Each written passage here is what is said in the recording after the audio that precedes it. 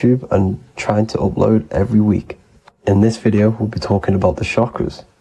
The chakras are the 7 attributes of God, and they are the 7 planets.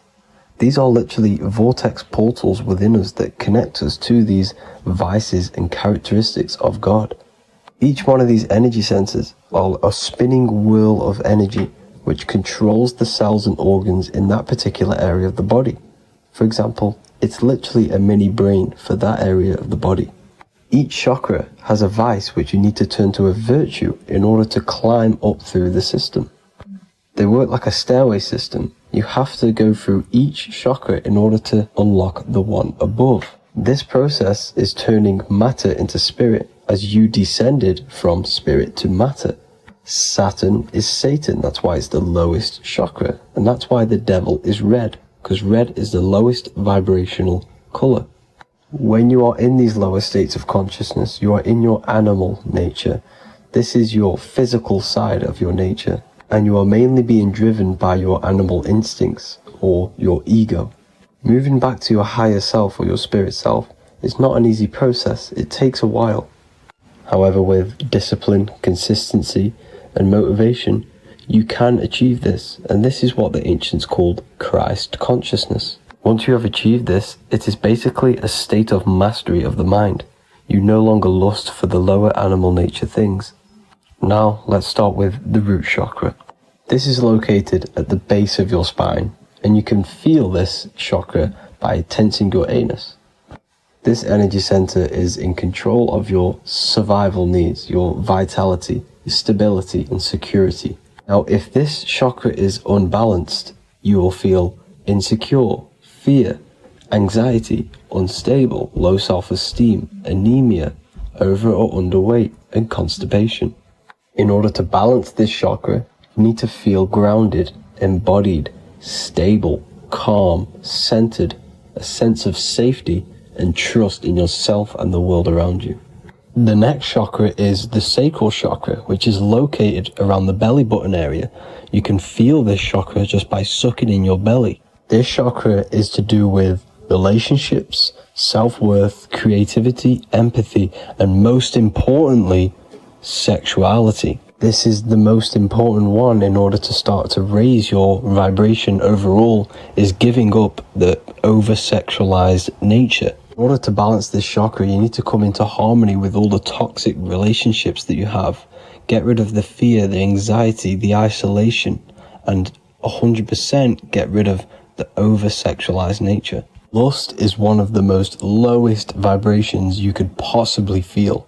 It is literally manifesting hell. In order to work on this chakra, you need to feel self-worth. You need to do creative things, empathy, healthy relationships, and 100% being confident. The next chakra is the solar plexus. This is to do with personal power, will, metabolism, eating, happiness, and your self-esteem and self-identification. You can feel this chakra just above your belly, below your ribs, and you can suck in this area. If this chakra is blocked, you will feel lack of confidence, difficulty in manifesting your desires, low self-esteem, misuse of power, misuse of dominance, weak will, and shame in yourself. Biggest one for this chakra is overeating, as it's to do with metabolism. If you are overeating, you are literally unbalancing a lot of your lower chakras, not just the solar plexus. In order to work on this chakra and balance it, you want to have a positive self-identification. You want to feel happy, a happy self-esteem, effectiveness to people, not overeating, and a strong willpower. Now for the heart chakra, one of the most important chakras. Chakra is to do with love, understanding, trust, hope, openness, compassion, balance, and forgiveness. The most important because your heart is the tree of life in the body. It is the center of the toroidal field. It is the most powerful chakra. Your heart is 5,000 times stronger magnetically than your brain. Once you have hit the heart chakra and you start surpassing the heart chakra, you are now turning matter into spirit, as the lower 3 chakras are dense and physical, and the above the heart chakra are turning to spirit. As you can see already, this is a hard and long process of working on yourself physically and internally. The symptoms of a blocked heart chakra would be lack of love or too much love, difficulty to accepting or giving love, lack of compassion, loneliness, and lack of emotional fulfillment. Finally, a lack of connection with a divine or to nature. In order to balance this chakra, the most important thing and the most powerful thing you can do is loving people, accepting and giving lots of love. Second most important thing to balance the heart chakra is balance. You need a balanced life. You need balance in all aspects of your life. Now for the throat chakra. This is a very important chakra as it's to do with communication. A symptom of this being unbalanced is a lack of self-expression and putting on a front all the time, acting with the ego. In order to balance this chakra, you need to constantly self-express yourself. You can't be putting on a front. That voice inside your head, you have to let it come outward. Don't just block it off with a wall. Self-expression will lead to you gaining friends who actually like you for being you and not these fake friends that you have to put on an ego for. In order to balance this chakra, you need to express yourself, express the word that's within you. Don't be lying to people, don't deceive or be deceptive. The next chakra is the third eye chakra. This is starting to get very advanced and you are coming very close to spirit. Just before we head on, I want to announce the PDF is now available, containing all the presentations I've ever made, all into a condensed 38-page PDF. The link will be below this video for you to access. And if you want to learn how to create reality using your mind, how to attract your desires, how to get out of the situation you are in, the link will also be there for the Manifestation Mastery course. Now for the third eye chakra. The third eye chakra controls the pineal gland, which is your first eye. It's to do with your psychic abilities, channeling, telepathy, astral travel, visions, and connection to the higher self. You need all of the chakras aligned to get the full potential out of your third eye or pineal gland chakra. For example, if you're astral traveling and you fear something, you will be instantly shot back to your body. So you need to master all of the chakras before you go on and try and do these higher spiritual activities. Symptoms of the third eye chakra being blocked is lack of imagination, lack of vision, lack of concentration, blocked or clouded intuition, can't see the big picture, and especially overly reliant on logic and intellectual thinking. A good way to work on this chakra is imagining things, vision things, trust your intuition at all times, always follow that inner voice. Cut out the tap water which contains fluoride. Fluoride blocks the pineal gland. And cut out all junk food because all of this is affecting your pineal gland. When in meditation, you want to focus your eyes and your attention to the center of your head between the two eyebrows. This is where the pineal gland is located. This will help and awaken the pineal gland over time when you keep doing these meditations. Finally, for the crown chakra, this is to do with universal consciousness, all-knowing, enlightenment, cosmic connections, the God source. This chakra is blocked by being cut off from spirituality, plagued by the senses, being tricked into the five senses and being tricked into thinking you are the body. In order to work on this chakra, you need to feel grounded. You need to know yourself, your real self, the voice within you. Have common sense, have specific decisions that you're making, be very direct. Now we've got out of the way all of the chakras, I can now introduce methods and meditations which will help you unblock them spiritually. When meditating, you want to get into the present moment in a nice, comfortable position.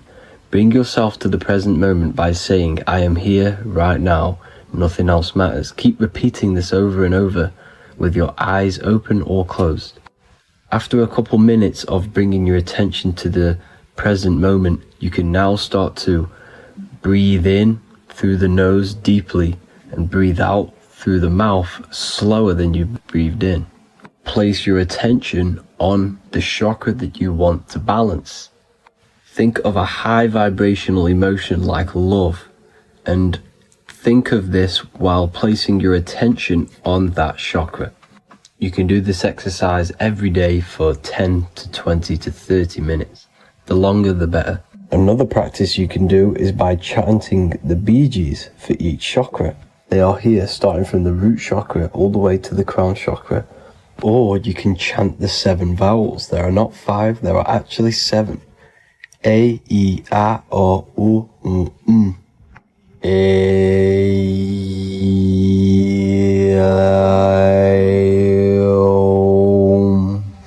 This is the proper way of pronouncing the 7 vowels. These are so powerful because these are the only things that exist. It is literally the sound of God. By pronouncing them right, you can actually create a lot of power within you and align your chakras. That's it for this video, people. I'd appreciate a comment and a like to help the algorithm. I appreciate you all. Love and light.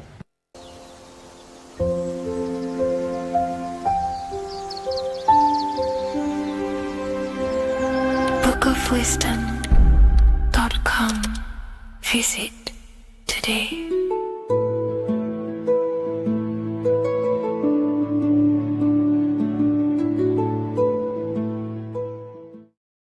Hello, Seeker. Welcome to Revival of Symbolism, a channel devoted to the language of esoteric symbolism, guiding you to discover yourself and expand your consciousness into deeper realms of thought. I'm Harry B. Joseph, also known as Revival of Wisdom, and today we're going to be discussing the symbol of the pentagram. The pentagram is a well-known symbol inside the occult, used by pretty much every ancient tradition, Freemasonry, Rosicrucianism, Hermeticism, all the occult schools of thought. You will see this symbol. And today we're going to be breaking it down into some great detail. Now, there's a lot that goes into this symbol. It's basically a 5-pointed star. Now, if you notice that the star is one line continuously, you can draw this symbol continuously with one line without taking your pen or pencil off the piece of paper. So it's actually symbolizing one, and one expressing through 5 ways. So if we look at this symbol and each one of their points, we're looking at the 5 elements that create life, the universe, or creation itself. So the element of spirit simply represents the divine, the unseen world, the things that we can't really put our hands on, we can't feel, touch, taste, or see, but they hold influence over the material plane. So spirit covers a large category of things such as spiritual forces that drive physical existence. So it's one of the elements. Now, what are the elements? Well, they make up the entirety of physical creation. Air, water, earth, fire. These are the 4 tangible that we can see, feel elements that make up physical creation. They create the whole universe. However, the spirit is the invisible forces, the invisible element that creates the visible, tangible world. Before you take a physical action, there is a force inside of you that moves the body. There is an intention, which is a spiritual force, an invisible, intangible force that makes a physical action be taken in the world of manifestation called Earth. This is the element of the divine. The divine comes down creating the world. Okay? So, as I previously mentioned, how this pentagram is one line. It's a one continuous line. So if we draw this pentagram together, let me make this a little bit thicker for you. If we draw this pentagram together, it goes from spirit to fire, to air, to water, to earth, back to spirit. So it's one continuous line, and the elements are always in their proper place. These elements always have to be in this specific order. This is the correct order. If you see air down here, then the pentagram is incorrect. Okay? So it always goes spirit, water, fire, earth, air. This is the correct order of the elements. Now, this is highly symbolic, which is what we'll break down in just a minute. But before we go into the deeper aspects of this, I will explain pretty much what it means on a basic level. So we'll come back to this drawing. So spirit is on the top, which means spirit over or more superior or more dominated over the earthly elements. Now, what does this mean to an individual, to yourself or me? If I wear this pentagram, I am basically saying my spiritual divine self, my internal self, is more superior than anything the material world can pretty much give me. My spiritual journey is more superior. My spiritual self is more dominant over the earthly world and the material things. Okay? Now, not many people are like that in today's society. Most people chase the material things, which means they're ignorant of their spirit. They're ignorant of their divine nature. They're ignorant to consciousness and their internal world. They have no connection with their internal world.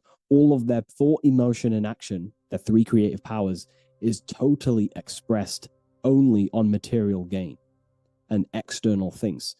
However, if you see an upright pentagram, you're seeing someone who is basically saying, my spiritual nature is more important than my earthly nature. My spirit comes first before anything material.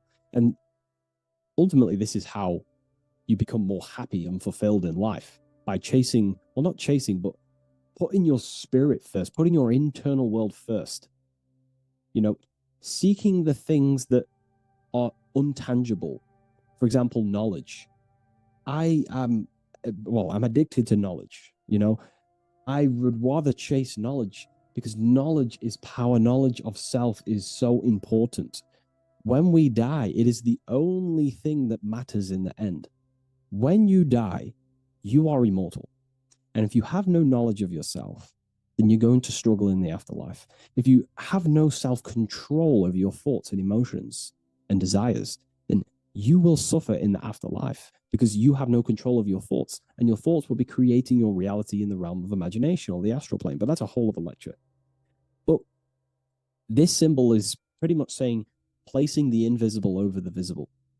So there's many different avenues we can go with this. So this symbol is also used in magic. We could use the symbol for manifestation. It represents controlling the inner world to produce then effect inside of the external world, you see? So we have to put this first in magic spirit. We have to change the internal so we can produce change in the external. Reality is created from the inside out, okay? So this symbol is heavily associated with magic as well, which is a whole other lecture. In this lecture, I'm going to give you a good detailed explanation, but this symbol is so vast and wide, it would take many breakdowns to go into each meaning of the symbol. So it's representing the divine element of spirit coming down and manifesting the physical plane through that process of this. So as I mentioned earlier that I'd come back to this, what we're looking at is the process of spirit turning into matter. This is the process of how spirit condenses into a material form, how higher energy, higher forms, which are invisible, come down and manifest and crystallize into a physical object or a physical reality. So this pentagram is explaining the process of creation. So it comes from the higher realm, spirit, the source, the emanation. An emanation is a thought or an emotion or a desire, which comes down to fire first. Fire represents the will. This is the willpower. This is the willpower. It's still kind of more of an invisible force, but fire is the closest element that represents spirit. This is why we light candles in magic and rituals, because it's literally opening a doorway to spirit. It's the closest element to spirit. So this is why sometimes in alchemical artworks, they use fire to represent spirit. because it's quite difficult to use a symbol for spirit because it's totally invisible. So it goes down to fire first, the will. Then it goes up to the air, which represents intellect, the intelligence of the mind. This is thinking, mind, intellect, logic. Then it goes down to water. This is emotion.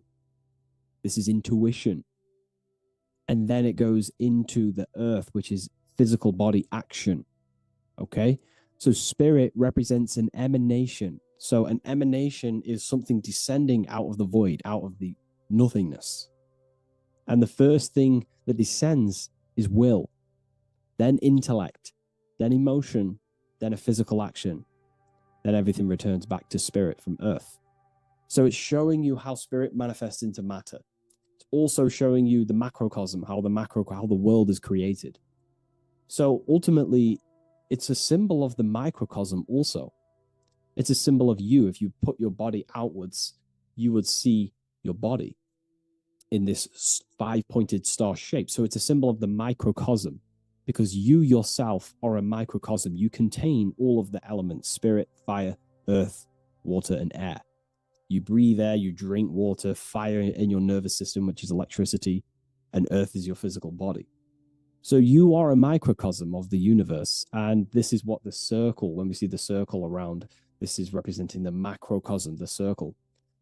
So why are you a microcosm? Because you know how the sun changes the earth with its different electromagnetic rays, depending on how far away the sun is to the earth when it's rotating. Well, depending on what model you believe anyway, the electromagnetic rays produce change on the earth. So when the sun is further away from the earth, or whatever model you believe, when the sun is further away, then the electromagnetic rays of the sun are weaker, which means that's what the winter is. The winter is the death and the death of the electromagnetic rays of the sun. We still get sun, but it's just not as powerful as summertime. So nature dies. But then when the summer comes back around, the sun is closer, it produces higher amounts of electromagnetic life force rays, which increases the growth again in the summertime. But this is also not only happening on the earth, it's happening within the body. The body goes through this rhythm. The same rhythm that the external world goes through, your body's going through this rhythm. So these changes in the cycles not only change the earth, they change consciousness. These cycles happen within you. They happen within your body, your cells, your nervous system, your brain, your psyche, your emotions, your intellect is all affected through these cycles of the sun. So this is why you are a microcosm of the macrocosm.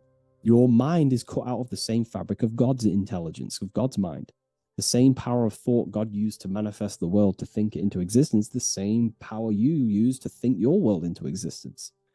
You are truly a microcosm containing all the 5 elements, all the same powers of God, but just in a smaller version. It's a symbol of the microcosm. It's a symbol of the macrocosm also. It's a symbol of how spirit manifests into form. And this is why it's associated with magic, because you can use these elements in magic, this process of how spirit becomes matter. So there's so much that goes into this. And I actually broke this down inside the new book, the Book of Symbolism, on these 2 pages here. I will do another one on the inverted pentagram. This book, I've basically gone over every Freemasonic symbol, alchemical symbols, every occult society symbols is pretty much in this new book of symbolism. But again, it's not a book on symbolism. These symbols are representing forces within yourself. They represent you. And these symbols are designed to awaken aspects of yourself. So this is not a book on symbolism. This is a book on you. Each symbol will awaken different aspects of yourself to help you understand yourself. So anyways, it's a big book. It's going to be very, very soon. I'll leave a waiting list in the description. You can join the waiting list, or I'll just give you an email when it's ready. And I will see you in the next video. Please leave a like, comment, and share. And I'll see you in the next one.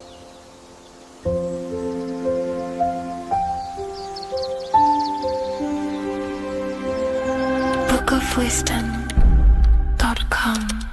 Visit today.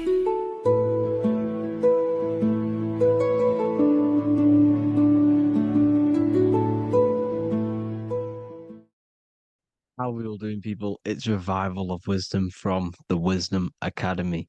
Today, we're going to be breaking down God, consciousness, and the higher and the lower self, and how to overcome the lower self.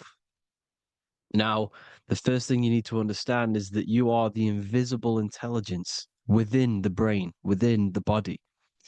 This invisible intelligence is known as the mind. But you are not the mind. You are the observer of the mind, which is the soul, the invisible entity. The mind is your intellect, your intelligence.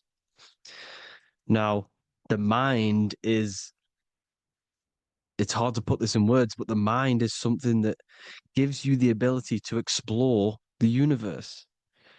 And this inner self is the I am. It's the quiet, the inner self, the voice you see in you hear in your head. This is why within spells high twin, inside, internal. The I is also the number one, which is one line. Because the one and only, is the inner self, which is the I am. This is why you say, my name is Harry. You are not Harry, you are the I, the inner self, the intelligence. Okay, this is why Jesus in French is I am. You look with the two eyes and you see with the inner eye. I and I, the same thing. Okay, because the I inside is what gives you the perception of what you're looking at. So when someone's trying to explain something and then you catch on saying, I see now, it's because you're seeing with your inner eye, the one that gives you perception, gives you intelligence, gives you the ability to understand things. This is the internal I, the invisible self, which the physical body is nowhere near as complicated as this inner self. Is in infinite potential, infinite potential. God, God, generator, operator, destroyer, soul, mind, and body. Brahma, Vishnu, Shiva, the Father, the Holy Spirit, and the Son. They're all, the reason why you see God is always a triad is because it represents yourself. Your invisible intelligence is God. Me and you are the same invisible intelligence. We are the invisible intelligence experiencing the program being ran by the central nervous system and the brain. I always say this in my videos, but I have to, in order for you to understand the things that I'm going to say later on in the video, you need to understand this concept, is that you are the consciousness experiencing the nervous system, the tree of knowledge of good and evil, which is you here. You would be in this invisible intelligence right here in the center of the brain. Now, this is why the ancient Christians show God is in the brain. This is the brain stem. This is the brain. This is also the brain stem and the brain. The brain stem and the brain. It's all depictions of the brain because the brain's the computer, the electromagnetic computer, which decodes the demands created by the invisible intelligence, the I, the inner self, you, your true self. The person moving, if you observe what someone moving, this is going to sound, but if you observe someone walking, it's not the body. The body is moving, but the thing telling it to move is the invisible intelligence. Before you kick a football, a decision is made within your invisible intelligence, your mind. And this consciousness, this invisible intelligence, is either stuck between the lower self and the higher self. Okay? When the invisible intelligence, meaning the true self, identifies itself with the physical body, it will trap its mind within physicality. This consciousness that we have is either operating in the lower self or the higher self. It's either feeding the material body or it's feeding the spirit. Okay? But because we are physical and spiritual, we need to be even. We don't want to be meditating all day long because we do have a physical body as well whilst we are here. We are playing a game in physical matter. Okay? Now, the reason that you incarnated here is to learn a lesson, because the mind can manifest anything it wants within the astral planes, within the world of imagination. It can manifest anything it likes, but it incarnates into matter, into this game, so we can understand labor, because anything in matter you have to labor to manifest. But in the astral, you can manifest at the click of a finger. You come here to learn the knowledge of good and evil. And your consciousness, I came out a bit off topic there, but your consciousness is experiencing the lower or higher self. The lower self is manifested in the lower parts of the body. Sex, food, and power, the lower three energy centers. These centers are like mini brains. You are literally thinking with these centers. And when your mind is stuck within these lower centers, you'll think, have you ever heard the term of thinking with your penis, or thinking with your, you know what, as a man? Even females maybe, but mainly this is a boy saying, you're thinking with your penis. This is a truth, it's truth in plain sight. You think with these energy centers. When you're living off the lower three centers, all you care about is sex, food, and power. Eating, sleeping, and greed. Power's kind of like greed. Now, when we move up to the higher parts of the body, when we live our life within the higher parts of the body, this is considered heaven. Love, expression, intuition, and wisdom. This is what we need to be aiming to do, moving out of the lower half of the body and living our life within the higher self, the higher parts of the body, thinking with the higher energy centers, thinking with love, expression, intuition, and wisdom, spreading love, expression, intuition, and wisdom to others. Heaven is even. This is why Jesus is pointing at the heart chakra, always pointing at the heart.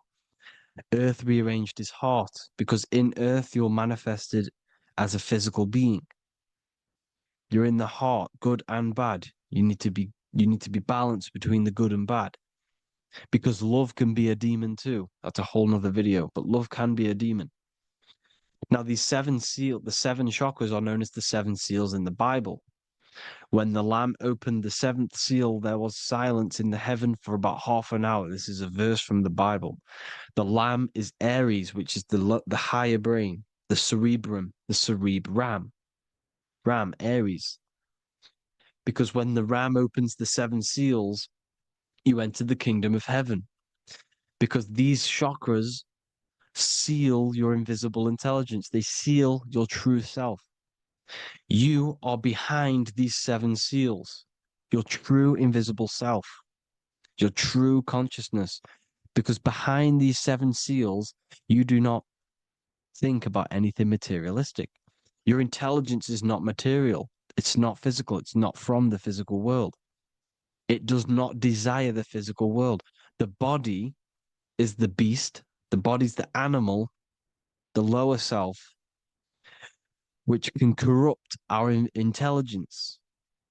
It can corrupt the intelligence. Okay? Now, we need to balance these chakras so that we gain a deeper connection between this intelligence and the brain. Because when there's a strong connection between the brain and the intelligence, your body and the intelligence, you have a strong connection. Therefore, you can manifest what the intelligence is saying at all times. Meaning, when, for example, your higher self, this is intelligence, the higher intelligence is always speaking to you. It's always guiding you. It's always telling you the right thing to do. You can feel it when you're doing something wrong. You can feel that you're doing something wrong, because this higher self This intelligence knows what it needs to do here. And when there's no connection between the body and this our intelligence, our true self, when we strip away, when you close your eyes for long periods of time, you will figure out you are this invisible, infinite, creative being. There's no words that I can't describe what it is, but it's the voice inside of your head that you can feel when you close your eyes. You are this being inside of the heaven, because this is heaven, this intelligence. And when there's a strong connection between the body, you can manifest everything it's saying. When everything is balanced, when you're no longer thinking with the lower centers, when they're all balanced, you're not thinking in particular with every center, you balance them all, you can manifest everything it says. Your body will act out what the intelligence is always saying. This is God in the brain, the intelligence, trying to touch Adam, representing the lower self. This is why they're not touching. Notice how Adam is resting, but the intelligence is always reaching out, stretching, symbolizing metaphorically saying it's guiding. I'm always reaching out. The intelligence, your intelligence is always guiding you. It's always reaching out to you. But Adam is ignorant of it. The lower self is ignorant of it. And that's why he's so relaxed and God is so stretching out. Because at our highest self, that when you think of when you want to better your life, that highest true version of yourself is God. When you're manifesting this, your highest self, this is God. Your truest form, your most perfect form, that is God. Your highest version of yourself, that is God. Emotions are not what you've been taught. Emotions are not something that should be reactive, okay? You should not let the emotion be you, except that you should experience them instead of letting them become you. You need to understand there's a separation in our consciousness. You have the soul, which is the person who is observing your thoughts. When you think a thought, who's the one observing that thought? The soul, you, the I am, the I, the inner self, the one and only. And inside of every single body, inside of me, inside of you watching this video, there is this same intelligence that is inside of me, inside of you. And it's the exact same intelligence, experiencing a different body. And this is what we mean by the universe is mental. We all are all sharing the same ball of consciousness in a different body. The animals, the fish, the cells, all expressing this one consciousness. Me and you are the same. This is why the golden rule is treat others like others should be treated, because I am you and you are me in a different body. Now, going back, you need to identify that there's different levels of consciousness: soul, mind, emotion, and body. Okay? Your emotions are on a separate layer than the body, the mind, and the soul. So when you identify there's a difference between all of these, you do not let them become you. You do not let your mind rule you, because your mind can be corrupted. Your soul is the one that is pure good, pure love, but your mind can be corrupted. Okay? Your emotions can be corrupted. The body can be corrupted, but the soul can never be corrupted, only layered on top. You can only throw piles of programs within the subconscious, layering the soul down, but deep down inside of every single one of you, there is a loving being. Because love comes from the heart. Love is the universal emotion, expression. Now, your thoughts can become bondage, your emotions can become bondage. Now, what do I mean by bondage? By conquering the lower self, we need to conquer our own mind, because the mind is what's manifesting the lower self. When you're thinking with the lower half of the body, when you're becoming your emotions, you need to experience the emotion, not become the emotion. Do not let the emotion become you. Do not let your thoughts become you, because your thoughts are tools that you can manifest. Your thoughts are the idea. Your emotion is the energy that you can use to manifest that thought. Your emotion is energy in motion, emotion. You use emotion to manifest, to feel as if you already have the thought. Therefore, you become that vibration.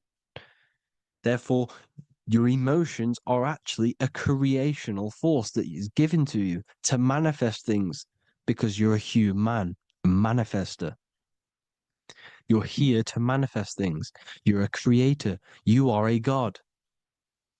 Your inner self, your intelligence, your I am, the one and only inside of you, the inner self, the quiet one, the one that's deep, deep down, the invisible intelligence, is it's creating things all the time. All the time.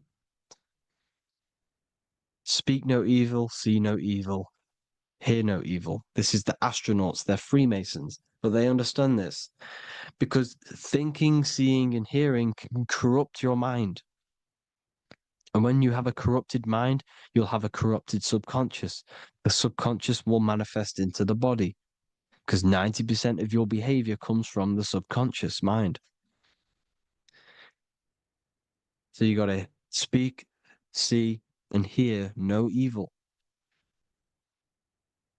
A sin, what is a sin? To overcome our lower self, to overcome our lower self, the 7 deadly sins are not something that goes against an external God.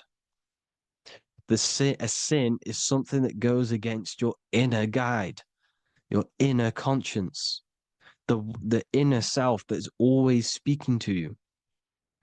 It's always telling you the right thing to do. A sin is something that goes against this inner guide. And this is why you can feel something where you can feel you're doing something wrong, because the inner guide is speaking constantly. And when you commit these 7 deadly sins, which are 7 internal states which keep your invisible intelligence bound to your physical body. Because evil, right? Evil love bondage. This is why they stay in this realm and they control this realm, because they love the bondage of the body. They like matter. They want to stay in matter for eternal life. They don't want to ascend back into the heavenly realms where you do not have a physical body. You can explore the universe within the astral planes. They stay bounded to the body, bounded to the 3D construct of the physical world. They have greed, lust, envy, gluttony, wrath, sloth, pride. They want all of this. And if you want that, that's okay. But deep, deep down, you don't want that, because your soul is always telling you the right thing to do. Your soul knows what to do to get out of here. It needs to detach from the external world. Detach from all of these 7 internal states which bound you to your lower self, your lower centers. That's what a sin is. You know, you have a left and right brain. The left brain is always analytic. The right brain is metaphorical. So the right brain is producing a holistic view of reality. Now, what do I mean? And not view, perception. When you see, because your eyes are parts of the brain, so when you look at something and you look, that image is produced in the back of the brain in the visual cortex. And then the right brain produces a perception, a holistic it breaks down what you're seeing into a holistic image, a holistic perception. So, for example, if you're in a woods, the right brain sees the whole woods as one big woods. The left brain is breaking that perception down into individual trees, branches, and leaves. So the left brain's to do with duality, the right brain's to do with wholeness, unified. The left brain's dualistic, analytic. This is necessary so that we can pick things up and manipulate them and break things down. We need the left brain, we need the right brain. I'm not saying any of them's bad, but the left brain, sinister in Latin, means left. Because when you're left-brained, you see everything in dualistic. You see everything is dual, when everything's actually one. We need to be focusing and strengthening our right hemisphere. I'm not saying sit in the right hemisphere all the time, but we need to be strengthening our right hemisphere. And this is why left is sin and right is right. Because when you focus on the right hemisphere, you see the holistic perception of creation. The right hemisphere sees humanity as one unified consciousness. The left hemisphere sees everyone as individual persons and egos. Because the left hemisphere is dualistic. And this is why the Bible says, cast the net onto the right side of the ship and ye shall find. John 21:6. What does that mean? Cast your energy, cast your perception into the right hemisphere of the brain, and ye shall find unified consciousness. You shall find your higher self, the one and only. If then you have been raised with Christ, seek the things that are above, where Christ is seated at the right hand of God. Wow. Powerful. What does this mean? Seek the things that are above, where the Christ is seated at the right hand of God. God is your consciousness, your invisible intelligence between the two hemispheres. The right hand of God is the right hemisphere. Seek the things that are above the heart. Love, intuition, expression, and wisdom. Seek the things that are above the heart, the higher self, the higher part of the body. Because when you seek the things of love, expression, intuition, and wisdom, you create a strong aura. You attract the same frequency. And this frequency is heaven, God. This is the Sumerian artwork showing the lamb. This is a step symbolizing stepping upwards, raising up. He's stepping over the lamb up to the bird. His hand is going to the bird. The lamb symbolizes the lower self. Okay? The bird with the wings is in the sky. It represents the higher self. This is why angels always have wings, because it represents the higher self in the sky. The lamb is a ground animal, symbolizing the lower self. He's stepping over the lamb to the bird, his higher self, his invisible intelligence. Horus and Set, Jesus and Satan. Look, Horus has an evil brother, Set, just like Jesus and Satan. Horus is a bird, higher self. Set is a ground animal, lower self, which is the devil and the angel on your shoulder. You see? The right and the left hemisphere, the two wings. So the devil and angels always speaking to you. The higher and the lower self. It's the battle between the higher and the lower self, between the invisible intelligence and the physical body, because the body's the one that wants the sugar, it wants the pleasure, it wants the sex, it wants the porn, it wants all of the materialistic things, it wants the 7 deadly things.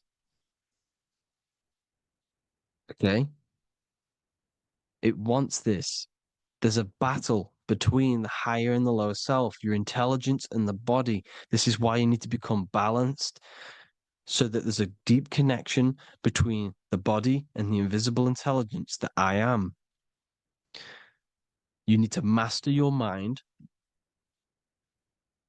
with discipline, and you gain a connection between the brain, the body and the intelligence. Resurrection, transmuting sexual energy. Okay, this is important. Res is resh, which is Hebrew. The early Hebrew resh symbol is the head. This is the head. Resh, erection. Erection is a sexual stimulation.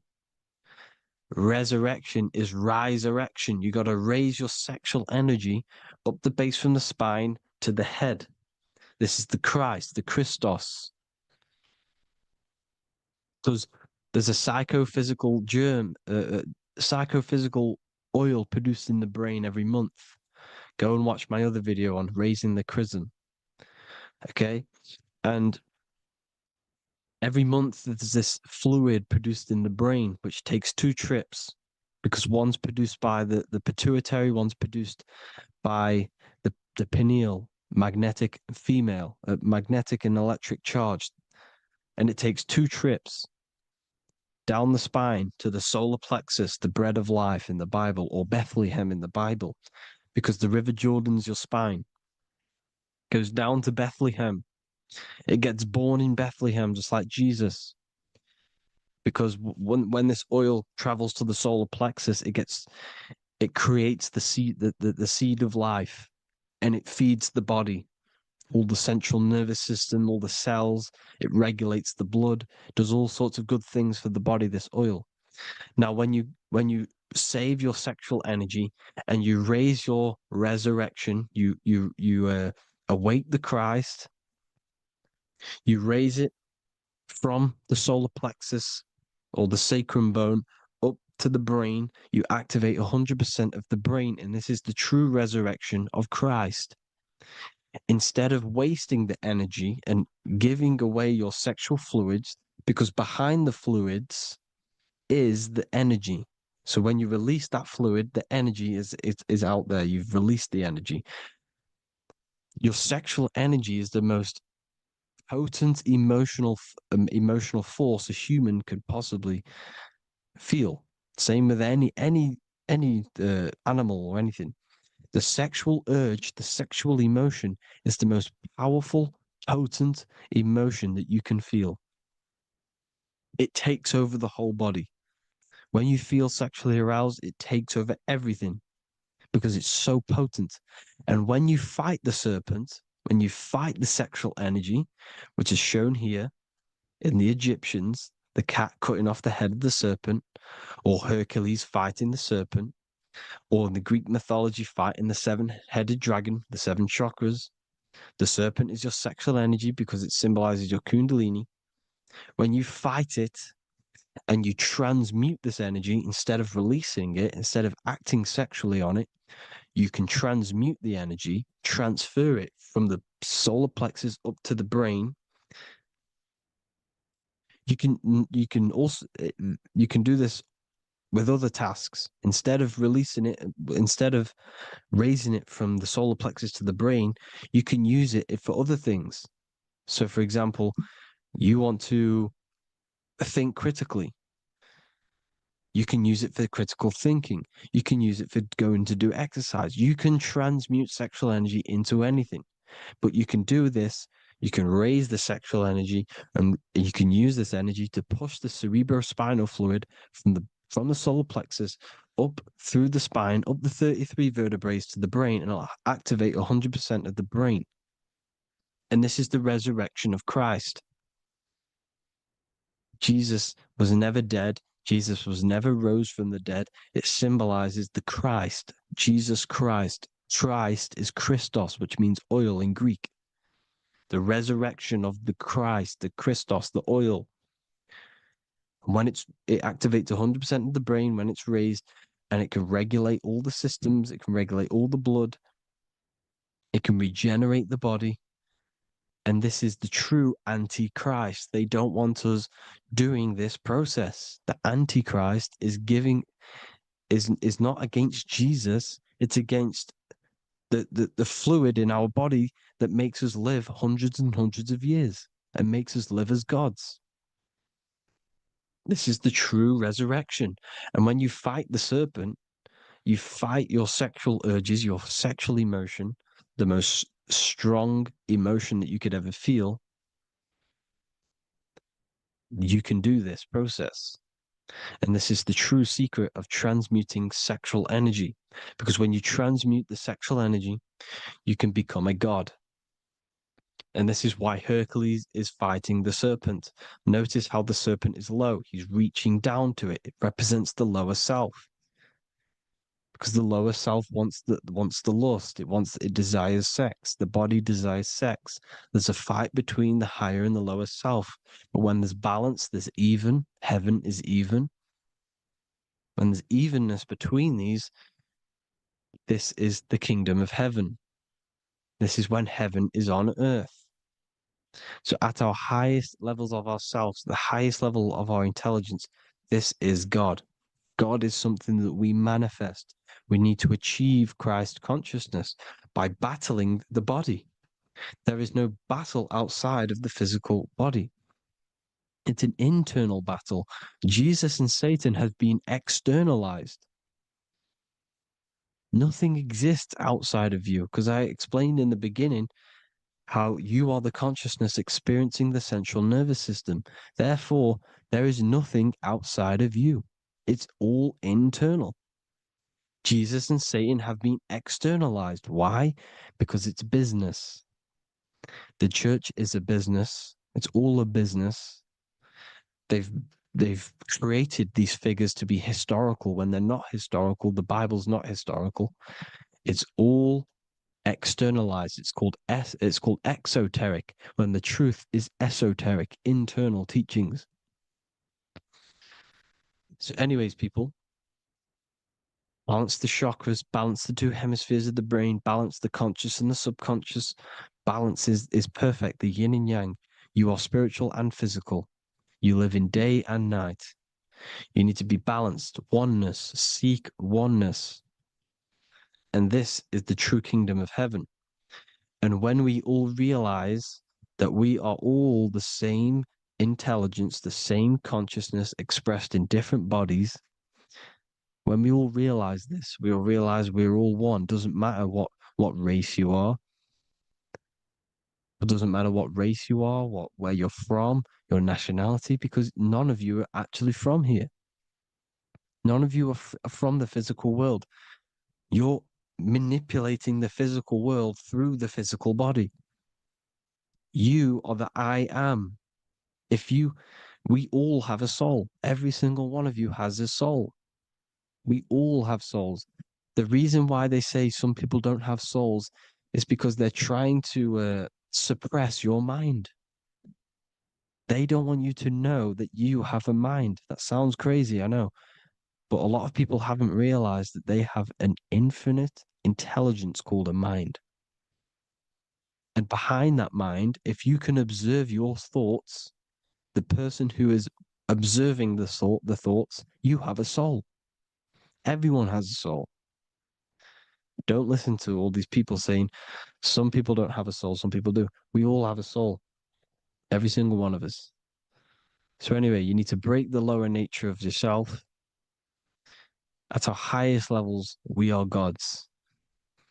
Our intelligence, our universal intelligence, the I am, the intelligence that's inside of the brain, is God. Our minds are being corrupted within believing that you are the body,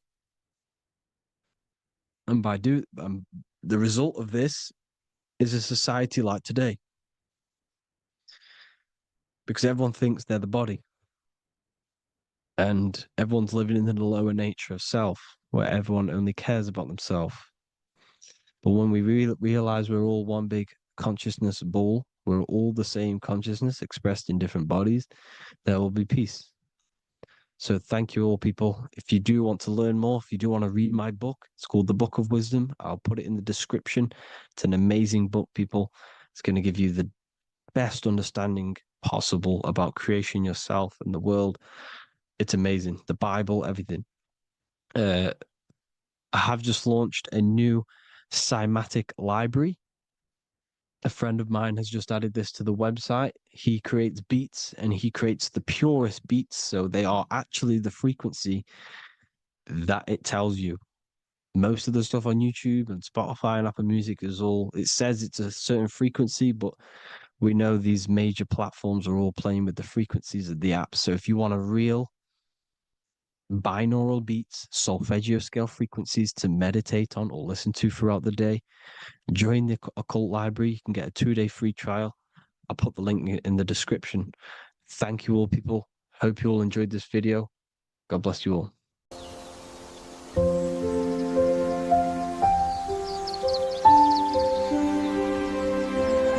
bookofwisdom.com. Visit today.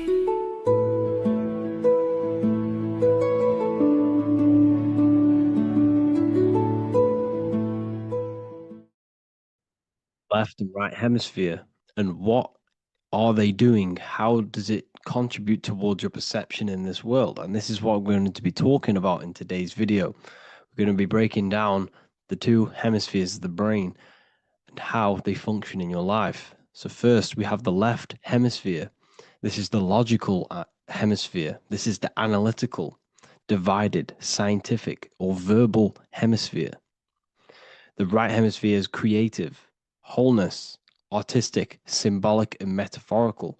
The right hemisphere does with non-verbal things. It produces a holistic perception. It is more to do with creativity. Because what you must understand is that we are not in the external world. The world is produced by our brain. We see with our brain. Our eyes are a part of the brain. What we touch is the brain's interpretation of electrical signals on the nervous system. What we smell is the brain's interpretation of smell through the nose. What you taste is your brain's interpretation of chemical reactions on your taste buds. So what you are experiencing is the brain. The brain is a computer creating a simulation. And you have two hemispheres which breaks down this reality. So essentially, the brain is the perception creator. It creates perception. So if the brain is creating this, who is the one experiencing the brain? Well, that is you, the consciousness, the mind, the all-seeing eye. You are the all-seeing eye experiencing the brain, the observer behind the brain, behind reality, behind the emotions. So if you're walking through a woods, this left brain sees individual trees. The right brain sees the whole woods. It sees the biome. It sees the bigger picture. So when you are walking through this woods, the right brain picks up a holistic perception of reality. It creates the woods as one unified woods. The left brain's job is to break this down and analyze it so that we can see individual things. And this is also necessary for humans to have the ability to break things down and manipulate things in this world. So without this left hemisphere, we could not manipulate things and break things down. So this right hemisphere is important because it sees the whole woods. It sees humanity as one unified consciousness. However, the left hemisphere sees individual egos. So the left hemisphere is the place of the ego because it only understands it sees the world very divided.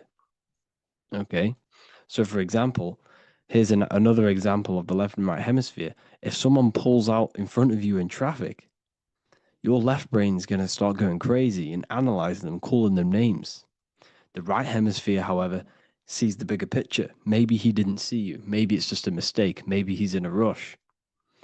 You see how the two brains are very different. They do the same thing, but they function in different ways. The right hemisphere is feminine, the left hemisphere is masculine. So, like I said, this person pulls out in front of you, you start to think with the left. If you start to perceive that in the left brain, you're going to start analyzing them, you're going to start going crazy and calling them names because you're analyzing it. You're not seeing the bigger picture behind it. You're not seeing it from his perspective. So there is a crossover. So the left hemisphere of the brain controls the right side of the body, the right ear, the right eye. Everything to do with the right side of the body is connected to the left hemisphere, and the right hemisphere controls everything on the left side of the body, including your eyes, your arms, your legs. So everything is crossed over, and even your visual field is crossed over. So this is your visual field, as you can see here, and even the left side of your visual field goes to the right brain. There's a crossover. No one really knows. There's not really a reason for this. However, this is how the human body is designed. As we all know, the human body is the most advanced piece of technology on the face of the earth. They cannot replicate the human body. And they tell you it has no creator. This is crazy.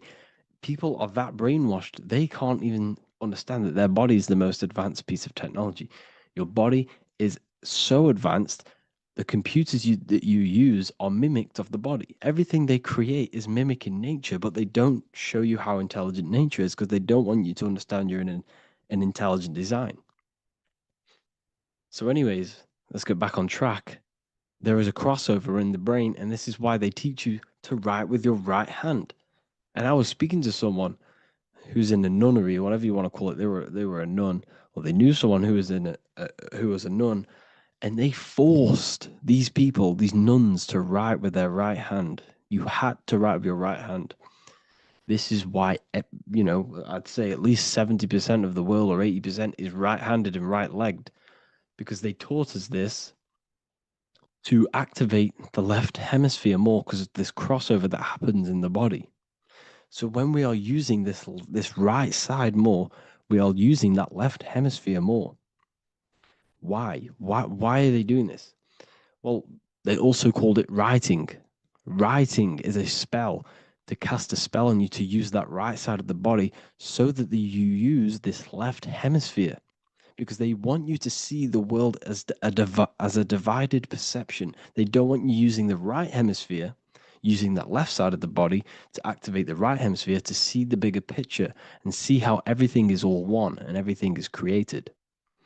This left hemisphere domination keeps you from seeing the connections between everything, because that left hemisphere analyzes, it breaks things down. So when we are left hemisphere dominated by using the right side of the body, we are essentially seeing everything as divided. And this is why so many people will not understand my work, because my work connects dots and connects fields of knowledge, and makes you see the bigger picture.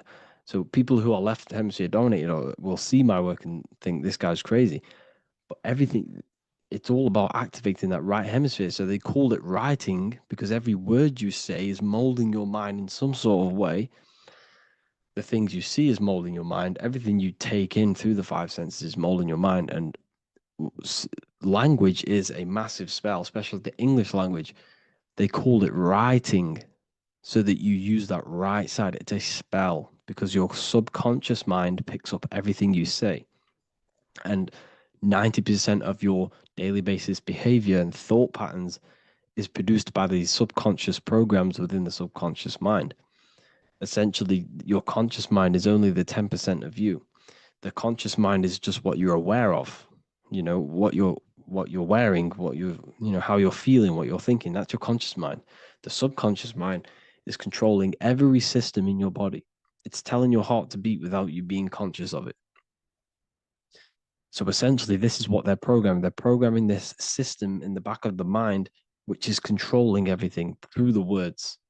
And this is what spells are, because it's all about creating perception in the subconscious. So they want you to use that right side more.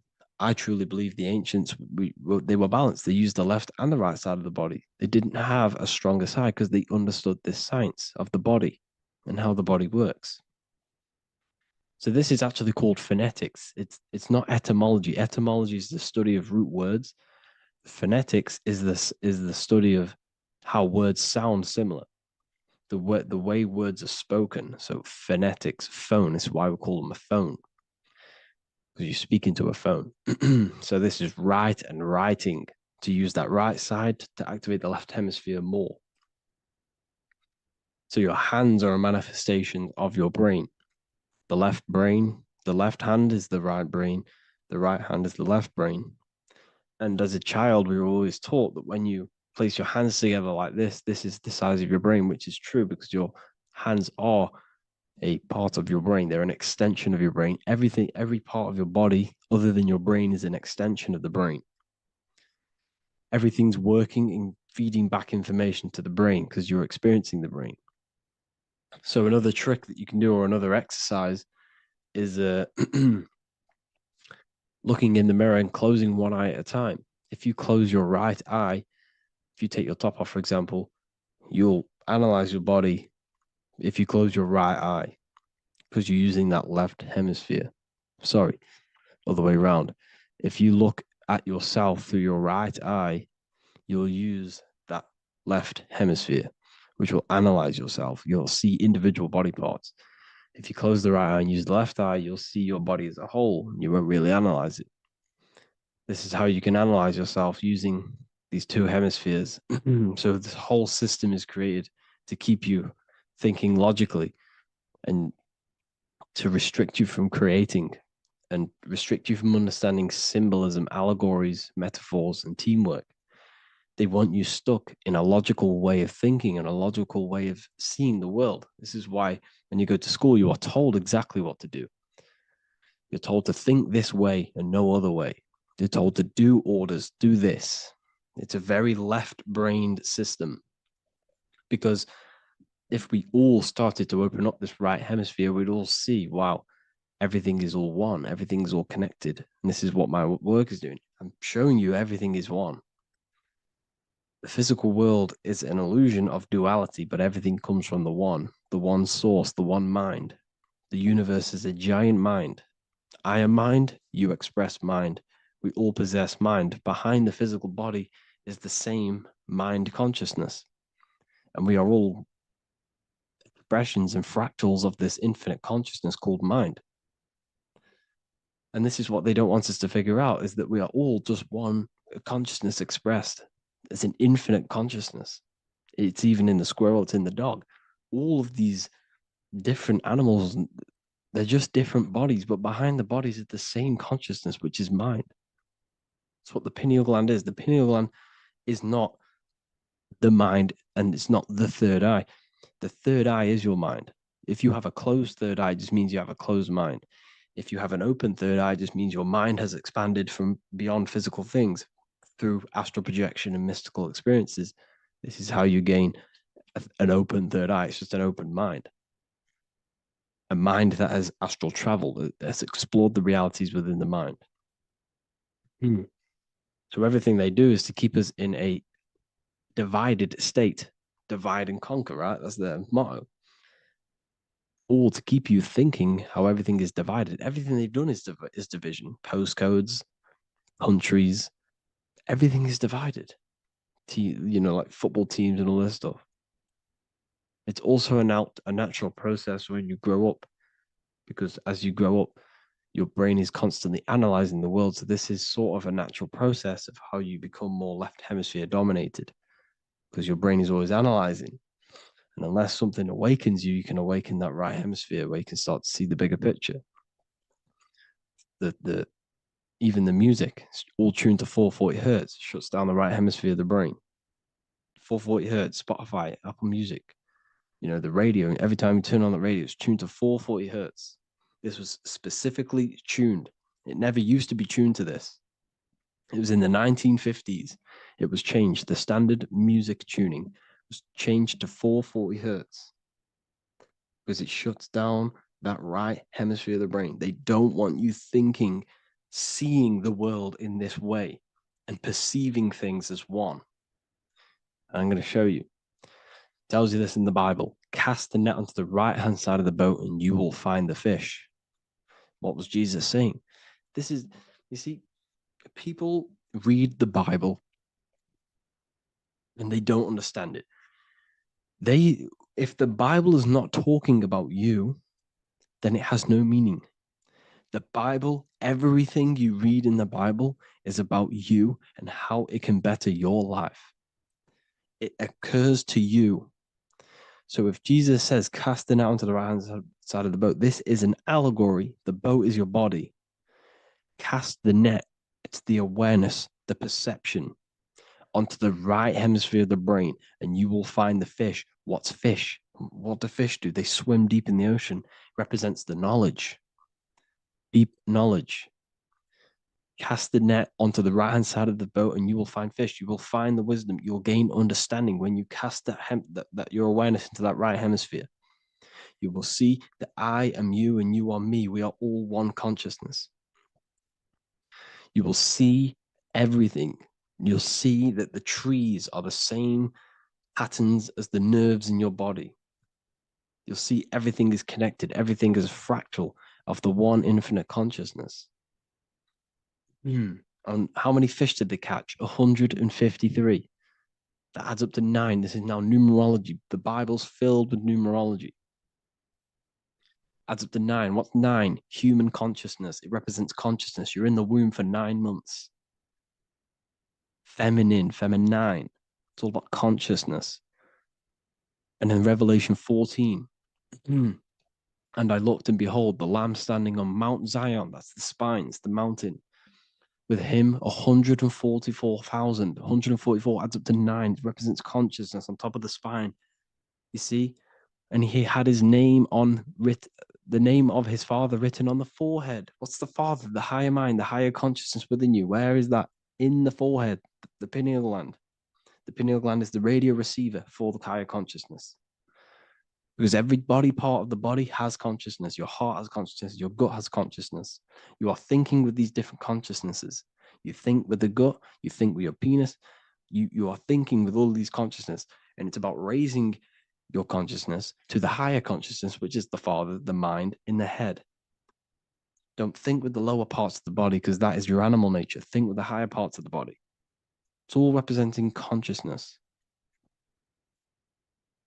How to activate the right hemisphere of the brain? Well, it's all to do with non-verbal things.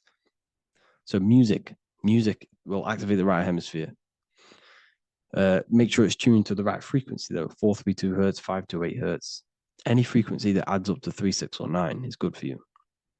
Meditation, turning off the thoughts, and you raise yourself to the higher brain. Symbolism. Symbolism is all right hemisphere. Reading between lines, metaphors, determining the Bible, it's all right hemisphere. Seeing the bigger picture, it's reading between the lines. So tithing in the Bible. These people in the churches are giving 10% of their money to the church. It's nothing but a scam. What these people have done is they have externalized the Bible. They have taken the Bible and literalized it so that they can make a business out of it. So what they're doing is 1/10 of the produce of what it says in the Bible, 1/10 of the produce of the land, whether grain or fruit, is the Lord's and is holy. So what's that saying? The 10th of it's basically saying give the 10% to the Lord, to God. What does that mean? Well, what's the land and the fruit? This represents physical things, the physical things that you have. The 10th of the physical things that you have. What's that? That's your ego. All the physical things that you have is all to do with your ego. That's the lower self. The ego, what is the ego? It's the mind's perception of the physical self. You had no ego when you were a child. Okay, when you were a child, you had no ego. As you grew older, you created the ego. The ego is the full self. It's the echo. Ego, echo. It's the echo of the full self. So it's saying give the ego over. Take away the animal self. In that left hemisphere, that's all to do with the left hemisphere. That left hemisphere sees the ego. It sees individuality. It's divided. So it's saying give that 10%. Give that 10% of you over to the right hemisphere. The 90%. The 90% of you is in that right hemisphere.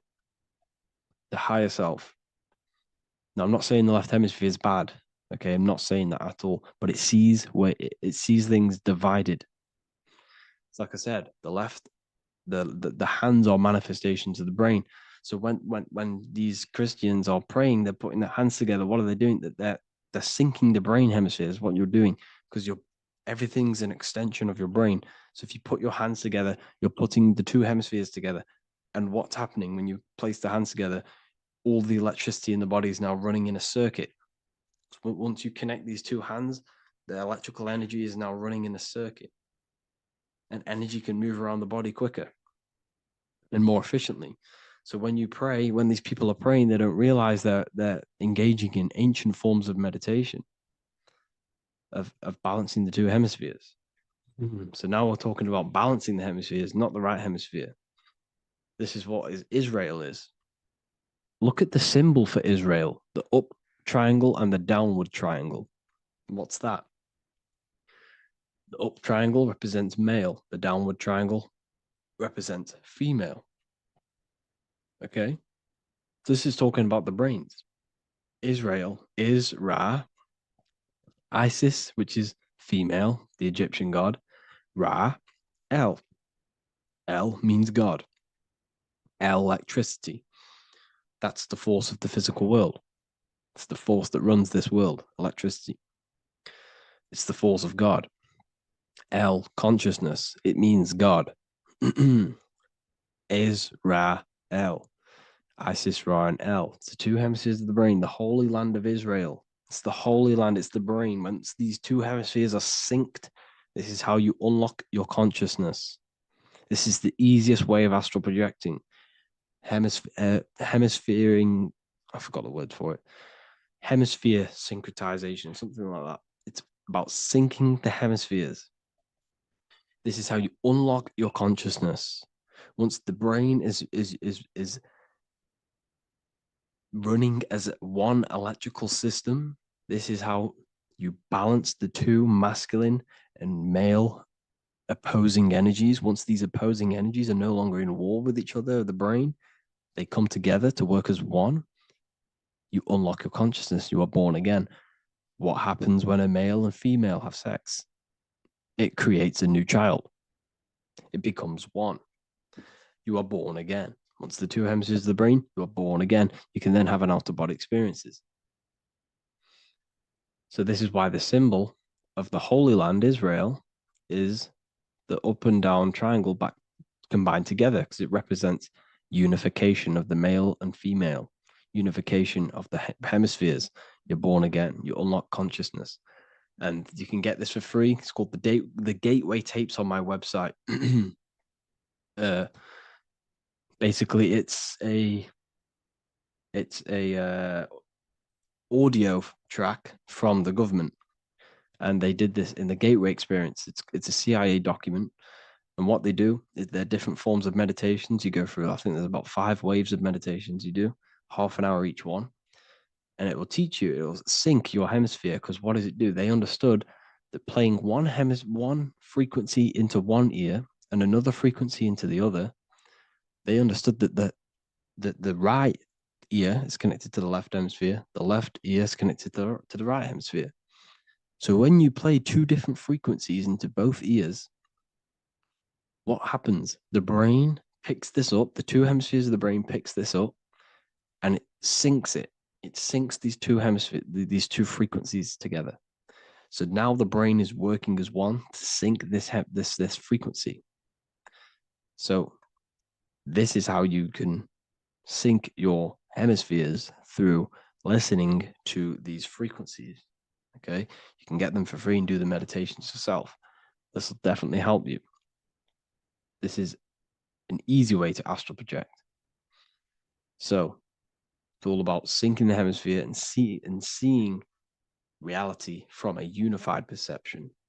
We should all aim to get out of that left hemisphere. I'm not saying don't use it, but we should now start to see we should not start to read between the lines of the Bible, read between the lines of the symbolism they're showing, study symbolism, study allegories and myths. What are they trying to tell us through these allegories? And, this is how we start seeing things in a better way. Once we understand that we are all microcosms of an infinite consciousness.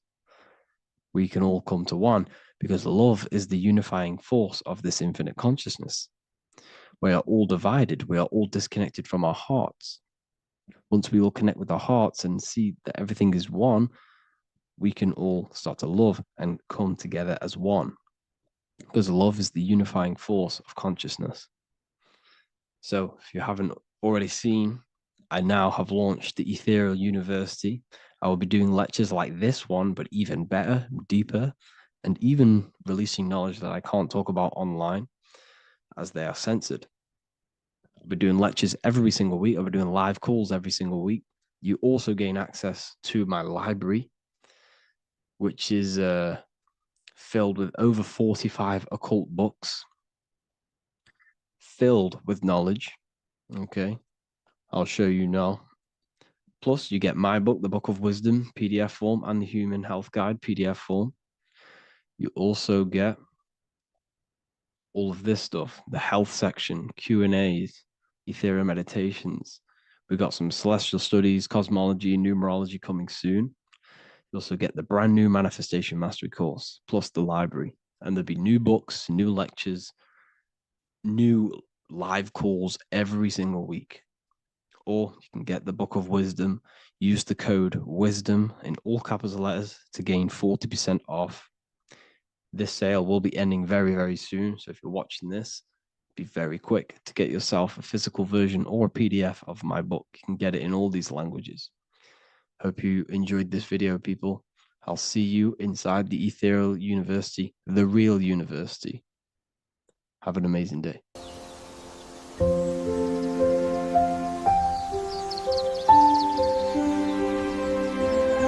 bookofwisdom.com. Visit today.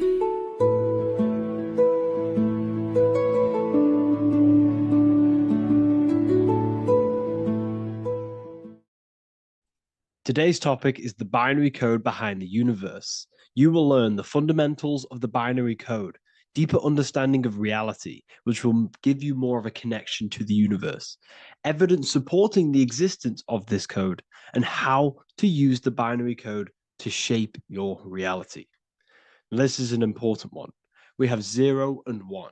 This is the binary code of the universe. It underlies everything. It is the source of all creation. The universe is binary in nature, meaning it exists as both something and nothing, on and off, male and female, light and dark. Everything has its polar opposite. At its core, all that exists is 0, representing nothingness, infinite potential, and 1, representing something, order. 0 represents the feminine, vast, formless, and infinite potential. It is the space from which all things emerge, the womb of creation, the receptive and expansive force. 1 represents the masculine, structure, form, and order. It is the active principle, the initiator, the force that defines and shapes reality.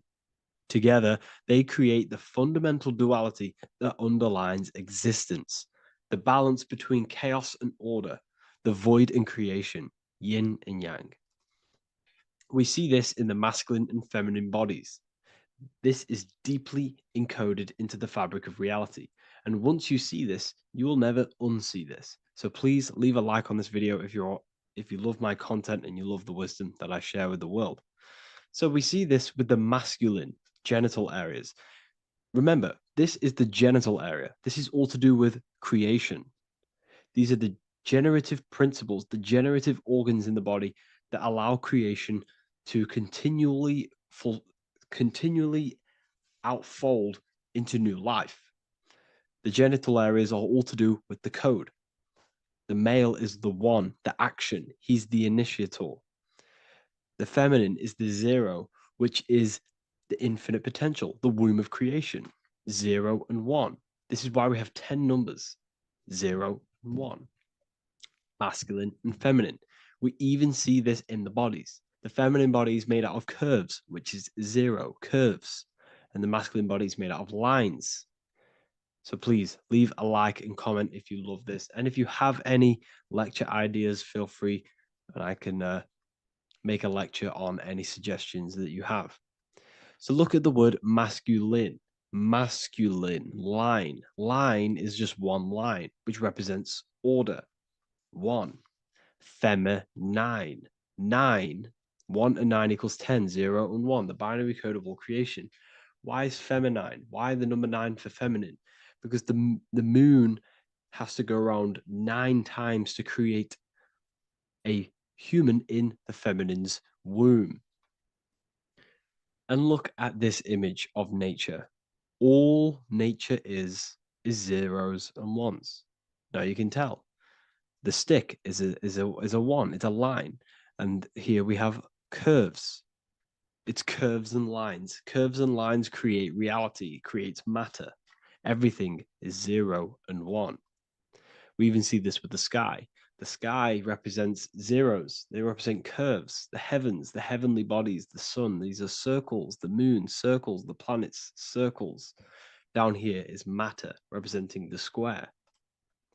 We have the Freemasonic square and compass, representing lines and circles, masculine and feminine. We see this with Leonardo da Vinci, with the circle representing the spirit, the void, the womb of creation, and matter, which is the body. This is the soul in matter, infinite potential in matter. This represents spirit over matter. This represents the architect of reality, zeros and ones, spirit and matter. This is all the same thing. Understanding this binary nature of the universe, where 0 feminine represents the infinite potential and 1 masculine symbolizes order and structure, can benefit you in several ways. Manifestation and creation is the first way it can benefit you. Now that you understand this, you understand that everything comes out of infinite potential. 0, infinite potential. 1, action equals manifestation equals creation. So you must pull things out of infinite potential. If you have ideas but don't take action, too much 0, nothing materializes. You'll never materialize if you sit there imagining all day, visualizing all day. You have to take action. They both come hand in hand. If you only take action without tapping into intuition and creativity, too much 1, your actions may feel hollow and misdirected. Using both effectively leads to greater success in life, work, and relationships. This is the 33rd degree motto, or this is on the 33rd degree of Freemasonry Scottish Rite logo, and it's called Order ab Chaos, order out of chaos. Chaos is the 0, infinite potential. Chaos is the dimension of the imagination. This is where this all ties in now. Imagination is the dimension of infinite potential, pure potential, formless creativity, and the realm of infinite possibilities. It is the void, the unmanifested energy that contains all that could ever be. That is the imagination. The imagination is the dimension that you are connected to, and you can pull any idea out of and materialize it into a reality. Matter, on the other hand, is order brought out of the imagination, chaos. It is when raw potential is structured, defined, and crystallized into form.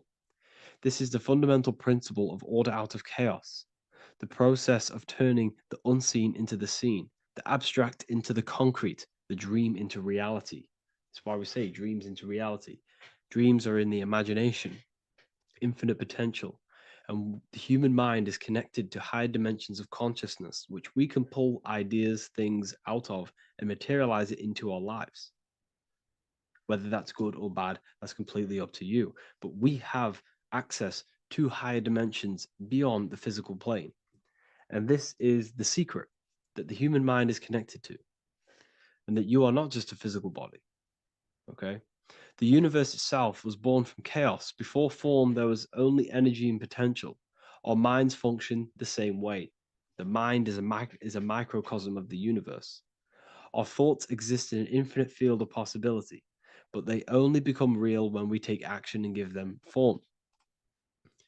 If your inner world is filled with chaotic thoughts and impulsive emotions and negativity, then creating order within is essential for balance, clarity, and growth. What do I mean? Order out of chaos, 0 and 1. All creation comes out of infinite potential. The mind, the imagination, is the infinite potential. The material world is the order. It's the effect.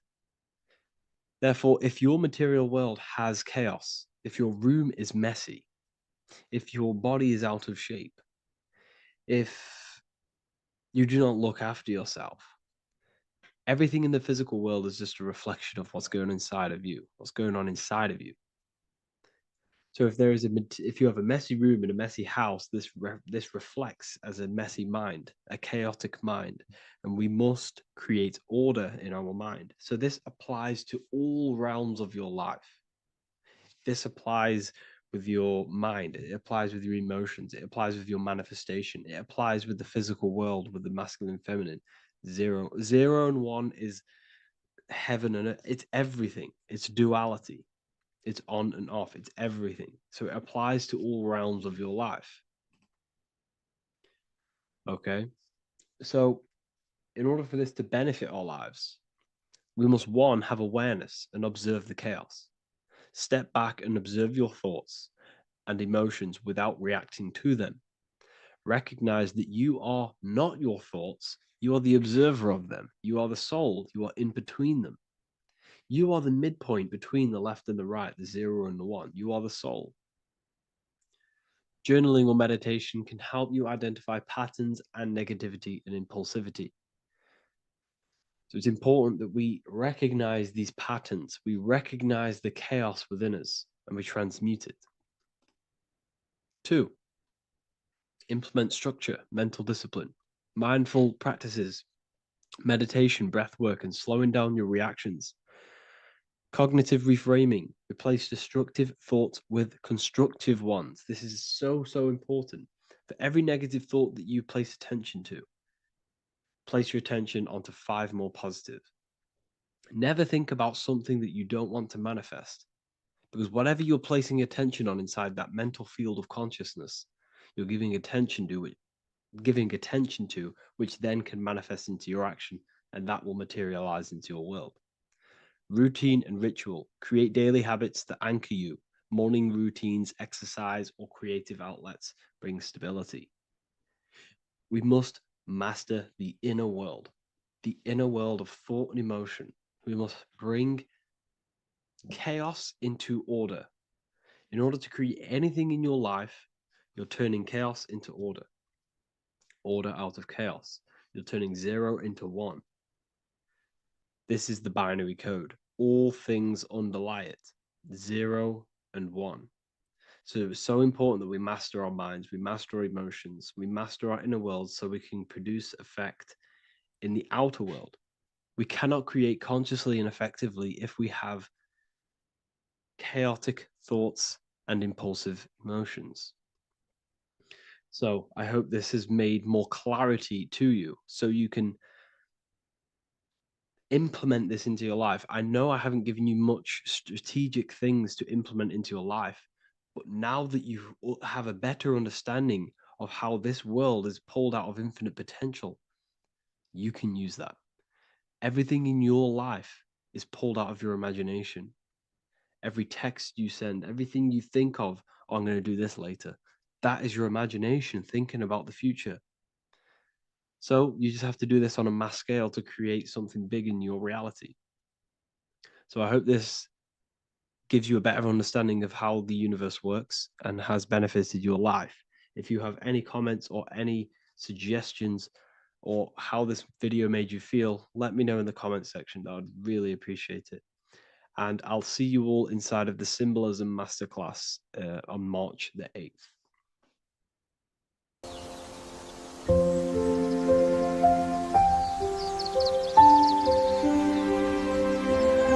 bookofwisdom.com. Visit today.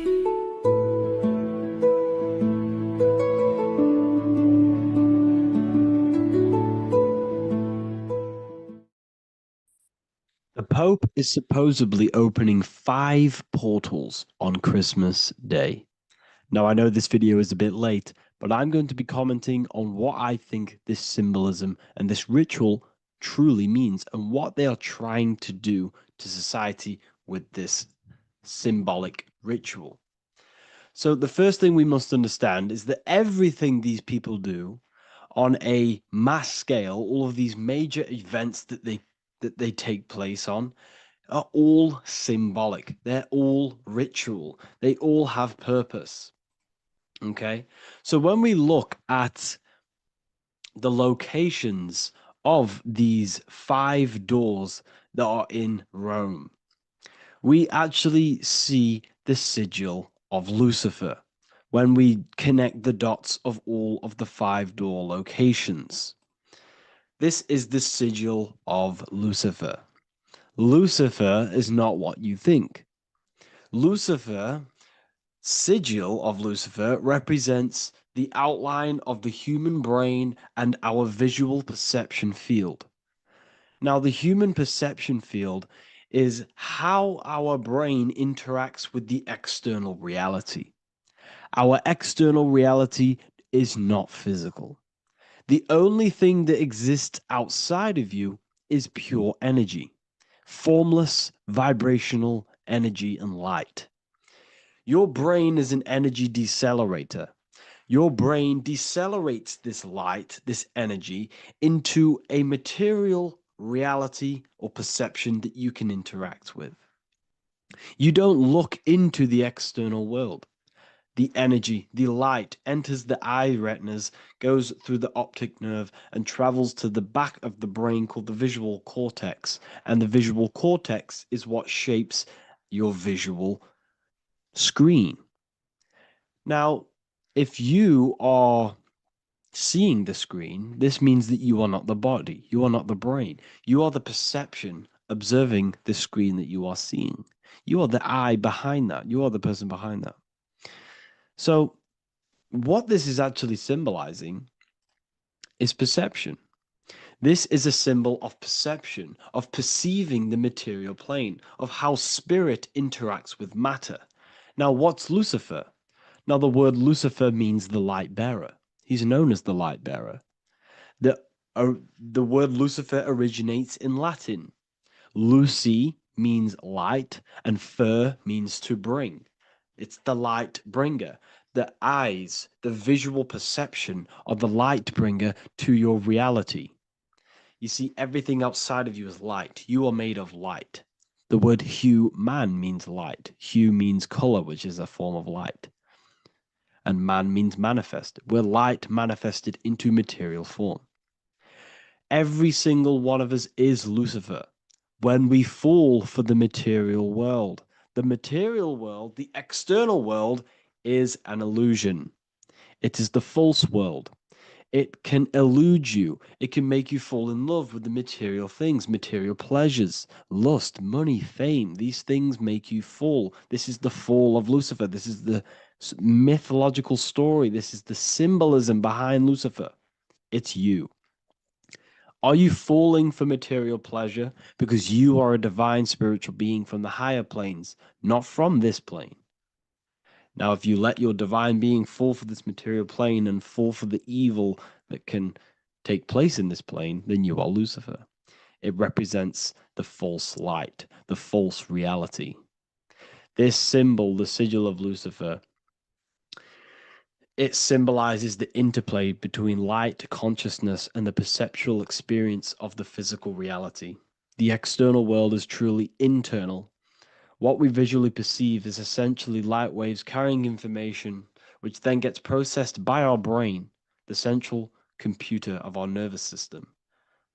Okay? So, how many doors are open? 5 doors. So 5 is the number of perception as well. 5 fingers on each hand, 5 points on the human body, 5 toes on each foot. We have 5 senses. 1, 2, 3, and 4, they're spiritual numbers. 6, 7, 8, and 9, they're material numbers. 5's the gateway. 5 is the middle bridge of how our spiritual self interacts with the physical self, how spirit interacts with matter. So this ritual is symbolic of perception. This is maybe bringing in a new perception. A new event will happen after this, a new perception of the world. Or personally, I think this ritual was to obviously shape the collective consciousness, because your reality is an externalization of your inner consciousness. It's simply just a mirror.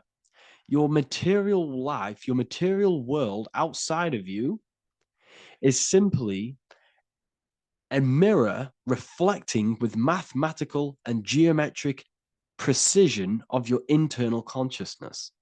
Your consciousness is creating and causing the effect called reality, physical reality. Your life is a result of every thought you thought in the past. Therefore, with that being said, everyone who perceives this ritual of, oh, the Pope's opening 5 spiritual portals, who's letting in demonic energy into the world, they're going to let demonic energies and demonic spirits all in the world. Well, what if I told you the only portal they're opening is a portal in your own mind for negativity? By you believing in negative forces coming into the world and going to possess everyone, that's opening up your own mind.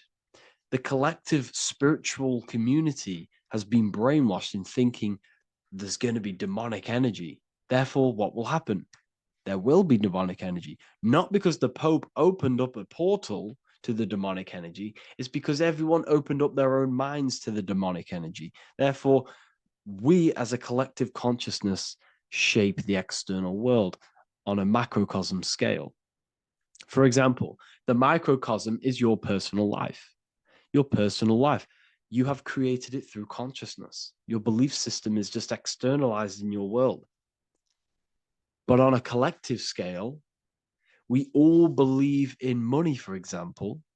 And because we all believe in money, and we believe that this piece of paper holds value in our minds, okay, in the mental plane, this has an effect on the physical plane by shaping the physical plane by being ruled by this belief on a macrocosm scale. Yes, I know that money doesn't exist. It's just a belief in my mind. But that doesn't have an effect because the collective consciousness believes that money has effect, has power. When it doesn't, it's just a piece of paper with the belief behind it.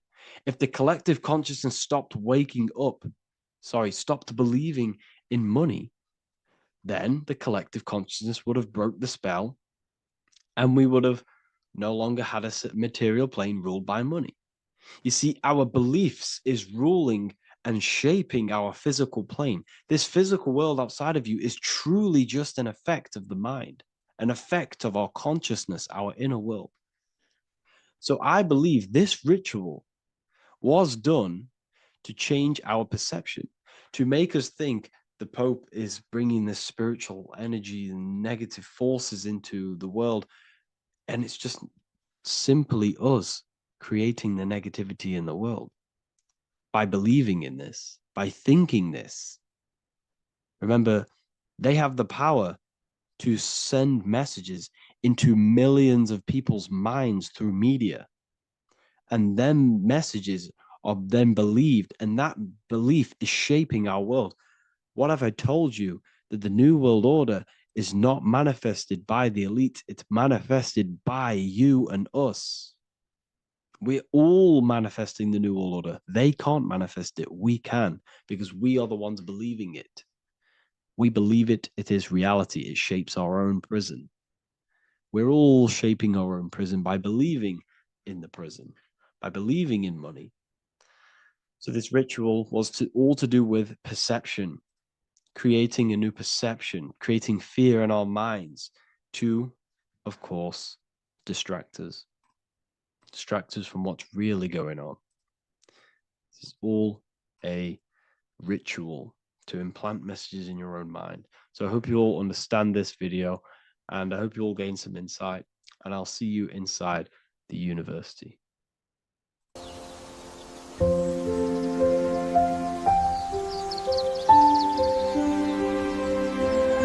bookofwisdom.com. Visit today.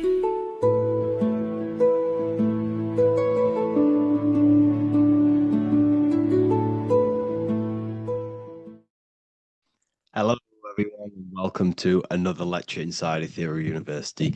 In this lecture, you will learn about the death process and how to prepare for it, and why that preparation is so important. So let's get straight into this. You must understand, as a spiritual creature that you are, you have a visible nature and an invisible nature. You never truly die. You are an eternal soul experiencing a temporary physical world. The inner world of thought and emotion is eternal, while the outer world of matter is mortal. Everything that is seen is mortal. Everything that is unseen by the eyes is immortal. When you die, your external physical world will be stripped away, leaving only your pure consciousness in its raw form, drifting within the astral plane. So here you see your physical external body and your internal world. And your internal world is your state of consciousness. It's your state of consciousness. Your thought and emotion is one overall state. Okay? So you must understand these planes. You have the physical body, the etheric double, an astral body, a mental body, and the Buddhic body. When you die, you leave the physical plane. Then you will more than likely leave the etheric plane, because the ether acts as like a portal. Everything comes out of the ether and returns back to the ether. I can break that down in another video in electromagnetism. But electromagnetism is ether, energy coming in and out of the ether. You will, every single day you die, every single day. There's a cycle of life and death occurring all the time. Every single day, you go to sleep, you go back, your consciousness slips back through the ether. And then when you wake up, your consciousness comes back through the ether into the physical plane. Death is just a bigger macrocosm of the microcosm cycle of life and death. So you will return back to the astral, which is the realm of imagination, infinite possibilities. And this is where thought forms start to manifest. Okay, so depending on how advanced you actually are mentally and emotionally, will depend how long you stay in the astral. Now, what we must understand is that there is many different components to the astral. We have the higher astral, the middle astral, and the lower astral. These are all vibrational states. So if your mind and soul is operating in lust, lust, desire, hate, food, physical addiction, smoking addictions, then these are quite heavy. These are quite heavy attachments to your consciousness, and they're quite low level desire, which means they have a low vibration. You will manifest in the lower astral when you're stripped from your physical body. The lower astral is not inherently evil. However, there's just low vibrating things going on there. Low vibration does not mean evil. Okay? So, just like bad doesn't mean evil. Okay? In the lower astral, you are going to see lower astral beings. You're going to see spirits, souls with low level desire. Okay? People who are attached to the physical plane, people that lust, people that do these things. Technically, this is hell, but you can escape it by escaping yourself. Now we're going to break all this down. I'll break all this down properly once you understand the full context. So depending on your level of desire, you will manifest in a corresponding layer of the astral plane. If your mind is still attached to the low physical desires, you will find yourself in the lower astral realms. But if you have few desires and have detached from the worldly attachments while you are encased in a body, then you will rise into a higher or middle astral plane, mainly the middle. Okay. The higher astral plane is very formless. So as I broke down here, this is, well, the physical plane is the lowest dimension. This is the most form. the most matter. It's quite heavy. The higher you go, the lighter it becomes. The more fluid, the more formless it becomes. So you see here it says denser down and lucidic up. So this is more lucidic in these higher realms. This is more dense in the lower realms. So this is why the ancient Egyptians were always talking about, I'll show you this. This is showing you death. So first of all, we have Anubis, which represents death. Here you have the heart, which represents the soul. And here you have a feather. And this is a scale. You see how this is a balanced scale? So what this is symbolizing, this represents death. This represents your heart, and this is a feather. So when you die, your heart must be as light as a feather, which means your emotions, your soul, should have no attachments to the world. It should be light. It should be detached. This is why the word light and light are the same. Light is in heavy and light is in very bright. Because when you're less attached to the things, your soul shines. You're authentic. You're light. You're very bright soul. And you have no attachments. Your light is in not heavy. So you must detach from the worldly desires. We have to detach from the smoking, the food. This is why we should fast. Smoking, this is why we should detox. We should also meditate. We should also be able to sit with ourselves for long periods of times. Okay, I'm going to break all this down properly. But that's why the Egyptians show you the symbolism here. Okay. So you're stripped of your material body. So that state of consciousness you're in right now, your inside world, if you shut your eyes, that state you're in, that is what you're going to experience when you die. Okay. And you're going to be manifested into the astral. In the physical plane, you can mask or hide almost anything. But in the spiritual realm, you cannot. The astral body, your thoughts and emotions directly shape your spiritual body, your astral body, revealing your true inner state. So your desires that you can hide in the physical plane, your emotions, your thoughts, you can't hide any of that in the spiritual plane, in the astral plane. That will directly shape who you are, your color of your astral body, and your astral body as a whole. So here we have Kim Kardashian. If you could see this lady's astral body, you would run so far that you would be horrified for the rest of your life. If you could see their spirit, their astral form, it would be horrific because their mind is so attached to, physical things, so attached to desire, money, fame, worship, power. These people do not want to die. These billionaires and millionaires will never want to die. They will do whatever they can to stay alive because they understand what when they die, they have to face themselves. They have to face their inner world. And their astral body, their true authentic self on the inside is horrible and horrific and so low vibration. So this is where it comes in. You must be as light as a feather. This is what the Egyptians are showing you in their artwork. Your soul must be as light as a feather. In order for the soul to ascend to a higher plane and not look at that physical plane and say, I want to go back or I want to desire things down there, you must detach now and prepare for death. Hell is not a place. It's your own personal suffering born from within. If your mind and soul are deeply attached to mental fixations, emotional wounds, and physical addictions tied to the material world, that pain will follow you into the astral. This is your true judgment day. You judge yourself when you die. You see your authentic self. There's no hiding. Right. Imagine right now that you that everything you cling to was stripped away.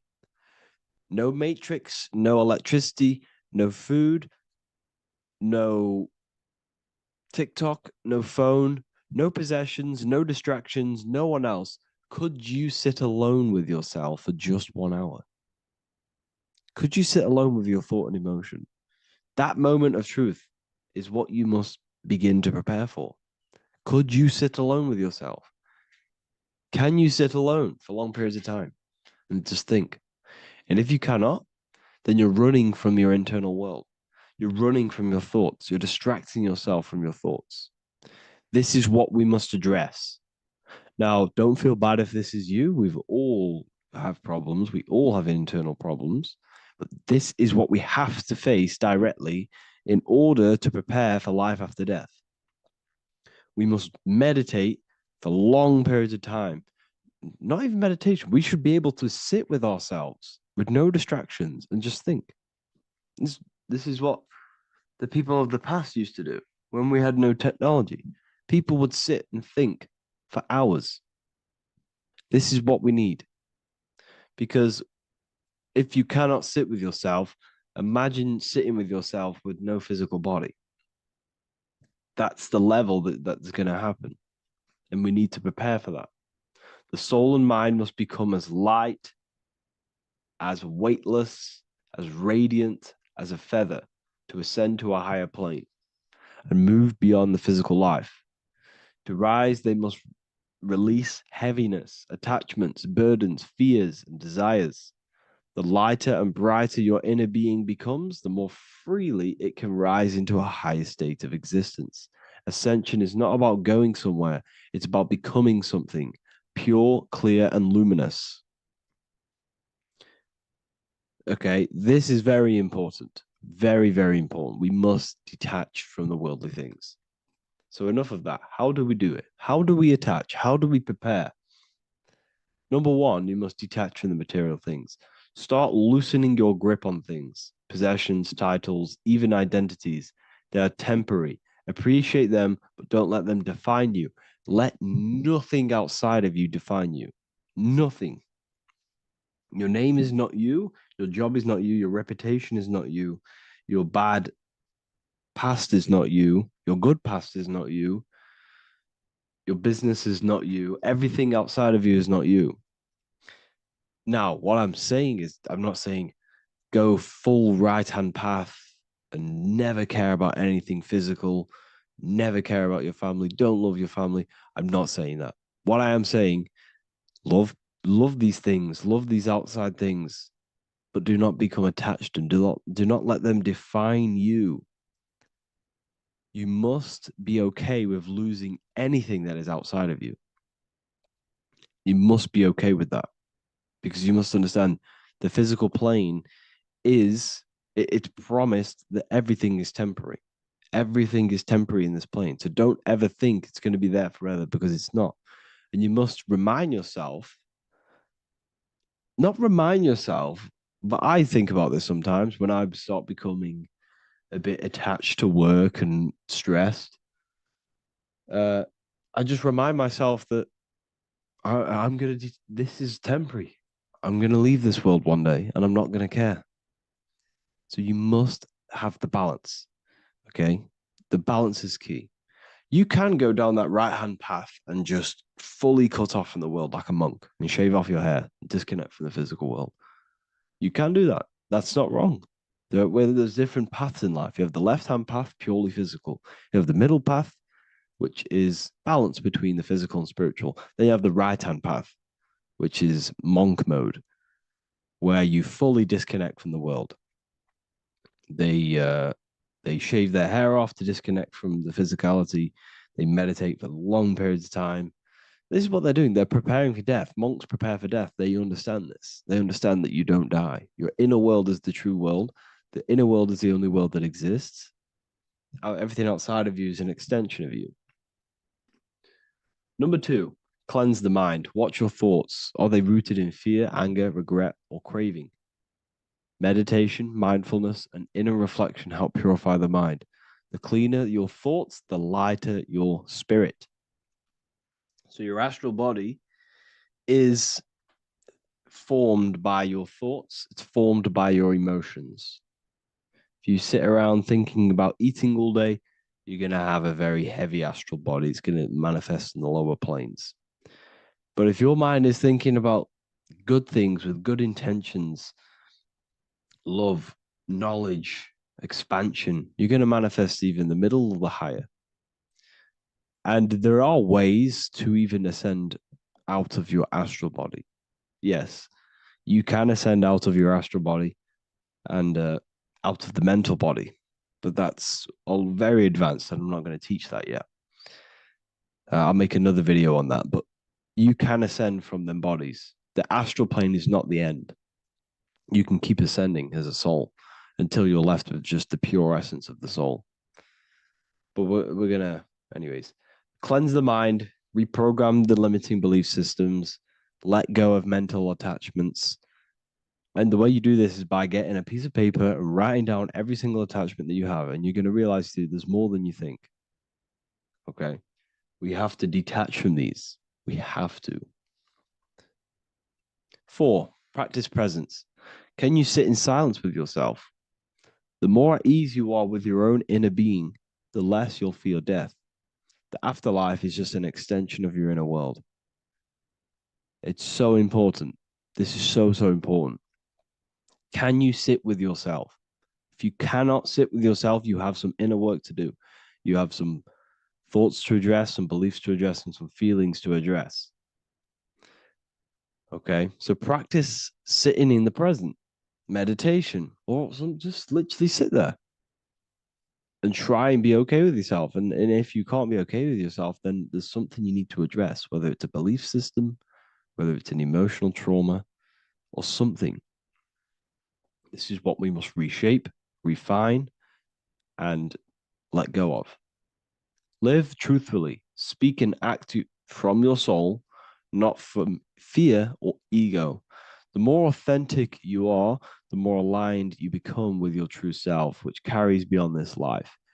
The ego is your mind's perception of itself while being incarnated in this world. It's been shaped by your experiences, your thoughts, your beliefs, and your emotions. So your ego is basically this false thought form that you've created. It's a false layer of yourself that sits on top of your true authentic self. It's basically your physical character. When you were young, you had no ego. You were pure. You had a pure consciousness. But then as you grew older, your ego started to grow, and it still is growing because it was shaped by experiences, things you've gone through, things you said, things you believe, things you think. It's created by you, by your mind. And the ego is close to the word echo. The ego is the echo. It's an echo. It's a layer. It's a false identity. It's a false layer that sits on top of your soul. And if you don't get rid of that ego, if you don't know how, well, not get rid of it, but balance it. If you don't know how to rise above that ego and you die, it's that ego that's going to be pulling down when you die.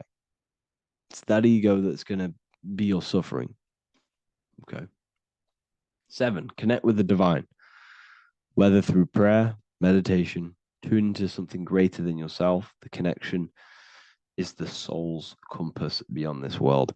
If you can meditate and rise above them clouds of thought, that's the soul, that's the observer. We must connect with that. Okay, this will definitely help with just allowing yourself to connect with your true self.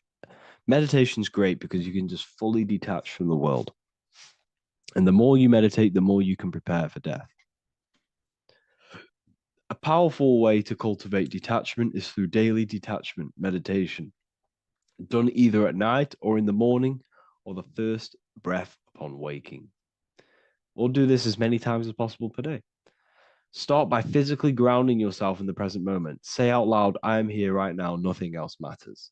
Let that phrase draw your awareness into the now. Just keep saying it until you're present. Then begin to slowly list everything you identify yourself with, one by one. I am not your body. I am not my body. I am not my name. I am not my possessions. I am not my house. I'm not my children. I'm not my everything. I am not my thoughts. Release each layer gently imagine if you want to, if you have a good imagination, imagine placing these things into a big box, placing your body, placing your name, placing your possessions, placing your house, your car, your thoughts, your beliefs into a box, and then shut that box. If you have a good imagination, do that. That can help. And you'll be left with yourself. And you're not even that. It goes even deeper. Eventually, you'll reach the mind itself, detach from the language that the mind is even using. Now, that's very difficult. And not many people have ever thought about that, and they've ever even been there. Detach from the language that the mind is using. Think about that for a second. Your mind is not what you actually think. It goes very deeper. Your mind is not that little voice. It's that voice that the language is using. So even the language is a spell on your mind. Okay, it's an attachment. Eventually, you'll reach the mind itself, detached from the language it uses, the voice in your head, the need to define. What remains is something beyond thought and beyond words. I can't even describe what's left, because words, once the language is gone, it's purely metaphysical. All I can say it is pure awareness, and it's symbolized. This is why symbols are so amazing, because they can symbolize things that are beyond words. A flame, it's just a flame, and you won't be able to understand that until you've been there. It's just a flame. It's pure cause. Words can't describe it. You'd have to experience it. Connect with this essence daily. This is truly who you are. So this is a great way to detach. We can do these detachments every single day during meditation. This will definitely help over long periods of time. Of course, you're not going to be ready tomorrow for death, but just try and prepare for these things. This is the whole reason people used to meditate. It's the whole reason why people do these spiritual practices, because they understood that this plane is temporary and your soul moves on from this plane. And you'll never truly believe in the soul until you experience it. So I can show you these things, but you must go out and experience it. The soul is real, but you won't understand unless you cast off everything else. Okay. So I hope this video helps. It's a very deep video. I'm going to be making more of these stuff, of more self-mastery. And of course, we've made the self-mastery section now. So I'm going to start filling up this place with lectures. And I think it's a great time to start this, because a lot of people have been asking on how to master yourself, prepare to death. So hope this video helps. See you in the next one.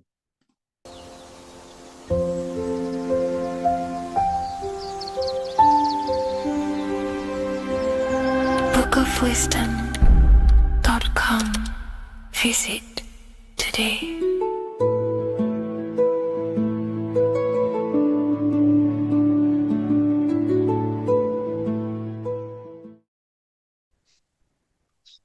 Matthew 21:1, Jesus went into the temple of God. Corinthians 3:16, do you not know that you are the temple of God?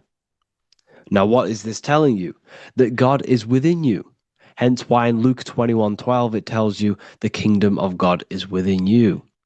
And the side of your head region is called a temple for a reason. Because the brain encapsulates the mind. The brain is a physical manifestation of the mind. The heart is a physical manifestation of emotion. So we have these different layers of our consciousness. We have an intellectual, communicative aspect of our consciousness, which we would call the mind. We have an emotional aspect of our consciousness, which is the heart.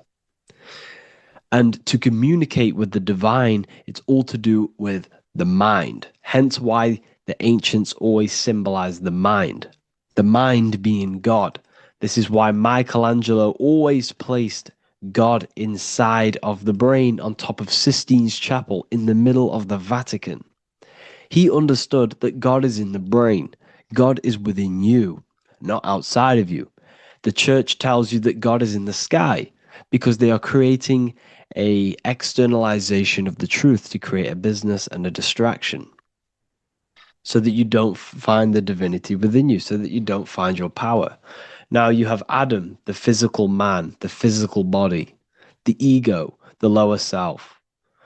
And he is resting. He's not trying to reach to God, but God is reaching, because the higher consciousness within you is always trying to communicate with you. It's always trying to wake you up to your divinity. But the lower mind, the lower self, Adam, the physical self, is always in ignorance of truth, always in ignorance, and stays in a materialistic way of thinking, which is the lower animal self. And this is what we call a sleep, or an NPC. This is the lower mind of man. But all you have to do is to move your finger to touch God. You have to look within yourself, within the brain, meditate, and you can find God. This is why in the Bible we see many references to the human body and anatomy to truly connect with God. Kings 6:8, the door to the middle chamber was in the right side of the house, which is the right hemisphere of the brain. The middle chamber is the pineal gland, where the seat of your consciousness is, where the seat of your higher consciousness is, the mind. And they went up the winding stairs, which is your spinal column, into the middle chamber, and out of the middle chamber into the third. So they went up the winding stairs. This represents raising your consciousness up the winding stairs. Your spinal column acts as a stairway of consciousness. Depending on what sort of consciousness you are operating in, depends on what part of the spinal column you are using. Because the spinal column ascends and descends consciousness. What do I mean? If you are in a reproductive way of thinking and you're always thinking about sex, you're jerking off all the time and you're always eating, all of your brain's power and your mind's power is being descended into the lower aspects of the spinal column, which represents hell, the physical state of man, Adam, the ignorant state. We're basically living off low-level pleasures like an animal. And the stairway to heaven is your spinal column. They went up the winding stairs into the middle chamber, which is your mind, your pineal gland, and out of the middle into the third stage of consciousness, physical, etheric, astral. When you meditate and you start to raise your consciousness during meditation, you enter the astral plane when you turn off thought. But this is the middle chamber inside of the brain. Here we see another painting inside of Sistine's chapel of God inside of the brain. This is the brainstem. This is the brain. This is the frontal lobe. This is the back lobe.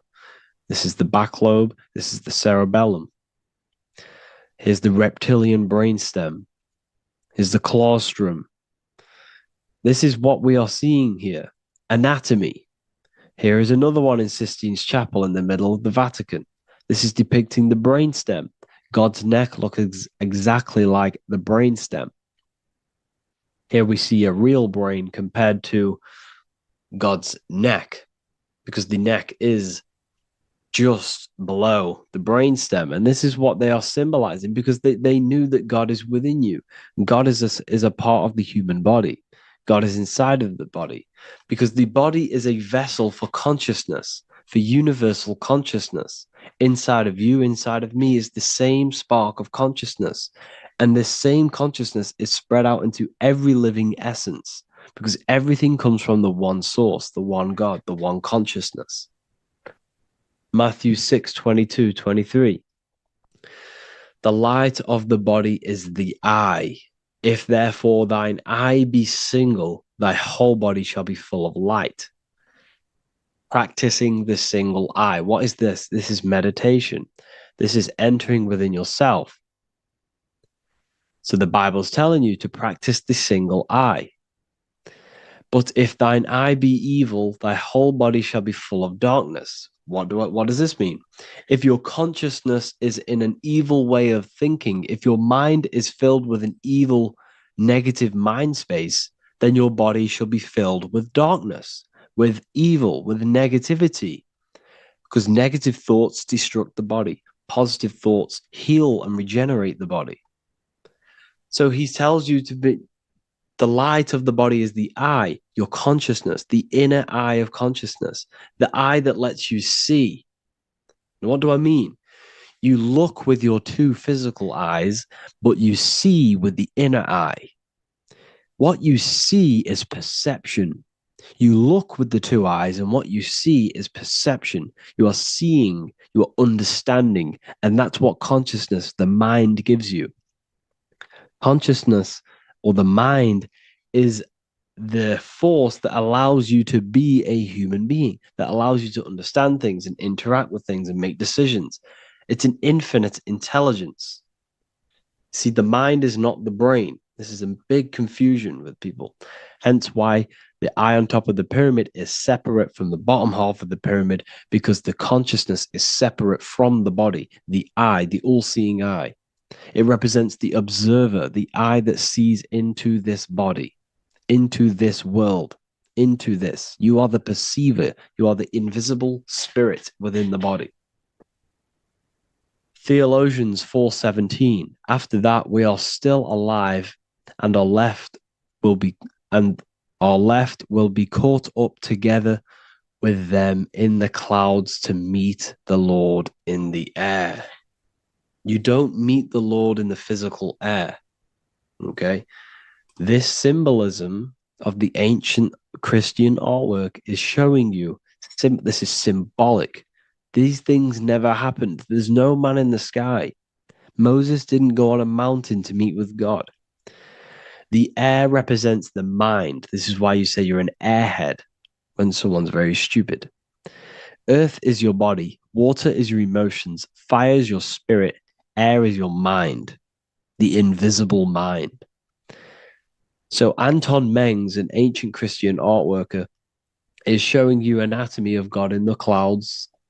But this is the anatomy of the human body, raising yourself to the mind and turning the mind inwards on itself during meditation.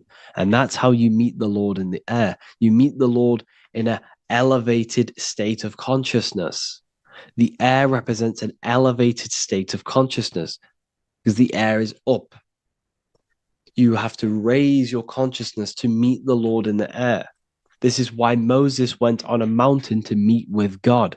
The mountain represents elevation of consciousness, raising the mind up the spinal column, taking all of the mind's attention away from the reproduction and the physical aspects of self and raising it to the brain and turning off the brain and going inward into the air. It's talking about raising consciousness. It's allegorical. It's a spiritual, metaphorical text. The side of your head's called a temple because inside that where that temple is, right in the middle of where you call the temple, is the inner chamber, the open room, the holies of holies in the Bible, or the land flowing with milk and honey, or Mount Zion. There's so many different names for the brain, or the upper room where Jesus meets his 12 disciples, the 12 cranial nerves in your brain. This is the temple of God.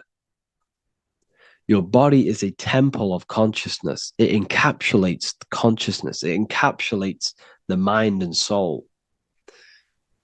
John 10:30, Jesus states, I and the Father are one. Psalms 46:10, be still and know that I am God. He's talking about the I am within you, not within Jesus. Everyone refers to ourselves as I. I am God. When you say I, you're referring to the highest aspect of yourself. The aspect that is above all thought, above all emotion, and above all things. When you say I, you're referring to your pure awareness, your pure consciousness, the highest aspect of yourself. And anything after I is egotistical. I is God. The letter I is the Roman numerals for one, because there is one God, one consciousness. The letter I is one line, just like the number one. Matthew 6:3-4, take no thought. Therefore, take no thought. Take no thought. He says this 5 times because you must turn off the 5 senses and take no thought to connect with God. Be still. This is telling you to meditate and know that I am God. The I am within you. I and the Father are one. I and God are one. You, who you think you are, is a completely wrong. The body is matter.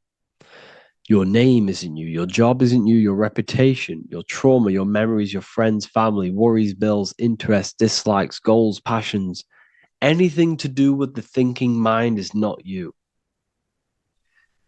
Who you think you are is a part of your thinking aspect of consciousness. But once you remove thought, you are no longer your name. You are no longer your body. You're no longer your reputation. You are the I. You are pure awareness, pure consciousness. Pure consciousness. And this pure consciousness has latched on to this name, this job, the body, and your traumas. Your pure consciousness has attached itself to this character who you're playing in the physical world.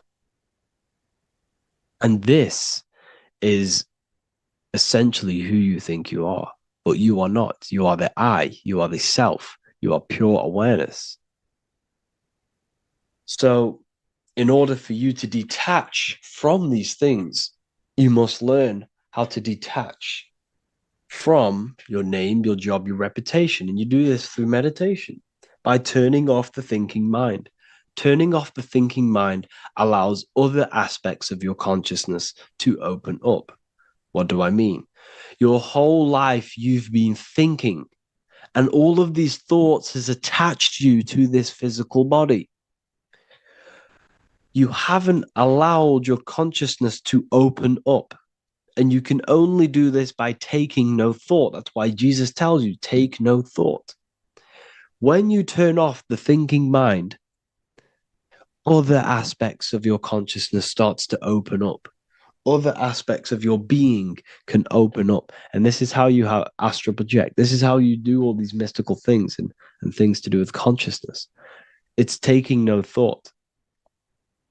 Imagination, emotions, thought, and memory are all to do with consciousness. These things are not physical. You can't touch thought. You can't touch emotions. You can't touch these things because they are not a physical thing. So you must turn off these things for other aspects of your consciousness to open up. Okay? So essentially, the Bible is a metaphorical, astrological, numerological, metaphysical, spiritual, encoded text that talks about human anatomy, spirituality, and the true nature of the human experience. Everything they teach you in school is to make you think that you are this body. Everything they teach you in church is the externalization of the true teachings of Jesus. Jesus was telling you to meditate. Jesus was telling you to practice the single eye. Jesus was telling you to look within yourself and find God. He wasn't telling you to pray to him. Mark 16:19, he was taken up to heaven and sat at the right hand of God, the right hemisphere of your brain. John 21:6, cast the net onto the right hand side of the boat and you shall find fish. Fish is understanding. The boat is your body, your brain. Cast your awareness into the right side of your brain and you will find understanding, because the right side of your brain is all to do with the creative aspect and the intuition and the spiritual sides of your consciousness. This is why God is here.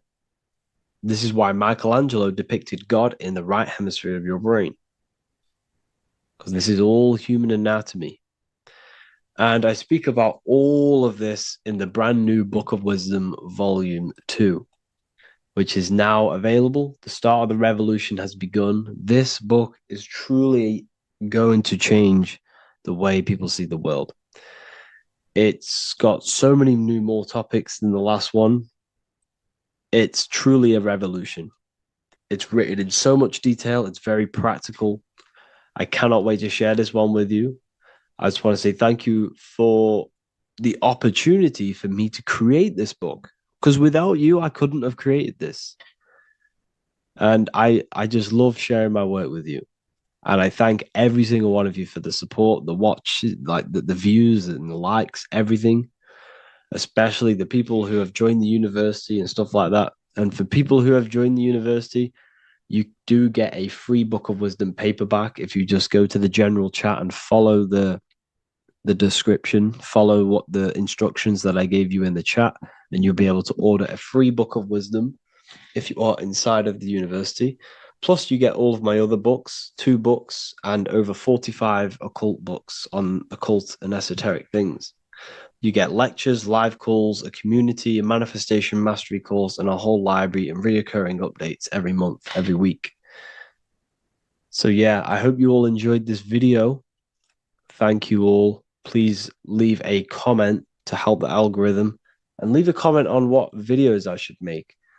And yeah, I'll get to uploading on the YouTube a lot more now the second book is now released. I have a lot more time on my hands. No longer using my energy to create the book. I'm now going to redirect this mental energy into the YouTube. So there will be a lot more content coming. So I need some content ideas. So feel free to comment some ideas, some YouTube videos that I can create. Thank you all, people. Have an amazing day.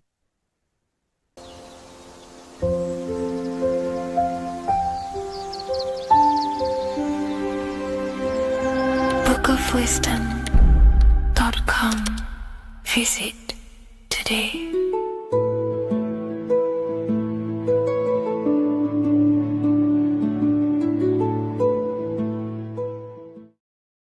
In this video, we're going to be talking about the evolution of consciousness.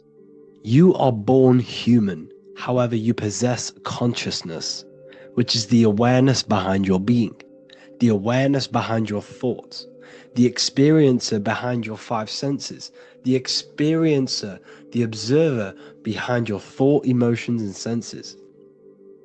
You are an eye, an invisible consciousness looking through a lens, which is your body. Your body produces this physical world that you experience. Your brain produces this world. Your brain and body is a technological computer. However, you are an infinite, ever-expanding consciousness behind this physical body. And there is an evolution of consciousness, a cosmic journey of expansion. And this is why we see so much pyramid symbolism in the occult and esoteric world, and especially within Freemasonry. Because the pyramid represents climbing, an evolution, a raising state of consciousness, a journey. Steps symbolize a journey upwards. This is the raising and the evolution of consciousness, our inner world. The transmutation of our inner selves, of our souls and consciousness and our minds. So when we see this pyramid, we're seeing a evolution, a way up to source consciousness. And the eye in the pyramid represents your source consciousness. It represents illumination. It represents divine guidance through this evolution of consciousness. This is why we see the ladder. Consciousness is ever expanding on an infinite journey of evolution. Each individual is a part of this cosmic process, contributing towards the ongoing expansion of both mind and awareness. As we evolve, we collectively explore deeper levels of existence, expanding the boundaries of thought and consciousness. The mind has the ability to expand infinitely into new realms of thought, into new dimensions of mind. The mind cannot be filled up. It is not a physical substance. The body can be filled up because it is a physical thing, but you cannot fill the mind. Therefore, the mind is constantly expanding, ever expanding into new fields of thought. So what we see in Freemasonry, the ladder, is again a journey, an elevation of consciousness. When we are born with an infant consciousness, and as we gain older, we gain an adult consciousness. Our inner world, our inner mind, and our emotional intellect changes and evolves. We are significantly different from when we were very young as an infant. It's because our consciousness evolutes, it changes, it alters like water. So, just like this evolution of your own consciousness as growing up, there is consciousness of beings existing in cycles beyond our own. And their consciousness is unimaginably different from ours. They operate on a higher level of understanding and knowing, experiencing reality in ways that transcend our current comprehension.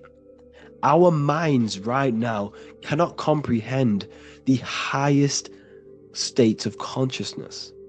There are entities, there are beings beyond our own, existing in higher dimensions of consciousness that we cannot comprehend because they have expanded. They are on a further way up the ladder of consciousness. However, we are all on the same journey. None of us can take the same journey. There is one ultimate goal, reaching source consciousness. However, this is always ever expanding. However, we are all on a different journey. There is one truth, one source, one goal. However, there are billions in different ways of reaching it, and we are all on these different paths to source consciousness, to this ladder, this evolution of universal evolution. Okay? Their awareness is attuned to new dimensions of existence, reflecting a more advanced stage in the cosmic journey of consciousness evolution. So when you take DMT, you are shot into these higher realms of consciousness where you meet these beings who look similar to these images. They are not speaking to you physically. They don't speak to you three-dimensionally through vibration and words. They speak to you mentally. If you have done DMT, then you know this. And if you have met these beings, then you know this. You might have even met some of these types of beings on mushrooms or any psychedelic drugs.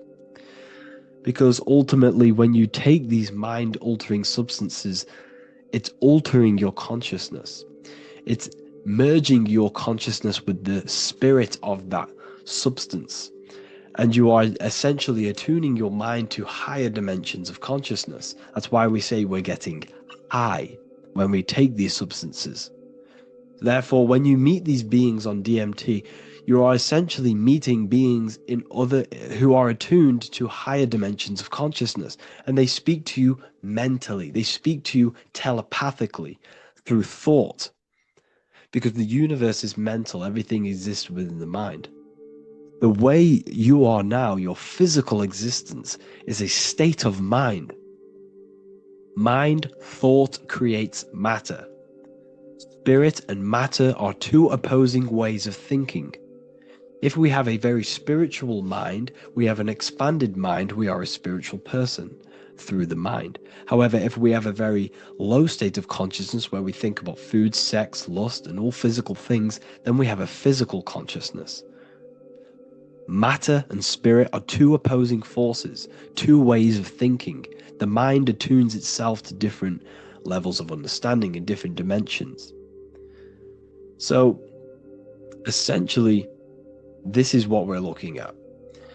The body is a vessel for the fluidic, formless consciousness, a temple that houses the essence of our awareness. While the five senses are limited to perceiving only the physical plane, the mind transcends these limitations, capable of perceiving the full scope of reality.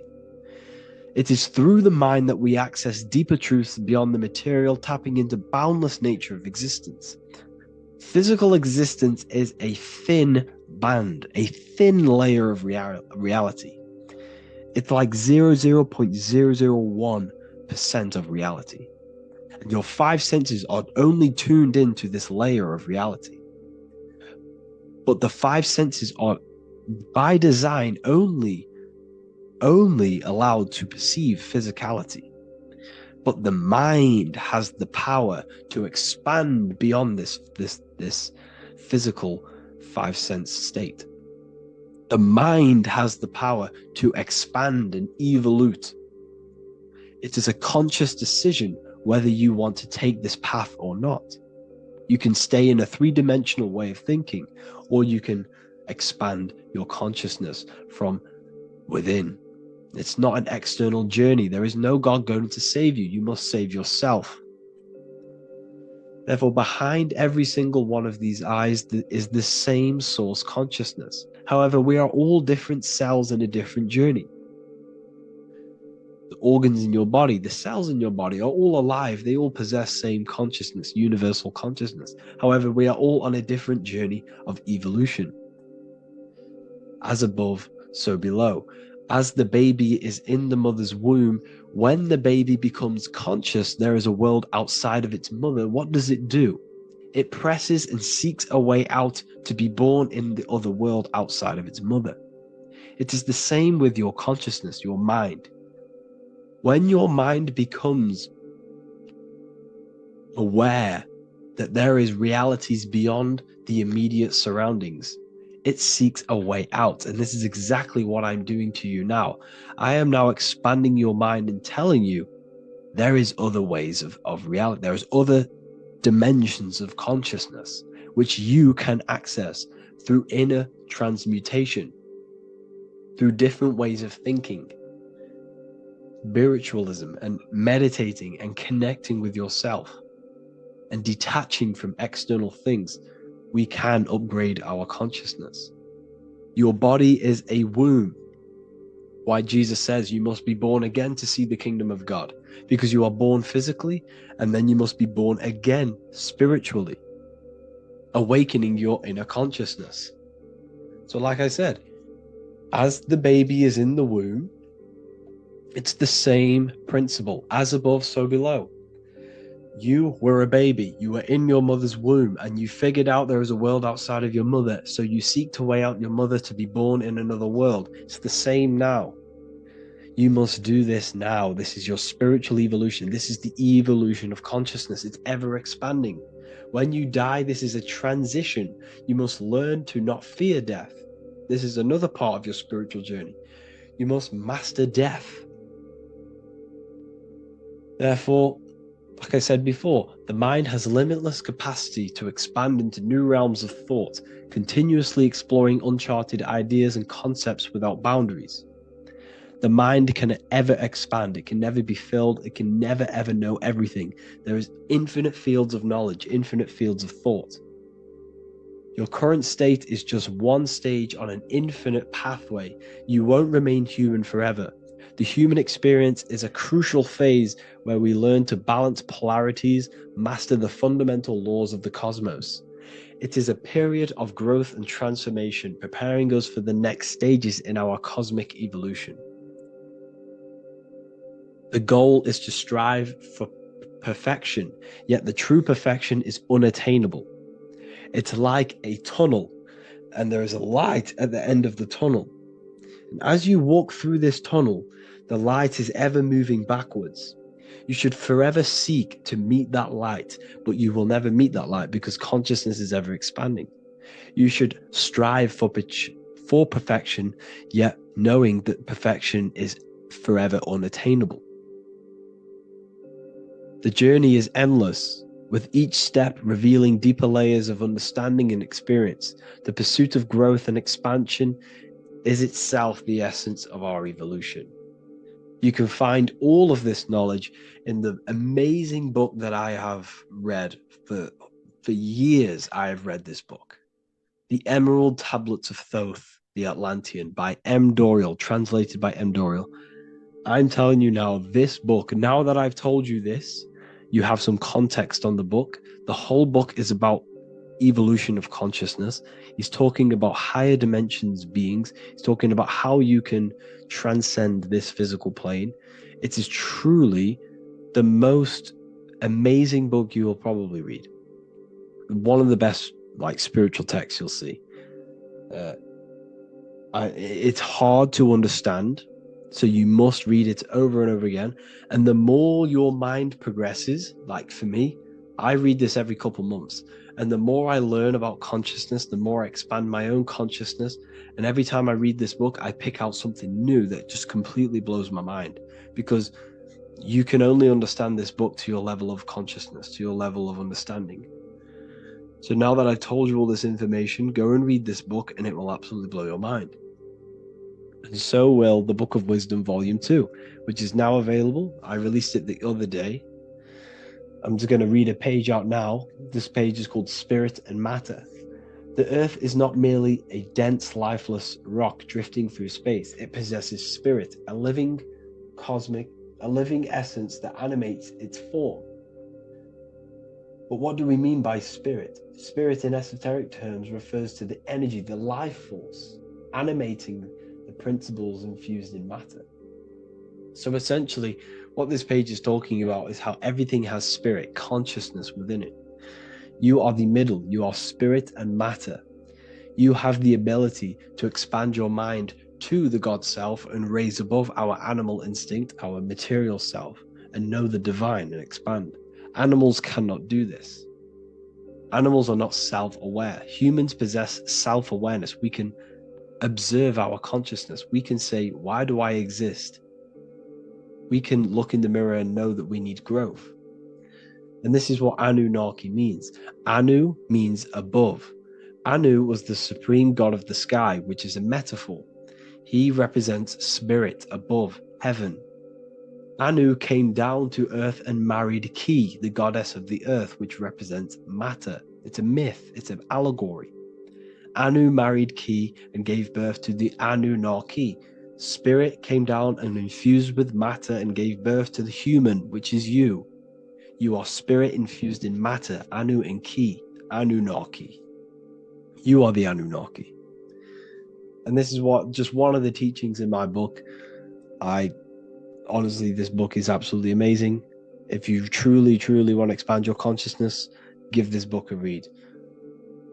And obviously, if you're inside the university, I give you this book for free, a paperback version. If you join the university, follow the steps inside of the general chat, you'll be able to download this book, or sorry, not download it, order a paperback for free.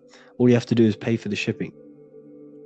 You'll also gain amazing knowledge inside of my library, where your mind will just be overblown with the amount of esoteric books. There's over 45 rare occult books, plus you get a PDF of the Volume 1 and Human Health Guide.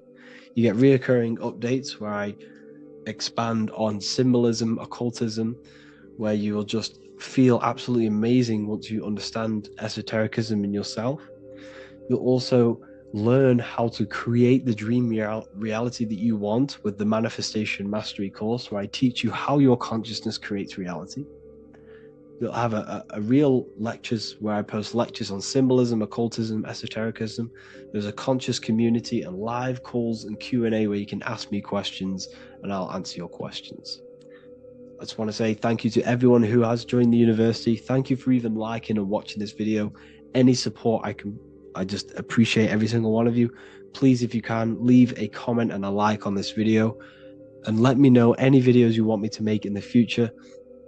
And I will start uploading a lot more to the YouTube.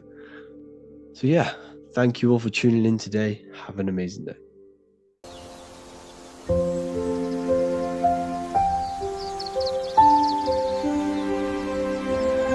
bookofwisdom.com.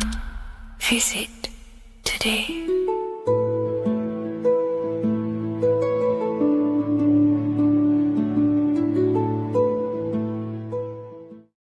Welcome to Revival of Wisdom. This video is going to be about the flat earth and the breakdown of the whole cosmology. I'm going to be digging very deep. I've got a lot of pictures and images to show you, and a lot of dots to connect. So let's start with the Freemasonry art. So this artwork we have here is the Freemasonic cosmology as they know and believe. So what is it symbolizing? obviously have to start off with the 4 pillars representing the 4 corners of the earth. The 4 corners with duality. You see, there's everything on earth. There's good and evil. Good, evil, positive, negative. Good, bad. This is the checkered board. This is what it symbolizes. Okay. Obviously, we have the sun, the moon. The sun gives you energy. It's the anode. The moon is the cathode. It's the opposite. It takes your energy. So therefore, you become sleepy when the moon comes out. You see, everything on earth, everything in the universe is balanced. There's complete balance symbolized by duality. There's always 2 opposites. We have the all-seeing eye, and obviously 7 stars representing the 7 planets, but not planets as in we know planets. They're not physical spinning balls of gas. They are energies. They are lights emitting from the realm above this realm. They are lights through the firmament, through the electromagnetic field. So let's go through that again. The 4 corners, duality, positive and negative, cold, dry. Everyone on earth has an opposite. Everyone, there's 2. Okay. And then we have the sun, the moon, the 7 planets with a 5-pointed star. What's the 5-pointed star? Of course, it's the 5 elements: spirit, water, earth, fire, and air. Okay, that's what the 5-pointed stars symbolizing, the 5 elements of earth. And then, most importantly, we have the compass. The compass is very, very important, hence why it's in the center. The compass is symbolizing many, many things. And one of the most important things, but we'll get into that after. We have a boat with water outside of the earth. So we have a boat on water, symbolizing the waters separated by the firmament, the waters above, separated by the firmament from the waters within the firmament, the earth. So this is what it's symbolizing. So the compass, what's the compass? This is where the compass comes from. The Polaris, the most important star there is, because it's in the center of Earth, the sun, the moon, and the black hole, black sun. Because all creation comes from center, the seed center. Okay, but we'll get into this after. But also, this is a very important Masonic symbol because they use this symbol a lot. This is one of their main symbols, hence why Neil Armstrong has the Masonic ring with the compass on it. The people who supposedly went to the moon, which obviously they faked to push this globe model, because the globe model is based upon fear. Because the globe model, if they can sell you the globe model, they can sell you anything then. You don't know where you actually are. The globe model is to push fear upon the masses, because the globe model means there's not enough resources. There's also risks of asteroids hitting the planet. There's also risks of space extraterrestrial invasions, global warming, asteroids. You see, this is all the fear that they can gain of selling you the globe model. Okay, because they don't want you to know that this is an intelligent design. And also, they're hiding God, the creator, the source. This is why they are satanic. They are opposites. They are lefty, Lucifer, right, righteous, godly. Hence why they do the symbolism on their eyes. 666. This is another famous, famous astrologer. Astronaut. This is another famous astronaut. doing 666, showing that he's in the alliance of the occult. But even look at their 10th anniversary stamps. They have a Masonic compass on there. Also, the Order Out of Chaos. Order Out of Chaos, double-headed eagle. Okay, the Order Out of Chaos ring, which they wear. So all of these astronauts are in the occult. They are lying to you. They are in with this order, this Masonic New World Order, whatever you want to call it. So let's break this compass down a lot more. Because as I showed you here, the center, okay, this is what the compass is symbolizing. Let's go into the North Pole map. This is from 1595. This is a rough estimate of where this map came from. It's from around the 1500s to the 1600s, maybe 1400s. There's not an actual set date on this map because obviously our history has been tampered with. But let's break down this map and the symbolism that they use towards this map, because this map is the map of the North Pole. Okay, so in the center, we have the black rock symbolizing the tower, the pole, North Pole. And what's on top of the North Pole? Obviously, it's Polaris. North Pole and Polaris. Okay, with the 4 islands around the center. Okay, 4 islands around the center. And this is what blew my mind, right? They say that Santa sounds similar. And if you look at this pole that's pointing to the North Pole, you see this line here. So this is obviously from the 1600s. What color is Santa? He's red and white. Just like this map pointing to the center is red and white. And Santa comes from the North Pole. So it's not a coincidence that they use red and white. They're mocking this map because obviously they took over after the 1500s, 1600s. They took over around the 1800s. So they're mocking this map with Santa coming from the North Pole with this red and white line to the North Pole. Notice the 4 islands. Okay. Like windows, their symbol, they obviously in the occult, they're part of the New World Order, is symbolizing these 4 islands with the blue behind it for the water. Okay, so this is another occult logo that's symbolizing this center, because the center is so important. Okay, we'll get into that. Also, we have the Mayan cosmology. This is the Mayan cosmology. This is what they created. This is their artwork, with also 4 major lands around the center.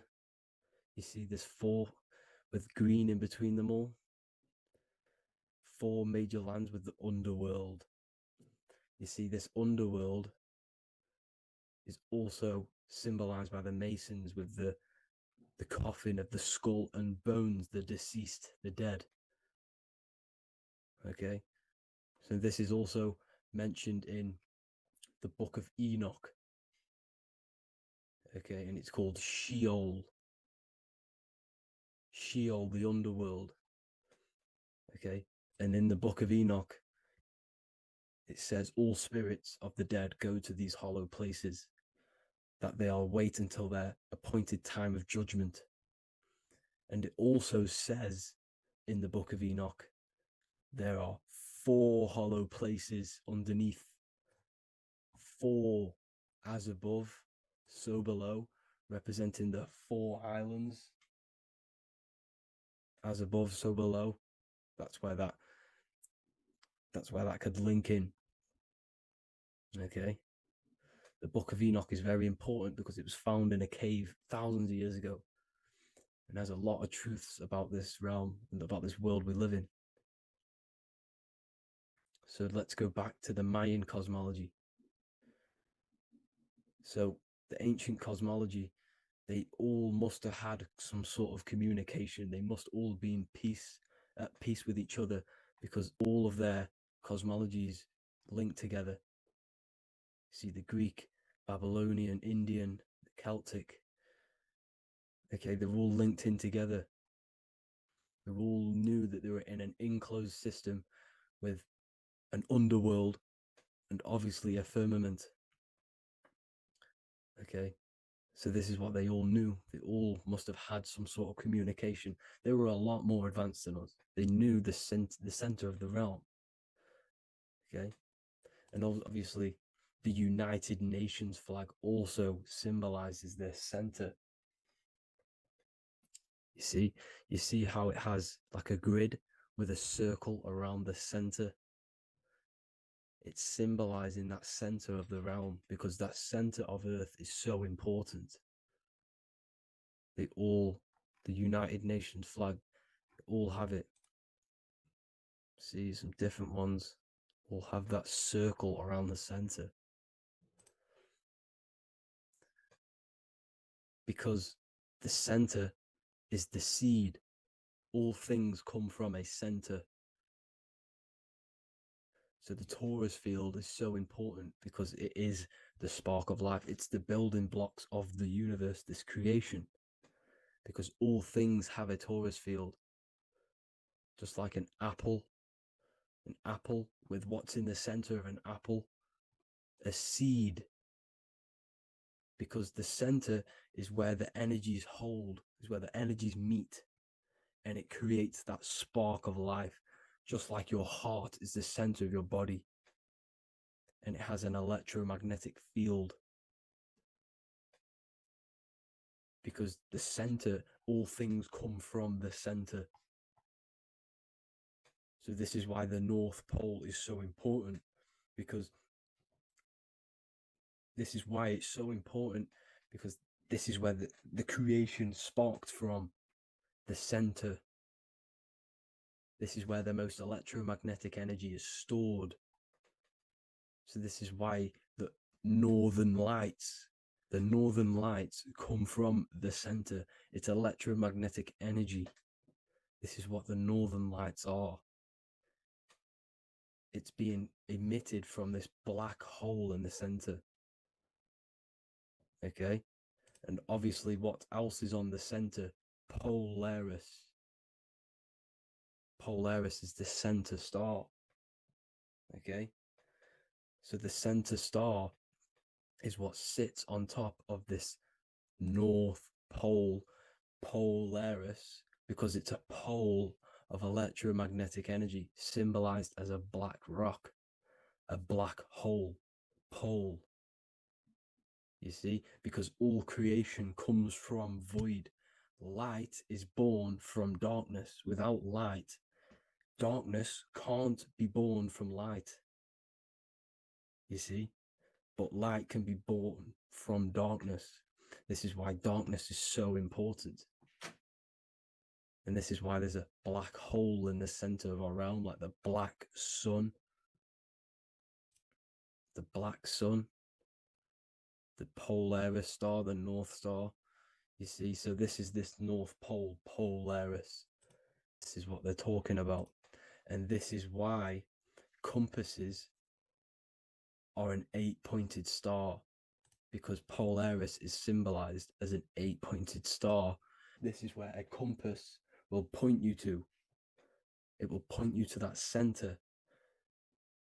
So notice how a compass has this black hole in the middle, you see, and it will point you to this meeting point, the north, because in the center is the center of the torus field of the earth. This is where the most electromagnetic energy is. You see, everything gets sucked into the black hole. Okay, this whole reality is being projected from that center point, just like your eyes suck in light. It's a black hole. Your eyes suck in the light of this light being emitted from this center place. this electromagnetic energy at the center, which is the seed of everything, of everyone. You see, just like an apple has the seed in the center in darkness, because in the center of the apple, it's dark. It's black. It's pitch black. But that's where the seeds are. That's where the life is. But Polaris is so important because it's that center star which lines up. It is the pole, it's the top of the pole of the torus field. So Polaris would be here at the very, very top. And this is where the compasses point you to.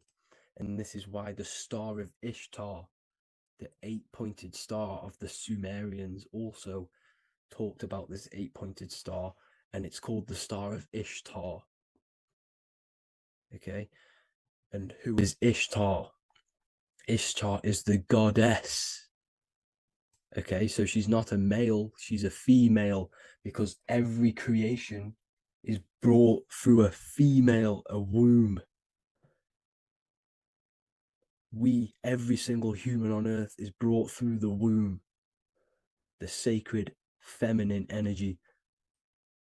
And the womb is pure darkness. There's no light in a womb, just like the center of our realm. There's no, it's a black hole. Okay, and guess what? She's the god of fertility and sexuality. She is responsible for all life. Okay, so the star of Ishtar is the star of Polaris, which is symbolizing the responsibility for all life, the center of our realm, the black sun, the black hole. Okay, so this is what that god of Ishtar of the Sumerians is talking about, the goddess, the womb, the seed of creation. So this would be the portal, more than likely the portal in and out of our realm, because it's the top of the torus field. And what's above this realm is the heavens. So this is where you get sucked in from the heavens. Your soul gets sucked in and brought onto this plane of existence called Earth. These are some space NASA symbols. Look how much Polaris symbolism there is. And notice how it's at the center. You see this circle? This is like a half circle. And at the center is an 8-pointed star of Ishtar. It's the same thing. It's Polaris. It's at the center. And notice on some of these, look, this one is a bear holding the key and an arrow pointing to the Polaris star, so that they hold the key to Polaris. Another one with like a demon holding a key to the what? Polaris on top of him. Also an eagle, which is a Masonic symbol. The eagle holding a key on top of the center. You see, and notice how there's an arrow going up to the Polaris and an arrow down, as above, so below, to Earth. So you can go out of Earth and into Earth through Polaris, and the eagle holds the key. You see, the eagle holds the key, just like this. This demon dragon holds the key to Polaris. And look at this one, Earth, with an arrow up to Polaris, an 8-pointed star. So Polaris is more than likely that portal which the Anunnaki used, the Sumerian gods used, because the Anunnaki symbol is also an 8-pointed star. Okay, and like I said, that center is the seed of creation. The center is the black hole. Okay, just like your pineal gland is at the center of your brain. The pineal gland is at the center of your brain. And that's what connects you to that spirit realm, to the source. That's it for this video, guys. Thank you all for tuning in. I hope you all learned something today. Please leave a like, a comment, and please subscribe to the channel for more content. God bless you all.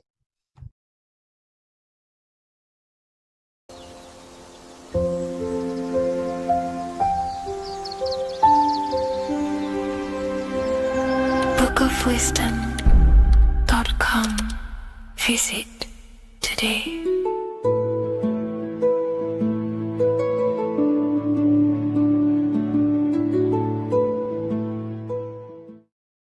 There is a massive mystery around the Freemasonic G, and in this video we're going to be discussing it. Some people call it geometry, God, gnosis, genesis, generation, but in fact it's all of these things, and all of these things relate back to one concept that links them all. And in this video, you will be discovering this secret force, which pretty much creates everything in your reality, in your life, and has done unconsciously, whether you are aware of it or not. The Freemasonic G is the 7th letter in the English alphabet. This is important because the number 7 has many mysteries inside the esoteric and occult traditions. Some people say the number 7 represents the 7 colors of light, the 7 major planets, or the 7 musical tones, 7 days of creation. The number 7 is a massive mystery. But what we have to understand is that in the context of Masonry, Freemasonry is all about building the self. Every day we wake up, we are either building our prison of our mind or freedom of our mind. Everything inside of esoteric Freemasonry is about building the self and reconstructing our consciousness, our inner dialogue, the inner voice. We're transforming the mind from low awareness to high awareness. This is why Freemasonry uses the allegory of stonemasonry, stones, chipping away at stones. The stone is in fact you, and we are perfecting the stone, which is your very own mind. Because the universe is a mental construct. Life is happening to us inside our minds. We are all the universal mind expressed and clothed in a different body. Therefore, now we understand that everything is about the internal inside of Masonry. This G relates to something inside of you. Hence why you see the G inside of the square and the compass. It's something internal in you. G is the 7th letter of the English alphabet, and the number 7 symbolizes the 7 cognitions of the mind. In esoteric and initiatory traditions, the 7 psychological cognitions of the mind refer to the 7 distinct modes through which human consciousness perceives, interprets, and transforms reality. Different schools use different names, but across Hermetic, occult, Gnostic, and mystical systems, the same underlying pattern emerges. The mind has 7 functional powers, each representing a layer of awareness and a stage of inner development. Number 1 would be perception. The first cognition is the raw reception of sensory and subtle impressions. It is the gateway where the outer world enters the inner world of our minds. Perception involves learning to see without distortion, to notice the symbolic dimension behind ordinary appearances in an occult interpretation of perception. The second one is interpretation. After perception comes the act of making meaning. The mind organizes impressions into patterns, beliefs, and judgments. Esoterically, this cognition determines whether a person interprets life through the ego or through the higher insight of their higher consciousness. The goal is to purify interpretations so that the intuition can speak through it, to clear our minds of the clutter, master it, and let our higher consciousness shine through it. Number 3 is the imagination. This is the creative faculty that produces images, symbols, and visions in the mind's eye. This is associated with the astral plane. We live in a mental universe of thought. Thought wraps itself inside of imagination. The thought alone has no true form, but then the thought wraps itself in a vehicle of consciousness, what we call imagination, and we give form to the thought. Imagination becomes active. Imagination becomes active imagination, the foundation for rituals, alchemy, meditation, and visionary insights inside of occult traditions. Working on your imagination is a key part on developing your consciousness, as it is literally the sight into the astral plane, your internal vision of the mind. The fourth cognition of the mind is emotion. Emotion is energetic response that gives intensity, direction, and magnetism to thoughts. Emotion fuels the magical will. Unrefined emotion binds us to lower impulses. Refined emotions become devotion, compassion, and the inner fire to transform thought into a tangible reality, to become a conscious creator. The fifth cognition is will, the faculty of intention, decision, and directed energy. Will is the power that aligns personality with the higher self. It is the driver of discipline, transformation, and the capacity to act consciously rather than react unconsciously. Most people walk through life as an unconscious zombie, living day to day, running off subconscious programmings, never actually using their conscious mind. We develop our will and try to align our will with the highest will possible so we can align our will with our higher mind. So the higher mind can manifest through us in the material plane. The sixth cognition of the mind is memory, the storehouse of experience, impressions, and archetypes. It shapes identity, determines how one repeats and transcends past patterns. Memory includes not only personal memory, but also a deep strata of the subconscious and the collective subconscious field, what we call the Akashic records. Memory is a massive quality that you must work on inside the Masonic system. You are required to remember certain rituals and certain things so that you can regurgitate them to pass on along the degrees. Based off my research, I myself personally am not a Mason. The seventh cognition of the mind is intuition, the highest cognition possible. It's direct knowing. It bypasses the linear reasoning and reveals truth as the inner illumination. Intuition is the voice of the soul. It is the guiding force, guiding our physical vehicle of consciousness through this physical experience, providing revelations, insights, and even sometimes gnosis and higher understandings.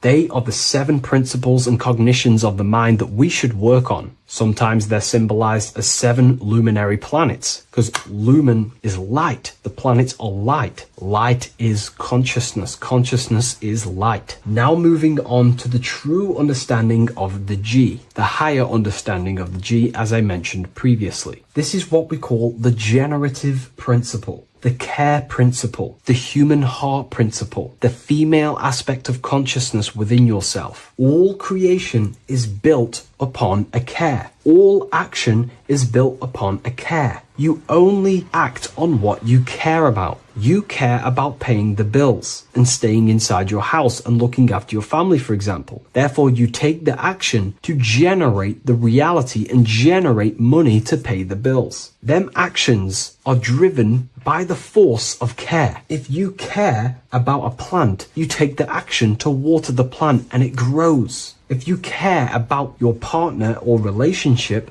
you give them attention and care and love, and you grow the relationship. As soon as you stop providing care, watch the relationship crumble and the reality destroys itself. Care is the generative force of reality. This is the generative principle that generates your experience in this world. We are in a continual state of becoming. Each cause gives birth to an effect, and that effect gives birth to a new cause. The G is the generative principle that drives creation in the present moment. Reality is creating, unfolding in the present moment, and the G is the force inside of you that generates your experience. You're watching this YouTube video right now because you have a care in your heart for the information I have provided in the past, and you have a care about watching this video. As soon as you don't care, you take action to do something else with your time that you actually care about. The G is the generative force of the heart. It is the love energy. You only take action on what you love or care about. The whole world is built upon this principle. This is why we say money makes the world go round, because the whole world has a G or a care for money, and it's making everyone wake up in the morning, take actions, and make the world go round. It is the G, the care for that principle or money object to generate that reality. It is the force that drives you, hence why the G is sometimes surrounding with light rays, because it represents a force, emanation, something that is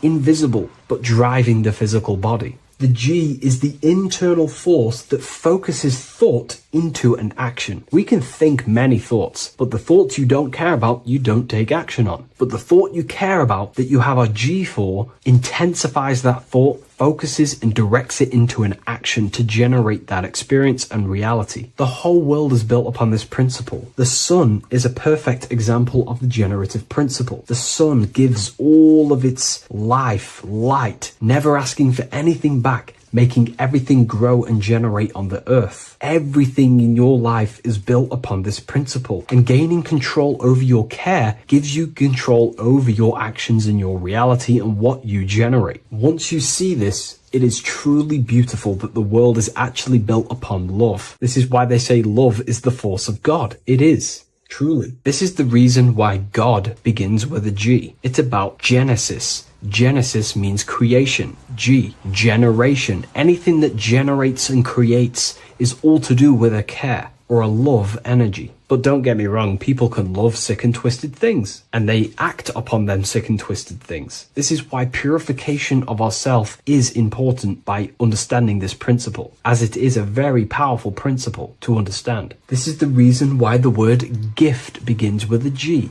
You're giving something. I care. I'm going to give you something, a gift. Or guidance. This is what guides you into becoming something, what you love. This is why also gnosis begins with a G. Gnosis is not actually knowledge. Gnosis is knowledge obtained, attained by direct experience or through direct experience. For example, you're not believing you're watching this video right now. You know you're watching this. Know, gnosis, same phonetic sound. It's about knowing. Gnosis is about gaining knowledge of the self. Self-knowledge through direct experience. Instead of believing in God, I seek to know God through direct experience, by altered states of consciousness, transcendent meditations, understanding human anatomy, understanding the laws that govern my mind, understanding creation. That is direct gnosis, knowing that God exists instead of believing he exists. By going within the self, questioning the self, and gaining a deeper relationship with the inner observer,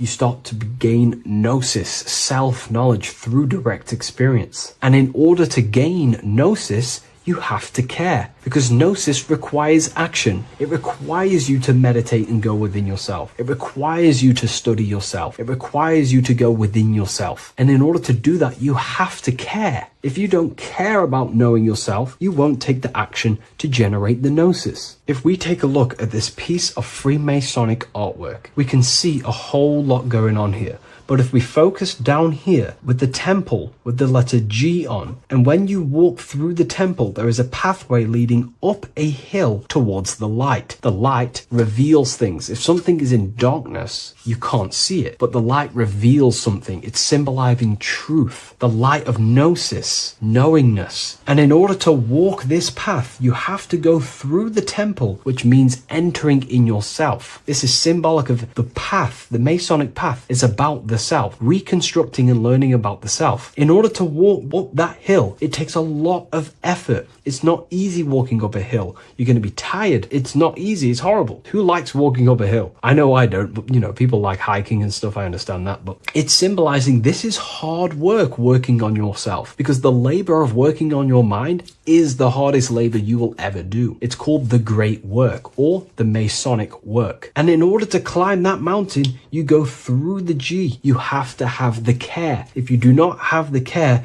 you will not walk up that mountain. You will not generate the gnosis. You will not get close to the light. You have to have the G to walk that path of self-mastery and working on your mind. This is very, very important. If you want to gain the light, you have to have the G inside of you. You have to have the care to generate a higher consciousness. If you want to earn more money, you have to have the care, or else you will not take the action necessary to generate that reality. This is why we have to master ourselves and write down everything you love. It could be even the bad things. It could be lust. It could be anything you're wasting your care energy on. Try and remove them one by one. Master them and become disciplined. And then you'll have more G energy, care energy to direct towards something else in your life to generate and grow that experience or reality. Again, the word grow, G. It is a growing force. What you place your love and care into grows and expands. What you have a G for is what you spend your time and attention on, your two spiritual currencies. So this is the Masonic G, and I hope you gain a deeper understanding of this. So that is pretty much everything about the Masonic G that you need to know, and hopefully this has helped you. If you wish to learn more and gain guidance through your life and understand yourself on a deeper level, the book I've used today is called The Book of Symbolism. I'll leave a link in the description.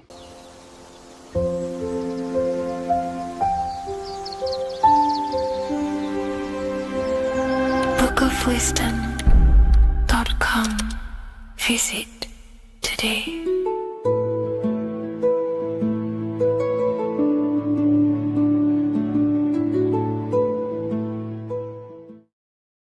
Geometry. This is the study of nature, of the codes, the mathematical codes behind physical reality.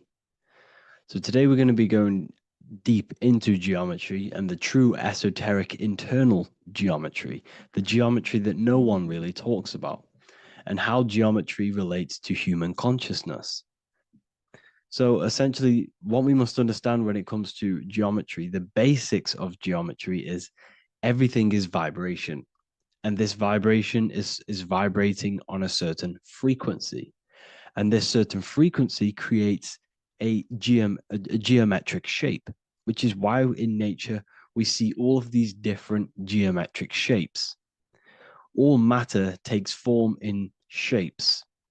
So if we put sand on a plate and we vibrate the plate on a specific frequency, we see that the sand goes into specific geometric shapes and patterns. So essentially, matter is energy condensed. It's energy vibrating on a low frequency, vibrating at a certain frequency. So matter is condensed energy, and each geometric shape is manifesting and showing a specific energy. Some shapes carry more energies than others. For example, the cube is what traps energy. A square is what traps energy. So geometry and the flowers are basically how energy manifests itself into physical matter. We are in a world made out of energy or light. Light is energy. So everything is vibration, everything is frequency, and everything is energy. Even the words, each atom in our body, everything. So everything in nature has these mathematical, energetic codes.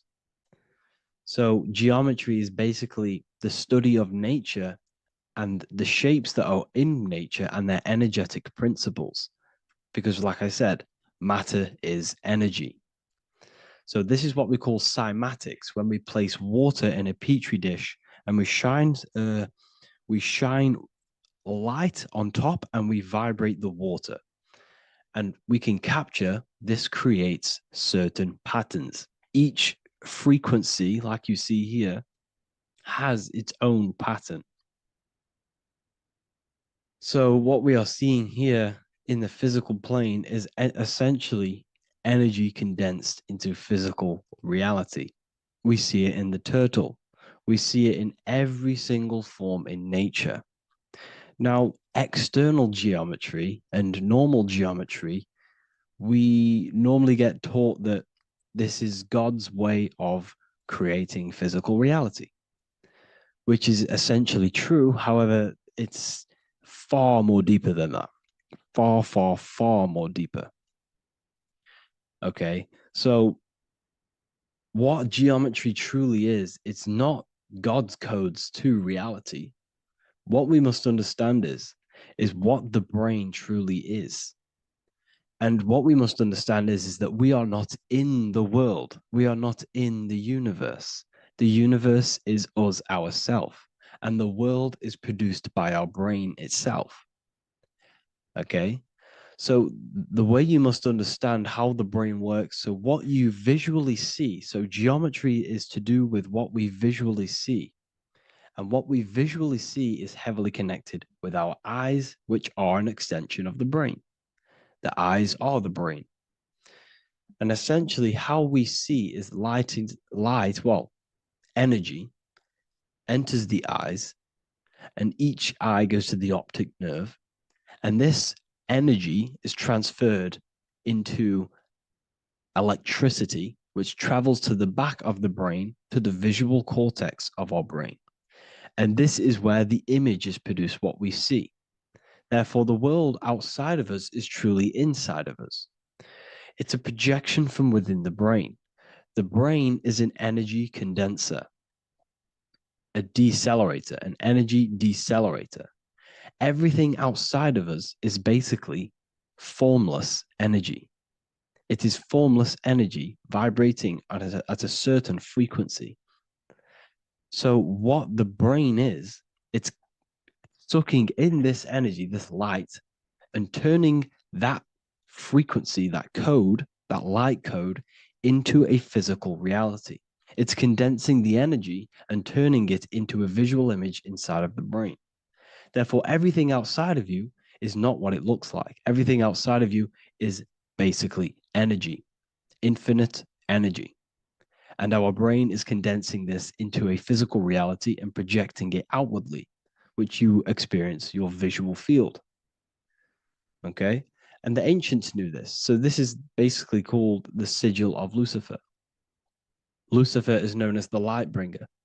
Lucifer in Latin means to bring the light. This is the sigil of Lucifer, which shows the visual field and the brain. We also see this in the Google Play symbol. It's a powerful symbol showing you the visual field, which is basically a symbol that tells you that reality is inside of the brain. The brain is what produces reality, but consciousness is not produced in the brain. The brain is essentially a consciousness downloader. It's a computer, and it's a reality simulator. The body is a simulation of physical reality. You are inside of the body experiencing the body simulation. The body produces this reality. It's a piece of technology. So Lucifer is to bring the light. Lucifer is the light being produced in our brains. Okay? So this is why they say Lucifer can tempt you. Lucifer can be the devil because it represents physicality. It represents the false light. Lucifer can trick you because it represents the physical world can trick who you truly are. So now that you understand how the brain is basically an energy decelerator and it creates and simulates a reality to your consciousness, you are no longer a person in a universe. You are the universe itself experiencing itself. Therefore, geometry is heavily linked in with the brain. Geometry is essentially how your brain and how your eyes decode energy. So what you are seeing is the mathematical codes of your brain creating reality. So what they teach you is the external is that geometry is God's way of creating this world, and these are the mathematical codes God's created. But now I'm telling you the internal. This is the truth. Geometry is how your brain mathematically condenses energy and light into a physical reality. So therefore, your brain is a computer program. So now geometry is nothing outside of you. Geometry is not something created by something else. It's created by your brain. Your brain produces these patterns through mathematical codes by breaking down energy into physical reality. And this is why you see geometry in everything around you. This completely changes your view on geometry. It's in your ear, it's in your face, it's in everything. Geometry is everything. Okay? So now that you understand this, now, as we were talking about the visual field earlier, the ancients knew about this. The ancient Egyptians knew about this. We can see this symbolism inside of the casket, the Egyptian casket. See, this crossover represents the visual field. This represents the back of the brain. This is the left hemisphere, the right hemisphere. And now some of the most simplest teachings in geometry is that straight lines are masculine and curved lines are feminine. And we even see this in the human body. The feminine human body is curvy and the masculine human body is liney. And even with the genital reproductive area, we have a line and a curve, 0 and 1, the binary code of all creation, 0 and 1, because that's basically all that exists. Nothingness and one, nothingness and God, nothingness and consciousness. That's all that exists. Now that I've told you that, the basics of geometry and the line and the curve and the feminine and the masculine, what do we have here? You see this stick here? This is a curve. And what's the right hemisphere? The right hemisphere is the feminine, the feminine energy, the feminine aspect of our brain. Then we have a straight line. This is straight lines. Now this represents the left brain.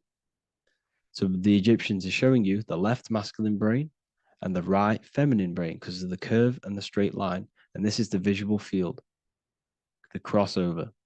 So there's a crossover in the brain. The left eye is connected to the right brain. The right eye is connected to the left brain. Okay, so the left eye is connected to the right brain. The right eye is connected to the left brain. The solar and the lunar. So, like I said, everything outside of you is basically energy. Your body is basically a holographic avatar, condensed energy produced by your brain. There's nothing actually outside of you. Your 5 senses are electrical threads of light. And when you touch something, this is basically electrical signals in your nervous system, which are reporting back to the brain. Therefore, what you touch is actually, you're not touching. The feeling that you feel when you touch something is not the true feeling. That's your nervous system you're feeling. You're feeling your nervous system in the brain. It's electrical signals to your brain. So the 5 senses do not decode, well, what you're experiencing as the 5 senses is not outside of you. This is your brain interpreting electrical signals. You don't experience the world, you experience your nervous system and your brain. The nervous system is an extension of the brain. So this is the truth. This is not woo-woo spirituality. This is true consciousness science. But I'm teaching you here. Okay? So nothing is truly outside of you. It is a universe. You yourself are the universe, the fabric of the universe itself. The only thing that exists outside of you is essentially energy. That is it. And your body and your brain condenses this energy into reality. So when we look into architecture, why is architecture, the ancient architecture, so important? Because what did I tell you at the beginning? Shapes and physical matter is condensed energy. Each shape holds specific energy. Some shapes hold more energy, emit more energy. Some shapes condense energy. Some shapes transfer energy. Each shape, each geometric shape has an energetic principle because matter is essentially energy. So when we look into cathedrals and the ancient buildings, they were filled with geometric patterns, geometric shapes, because they understood the energy principle. Architecture is basically solid energy. It's physical energy. If we create this pattern here is an energy code. And if you stand next to it, you're going to gain that energy. It's going to be imprinted on your body. So essentially, they filled their buildings with high energy geometric shapes, points, triangles, pyramids are very, very energetic. This is why you have crystal pyramids made, organite pyramids. They're always in pyramid shapes. That's why the Egyptians built in pyramids, because pyramids hold high energy. They emit high energy. So this is why you see all these different geometric patterns. Okay. So in the real reality, in the energetic plane, this building would basically look like this: lines and grids of energy. Okay, this is what it would look like in the energetic plane, a blueprint of the energy body. So as you see here, these are the different frequencies in a petri dish, of water in a petri dish. And you can see they are specifically aligned up with these specific patterns. You can see geometry even within geometry. It's fractal. So essentially, when you would stand inside of these buildings, they would imprint the energy of the building in your body, because your body is healed through energy. You have an electromagnetic field around your body. So by creating buildings with geometric patterns, we are essentially increasing the energy of the building, because the building itself is energy. Okay. So when we fill it with geometric patterns, we're increasing the energy. We're giving it a certain energetic imprint. So when you stand inside of that building, you're being imprinted with that energy. Okay. So especially with these windows, these stained glass windows. Well, why are they stained glass? Well, color is frequency. So when you have all of these different colors, and not only were they just painted, some of these colors are specific gemstones, crystals, natural stones, which all hold energetic principles. Each crystal is vibrating on a certain frequency. Wood has its own frequency. Metal has its own frequency. What you must understand is that everything in nature is not just a piece of matter. It's vibrating. The atoms of wood are vibrating on a certain level, which give it a certain energetic principle. Each crystal is vibrating. The atoms of the crystal are vibrating on a certain frequency, which give it a certain energetic principle, quality. So each thing, this is why the ancients were obsessed with natural stones, natural things, crystals, natural metals, and they wore different metals, different things like copper on their bodies, because they understood the atoms of these natural things are vibrating, which give certain qualities to you if you wear them. So you're not wearing it, you're basically putting that frequency onto your body, because they understood this is energy.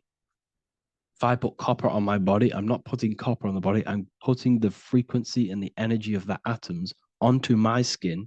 And that frequency of them atoms are going to vibrate my skin, that frequency, and heal my body. So this is why this is so important. So each building is an energetic code. Okay. So when you stand in these buildings, it can heal your body. This is why when people walk into these ancient churches, they feel like they've met God. They feel a certain way. They feel so amazing when they enter these churches. They feel holy, for example. It's not because God's there. It's not because these man in the sky dwells in these holy places. It's because the energy of these buildings affect our consciousness. They increase your energy. They raise your vibration. They heal your body. They heal your cells. They imprint the water in your body, especially with these stained glass windows. Like I went a bit on a tangent there, but these stained glass windows were encoded. Well, they use different gemstones, different lights, different colors. And when the sun would shine through this window, well, what's the sun? The sun is light. Light is energy. The sun's light would go through this filter of the window of the crystals and the different gemstones and the different colors, and the sun's light would be encoded, imprinted with these crystals, With these colors and these natural glasses, which have healing energetic principles, and when you are inside that building, the sun's encoded energy of the window would be imprinted into your body, into your energy field, and it will heal your energy field, and it would heal your body, your cells on a cellular level. Because your body is what? 60 to 70 to 80, some people say 80% water. And water is encoded with vibration. If you say certain things into water, it gives it a specific geometric pattern, like I broke down in the beginning. If you say love to a water and then freeze it, it will go to this. If you say hate, it will go to a distorted pattern.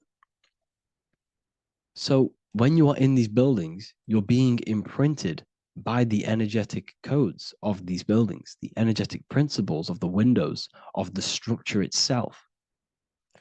The ancients never used to build in squares. Their buildings, their insides were never square rooms because they understood squares trap energy. They always had pointed roofs so energy can escape. So there's many little things that we need to look into geometry. For example, when you see magicians, when you look at ancient magic, why do they stand in circles with different geometric patterns?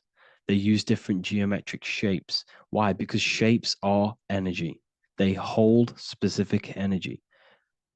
So when the magician stands in a circle with a pentacle, they're working with the energy of that pentacle.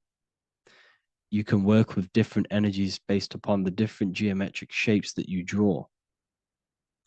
And you can use this in your structure, in your architecture, in your work, and it can influence everything. So this is the true geometry. I hope you gained a deeper understanding on geometry and how it relates with you and your consciousness. Like I said earlier, your brain produces geometry. It's basically how your brain decodes energy. It's not God, how God creates this reality. And no, you're in this reality. You are the reality itself. Your body produces the reality. Therefore, geometry is one with you.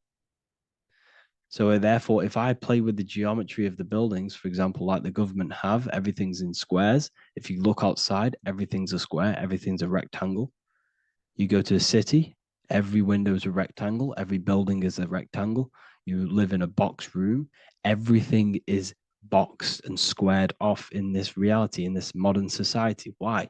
Because they're trapping energy. The cube is the most simple geometric shape, which basically condenses energy and it traps energy. And if you subconsciously see squares all the time, your phone's a square, your TV screen, everything's a square, your keyboard, your desk. Go and look at the ancients. They never used to build in squares and cubes. And if you go into nature, you'll never see squares and cubes. Nature doesn't create squares and cubes. Everything in the modern society is squares and cubes to simple your consciousness down, to dumb your brain down. So the ancients built very, very complex structures. Why? Because they understood what we see affects our brains, because our brains decodes reality and creates reality. If you see a sophisticated building, this is going to give you a sophisticated mind and raise your IQ levels over time, subconsciously. I'm not saying if you look at this building, you're going to become smart. I'm saying if every single building in your environment, ment is mind, mental, every single building in your environment was this complex and complicated, it would increase your IQ on a subconscious level. It'd make you more complex, make you more intelligent. So they've dumbed everything down. They've dulled everything down. Look at everything. Everything is being dulled down. So anyways, I hope you all gained a better understanding on this. If you want to gain more occult knowledge and esoteric knowledge, make sure to read the Book of Wisdom, Volume 2. If you're inside the university, you can get this book for free. Go to the general chat area and follow the instructions and you can order yours for free. Truly life-changing stuff. Because the issue is with the world is that no one really understands who they are, what they are, and why we are here. That is the issue for people's depression, for people's wrongdoings. They don't understand who they are, what their emotions are, what their mind is, what their body is, what reality is. This book gives you that. This book gives you the sense of understanding, the sense of well-being that will give you a better life because you understand life and what life is. And if you truly want to take your studies to the next level, we have the Ethereal University. This is the place for truth seekers where you can connect with like-minded people so you don't have to feel insane, because not many people think this way. I've been there. I've been there when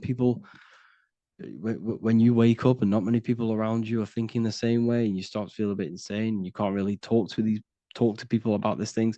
That's why I created this, so you can connect with people and learn at the same time and become the best version of yourself by understanding truth and knowledge. If you join, you'll gain access to free live calls every single week, every single Saturday morning.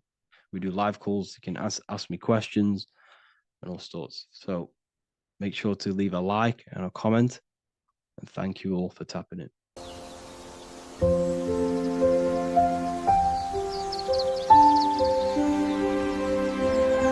bookofwisdom.com.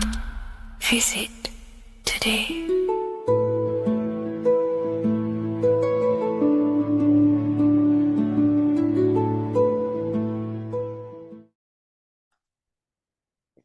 In this video, you're going to learn exactly what Christ consciousness truly is and how to cultivate this into your life so you can live a better life, create the things that benefit yourself and humanity, and ultimately to bring heaven on earth.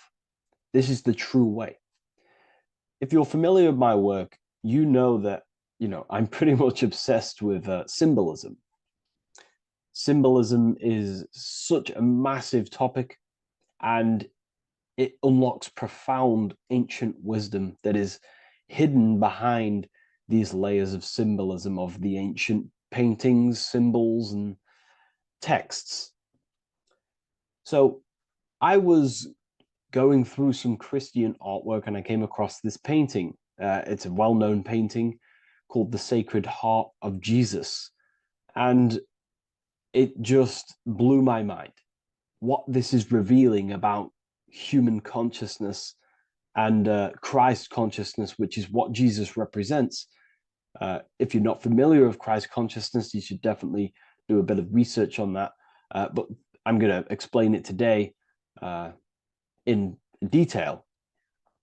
So when we look at this painting, we are looking at symbolism.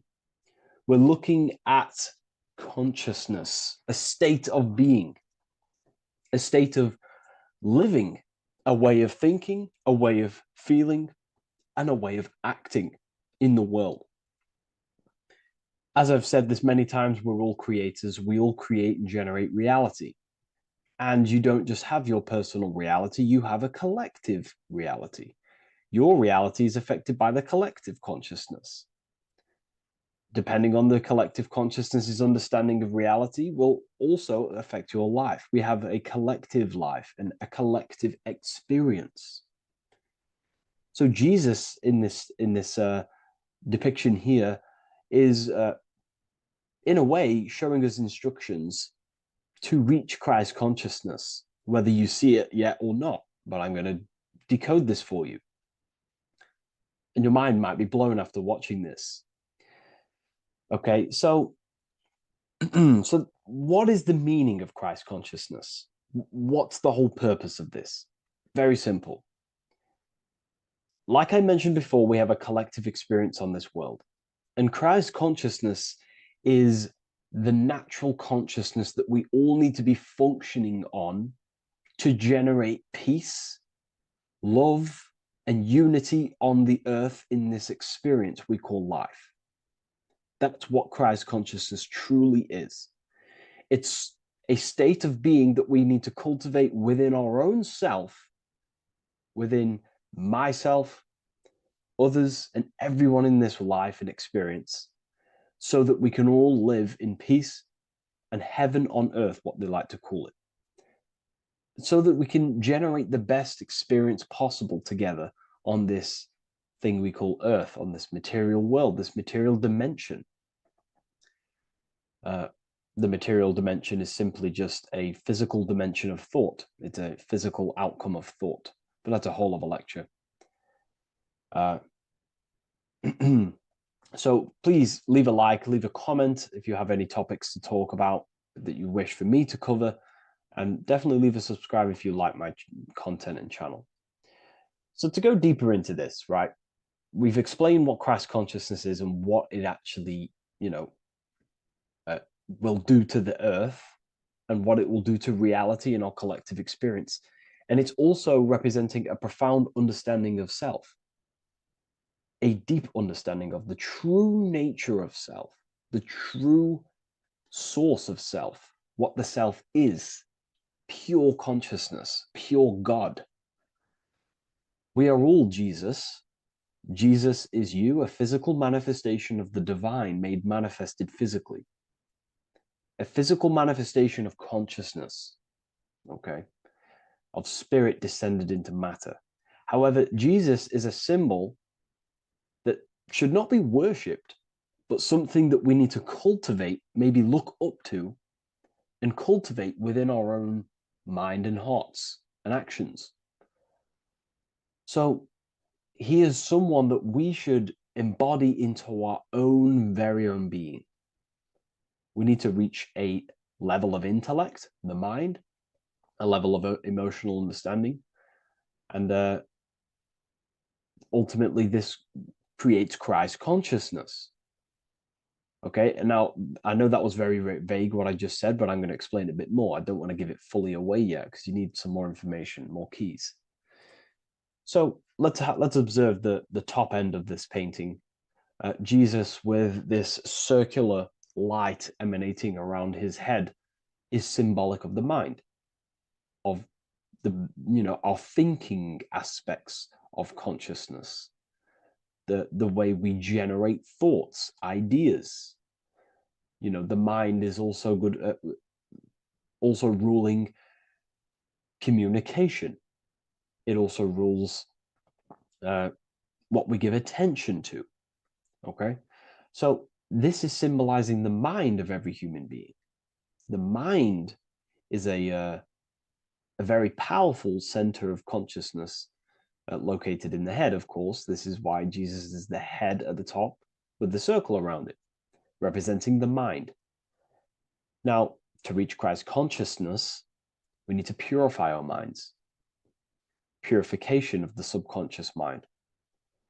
The subconscious mind is the hidden aspect of our mind with all of our memories, belief systems, and everything we've ever experienced is stored within there. We have traumas there. We have bad belief systems that hold us back. So it's about reprogramming the subconscious and aligning the subconscious with higher consciousness, with higher understanding of self, removing any mental blockages from the mind. Because in today's world, most people's minds, including myself, before I, purified myself, and I'm still continually purifying myself. That's not to say I'm perfect, because I'm definitely not. But what I was saying was purifying the mind so we can have a powerful mind. Because like I was saying, most people's minds are not their own friend. They let their mind control them. They let their thoughts create negative influence on them, negative emotions. They let their mind destroy their confidence, destroy themselves. We do not want a mind like this. We need a mind that is our best friend, that receives powerful thoughts, that gives someone power. We do not want our mind taking away our power. Okay, so in this specific image here of Jesus, this represents a light mind, a powerful mind, enlightenment. The word enlightenment means light and ment coming from mental or mind, light in the ment. This means a powerful mind. Light is also symbolic of knowledge, information. When someone's very intelligent, you call them a bright person. It's a bright mind. It's knowledge of self. So the mind is conscious of self. That's another thing. We need to be conscious. A lot of people are not conscious, including myself before I did this, before I woke up. Most people are not conscious of their actions. They're not conscious when they're actually awake in the day. They do things unknowingly. Are we conscious of our thoughts, emotions, and actions, what we're giving attention to in our mind? Because ultimately this shapes our experience. There's a great quote, I think it's Julius Caesar or one of the Roman emperors, who says the quality of your life is dependent on the quality of your thoughts. Something along them lines. I don't know if I'm 100% correct there, but it's very true. Our thoughts dictate our happiness. So to cultivate Christ consciousness, we need to be conscious of our actions, conscious of our thoughts that we're giving attention to. There is a level of mastery that we can achieve within ourselves where we become conscious of every single thought that enters our mind. That sounds easy, but it's definitely not. But that's a high level of mastery that we can achieve and cultivate within ourselves. So we're looking at a powerful mind here from Jesus, a powerful mind, a purified mind. And we purify the mind through, affirmations, meditations, ritual work. Rituals are things we do every single day with an intent in our mind and an emotion in our heart to impress that state of consciousness into our subconscious, so it can slowly rewrite our consciousness and align our consciousness and sync it with higher thoughts and higher emotions with love. We can sync our consciousness with love, which is ultimately what Christ consciousness truly is. Well, now we're going to go on to that now. So we've gone over the mind. Now we go over the heart. Now notice, before we go into the heart, Jesus is revealing. He's pulling back the robe, symbolizing opening the heart, revealing the heart, revealing the soul, the light of the heart. Our authentic self lies in the heart. Our pure intentions, our love, our soul needs to be shining through our heart. And our soul is unconditional love. Now, that's not to say that we can get corrupted hearts. We surely can have corrupted hearts, for sure. We can love sick and twisted things, and that's evident in today's world. People love killing people. People love hurting people, manipulating people. People love power. Now, that's obviously an inversion of the natural state of consciousness for humans. When we're born with a natural state of love, of unconditional love for the self, for everyone else, for animals, insects, the earth. We love everything as a child. And not only do we love everything, we actually act upon this. As a child, we do not act on anything we know is not good. And I'm talking early stages of being a child, before we're indoctrinated, before the mind and heart become corrupted. We are pure. This is symbolizing this. Light represents also purification and truth, because when you shine light on something, it's the truth. You see it. You shine it through the darkness. It reveals.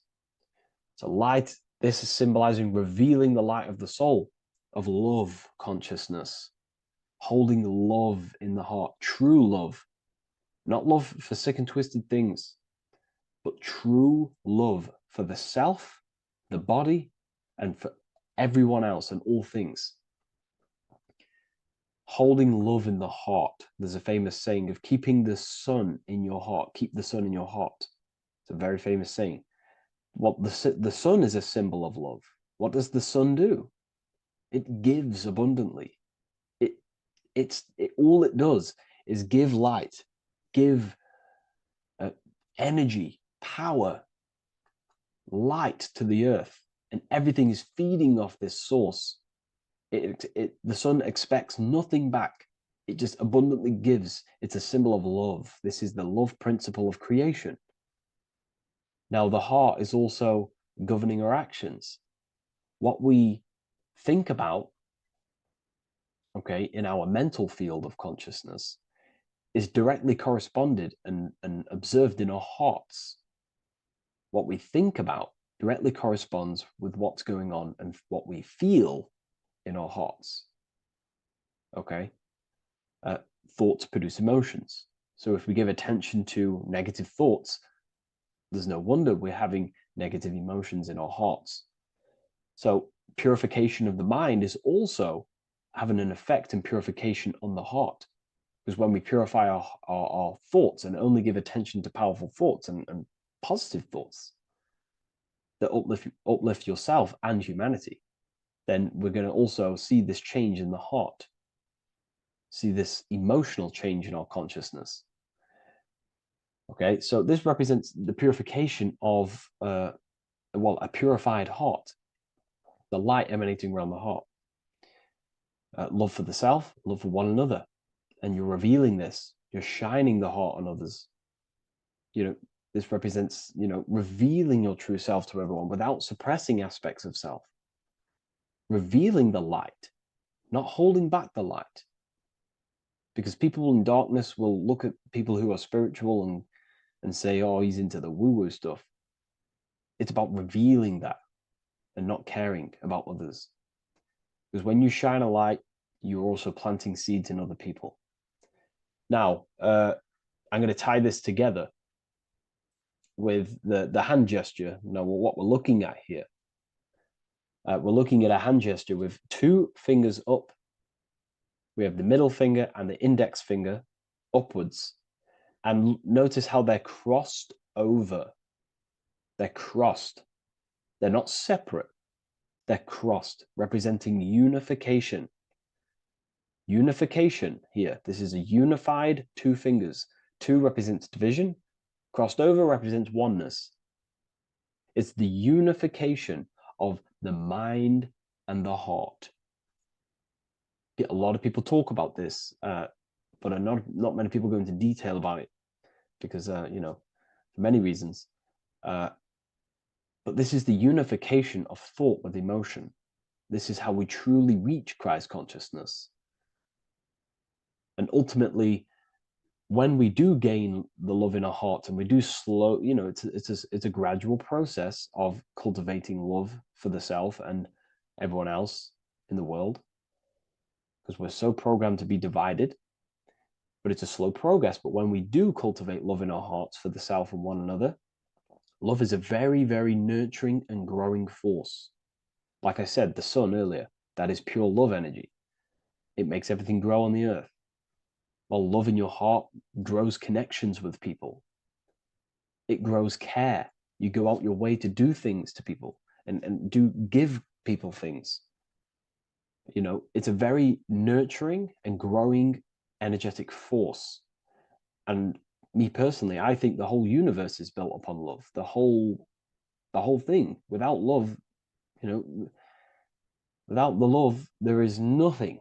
Nothing is, love is the only true emotion that truly exists. Everything else is either an opposition of love or a different degree and branch of love.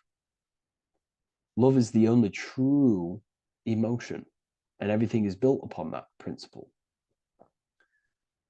Okay, love is what guides us to a higher consciousness. When we cultivate love in our hearts, we become a vessel for light, more energy, more vibration. Our electromagnetic field expands, or biofield, when we hold love in our hearts. It's a very powerful force.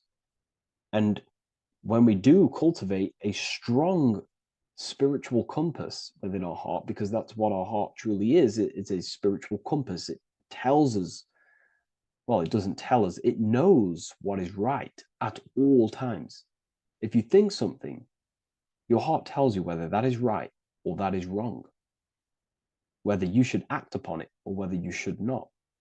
The heart knows what's good and evil. No one told you this as a child. As a child, you already knew this. You came into the world, you knew what was right and wrong. You knew it was wrong to hurt people. So this unification that he's doing with his hand symbolizes thinking with the love of the heart. Represents thinking with love of the heart. Thinking with love of the heart for the self and the collective. Now, ultimately, what this does is give birth to perfect action. Why? Why does this give birth to perfect action? Think about it. Every time you've taken an action, why did you take the action? You probably, well, you would have thought about it, you had a feeling towards it, a care energy, and you took action. Why do we go to work? We care about paying the bills and stay in our house. We go to work to earn money. We think, we care, we act. Everything you see in front of your reality, on the screen that you're seeing right now, you called your eyes. Everything is in front of you because you care. It's the heart energy that leads the body. Okay? And that's even present in the body. Have a look at the body. We have the head, thought, then emotion, then our feet is at the bottom, and our feet take action. Thought, emotion, action. Thought, emotion, action. So even the body is basically a blueprint of how creation is manifested. So we receive thoughts from the divine planes, from the higher planes of consciousness. We receive them. That's another thing that I missed. If we purify our minds, we're basically attuning our mind to a higher part of the mental plane, and we will receive higher thoughts. We will receive thoughts that are more genius, what we like to call today, or better quality thoughts. We receive good ideas when we attune our mind to a higher consciousness. Okay, so we are like a radio. We receive thoughts based on what our mind is set to. That's why we call it a mindset. So, like I was saying, we receive thoughts through the head. We feel the emotion, then our feet take action. Thought, emotion, action. So the body's a blueprint of creation. It's beautiful when you really notice this. So this unification is about thinking with the love of the heart, which gives birth to perfect action in the world. And this is the state that we need to cultivate within myself and everyone in the world so we can give birth to heaven on earth through action. Because ultimately the world is molded through action, physical action. And them actions are molded from thoughts and emotions. Now,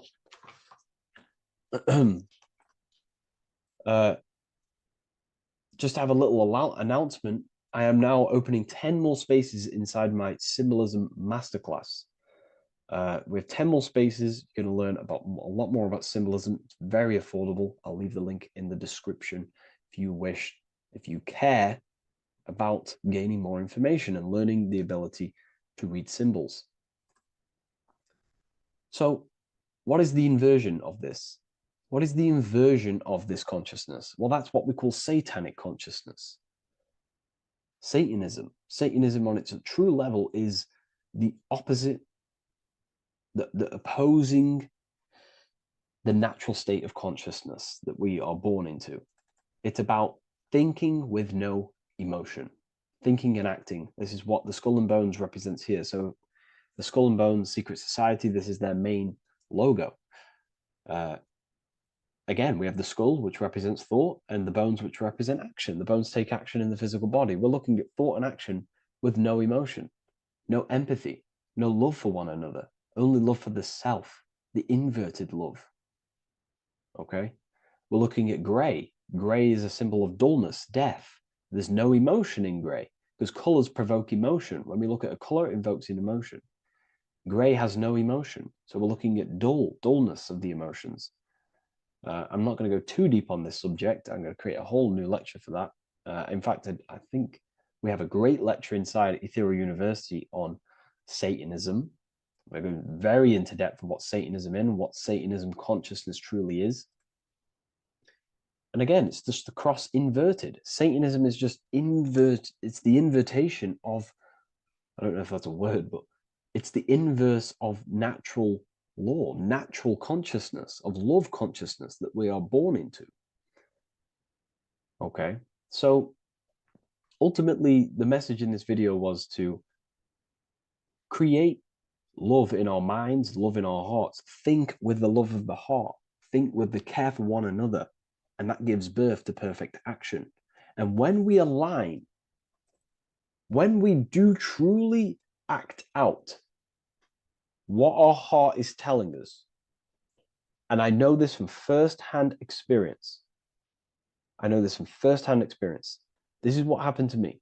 I woke up, I started to follow my inner guidance. I always took action on it. I was saying yes to it every single time. And it led me, I'm getting goosebumps actually saying this. It led me to where I am. Like that action, me saying yes to my heart, to that knowingness of goodness within me, was like a domino effect. And that domino effect, every time I did it, it was just opening more and more doors, not physically, but mentally. I was receiving more information. I was receiving more opportunity physically. My work started to explode on social media. Like, when you follow your heart and truly take action on what you know is good, it's like a domino effect that leads you step by step to where you're meant to be. And it's so profound and it's so, beautiful. And I'm telling you this from firsthand experience. This is ultimately how you kind of unlock your purpose in this physical world as well. So not only is it going to create a better world, it's also unlocking your true soul form and soul purpose while you're here. It's very beautiful. So I thank you, everyone. Please leave a like, comment, and share, and subscribe to the channel. And I'll see you all inside Ethereal University if you decide to take your studies to the next level. Take care.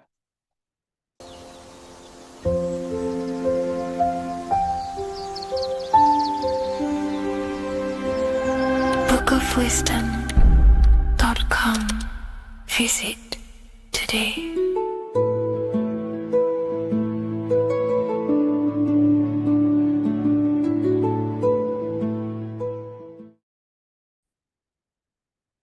Hello, Seeker. Welcome to Revival of Symbolism, a channel devoted to the language of esoteric symbolism, guiding you to discover yourself and expand your consciousness into deeper realms of thought.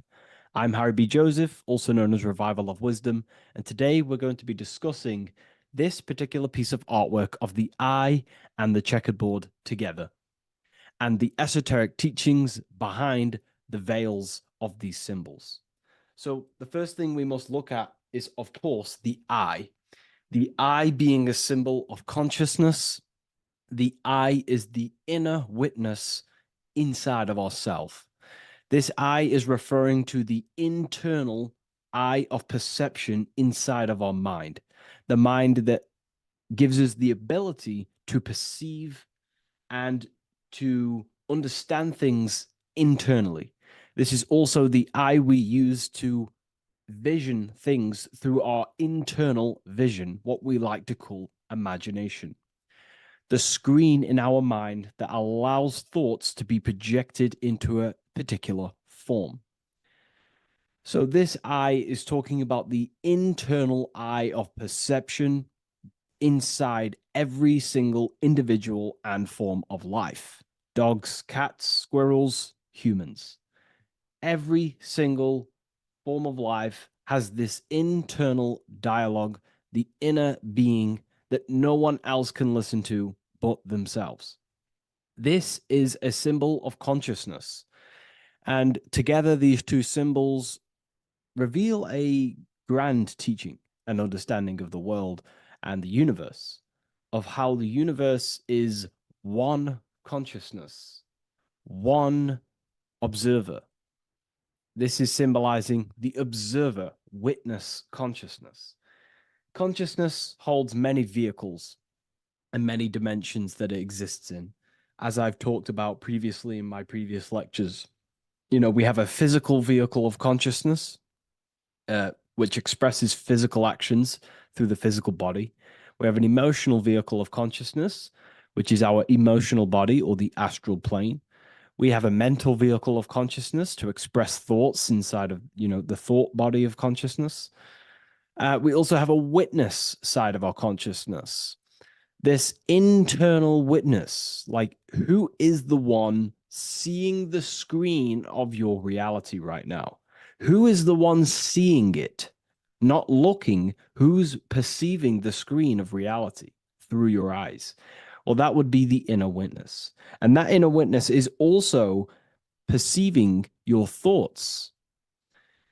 A lot of people become identified with their thoughts, and they let the changes, the ever coming, unfolding changes in their mind, world, become a part of who they are. And they get caught up in the world and the changes that happens to them.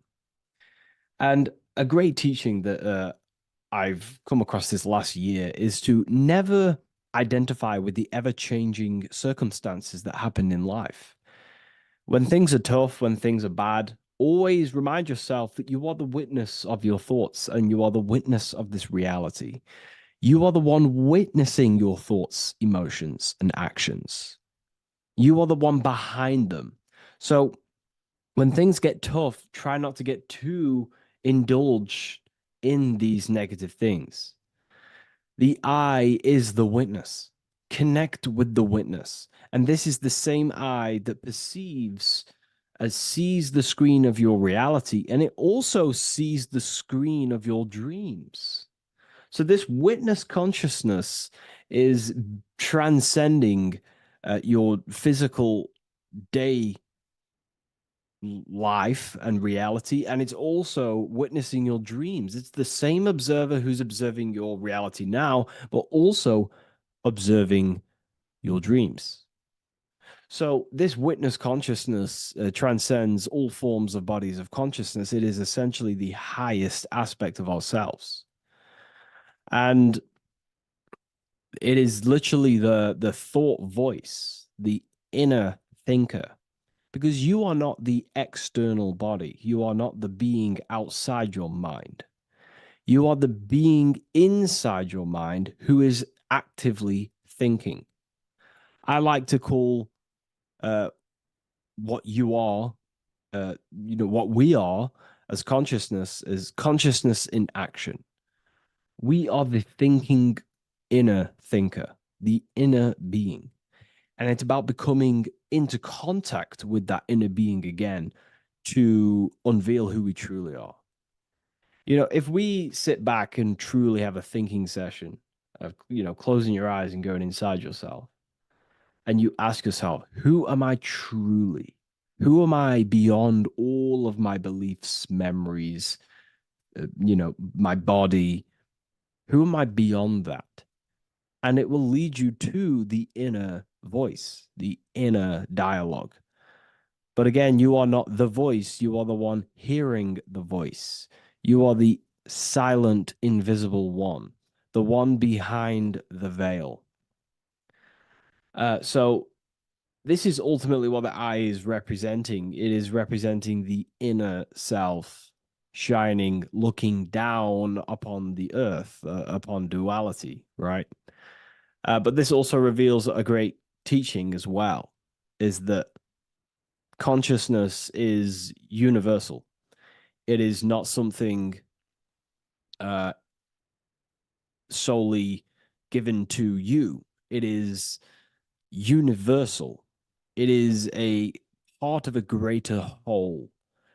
Consciousness is personal and also impersonal.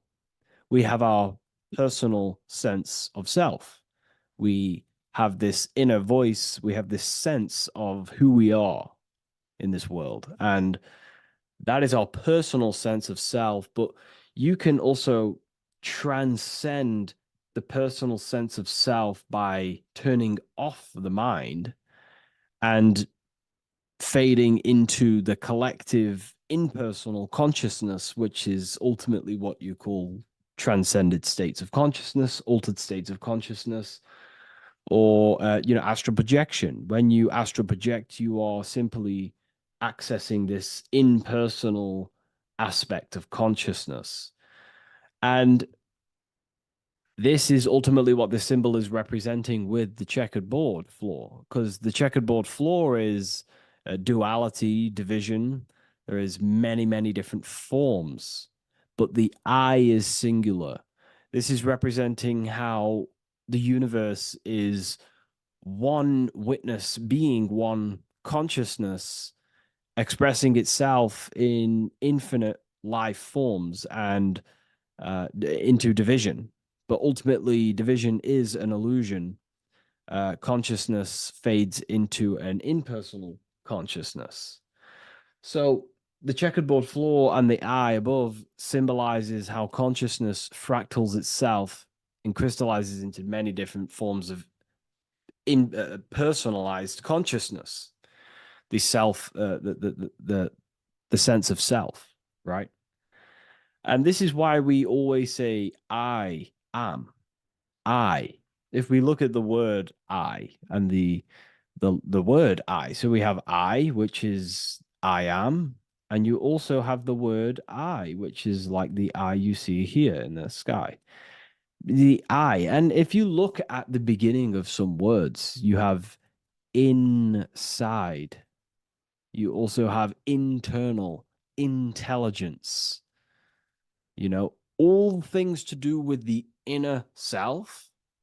Most words begin with an I, which is, I find, is a great connection because it's referring to the inner intelligence, the inner being, the inner sense of self. So the universe is essentially one being expressed in many different forms. That's also found in the word universe, uni, coming from the root word unite, meaning oneness, unification, united, and verse being a verse of a song, because we're all playing the song of consciousness, which is an ever unfolding song, an unfolding vibration, an unfolding creation. So this is simply representing how consciousness fractals itself into many different forms. And when we identify with our self consciousness, our sense of self, we no longer realize that we're a part of a greater whole. We're part of a unified field of consciousness. And there is only actually one true being in the universe, and that is the inner witness. And that inner witness is inside of every living form. And in order to truly process that, it takes a lot. You know, you have to disintegrate who you truly think you were before you wake up to this universal truth. Before you understood this, you just think, I am me, you are you, and everyone is divided and everyone is their own being. When in fact, we're all not. We're all one consciousness expressing itself infinitely. And it's kind of like a social system. Consciousness is always interacting with itself. You know, when you interact with someone else, you're interacting with yourself. It's a very mind-boggling concept to truly understand. But again, in order to truly understand this, you have to let go of who you thought you were. And when you do no longer identify with your personal consciousness and you identify with the witness consciousness, you become unified with the whole, with the greater, with the collective consciousness. And this changes the way you think, you feel, and act, because you then realize that we're all playing a part of creation on this earth. You know, we're all contributing towards the building project of Earth. And your thoughts, emotions, and actions also hold a great impact on the building project, your contribution towards humanity and the collective. And you start to have empathy for other people and you start to care for other people naturally by understanding this concept. And it's a very important concept because if the whole world truly understood this, you know, we would live in a better reflection in the material world. The world would be reflecting a better place because the world is simply just a reflection of consciousness. And the world today is so bad because people's thoughts and consciousness is not in the greatest state of mastery, of self-realization, and people don't understand who they truly are. And a religion plays a massive part in this. Our whole lives, we're stuffed with someone's going to come and save us. Jesus will return and save the whole world. It's, to me, to be honest, it's complete utter nonsense. We have free will. We are the ones holding we hold responsibility for the creation that unfolds on the earth. Us as a collective consciousness are God manifesting, unfolding this creation and steering it in the present moment. And that's another thing. Reality was never created thousands of years ago. God is creating the world right now through the present moment, and it's unfolding. It's in a continuous state of becoming, just like you are in a continuous state of becoming. Time is evolving. Time evolves our minds. It evolves our sense of self. And we evolve over time as an individual and as a collective consciousness. And so does the earth go through this change as we change. So it's important that we are becoming more self-aware in the world so we can actually start to reflect a better world. But the checkerboard floor, again, is just reminding us of the duality and the illusion, because it looks like an illusion, a checkerboard floor. It's an illusion. The physical world, if you only look at the world through the eyes, you will live in the veils of illusion and never see the light, the higher understanding of the world. You will see everything as divided. You will see everything as I am me, you are you, and live in division. But in truth, we are all one. We all come from the same source, and we're all the same infinite witness expressed in different forms. And this brings me back to the concept of love. Love is the force that unifies consciousness. It unifies yourself. It unifies your relationships with people. If you love your partner, you love your brother, your sister, whoever it is in your life, it unifies. If you have a care for someone, it brings you two together and you grow the relationship by expressing care into the other person, and it grows. So love is a very expanding, it allows things to grow, and it unifies things. And when you start to love yourself, you start to unify with yourself. And when you start to love nature, you start to unify with nature. So if we understood this, the world would be a better place. And love is the force that unifies the collective consciousness. If we truly hold love for ourselves, for others, other individuals, nature, then the world will become more unified. It unifies consciousness. This is the force of love. It's a very, very powerful, powerful force. And I do truly believe and come to understand now that love is the reason of all creation, which is the generative principle. All action is coming from a place of love or care. We only take action on what we care about. So even the sun is a symbol of love. It just expresses life, gives away all of its light, life, and energy to the earth and asks for nothing back. It is love. It is the expression of care. And that is what unifies consciousness.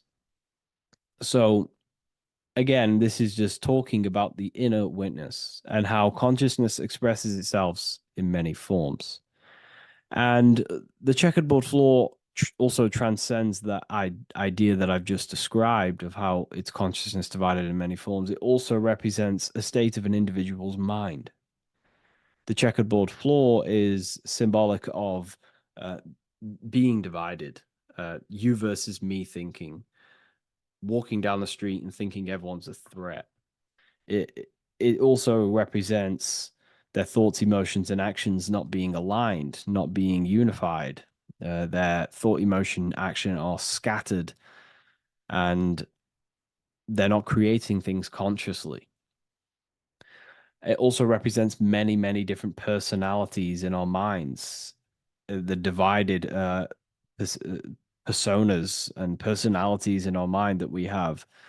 And the eye represents the unification of that. It's about unifying our mind pretty much to not have all of these different characters and sides to ourselves, and actually being a whole mind, becoming conscious of the unconscious aspects of ourselves and transmuting them. And when we become conscious of something, we then hold the power to change it. If we have an unconscious part of ourselves and we never truly realize it, we don't change it, and that unconscious thing can actually seek to control our thoughts, emotions, and actions from that place of the unconscious mind. So ultimately, that's what darkness to light represents. Darkness symbolizing things we are unaware of, because when something is in dark, you cannot see it. Most people are in darkness of their imagination. They don't realize the power of their imagination. They're unconscious of it. They don't use it. And to become conscious of that is to put it into light. Shedding light on something reveals something. If I shine a torch on an object, it's going to reveal it. It's the truth. So it's about becoming conscious of the aspects of ourselves that we may be unconscious of, and actually using them and transforming them as tools. And again, we have the eye with light, with white and black. This is duality. You are also the witness consciousness, as previously mentioned, and the witness consciousness thinks in duality. We think we are the hater and the lover. We are the deceiver and the truther. The truth is that consciousness thinks within duality, and within the mind, beyond the witness, there is duality in thought. But in truth, you are not either. You are neither the positive or negative thought. You are the witness of it. There's a great saying in the Gospel of John, and I can't remember exactly the words, but it goes something along the lines of, lift the wood, I am there. Lift the stone, I am there. It's basically saying that everything is the I am, everything is the same consciousness. No matter where you go in the universe, you're talking to self. You're talking to the same thing. You're seeing the same thing. It is the same consciousness that is everywhere. So consciousness thinks within duality, and it is the light and the dark, and we have the ability to transform between them. And some people think that, darkness is all evil. Darkness is not inherently evil. Darkness is not inherently evil. There are dark aspects of the world that help you actually progress into the light. Without the darkness, consciousness can't move into the light, into knowingness. Without bad, there is no evil. They are needed. Both of them are needed. So in order to understand the light, you have to understand darkness. And there are some forces of some forces of darkness in the universe that are purposely there to cause certain things to then push you and activate the good or the light. Some Gnostic texts talk about how there are very powerful beings that purposely descend themselves into darkness on purpose to make things happen in certain people's lives, so it actually pushes them towards the light, towards the good. So, this is ultimately what the whole allegory of Satan is. Satan was created by God, and Satan is necessary, which is symbolic of darkness. It's symbolic of evil, the evil forces of the universe, because the universe is simply just one force of consciousness, and that one force can express itself in good and evil. The power of the mind can be used to kill, or the power of the mind can be used to create amazing things. So there is only one force in the universe, symbolized by the one eye, the one force of consciousness, and that one force can be used for light and dark, which is the checkered board. It's also symbolic of the checkerboard being on the ground, symbolizing the earth, which is base awareness, duality thinking, base consciousness, stuck in division consciousness. And the one eye symbolizes unification of the mind, a balanced internal perception.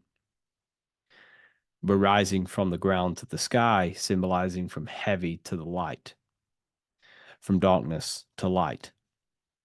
The eye is also symbolizing perception, what we perceive, and this is ultimately the end goal of all occult and esoteric research, is to gain more light, to gain a higher perception of the self, to gain a higher eye, a higher perception. That's why the eye is always raised above, symbolizing you're chasing the eye, you're chasing a higher perception of yourself and reality and the universe. It also reveals the teachings of the eye that is always watching you. There is an eye always watching you. And then that eye is the laws that governs consciousness. Consciousness, or your mind, is governed by certain laws that your mind cannot escape, such as cause and effect, vibration, mentalism, correspondence, rhythm. The 8 universal principles that pretty much crystallize consciousness into a reality. Your mind cannot escape the law of cause and effect. That force is too powerful to escape. Therefore, this is the eye watching you. This is the eye that has governance over you. It is the laws. But then again, on a negative context of the eye can then become a symbol of surveillance. Hence why certain organizations and companies in the world use the symbol of the eye, symbolizing surveillance, gaining, manipulation and surveillance over humanity and certain things and data. So there's light and dark of every symbol. It's just depending on how you use it. But ultimately, that is the teachings of the checkerboard and the eye in the sky. If you wish to learn more about yourself, because that is the only thing that matters in the world, learning about yourself. The only thing you take with you after death is the knowledge that you hold in your mind. You can't take your car, you can't take your possessions, you can't take your money. The only thing you take is your consciousness, your level of mastery, and the things you know. With that being said, I'll see you inside Ethereal University if you decide to join, and I'll see you in the next video.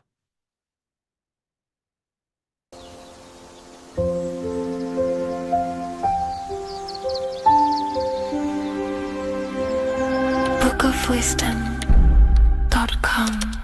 Visit today.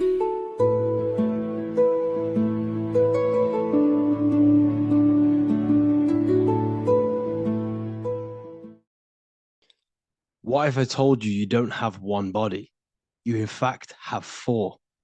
There's a secret hidden right in front of you, and most of you overlook it. And by learning these teachings today, this will change your perspective on life, on yourself, and completely change the conception of yourself. This is the key to your highest potential. If you stay with me today, you will find secrets about yourself that will change your life. But I warn you, once you step this path of esoteric knowledge, there's no going back. Once you see, you can't unsee. So stay with me, and we will discuss the 4 bodies of your soul and how you can master yourself to reach your highest potential. The first thing we must understand is that there is a sun. And just like the sun gives life to the earth, there is this life force within the sun that gives life to all matter. We must understand that that matter itself is dead. It has no life potential.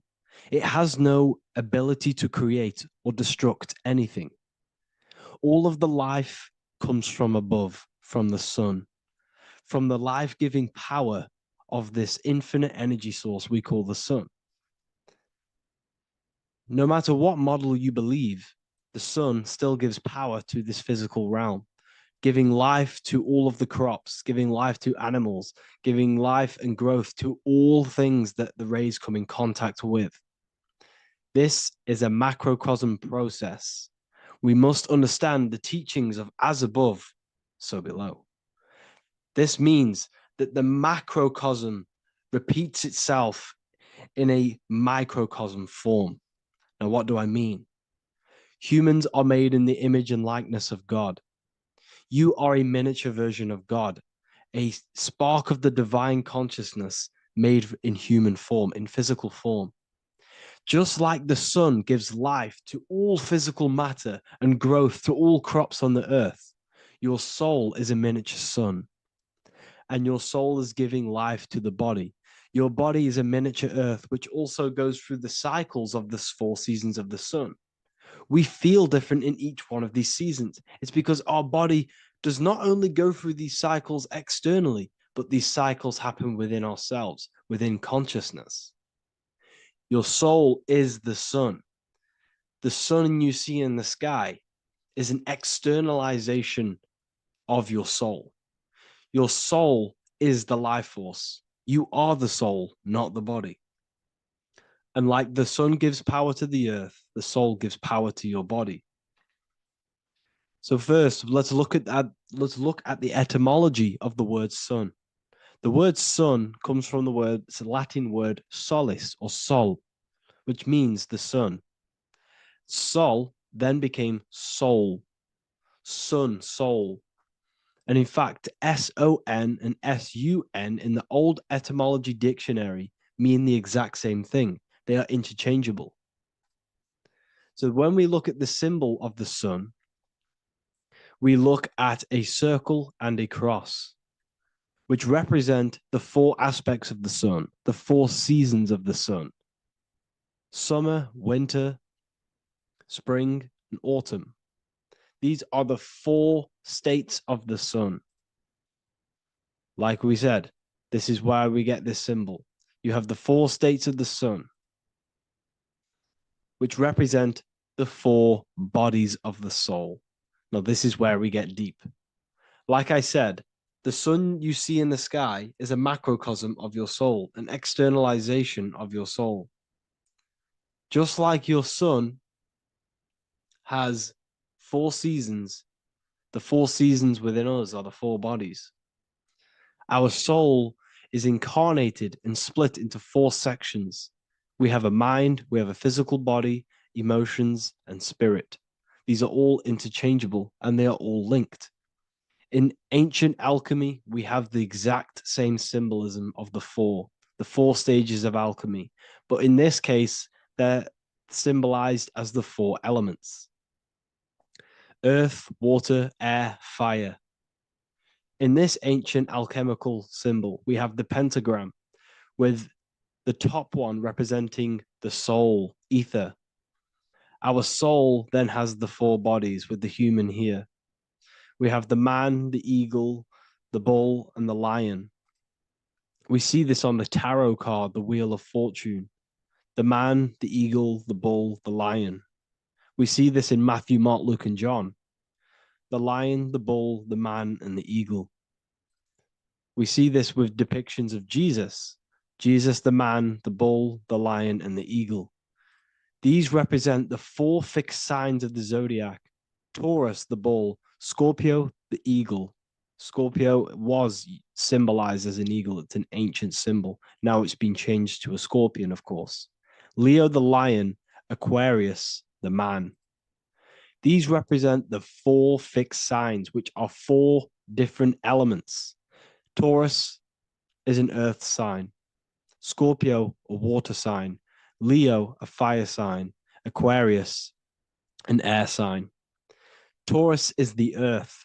As above, so below. The earth is the physical body. Leo is fire. Fire is the spirit. Scorpio is water, which is the emotions. Aquarius is the mind, which is an air symbol. Air is the mind. That's why we call people airheads. Okay? So what we're actually looking at here are the 4 aspects of our soul. We have the sun in the middle and the 4 bodies of the soul.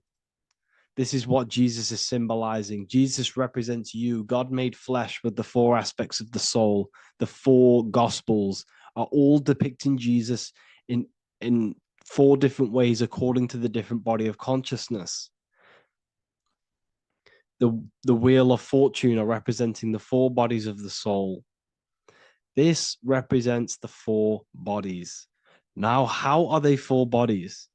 They are four dimensions of consciousness. The mind is not made of the same substance of the emotion.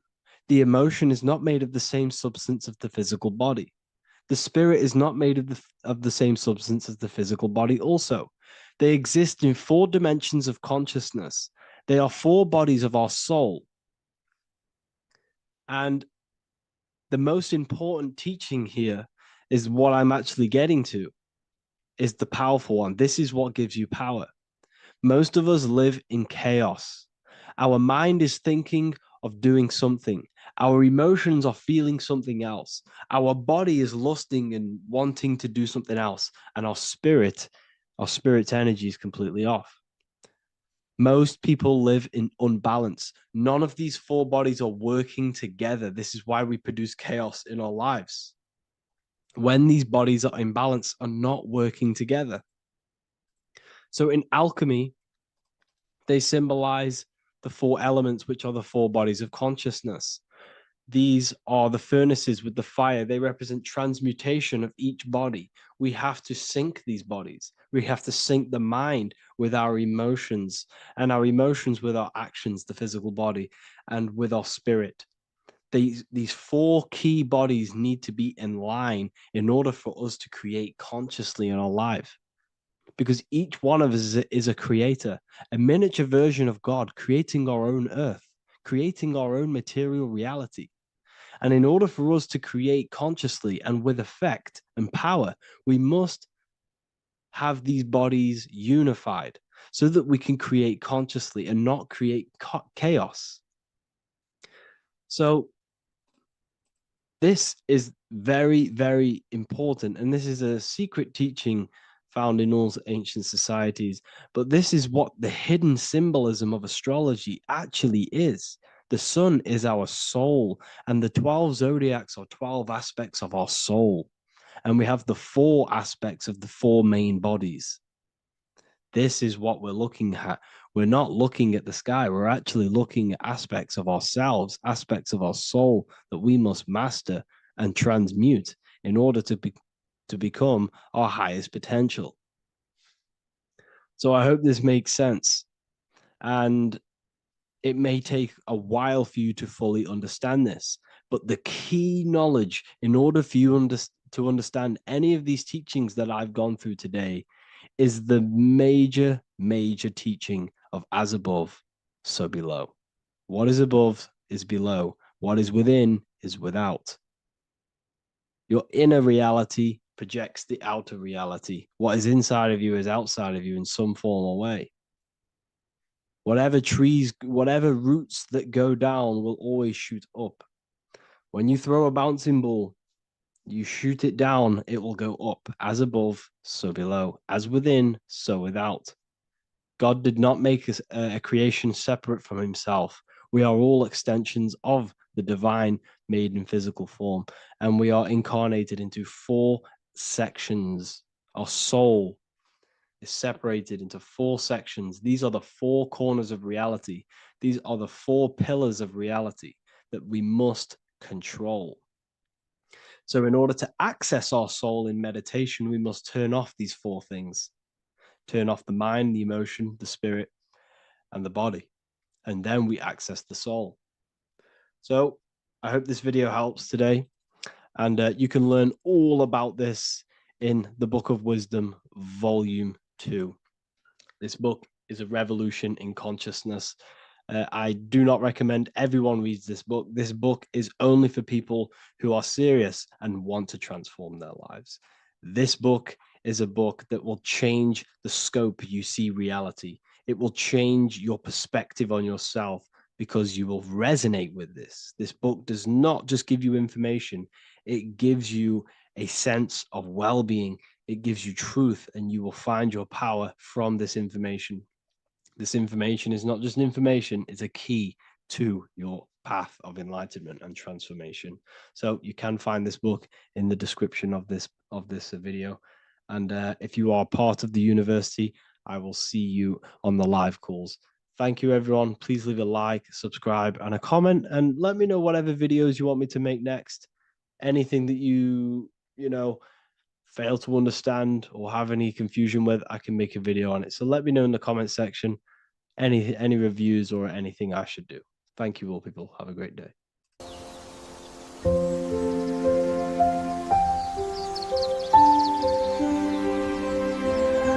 bookofwisdom.com. Visit today.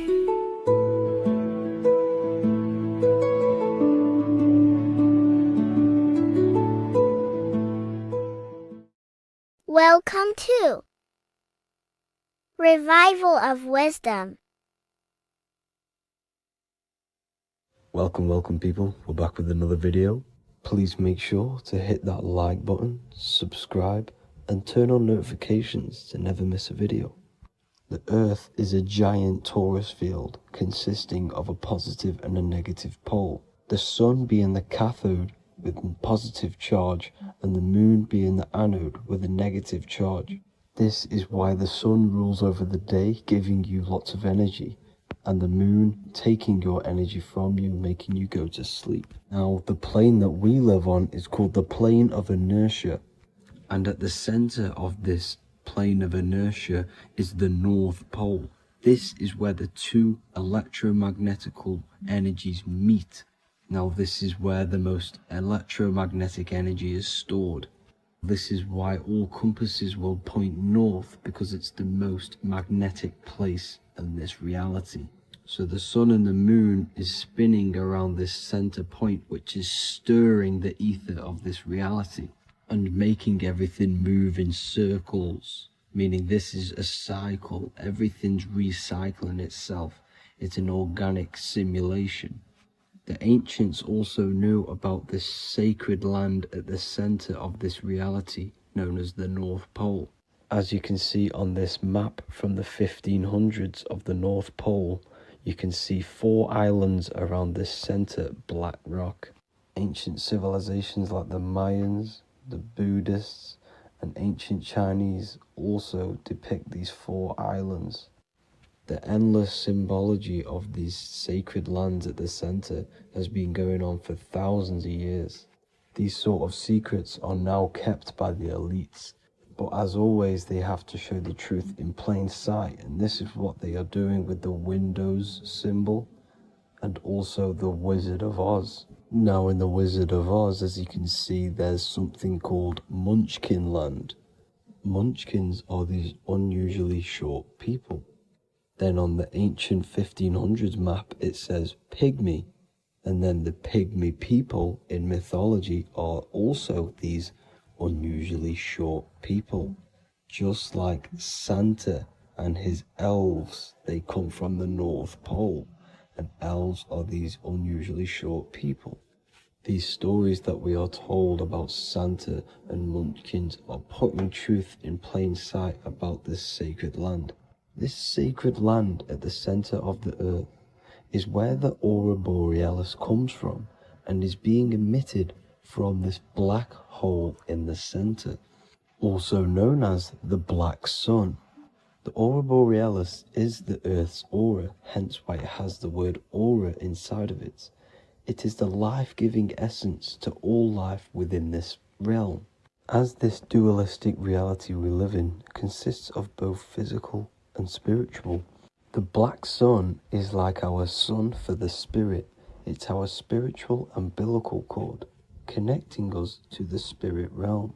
And the rising sun is the opposite. It's our sun for our physical 666 carbon suits, known as our human body, our physical aspect.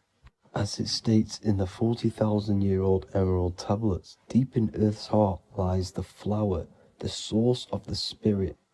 The flower of life is as thine own place of spirit, and streams through the earth as thine flows through thy form, giving off life to the earth and its children. So the North Pole is the core of this spiritual reality. And the closer you get to it, the more spiritual and lucid it becomes. So the elites have covered this up in order for us to forget the true nature of this reality. And they did this cover up by introducing the globe model. Nicholas Copernicus was around in the 1400s and he introduced the globe model. As you can see, he is a Freemason. He depicts himself with a globe and a Masonic compass in all of his paintings and portraits. Galileo was also a Freemason, as you could see in all of his portraits with a globe and a Masonic compass. He was also a massive part of introducing the globe model after Nicholas Copernicus. So yes, the globe model was a spiritual and political move to gain more control over the masses. After the globe model was then introduced, they introduced the theory of evolution by another Freemason, Charles Darwin. See how these two theories go hand in hand? They both degrade humanity and they make you confused of where we actually came from. By hiding the true form of this divine creation and hiding the true power of each and every one of us, they maintain control over the masses. Now this is order out of chaos, known to be the 33rd degree slogan of Freemasonry. Now this is the Masonic cosmology, and as you can see you have the checkered board for the duality, the 5-pointed star for the 5 elements, the 4 corners for the 4 pillars, the all-seeing eye which is Polaris, the sun, the moon and the 7 stars. So even Freemasons are taught the flat earth cosmology and the true form of this reality. Now the true nature of the sun, the moon and the earth is shown and reflected through the Masonic compass. The Masonic compass is the sun, the moon, Polaris at the top and the black sun at the bottom. It makes sense why all the scientists who introduced the globe model all used the compass and the globe together, because it's truth in plain sight. As I explained in my other video, all Freemasons have to take the oath, so it goes to show, why are we all learning these theories from Freemasons who can't talk about certain topics that they learn about? Why should we believe their theories when they're holding back the real truth about this reality? Now going on to NASA. NASA means to deceive in Hebrew, and they are also funded by the government. They are not a private company. The old owner of NASA, Werner von Braun, on his grave has the Bible verse Psalms 91. The heavens declare the glory of God, and the firmament showeth his handiwork. Now why would the owner of NASA put this on his grave? Seems a bit suspicious to me, alongside with the NASA astronauts are all Freemasons. And not to mention the countless mistakes they've made on their live videos in space stations, the moon landing, and the CGI footage of the Earth, which is obviously photoshopped. Just by tricking the masses that they live on a spinning ball, the elites gain the perception of the masses. Not only does it hide the divine creation we're inside of, it hides the divine spark within you. It hides the creator, the source. And by believing in space and we live on a spinning ball, it makes people come to the interpretation of that we are a coincidence and we do not have any purpose. And of course this is false. When you come to realization that we are all a divine creation and we can create our own divine life in this reality, life becomes more sacred and you start to enjoy little things. The elites want you to believe everything exists only in the 5 senses. They want you constantly looking outside of yourself because they know that will keep you on lower states of consciousness. Now this brings me to our next point. By tricking the masses into the heliocentric model, the elites started to advertise aliens in the movies, in cartoons and magazines in the late 1940s. Now this is subconsciously programming us about aliens and extraterrestrial threats, which then they can use to their advantage, and this is something called Project Bluebeam. They are more than likely going to fake an alien invasion to push this 2040 agenda, which is for one government and one ruling currency. That's it for this video, guys and girls. Hope you all enjoyed. Please make sure to leave a like and a comment. God bless you all.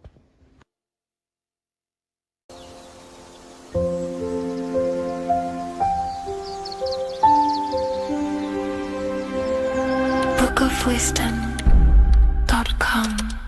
Visit today.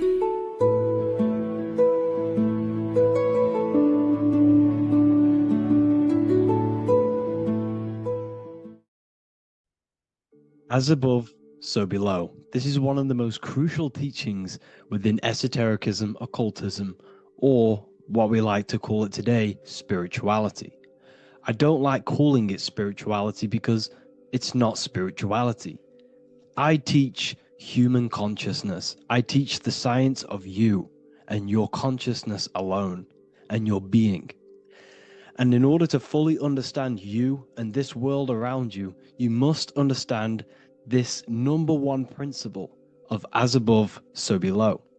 There is many misconceptions of this, and there is many simple teachings of this, but I'm going to break it down today from the most simplest to the most complex, and you will see the connections between all things.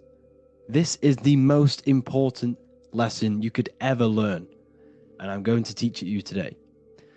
So what you must understand is with the term as above, so below, it applies with everything you see in this world and about yourself. We have something called the macro, which means the bigger scale. On the bigger scale, we have the whole earth. If we look down from the sky on top of rivers, this is what we see. We see this tree pattern. Then on a smaller scale, we see trees have this same pattern. Then we look even closer. We're going smaller and smaller into the leaves of the tree. We see the same pattern. Then we go even more micro into the human brain and look at the human brain cells, and we see the same pattern. This is proof this is a fractal universe, and everything is in the micro is reflected in the macro. As above, so below. As within, so without. On the macro is a reflection of the micro. So now that you understand this, we can go a bit further.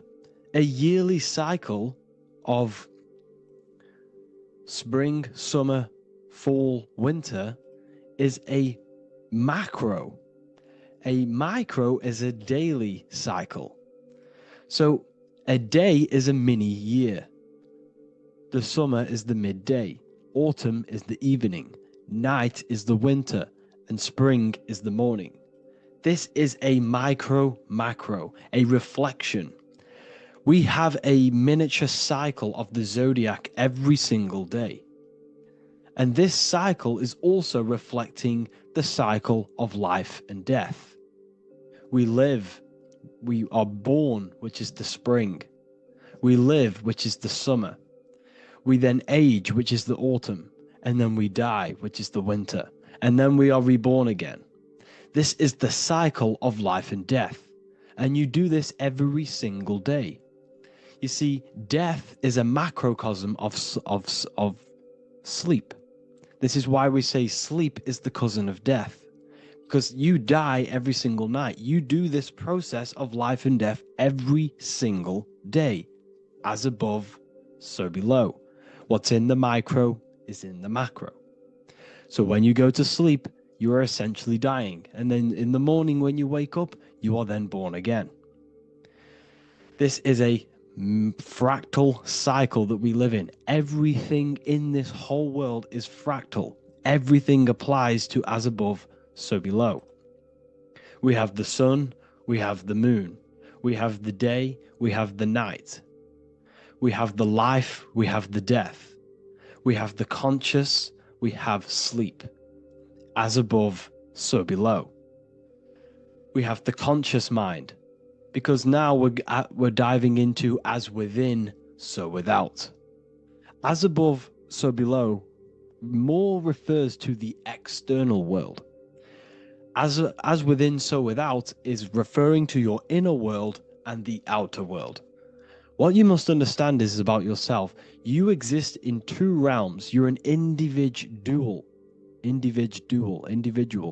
The dual nature of you. You exist in two realms at once.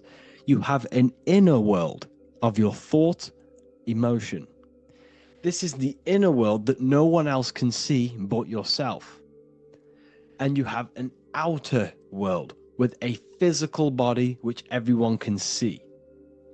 So you exist in two worlds. You have the inner voice, you have the outer physical voice, which I'm speaking to you with now. But I also have an inner voice, which no one can hear, only but me. So you exist in the light and you exist in the darkness.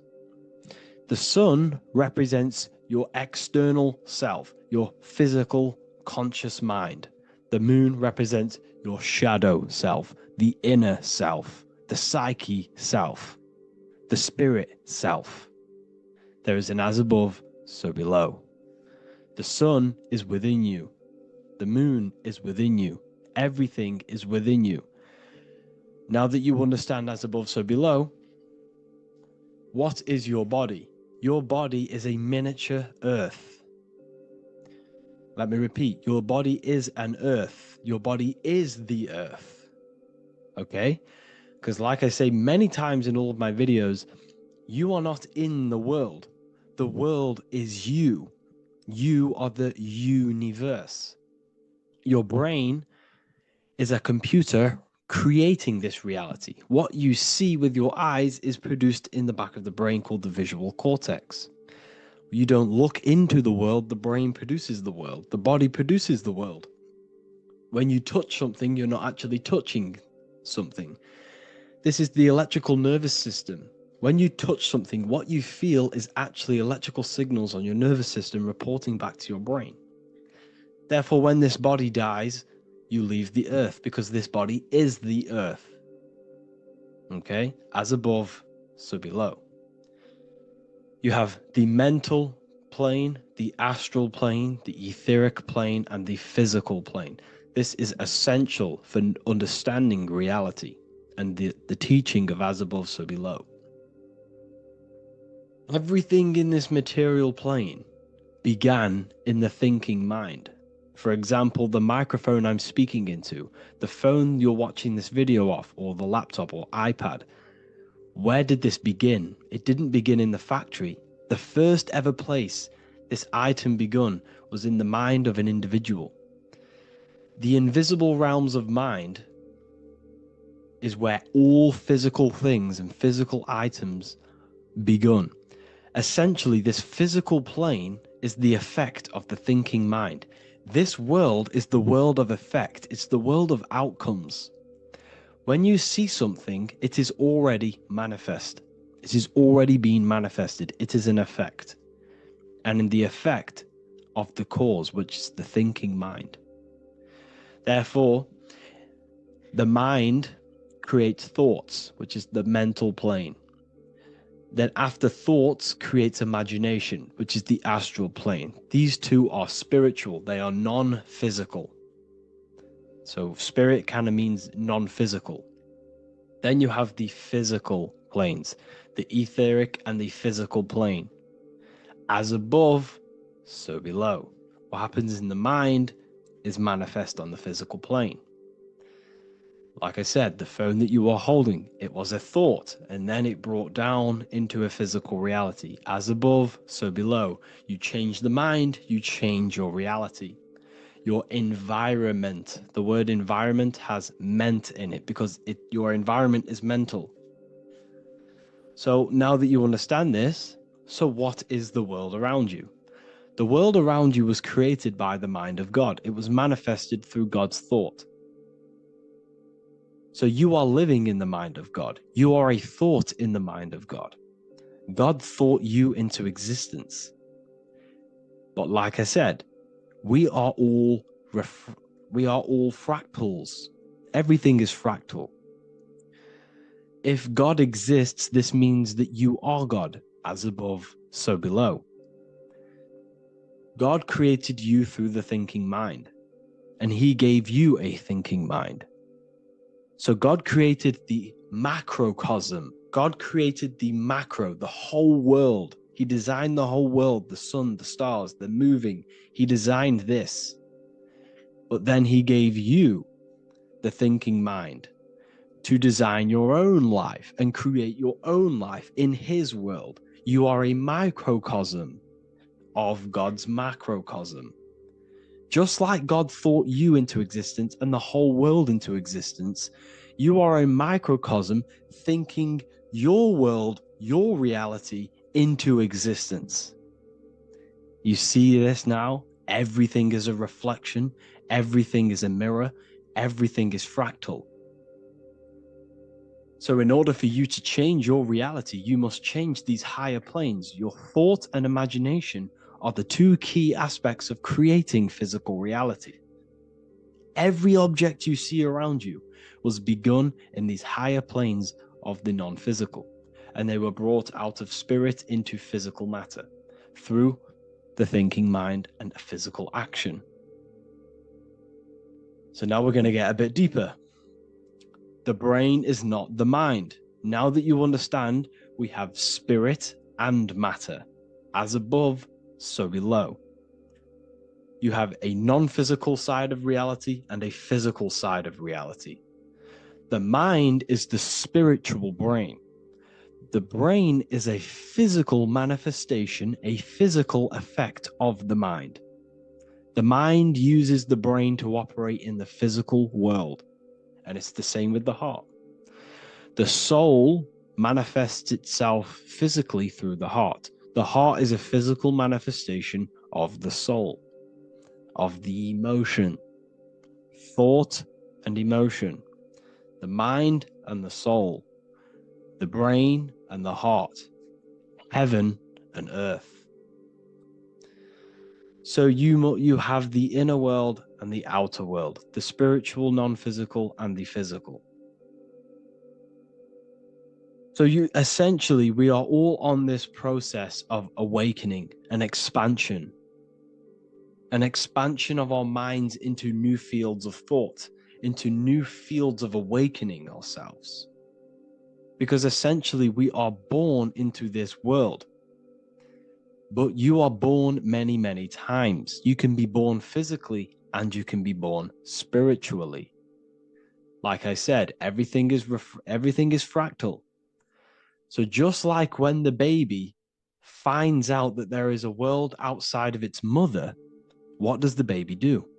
The baby seeks a way out of its mother, and then the baby is now born into a new world, a world outside of its mother's womb. It's the same with you and your spiritual process.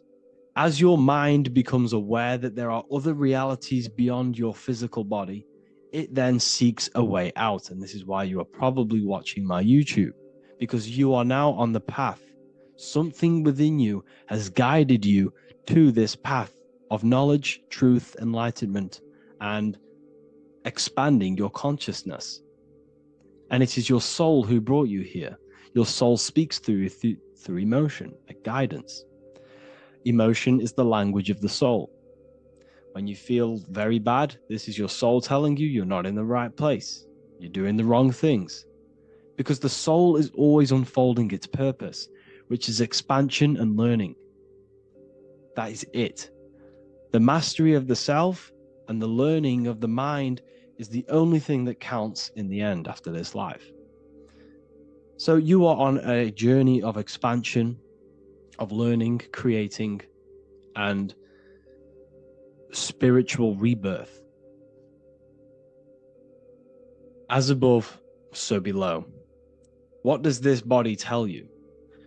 When I see someone overweight, I don't see the overweight. I don't see the body. I see the mind. I see an undisciplined mind. I see a mind that lacks self-control. I see a mind that seeks external validation.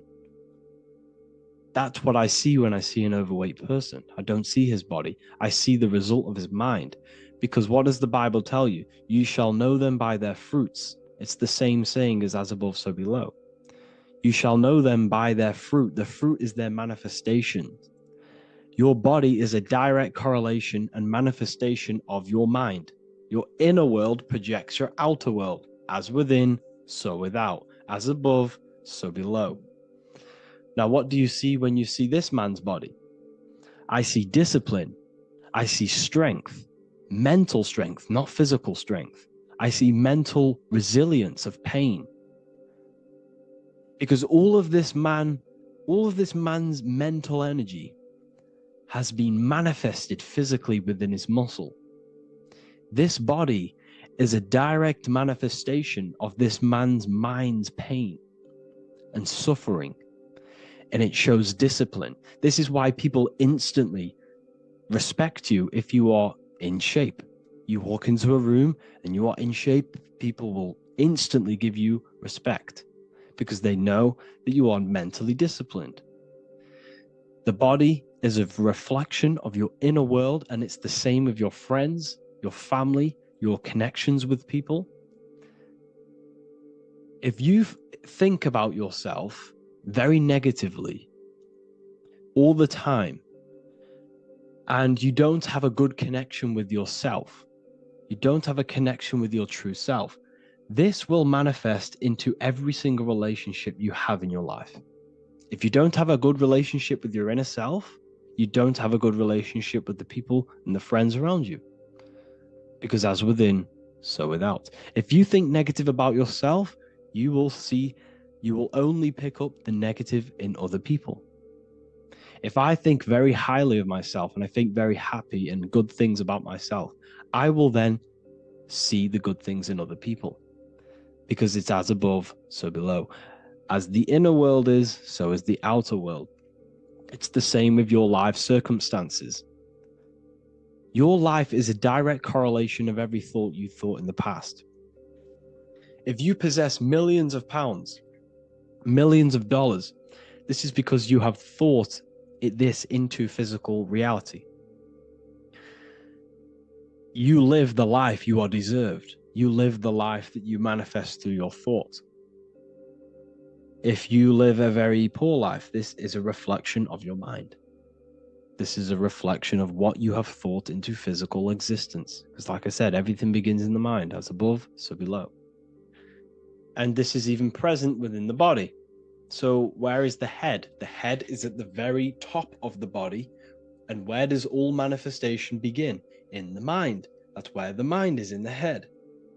And then the thoughts we think travel down the body into the heart, which is the emotion. Every thought we think is in the emotion. Every thought we think creates an emotion. This emotion then drives the action. Where does the action come from? The feet, because the feet move our body. We move with our feet to take action. Our hands. You see, so the body is even a micro reflection. I can't even say it. Reflection of the order of manifestation.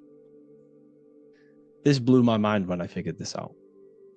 You see, the head, the thoughts begin here. This is the beginning of all manifestation. Then it comes down to the heart. This is the emotion. Then you take the action. The thought and emotion then sparks the action, which is taken with the hands and the feet. And where's the lowest point on the body? The feet, and that's touching the physical earth. So the head is where the thought is, the non-physical, and the lowest point on the body, which is touching the physical earth. So the head represents spirit, the feet represent matter, spirit and matter. Your room, if I walk into your room and I see a messy room, I don't see the room, I see a messy mind. The room is a reflection of the mind. If you have a messy room, this is your mind. It's an externalization of your unsorted mind, undisciplined mind. So like I said, we are all God, and we must find the God self within us. And I teach all of this inside the Book of Wisdom, Volume 2. This is not just a book, this is a revolution. This is the beginning of a new age with this book. If you have read it, I congratulate you. You should feel very proud of yourself if you have an open mind. You should feel proud of yourself for watching these videos, because not many people have an open mind. Remember this, people. You are special if you're watching these videos.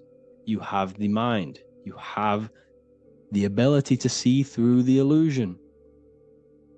And I take my hat off to you.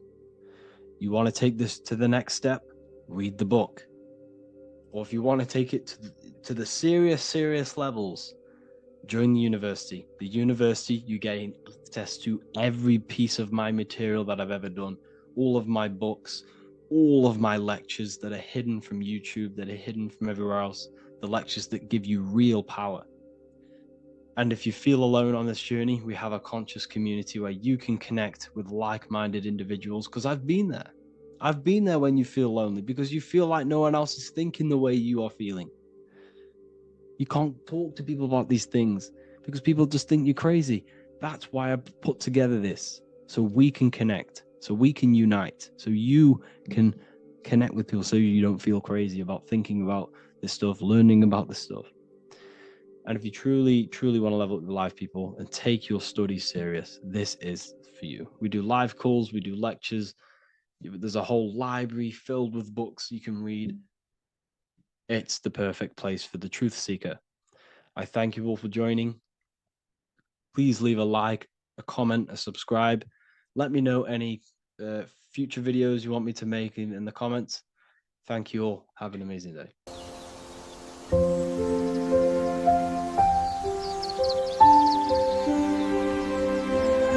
bookofwisdom.com. Visit today.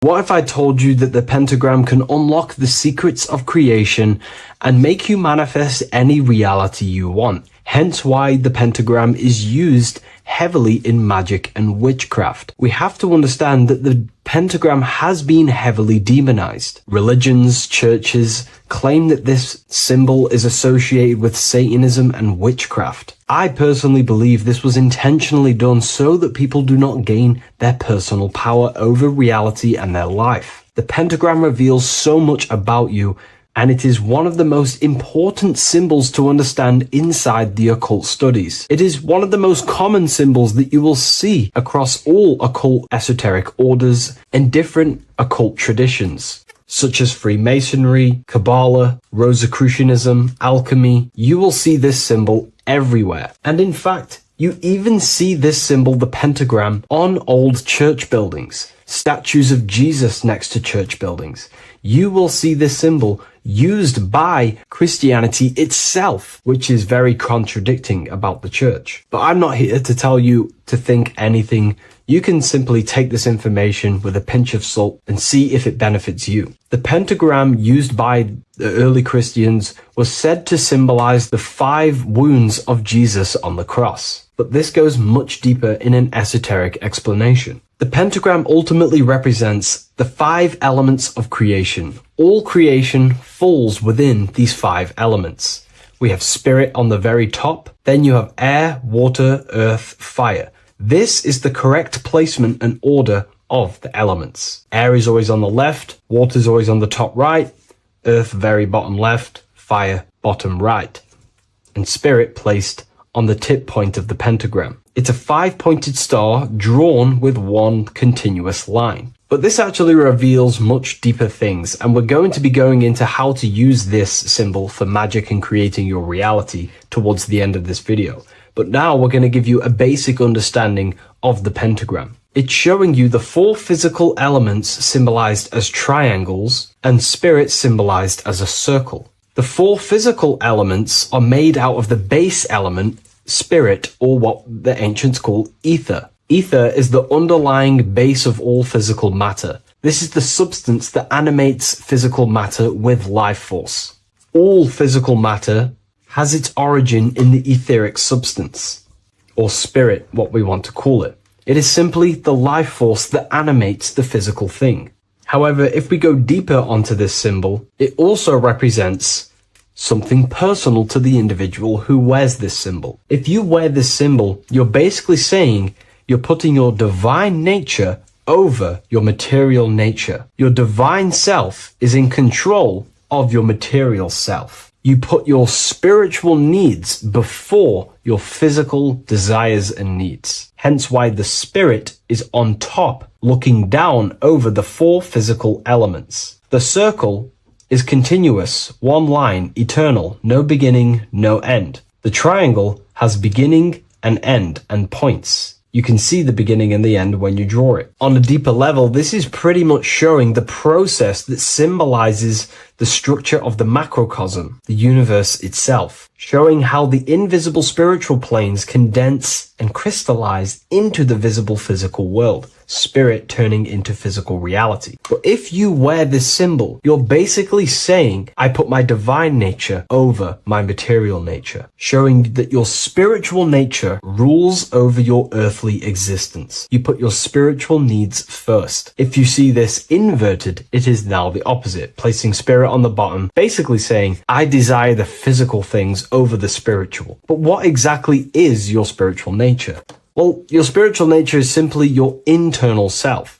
You chase things that are immaterial, such as knowledge, love, experience, expansion, gnosis. These are the qualities of spiritual things that the spiritual person likes to chase and desire, instead of desiring the things that are temporary in the material world and never actually lead to fulfillment. True fulfillment is by chasing spiritual things. God, the nature of creation, the self, gnosis, knowledge. But if we go even deeper, this symbol ultimately represents how reality is created. Hence why this symbol is heavily used in Kabbalistic magic and so-called witchcraft. We are all magicians. Each one of us are creating reality. There are just certain ways you can actually create reality by becoming conscious of them. By becoming conscious of the elements and the qualities of the self that actually create your experience in your life in the present moment. If we look at the pentagram, we see that when you draw a pentagram, it is one continuous line. It is one expressed in 5. The order of the elements are very important. Spirit at the bottom, fire at the bottom right, and so on and so on. Because this is showing you the descent of the spiritual into the material, the invisible crystallizing into a material reality. As you can see when you start to draw the pentagram, you see spirit at the very top. You're descending down to fire. Fire is the closest element to spirit. Hence why in magic and witchcraft, people like to use candles. So you're descending first into fire, then into air, then into water, then into earth, then back into spirit. Because of course, the cycle of creation unfolds itself. When you die, you return back to spirit, and then you reincarnate yourself back into physical reality if you wish and desire to. Everything is under this process of matter spiritual. In the daytime you wake up, you're in your material body. When you go to sleep, you enter your astral spiritual body. Everything's in this continual process, renewing itself in spiritual, then material. But the reason why this is associated with magic so heavily is because each one of these elements corresponds to a different body of consciousness, a different vehicle of consciousness. Consciousness has many different vehicles it uses to create the tangible self, the physical reality. For example, consciousness has a spiritual nature. The spirit element in this case symbolizes the emanation, the descent of the one power, the one force that we are all using. Each one of us is using this one power, the power of the source consciousness, unfolding its creation in the present moment. This represents the source, the emanation, the descent of this continuous flow of energy through us that we are tapped into, like a live stream in the present moment. This descends first, the force descends into fire. Fire symbolizes the willpower, will. In this aspect or vehicle of consciousness, the will is the being that directs intention. initiates action, shapes reality through focus, determination. It sets direction, holds intention, projects a desire into form, and aligns your inner world with the outer creation. The will comes out of the force, spirit. Then the will goes with intention to air. Air symbolizes the mental vehicle of consciousness, the mind, the psychic man. The psychic aspects of your consciousness is thinking, imagination, mental images, logic, using the thought or the mental vehicle body of consciousness. Then that thought has an emotion, which is then water. So it goes from the force to the will to the intellect to the water, the emotional body of consciousness. The emotional vehicle of consciousness amplifies the thought into an emotional desire that you want to take action on. No one takes random actions, and if we do, we say we're very bored and we don't care. The water is the energy, the emotion you have to fulfill something. And that emotion then descends into earth, which is the physical body to take the physical action in the present moment, to fulfill that desire, to fulfill that will, that thought, that desire. And that is how reality is created all the time. Now, there is much more that you can go into with the pentagram, because true magic is about changing consciousness at will, not casting random spells. It's the ability to change the direction of consciousness using the power of the will to direct these forces to create change in the internal world so it can project outwardly in the external world. Because consciousness creates the external reality. What happens within us, we see change outside of us. So true magic is about manipulating the forces and the vehicles of consciousness that exist within our own mind to produce a change in the material world. There are other ways you can use magic, by purifying each body of consciousness or banishing each body of consciousness. Other forms of magic, you can dissect each body of consciousness and work with that specific body. If you think you're using your mind too much, you can start using banishing rituals to banish the power of the mind, to stop overthinking, for example. Or if you have lack of emotional connection with your emotional vehicle of consciousness, we can dissect this body, tap into this body, and invoke this body and strengthen it. We're dissecting each body and vehicle of consciousness so we can work with it to create a specific change inside ourselves, then to be mirrored outside of us. So pretty much this pentagram represents the descent of the spiritual turning into a material reality. Hence why sometimes we see a human figure standing in the point of a pentagram, because it ultimately represents the microcosm. You are the microcosm. You represent the entire process of spirit into matter, the invisible into the visible, the formless into form. The pentagram, drawn in one unbroken motion, captures this divine act of creation, showing how consciousness flows downward through the elements or the vehicles of consciousness to bring forth the material reality. The Book of Symbolism will teach you all about this. It was released November 17th. A lot of people have taken advantage of this. You also gain a free ebook with this copy. Every order comes with a free ebook. And if you wish to get your copy of the brand new Book of Symbolism, you can find it in the description or revivalofwisdom.com. Thank you, everyone. I'll see you in the next video.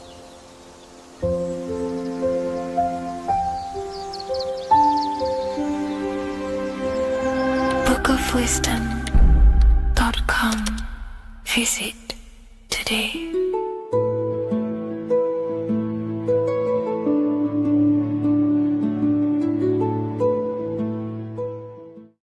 What is good, YouTube? Today we're going to be talking about the astral plane and how the cosmology fits into the astral plane. Okay, so first let's go over the astral plane and go over the different layers of reality so that you can understand reality more. You are a multi-dimensional being.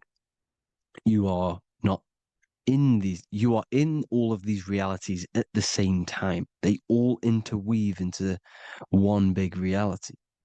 But there are different planes. They are different vibrational dimensions. There are different dimensions of reality.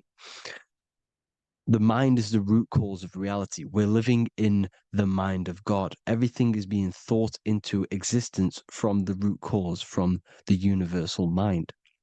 This is why the ancient says, the ancient Egyptians said, all is mind. We're living in the mind of God.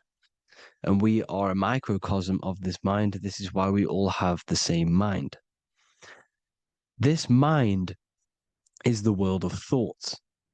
Now, this world of thoughts is just the thought alone. For example, it is the thought of a chair.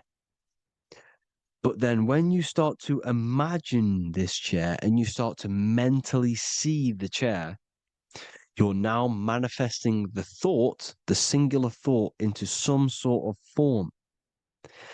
So now you're imagining the chair. You're imagining the form of this chair, which is then manifesting into the astral plane. The astral plane is the world of thought forms manifesting. So when you are imagining something, you are seeing into the astral plane. Okay? Your third eye, it is an eye because it sees the astral plane. It is seeing the other side through imagination, through dreaming. Well, we'll go over dreaming later. So the thought of a chair is a singular thought. The imagination of the chair is the manifestation of the chair. And in the astral plane, it's basically the world of all the chairs that could ever exist. So you're thinking of the chair as a singular thought, which is the mental plane. The astral plane is the imagination of that chair, is the thought, the manifestation of it. Depending on the vibrational state of the thought will depend what level of the astral plane it will go to. For example, if you're thinking about a chair to torture someone on it, it's going to go on the lower astral plane. Or if you're thinking and imagining happy things, it's going to go to the higher astral plane. So wherever your mindset is, that we call it a mindset because your mind is setting frequencies to certain things. Thoughts are frequencies. And a mindset is setting your frequency, setting your mind to a certain frequency. So when you set your mind to a certain frequency and you imagine something in that frequency, you're going to match everything in the astral plane that are on that similar frequency, just like you would in the physical world. Because we're all in these worlds right now as we speak, but we can't see them with the two physical eyes. We can feel it though. When you're around someone and you've just met a new person, for example, you can feel their vibration. And if you're not on a similar vibrational match, you will not get along with that person, or you just won't not get along, but you won't connect with that person because you're on two opposing frequencies, not matching. And this is something you can't see, you can only feel because it's the astral plane. It exists within the astral plane. Everything in the astral plane is made out of vibrations. So if you do astral project, and if you already know how to astral project, you will see beings and people and things that are on the same frequency as you. This is why before you astral project, you need to sort your vibration out before you astral project, because you are projecting your consciousness into this. It's the mind. The mind is the bridge. It can move between realities. You are a observer. You are a observing soul which observes different realities. And the mind is the bridge between all of these different realities. The mind can choose. If you want to project into the astral, you set your mind to it, you can. Okay? So let's not get off track. The lower astral plane is where demons are. The higher astral plane is where heavenly beings are. Heaven and hell are kind of a real thing. The etheric plane is a powerful substance, the ether, the fifth element that they don't tell us about. If you type in on Google the 5 elements, they will try to remove it with wood or metal because they don't want you knowing about the ether. Ether is the energy double behind all physical objects. So the ether is very important. It is the 5th element. It is part of the physical world, but it's also part of the astral world. It is on either side. You see? You see how they're showing you the truth in the language? Ether and either are the same word.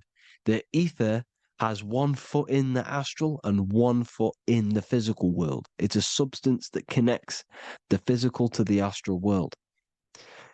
It is the either. It's on either side of reality. It's on the other side. Other, either, same word.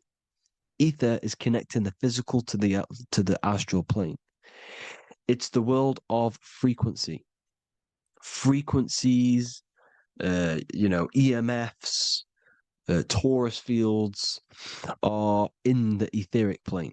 It is the energy plane. It's where energy moves through the ether. Okay. So then you have the physical world, the world of effect. Everything you see in the physical world is the effect of the higher planes. Each plane is a product of the plane above. So, and it melts into each plane. The physical plane is the lowest plane, it's the most densest, and the highest is the most fluid. This is the most fluid, this is the most dense. This is where we get the saying, as above, so below from. As above, so below comes from the different planes of reality. And magicians understand this. This is why magicians always say as above, so below. Because they understand if you manipulate the higher planes of reality, you manipulate the lower planes. Because the astral plane is a direct copy of the physical world, but in the astral plane. It is mirrored. The physical world is mirrored in the astral plane. They are both the same world, but just different vibrational states of the world. Kind of. It's hard to put this in words, people. So just try and understand. The astral plane is the double. It is whatever happens in the astral plane happens in the physical plane. This is why magic works. This is why demons work. This is why spirit communication works. Because if you manipulate the higher planes, you manipulate the lower planes. As above in the astral, so below. Leonardo da Vinci showing you to look up, pointing up. You got to look up. He's telling you to change the mind, you change the physical world. You change your emotions, you're on the astral plane, you change the physical world. You change your reality by changing the higher planes. This is the Masonic 11, the 2 pillars. This is the 11, also symbolizing the 2 hemispheres of the brain here. But the 11 symbolizes the 2 mirrors. 11, 11, 9, 11. 9, 11 adds to 11. 9 plus 1 plus 1 equals 11. The Twin Towers were an 11. Flight 11 was hijacked. Because it's a mass ritual within the astral plane. Now, we're going to go deep into that later, and I'll show you these rituals they do in order to manipulate the astral plane. So, this is what the 11 is. It's the mirroring of reality. If you contact spirits and conjure spirits, you can either summon or attract demons and spirits. Summoning is creating a spirit. You create demons. Okay? Like I said here, the mind is the root cause of reality. If you think of if you think of a traumatic event that happened in your life over and over and over and over again for years and years and years, where attention goes, energy flows. The mind is the director of energy. If you are directing energy into the specific emotion, the specific thing that is torturing you in your mind, that will manifest as some sort of being in the astral plane, which is called an elemental. And this elemental being that you have created through your thought forms and emotions will latch onto you and feed off this energy. So it's important that you get your mind right, okay? It's important that you sort that you file the mind and you discipline the mind. make sure it's only entertaining positive things, because you are quite literally creating your own demons. Creating, the word demon has the word mon in it. And if you've watched my videos to know, mon means moon. The moon is your mind, the sun is your soul, the earth is your physical body. Demon is mon means mind, moon is mind. You create demons with your mind. Summoning. Now, this is where the rituals come in. 9/11 was a ritual because everyone was thinking about this big fearing, the death of 9/11. Everyone was thinking about it. And all of their minds thinking about this horrific thing will manifest and summon a negative energy spirit elemental within the astral plane. That's how all of this works. This is why it was a mass ritual. Okay. Chris Brown, new album name 11/11, release date on the 11/11. This will be my 11th album and contain 11 songs. All of these people know the occult. This is Hermes Trismegistus with the star of Saturn, the six-pointed star, as above, so below. The mirroring of reality, physical and astral, the two Masonic pillars. So as above, so below. What's above us? The stars. The stars are connected to the astral plane. This is why we call them stargates. When we dream, we are experiencing these different realities. And what are stars? They tell in the Bible, it says Genesis 1:14. And God said, "Let there be lights in the firmament of the heaven to divide the day from the night, and let them be for signs."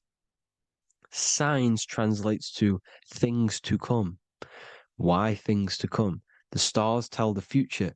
Why? And why do we say as above, so below? As above us is the astral plane and the etheric plane. As above, so below. Whatever happens in the stars happens on Earth. The stars are connected to the astral plane. Above us is the astral plane. We are a star in a physical body. This is why we say Mr., sister, stir equals star. The E and the A are interchangeable. We are stars, and the stars are the start of our incarnation. We start in the stars, same root word, and we descend through the seven energies, which are our seven chakras. Then we enter the heart of the soul system.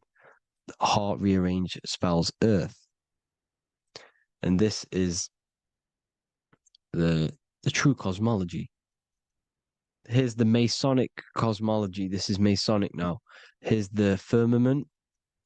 Let there be a firmament in the midst of the waters to divide the waters from above, from the waters that below. Genesis 1:6. The firmament, firmament comes from the word firma, Latin, I'm pretty sure, which means firm. When something is firm, meaning it's stable, it does not move, it is firm. The firmament is firm. So, is the firmament Genesis 1:6. What does he say? Genesis 1:3, sorry. Let there be light. This is before the sun and the moon was created. Let there be light. Before the sun and the moon was created, light was appeared. So what's that tell you? This is a holographic projection from some sort of light being, some sort of projector. And that projector is the all-seeing eye you see in the Masonic cosmology. This is the all-seeing eye projecting the light beams. Let there be light. Everything is made out of light. The universe is created out of light waves. The torus field is one unit of light. The light projecting this reality is Polaris. Okay, the famous all-seeing eye. Now, what else? Then we have after let there be light in Genesis 1:16, and God made the two great lights. This is the sun and the moon, electric, magnetic, male and female.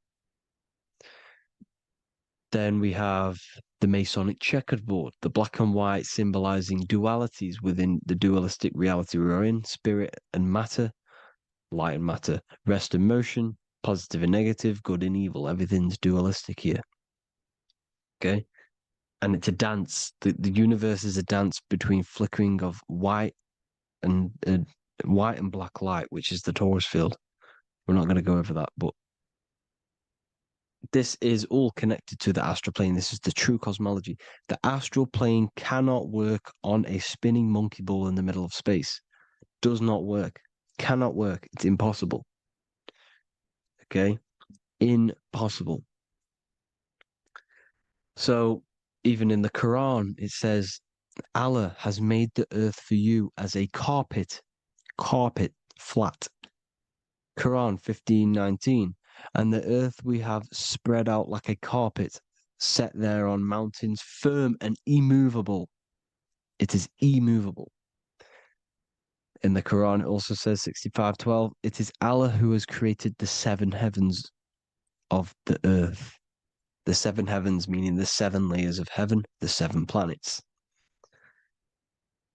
And Psalms 104:5, he set the earth on its foundations and it can never be moved. Never.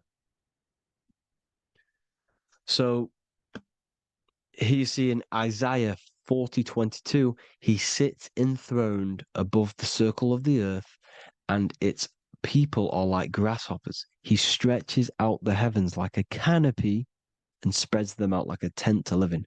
We live in a tent. This is the tent. The projection of light. Here you see an ancient picture here. Here you see the ethereal barrier, meaning the firmament, the etheric barrier. And here you see his head popping out. Why is his head popping out? Because your head is heaven. Your heel is hell. Your head has access to the astral plane. This is why your head is heaven. The pineal gland, when stimulated, has access to project itself, project consciousness into the astral plane. Here you see another ancient picture here with the Masonic Royal Arch, with the zodiac here, the zodiac on the top, arching, because there's a firmament above us. Here's God in the brain. Consciousness is God. Here you see the Masonic Royal Arch, symbolizing the firmament. George Washington above the Masonic Royal Arch. These are the stars. This is Polaris projecting reality. Here's ancient churches with the dome. Polaris projecting reality with Jesus. Disney World is under the dome. The 7 layers of heaven, ancient paintings, all depict if you go and look at the ancient paintings, they'll all depict the firmament, the arch above us. This is where we get interesting. The Masonic Royal Arch has the 6-9, which is Cancer. The constellation Cancer, which is 6-9 is associated with portals because CERN is the 6-9. Okay, CERN is opening portals. They're trying to create a portal to the other side. Cancer has the word CERN within it, so there is a link between Cancer and the opening, the firmament opening above us to ascension. Here you see the Masonic art with the Royal Arch and the light and the opening. Here you see the light and the opening. This is the opening of the firmament. Here's the Hebrew cosmology with Sheol, the underworld, and the opening. So Cancer is definitely some sort of portal in and out of this reality. I'm just connecting dots here. Now, we're going to go change a bit now. These celebrities that you are seeing they have not sold their soul to Satan, okay? They have not sold their soul to Satan. Satan is a demonic, low vibrational energy that has been summoned over the thousands and thousands and thousands of years of evil occult arts. So since Babylon was summoning this demonic energy, and this demonic energy in the astral plane will grow and grow and grow. It has no form. It has no physical form. Okay? but you can see it in the rappers. If your third eye is open, you can see clearly that these people are demonic. You can sense the energy that they're manifesting. Selling your soul is not what you've been told. It is gaining, because your soul is pure love, okay? Your soul does not want to do anything bad. So when you sell your soul, you're gaining physical gain. You're gaining physical wealth, for example, like for these rappers, they will be given millions of pounds because the people in control of the music industry, which is the dark occultists trying to brainwash the masses, the people in charge, they're dark occultists. They understand Satan and the energy. They are satanic energy, which has been summoned in the astral plane.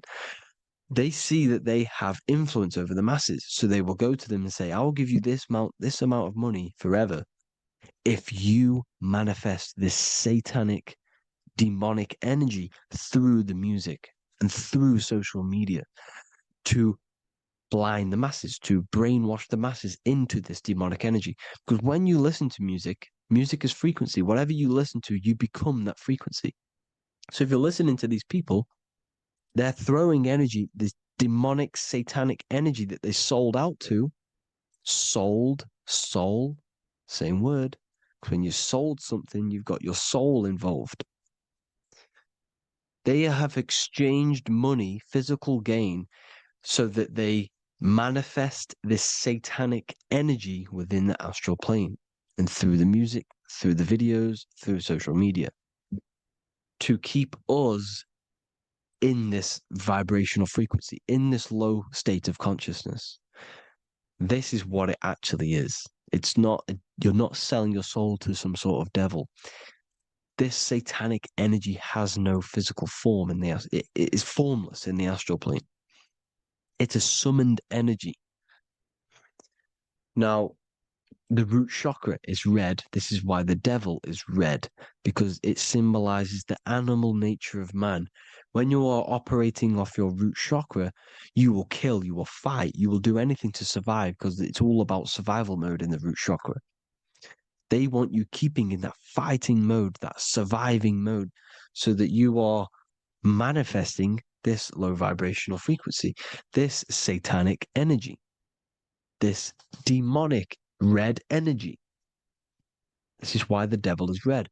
And the devil has a tail with the red arrow pointing down because it symbolizes your light body. This is your Merkaba. Your Merkaba is your light body. Mer equals light, Ka equals spirit, Ba equals body. Merkaba, this is the devil's tail pointing down, the descension, your heel, up to your heel, hell. Ascension to heaven, head. You see, this is the all-seeing eye with the illumination coming off it, your head, when you're illuminated. The Merkaba is your celestial sphere to portray different planes of reality. It is the vehicle of ascension. It's your light body. It's in the word Kabbalah, Kabbalah, Ka, spirit, Ba, body, La, light. Same thing, Kabbalah, Merkaba. Same thing. It's all about the light body. This light body sees different realities. So when you see the goat in the music industry, it's this satanic summoned energy that's been summoning for thousands of years within the astral plane. When it becomes to the physical plane, it will manifest through different things. A goat, an owl, Satan, Moloch, Baal, same deity, same demonic energy that's been summoning in the astral plane. And this is why the Baphomet has a goat head. Drake's new album is the goat. The Polo G, the Masonic G, with the goat. And here's Rylo Rodriguez in the mirror with the goat in the mirror and him in his physical body. It symbolizes, the mirror symbolizes the astral plane. because he's manifesting the goat, the demonic energy. He's sold out to the demonic energy, and in the physical plane, he's his physical body. The mirroring, the Masonic 11, the mirroring of reality, the astral and the physical. And what do you call them when they're an amazing rapper, the best rapper? You call them the goat, because you're the goat because you're manifesting the goat energy, this satanic, demonic energy within the astral plane. So Baal, Moloch, all the same thing.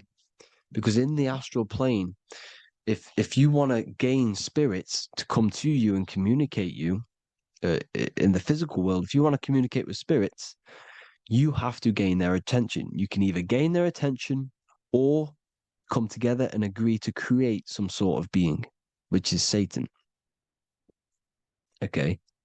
You can, like I said earlier, you can create these beings, you can summon them or attract them. One way to attract them is sacrificing. In order for you to become God, man, to turn to God, you have to sacrifice your life. You have to sacrifice, not drinking, not doing things, not doing anything demonic, not doing anything bad, not eating meat. You have to sacrifice yourself to become the light. However, if you want quick, instant gains in the physical world, you can sacrifice something else to communicate with these spirits, because these demonic energies feed off demonic energy, your demonic energy. So these dark occultists will give away babies, they'll sacrifice, torture babies so that they gain, so that they can communicate with these spirits for physical exchange. Yes, you can do this. These powerful spirits, these powerful demons can give you powers. They can give you certain things. And this is what they are doing. They're summoning and attracting these demonic energy. This is why, trafficking is one of the most, Balenciaga. Baal is the demonic energy in the astral plane, which requires child sacrifice for his presence. Balenciaga, and they were trafficking children. They were trafficking, killing them, and offering them to the spirits. This is what they are doing. Balenciaga. It's in the name. Here you can see here a stick man with two horns. The goat, obviously, it's all the same deity. Baal, the goat. Moloch, is Moloch the owl, the Egyptian owl, because it comes from the owl of Moloch, which is Baal, which is Satan, all the same demonic energy. And it's on the dollar bill, a tiny dollar bill, on the $1 bill. All the same thing. Bohemian Grove, they worship the big owl, Moloch. It's all the same thing. It's all one big demonic energy which has been summoning in the astral plane. And it's trying to take over Earth, the physical plane. That's what it's doing. So I hope you all gained a deeper understanding of the astral plane and what's actually going on in the world. Please leave a comment if you can to help the algorithm. Drop a like if you like this content. And hope you all learned something today. And God bless you all. Thank you all.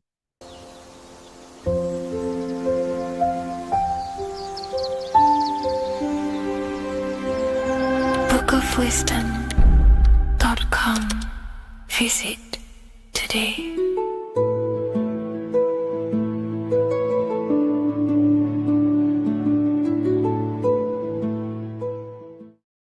You're living in 4 planes of existence right now, but most people are only aware of one. And that's why they feel lost, disconnected, and stuck in cycles they can't explain. If you don't understand the blueprint of reality, you'll keep trying to fix the physical, while the real causes lie in the unseen dimensions that you have direct access to. You must understand that the universe only exists in the mind. Everything is a projection of consciousness. Therefore, consciousness produces everything. Our internal world is consciousness. Our external world is this physical body, physical world. Everything is an externalization of consciousness. For example, this was a thought. Now it's made physical. But Before this was invented, it was existing in someone's mind, in consciousness, invisible. Then it was made manifest, made physical.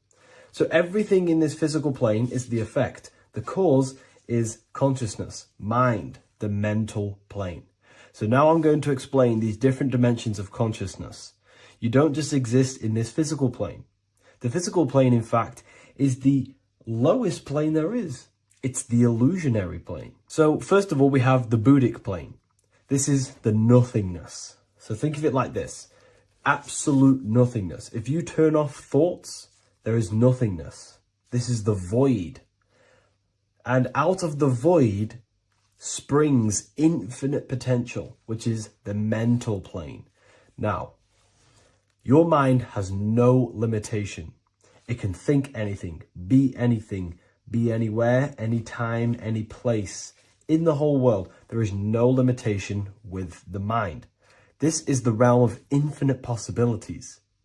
This is the realm of thought. Thought is a dimension, information and thought. To go a little bit deeper on this, there are pockets of thoughts, what we call in the occult fields of thoughts. Your mind does not think thoughts, it receives them. Your mind is like a radio.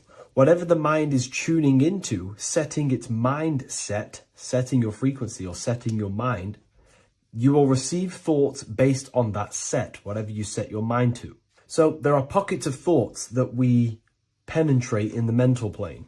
The mind is the mental plane, the infinite possibilities.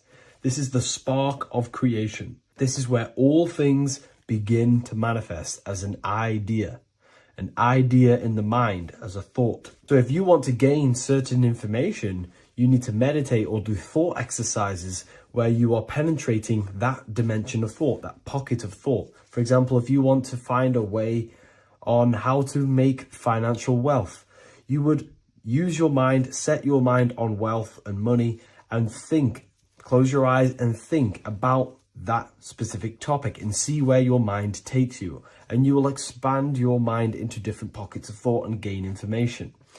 So this is the mental plane. This is how you can use the mental plane. You can use the mental plane to do this. Then we have the astral plane. We have higher, middle, and lower astral plane. The astral plane is the body for thought. So every dimension, physical, etheric, astral, mental, Buddhic, is a body for a dimension above. Each dimension below is a product of the dimension above. So for example, the astral plane is imagination. This is the lucidic realm of imagination. This is where thoughts begin to manifest into some sort of form. It's not a physical form because this is physical, but imagination is a lucidic form. It's not really physical, but it's there. It's a projection of light. It's astral matter condensed by the willpower of the mind. So depending on the vibration of that thought will depend whether it manifests in the higher astral plane, middle astral plane, and lower astral plane. If you think about more material things and visualize material things, this will manifest on the lower astral plane because material matter is low vibration. Now, that does not mean it's evil. That does not mean it's bad. Okay? It just means low vibration just means more material. But if you think and imagine more spiritual things, this manifests on the higher astral plane. So the astral plane is the screen in your mind that allows you to vision an apple, that allows you to vision anything. It's that mental projection that's inside of your mind. Now, this is what we call the third eye. It's an eye because the eye is the mind, and the mind can see into the astral plane. It perceives this spiritual world, this lucidic realm that we have access to. This is where also infinite potential takes place. This is the realm of spirits, demons, jinns, whatever you want to call them. Spiritual entities exist in this because this is where thought forms manifest into form. This is where thoughts create bodies. Think of it like this. The mental plane is a thought of a chair. The astral plane is the imagination of that chair and all of the different possible chairs that could possibly be. The etheric plane is the energy double of that chair. And the physical plane is the physical chair. So as you can see, the higher we go up, the more formless and lucidic it is. The lower we go down planes, the more dense it becomes. This is formless and this is form. Everything manifests through this process. This highlighter is down here in the physical plane, but the idea began in the mental plane. Everything begins in consciousness before it creates a physical body. It goes through this process. Therefore, if you want to start to mold and create your own reality and create things in your world, you can use these planes to your advantage. You can use your mind to do mental thinking exercises by closing your eyes and expanding your mind into a different pocket of thought to gain wisdom, gain information, gain downloads. The way you do that is simply get into a meditative state, close your eyes, pick a topic that you want to think about, and see where your mind takes you, but always remain centered on that topic.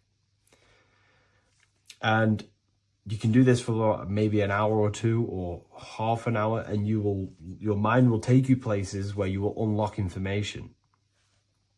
You can even use this to make decisions in your life. Think of the topic and see where your mind takes you. You'll gain information. This is how you use the mental plane for ideas. The astral plane is imagination. You have to reconnect with your imagination very vividly. Your imagination, your consciousness is infinite. It's not a three-dimensional plane. It's an infinite plane. You can think and make form anything in your consciousness, in your imagination. You can think anything and you can imagine anything in the most vast details. You just have to reconnect with your imagination. I have a free book on my website. I'll leave the link in the description. It's an ebook. It's called Activating the Inner Eye. This is going to help you reconnect with your imagination. It's a practical guide on how to imagine. So once you know how to use the mental plane and astral plane, thought and imagination, you pretty much need to use the physical plane to take physical action with this physical body that you have and start to manifest these desires you have in the higher planes. Now, it's very important that we master the mind, because the mind is the very fabric of reality. We become what we think about. Your life is a product of every thought you thought in the past. It is the mind that directs the flow of consciousness. And wherever this consciousness is flowing is what you will create in your life. Consciousness is the most potent force in the universe, and the mind is pretty much the universe in a microcosm form. It is infinite potential, and your mind will continue to expand into new realms of thought forever and ever and ever. You are eternal. You are not this physical body down here. You are consciousness, literally dreaming that you are in this physical body. So everything begins with the mind. We need to be conscious of the thoughts that enter our mental field of consciousness. There is a level of self-awareness that you can reach where you can become conscious of pretty much every single thought that enters your mental field. Now, we have over 7,000 thoughts a day. You can gain such mastery over your mind where you can become conscious of every thought you think. And that is when you gain superior power. Because when the mind is fully under control of self, you can direct the mind's potent force into a specific goal. Most people's minds are dualistic. They want something, but their mind is thinking something else. They have limiting belief systems. They have the little voice that comes in and says, you can't do this, you're a failure. That is a fractaled mind. The mind needs to be singular. It needs to be on your team and not an enemy. Do not let your own mind take away your power. Your mind should be on your team, giving you power, giving you the best possible thoughts and the best possible beliefs. When the mind is in this condition and on your team and not taking away your power through the destructive thoughts, it becomes a potent, powerful force used for manifestation to create anything. And the way we get the mind on your team is through constant meditation to learn how to control the mind and turn it on and off. Subconscious reprogramming through visualization, affirmations, cultivating emotions associated with your goal. All these three ways we can reprogram the mind slowly over time so that it becomes powerful and becomes on your team and doesn't give you negative, contradicting thoughts. When the mind is fully aligned on one thing, it can create massive empires and things in your physical reality. So I hope this video helps, and I'll see you in the next one.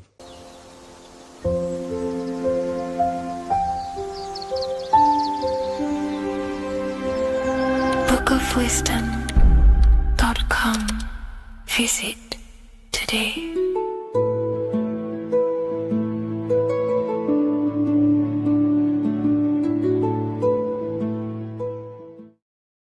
Greetings everyone, it's Revival of Wisdom.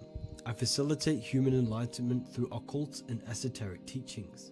I hope this video expands your mind into a new field of thought. In this video, we're going to be discovering the true esoteric meaning of the 7 planetary energies. So let's jump straight into this. In order to fully understand this, you must understand the esoteric teaching of as above, so below, and as within, so without. Our inner world is mirrored into our external material reality. We have a physical voice, which you are hearing right now, and I also have an inner voice, which no one else can hear.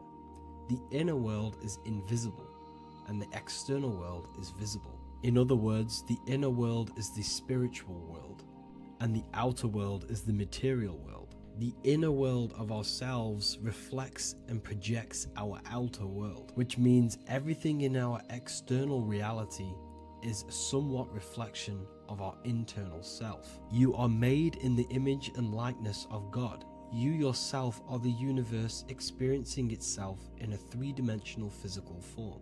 The Newtonian science has programmed you to believe that you are a physical being inside of a physical universe. They did this to limit your mind to only believing there is a physical universe and that you are separate from the universe or God.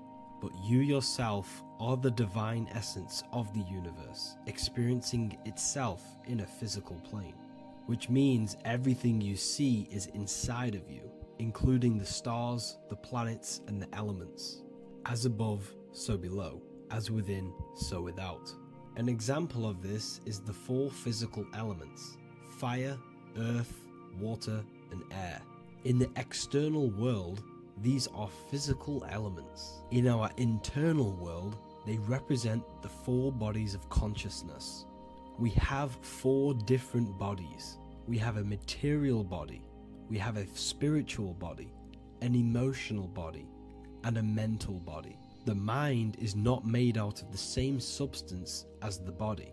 The emotions is not made out of the same substance of the mind and the body. These bodies exist in 4 different dimensions, 4 layers of consciousness. With that being said, the 4 physical elements are inside of us. The earth is our material physical body. Fire represents our spiritual astral light body. Water represents our transformative and emotional body. Air represents the mental body, the communicative and thinking body. This is the teaching as above, so below. If that resonates with you and you can comprehend it, please leave a like and a subscribe to this channel to see more content. And feel free to leave a comment on any video suggestions. Okay, so now we've gone over the 4 physical elements and how they correspond with your inner world of consciousness. This is going to make it easier for you to understand what the planets actually are. The planets are a bit more in-depth and more detailed aspects of our consciousness. The 4 physical elements are generic, but the 7 planets go deeper. They are deeper aspects of ourselves. On a macrocosmic scale, the 7 planets rule the material realm. Every object, every animal, every plant, every stone, everything we see in this plane is governed and created under one of the 7 planets. I don't really like calling them planets. They are energies. They are spiritual forces that drive things into existence. An example of this is if we look at a tree. The roots of the tree are governed by Saturn. The stem of the tree is governed by the sun. The leaves of the tree are governed by the moon. Any offspring or fruit of the tree is governed by Jupiter. Any defense mechanisms of the tree is governed by Mars. The communication and networking of the tree is governed by Mercury. The smell and the look of the tree is governed by Venus. Everything we see in this material plane is governed by one of these specific energies. Everything material has a spiritual force that brings it into physical existence. This is the reason why we have 7 days of creation in the Bible. The 7 days of the week, all governed by the planetary energies. Monday is Moon Day for the moon. Mars governs Tuesday. Mercury is Wednesday. Jupiter is Thursday. Venus is Friday. Saturn is Saturn Day. And Sunday is for the sun. This is the reason why there are so many sevens in this physical plane. 7 days of the week, the 7 colors, the 7 chakras, the 7 diatonic musical notes, the 7 lamps on the Jewish candlestick, the G inside of the Masonic square and compass. G is the 7th letter. Now let's go a little bit deeper into every planetary energy. Saturn in the external material plane governs the foundational and enduring aspects of existence, such as roots of plants, the bones of our body, and even the insects that dwell beneath the ground. Saturn represents the dull, hard, and unyielding forces of life, symbolizing structure, limitation, and conditioning. Under Saturn's influence, things become rigid, bound by restrictions and boundaries. This is the reason why Saturn is known as Father Time, because Saturn rules anything that is a restriction and a limitation, which is time. The whole of this material plane is governed by time.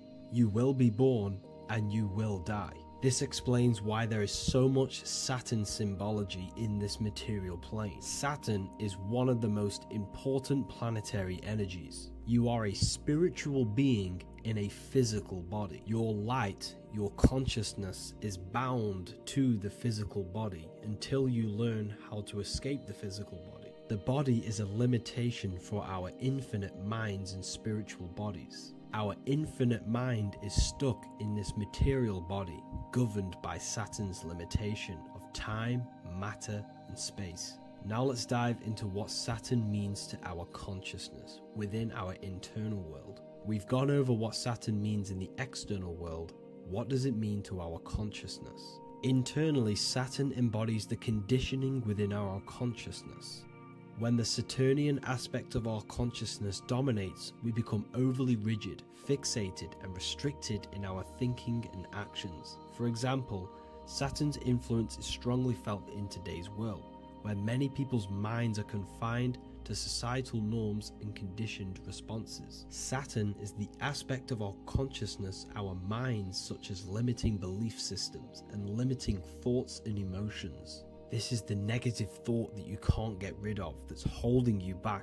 This is a Saturn aspect of our consciousness. However, this is not a negative thing. The Saturnian aspect of our consciousness is a great teacher, guiding us through difficult life lessons that ultimately lead us to growth and expansion. Saturn's energy allows us to experience and overcome fears and limitations so our minds can expand into new fields of thought, into new life.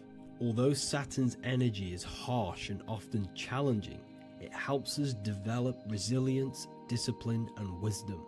However, in the modern day, this Saturnian energy has overpowered the minds of the masses, fostering excessive rigidity and limitation. This is why we see so much Saturn symbolism. It's literally everywhere because our minds are being dominated by the Saturnian limiting aspect of our consciousness. Now, let's move on to the moon.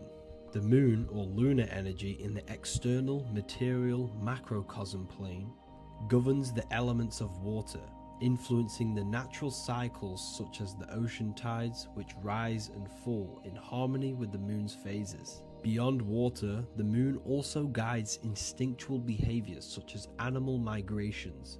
Birds, insects, and other creatures rely on the moon's subtle energies to navigate their journeys. For example, dung beetles use polarization patterns in the moonlight to orient themselves and travel safely home. The moon creates the months. M-O-N is moon. There are 28-day cycles, and this 28-day cycle of the moon is reflected in the woman's body, known as the menstrual cycle. The moon is a feminine energy. governing the feminine elements such as water and the feminine cycles of the body. The moon is the womb. This is why eggs have the same color as the moon, because eggs are ruled by the moon's energy. Now that's the external world. The internal world, the moon symbolizes the emotion aspect of our consciousness. It represents the subconscious mind, the seat of intuition and psychic abilities. Just like in the external world, things are born out of the moon, such as eggs and the womb. The subconscious mind acts as a womb for our conscious mind. Our deep subconscious emotions and programs are born into light into the conscious mind and controls the conscious mind. The moon represents our hidden psyche, our shadow self.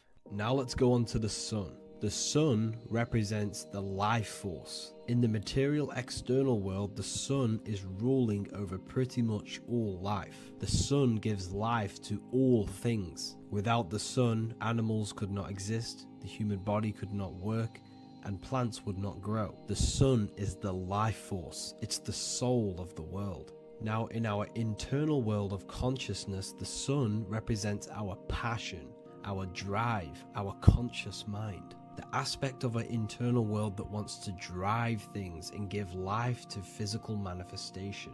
Now we go on to Mars energy. Mars is well known for being the god of war. Mars energy manifests into the material plane through anything that seeks to protect or defend itself. For example, the holly tree. The holly tree leaves are very sharp and they defend itself. Anything that is protective in the material world has Mars energy and is governed by this specific aspect of consciousness.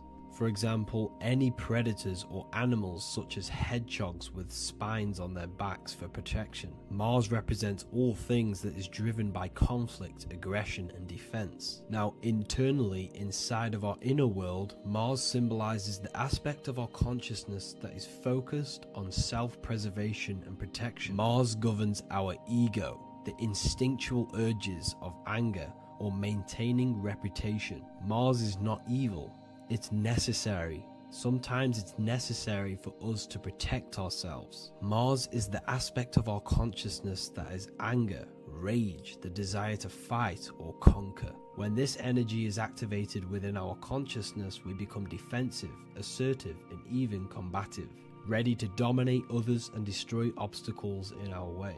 Now let's move on to Venus energy. Venus in the external material world manifests its energy through the aesthetics of creation. This planet governs the beauty and harmony found in nature, including the nurturing environment of a mother's womb where life begins. Venus embodies the essential love, not only in romantic relationships, but also in the bonds between family members and all living beings.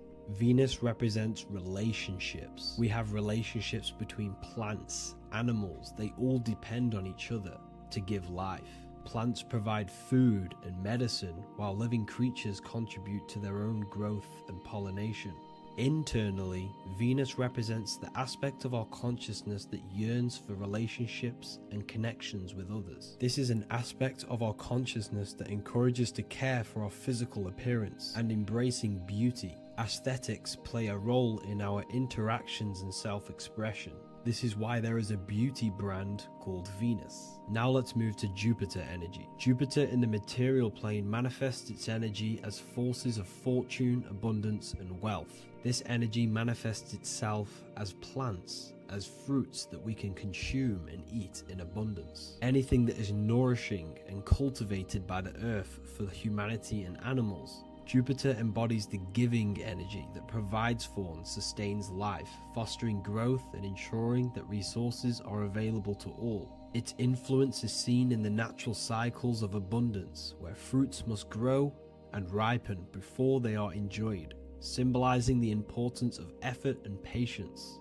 Internally, in our spiritual world, Jupiter represents the aspect of our consciousness that yearns for abundance and seeks growth in various aspects of our lives, including wealth, knowledge, and personal development of the mind, spirit, and the soul. This is the aspect of our consciousness that wants to gain wealth, that wants to gain expansion and abundance in our lives. However, when Jupiter's energy dominates our consciousness excessively, it can lead to feelings of stinginess and greed. It represents material possession.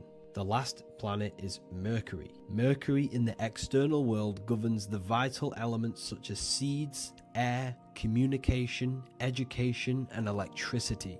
Known as the messenger of the gods, Mercury rules over intellect, communication, and the transmission of knowledge. Mercury's states of consciousness manifests itself in the material plane as the network between trees and plants, how they all communicate together. It represents the intelligence behind all physical things. It's the intelligence behind the seed that allows it to grow into a plant. Mercury's creative energy is manifested in the nervous system of the human body and all living animals, the intricate messenger that transmits signals from the body to the brain and then to the mind.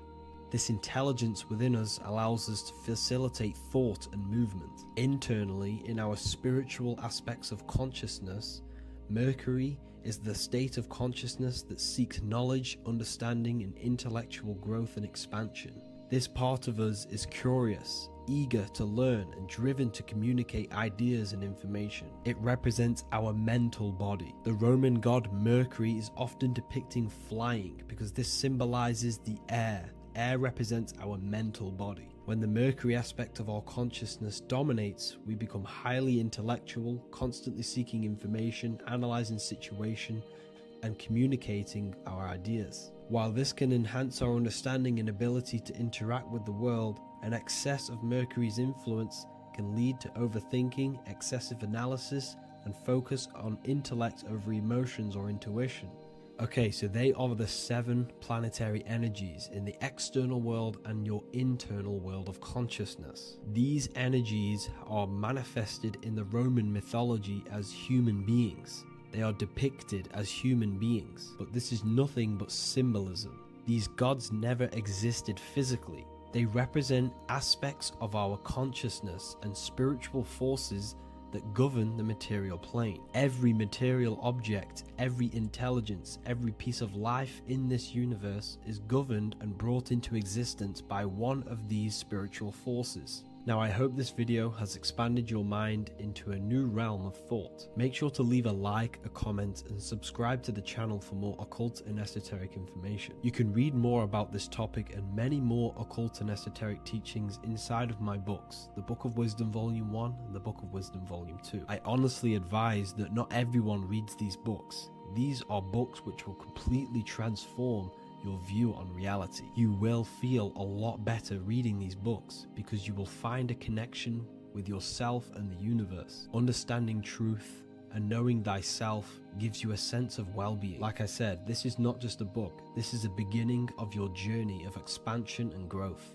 Reading them can be life-changing. Inside my university, I host live calls where you can ask me questions, and you can watch all the pre-recorded live calls. You also gain the ability to manifest your own reality through the Manifestation Mastery course. There is also a library with all of the PDFs that I've read in the past of occultism, symbolism, and esotericism that you can gain access to. There is a whole lecture section where you can watch all of my occult lectures. This is a place of transformation. The price of the university will be going up very soon. If you join now, you will gain a free sexual alchemy course which will teach you how to transmute sexual energy into creativity. I'll leave all the links in the description for the university and also my website where you can get my books. I hope you enjoyed this video. Take care.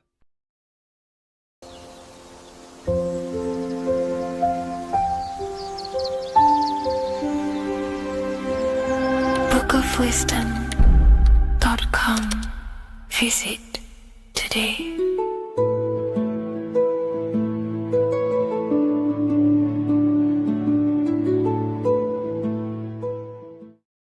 Welcome to Revival of Wisdom.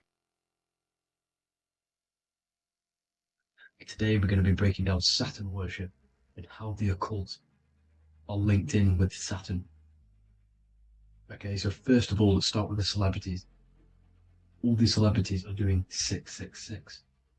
Okay, covering the one eye, which also symbolizes the all-seeing eye, which is another occult symbol. But we're focusing on the 666, the 6 with the 3 fingers. Also, we have CERN, CERN with the 666 within their logo. Also Disney, okay, as you can see here, 666 within their logo. Pepsi, Coca-Cola, and even Cadbury's. Monster Energy with the 666 in Hebrew numerals. Unleash the beast.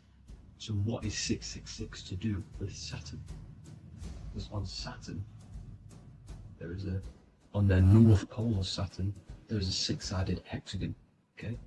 So Saturday is named after Saturn Day, the sixth planet. It is also the sixth day of the week and has a six-sided polygon on its north pole, 666.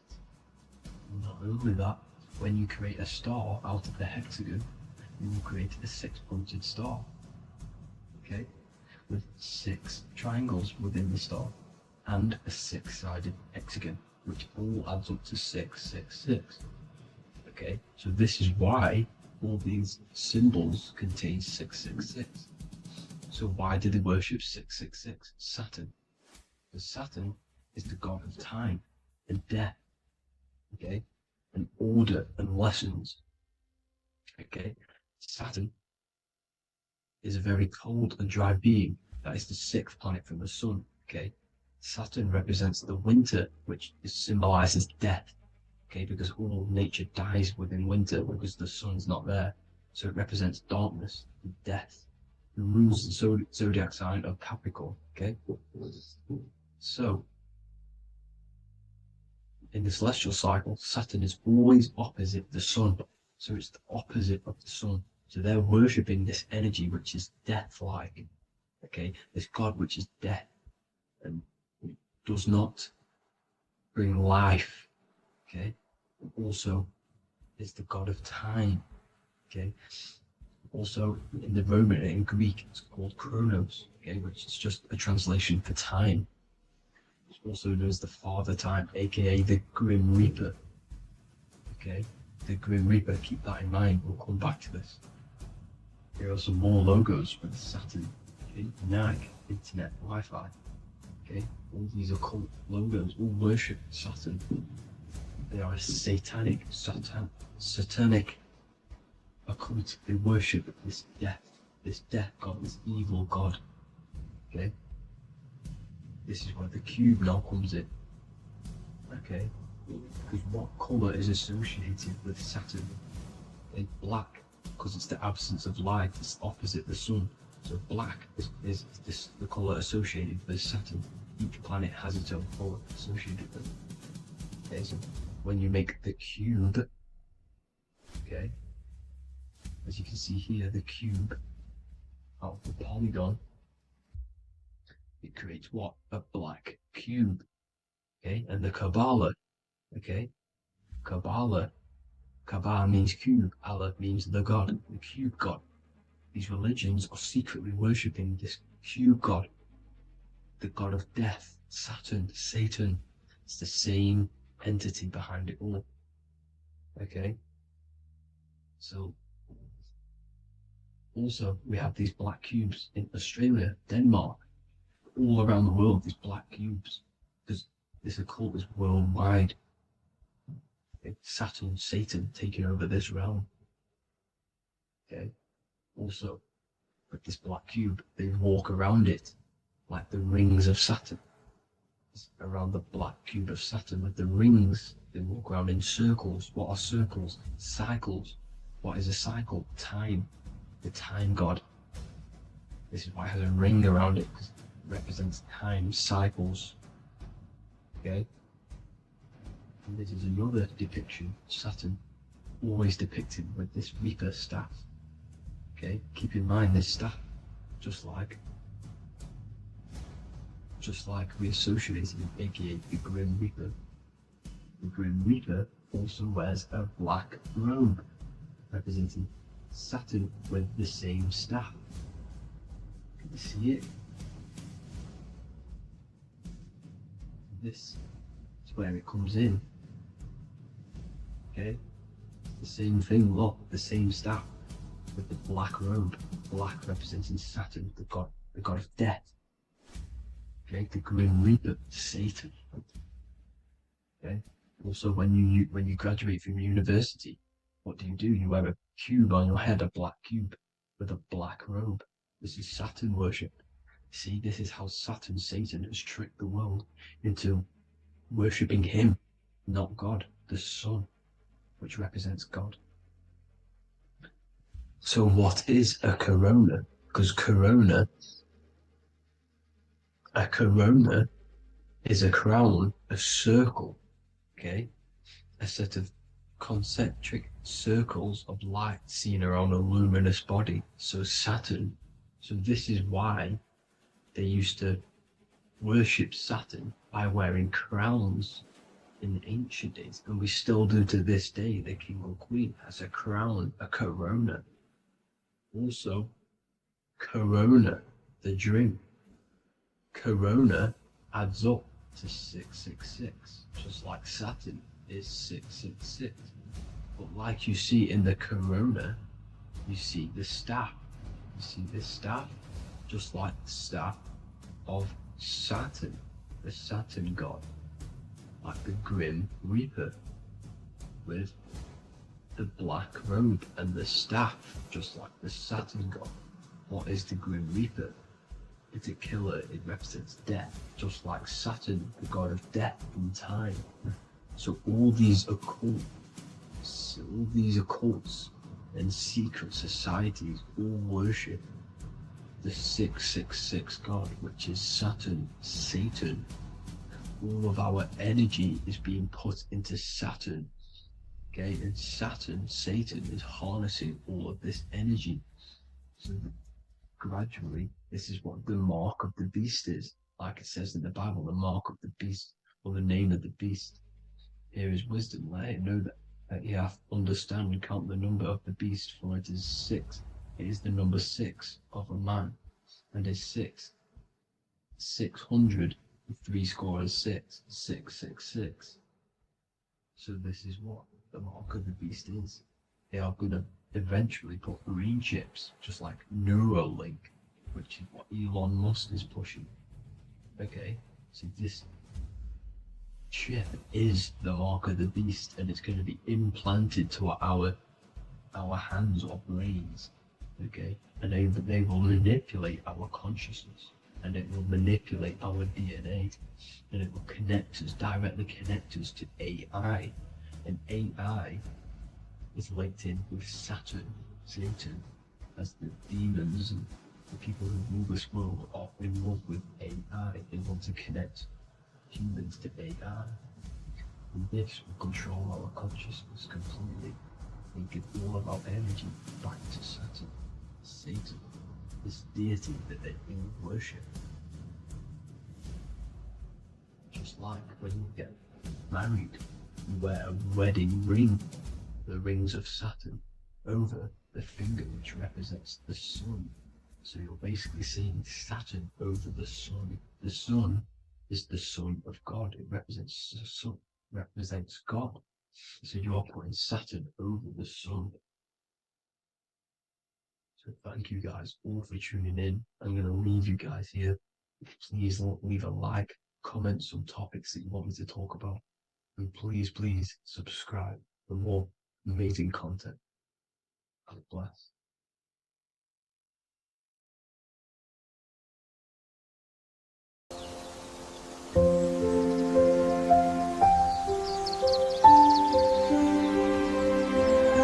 bookofwisdom.com. Visit today.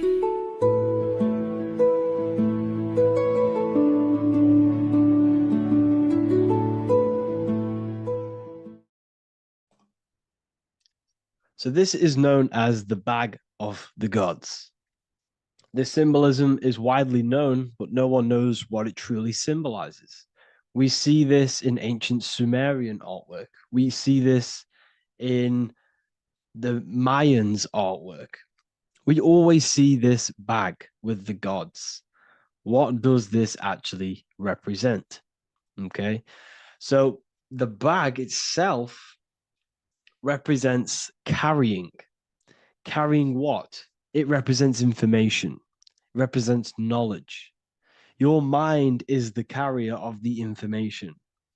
So this is why in his left hand, he carries the bag, and the right hand has the pine cone. This represents carrying of information. Why is it a bag? A bag can be passed on to someone else. The information can be taught to someone else. This is the information of activation of the pineal gland or higher consciousness of humans. Because as humans, we all possess an animal nature, the nature that tells us to eat, to steal, to gain material wealth, to survive, to hate. This is our animal self. This is our animal behavior. But we also have a divine nature of consciousness, which we have access to, the higher planes of consciousness, the planes that manipulate this material world and create all things in this material world. The human mind has access to. The animal does not. The animal has no idea he exists. The animal has no inner dialogue, but humans have the inner dialogue. Humans can create infinitely. We can expand our minds infinitely into new realms of thought. So we have this higher divine nature and a lower nature. This bag of the gods is basically just representing the knowledge they possess of higher consciousness, of the higher aspect of life. Okay? Which is the activation of the pineal. The pine cone. The pine cone is in his right hand.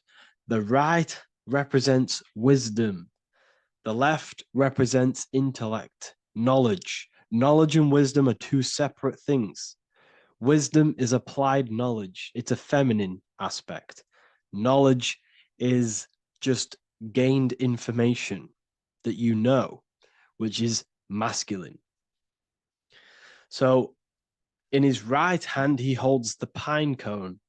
The pine cone can be opened and shut. The shut pine cone represents the asleep human being, the human being that exists in his lower nature, that just basically survives, lives on eating, consumption, material lust, living in chaos with his emotions, living in a place of hell. This is the animal nature. Then we have the awakened human, the one who has consciousness of himself, the one who looks within himself, the one who knows there is more to him when he looks in the mirror. He is far more than just the physical body. He is a divine spiritual being, a divine being who has limitless potential of creation into the material plane. So this represents the awakened. This represents the asleep. This is why he carries the pine cone in his right hand. It represents applied knowledge. This is the information. This is the intellect he possesses. And this is the applied knowledge of the awakening, of activation of the pineal gland. Because remember, the pineal gland is not your consciousness. The pine, pin, pineals, the same root word. Pine cones were always symbolizing the state of consciousness one was living in, whether he was asleep or awake. We see this at the Vatican. We see the pine cone over the two pillars. This is the two pillars of Freemasonry, and the dome. This is the Royal Arch of Freemasonry. This represents your head. This is the two pillars, the two hemispheres, and the pine cone in the middle, which is the pineal gland. What is the pineal gland? The pineal gland is not your consciousness. It is not the third eye, and it is not the mind. It's not the mind's eye. The pineal gland is a radio receiver. This is your body. Your body is an antenna. Most people think they are this body. This body is nothing but a receiver and a downloader of consciousness.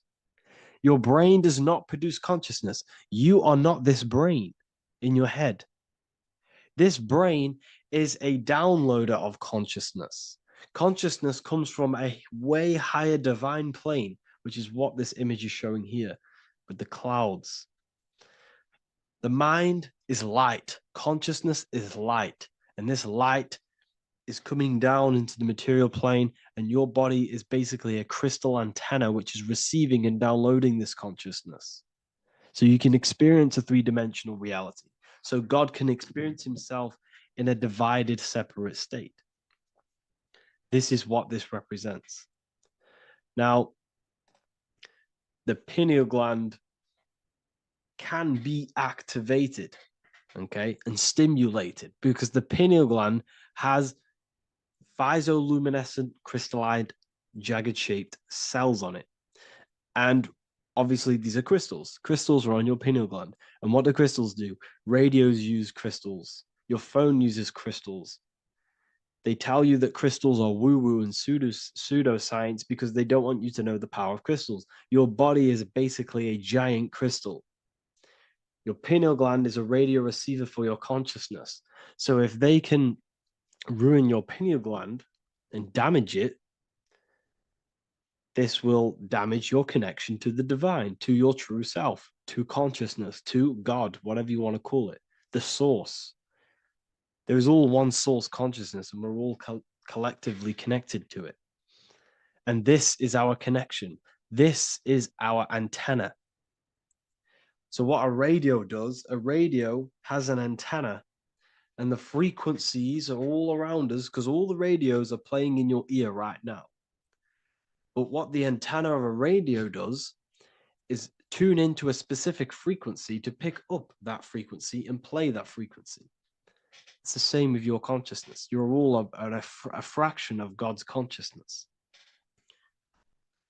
So that is essentially what we are looking at here. We're seeing knowledge, intellect in the left hand, and applied knowledge, activation of waking up to higher consciousness, to the higher human form. Because we can reach beyond our physical form. We can turn our animal self into a divine being, into one of these so-called gods. These gods are nothing but human beings. The Anunnaki were not gods. They didn't come from the sky. These are normal, regular human beings who activated their higher consciousness. This is what we have here. This represents spirit. Birds represent spirit. So do we have any questions? I'll take some questions now. That was just a short lecture on what that symbol truly means. Okay, so if we have any questions, feel free to go ahead and ask some questions. Anything that you don't understand, anything that you want to know. Okay.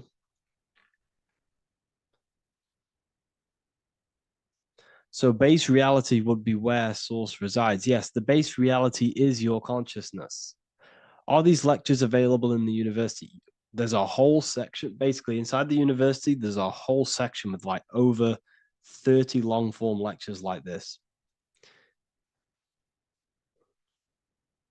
So the base reality is where the source resides. Yes, the base reality is your inner world, your consciousness. That is the only thing that exists. Your outer world is just an effect of your consciousness. Your consciousness, everything that has gone on within the mind and emotion is pushed outwards into your reality. You have thought and felt your way into your external circumstances. Your life is a direct correlation of every thought you thought in the past. Therefore, your inner world of consciousness is creating and molding your outer world.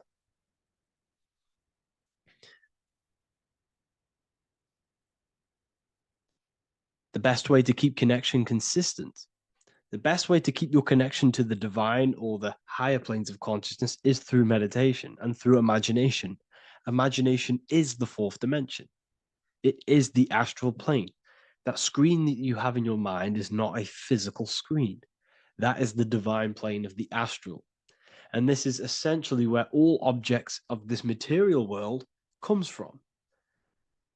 The phone that you are holding, the laptop you're watching this on, whatever you're doing, every single object you see in your room that you are in right now began inside of the plane of imagination. This is not a physical plane. This is a metaphysical plane that you have access to. And you have the ability to bring down this plane into physical form. That's what we call manifestation. That's what the ancients called magic. This is what we now call in science metaphysics. It's all the same thing. So yes, you all have access to the divine planes. Unlike animals, this is why humans are so advanced.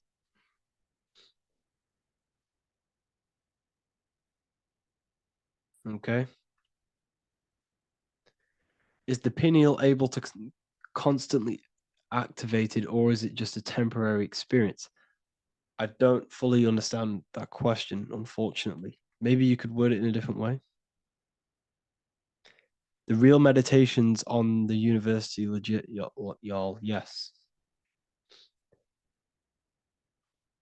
In order to connect to consciousness, you need to sit in meditation and turn off your feelings, and the feeling of unity will come. Do I understand correctly? Yes, that is correct. So when you sit in silence and in stillness,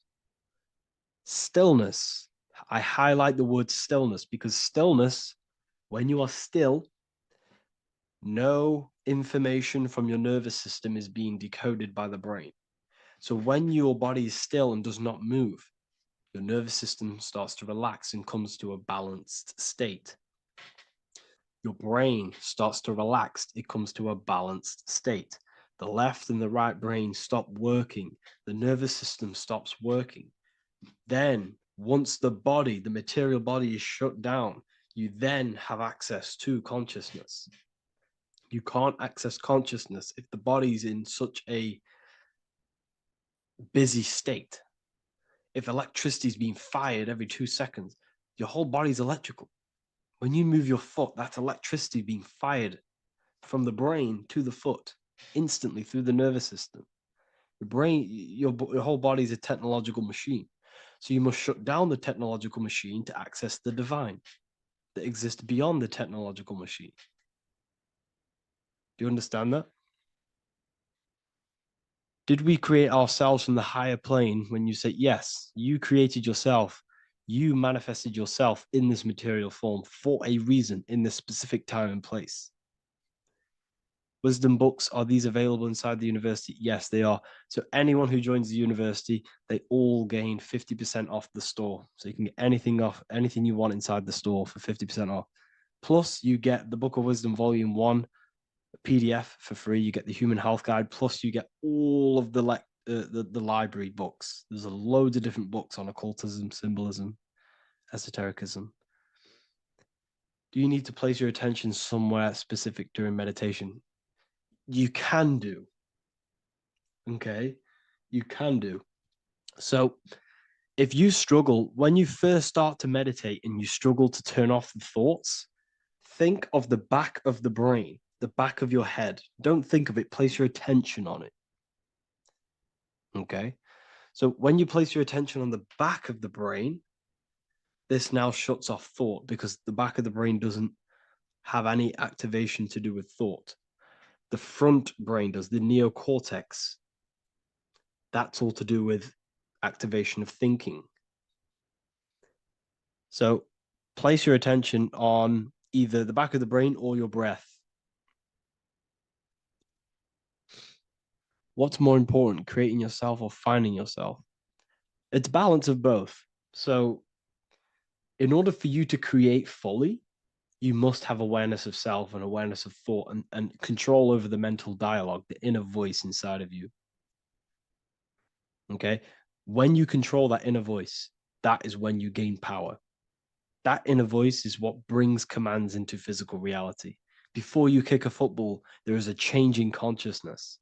There's a decision made in consciousness before the body takes to action. Therefore, every physical manifestation is a change of inner consciousness before it's a physical reality. You can have the reality you want through consciousness before physically having it. That's the secret to creating. But you must believe it like you know the sun is going to rise in the morning. That's how much you should know that you have that reality in consciousness through feeling and thought and imagination. And that's how you can truly create in your reality. Shrooms help with consciousness or ego. I can't really talk about that because I'm maybe uploading this to YouTube, unfortunately. But we need to clean our pineal gland first from calcification. Yes, definitely. You should go on a detox the body, because you can't really connect with consciousness if your body is in such a dirty state. Because the brain is, your nervous system is in a state of fight or flight, trying to fight off all these toxins. So when you meditate, you're probably going to be having thoughts all the time because your brain's firing, your nervous system's being attacked through toxins. So you must detox to have a true connection with the divine. Your diet plays a big role in your spirituality and mentality. What is the most optimal food for pure consciousness? Fruits and vegetables. They possess consciousness. So when you place them inside of you, they're syncing with your consciousness. How to check the cleanliness of your body, your skin, your teeth, your tongue, your mouth. If your skin has spots, different colors on it, you're not clean, because your skin is a reflection of your inner organs. Coffee's not the best for you. Coffee gives you fake energy. Okay. So what coffee does, that buzz you get off coffee, is actually the toxic effect of the chemicals reacting with your body. If I'm inside the university and wanted to buy your book, you said it would be 50% off because we are your student. Is that automatic, or we need to have a code? You will have a code. Yes, I'm going to releasing a code for all the students after this. Caffeine equals neurotoxin. Yes, it fries your brain, it fries your nervous system, it fries your dopamine receptors. Will the Q&A last week about money symbolism be posted? Oh, I didn't post that. That's my bad. I totally forgot. I will post that after this. Thank you for reminding me. How to detox the body. The best way to detox the body is going through a week cleanse of fruit. So only consume fruit, sea moss, and cayenne pepper, and lots of freshly pressed juice. Do that for a week or 2 weeks, depending on how you feel, and then start to fast. You will lose weight, but you're not losing weight, you're losing impurities. It's good to do this every couple months, to just go on a raw fruit diet, cleanse the body, push everything out, and then start to fast while, consuming sea moss and having lots of freshly squeezed juices. What is an alternative for coffee? Something with high energy levels. Okay. We're not taught the most simplest thing about the human body. It is an electromagnetic machine. It's electrical. It runs off electricity. The only energy you need is electricity, and that is found in fruits, vegetables. If you want energy, drink pure, fresh, pressed juice. That will give you more energy, more electricity than coffee. Can we cleanse ourselves through oil pulling? Do you recommend it? I do oil pulling every day with coconut oil in my mouth. Celery juice is a good one, very good one. Yes, celery juice.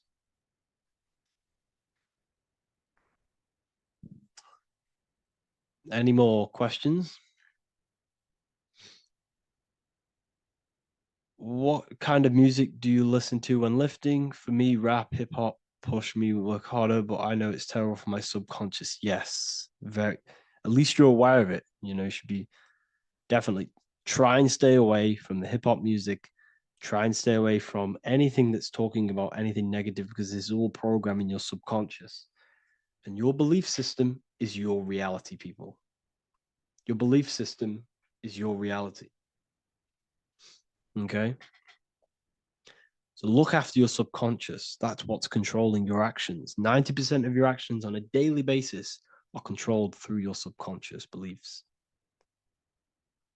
Okay? I listen to a lot of Pastel Ghost. I listen to a lot of, let me get my playlist up.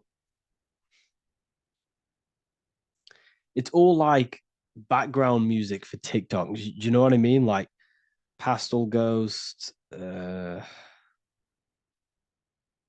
mainly what I listen to. That sort of music. I don't know what it's kind of called. I don't know what that genre is called. Does anyone know what that genre is actually called? Because there's not much words in it. The reason I listen to it is because there's not much words in it. And, you know, it helps the subconscious. And I just love that music.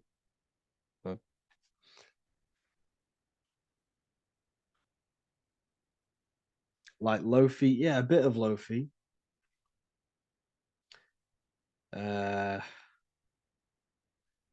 Most people won't even know this type of music.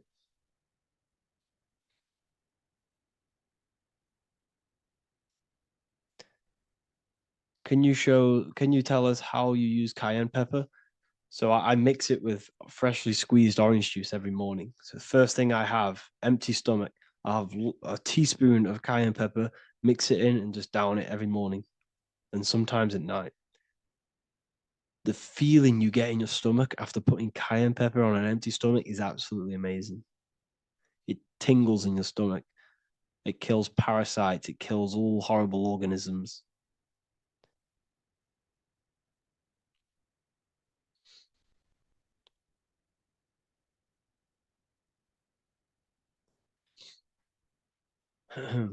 Mix it with hot water. Yes, hot water and key lime water. That I bet that's powerful. If you mixed warm water with key lime with cayenne pepper in first thing in the morning, I can imagine how powerful that is. I've never done that, but I'm going to try that. Do you use sea salt? I don't know what to think about sea salt, to be honest. I try and stay away from it. I don't know whether it's good, don't know whether it's bad. I'm kind of mixed on it. Mixed information. You know, I've heard people have benefits. I've heard other people say stay away from it. So I don't know. I just stay away from it. Just I'm not too sure on it.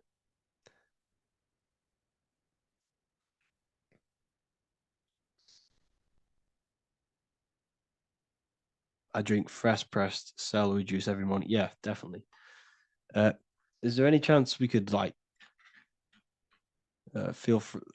move to like esoteric occult questions? The only reason I say that is because I might be posting this to YouTube, so it's like I don't want them thinking I'm giving health advice because I'm not. This is what I do. I'm not giving anyone medical advice. This is what I would do to myself. Because I can probably get in trouble for that. So the subconscious is the all-knowing. It is the all-seeing eye. The subconscious knows everything. Your conscious mind does not. Your subconscious knows every single cell in your body. Your subconscious is making your heart beat. It's talking to your heart. It's talking to every organ, every cell in your body is being connected and spoken to by your subconscious mind. It is the all-knowing. The subconscious has access to the astral plane, imagination, the fourth dimension. It has access to the mental plane, thoughts. It has access to the ethereal plane, energy. And has access to your physical body. It's the door. It's the portal. The subconscious is the portal to the divine. You must go through the subconscious in order to access the divine. Any coupon codes for book 2? Yes, inside the university, there will be a 50% off coupon code. Speaking of ancient civilizations, why did they use symbols to give us true knowledge? This is a very, very good question. Very good question indeed. The reason they use symbols is because symbols are their keys. They hide meanings. They hide things. For example, if it was written down, if all of this sacred knowledge that I'm speaking now was written down, it can be easily taken It can be easily misused. Someone can take it, read it, and steal it and misuse it and abuse the world and create horrible things. The reason they use symbols is because they're hidden. They hide the teachings. Only the ones who possess the key, that possess the knowledge, can read the symbol. So the symbols act as a guard towards this higher wisdom, this higher knowledge, which gives you power. All of the knowledge I teach you gives you power. And you can misuse it. You can misuse your imagination. You have no clue, unless you've put this into action, how powerful your inner consciousness is. You can become a Okay, listen. If you hate your job, it's not the job that you hate. Think about it. It's not the job that you hate. The hate is coming from your inner consciousness. It's the state of consciousness that you hate. So what does that tell you? You can change that inner consciousness to another reality, the feeling of another reality. You can become that consciousness within before you actually externally have it. And by becoming and knowing that reality, that's what produces effect on shaping your outer world. When you really, truly know that reality inside of you, of being free, of being wealthy, of having abundance, your outer world has no other choice but to rearrange itself to your new inner state of consciousness.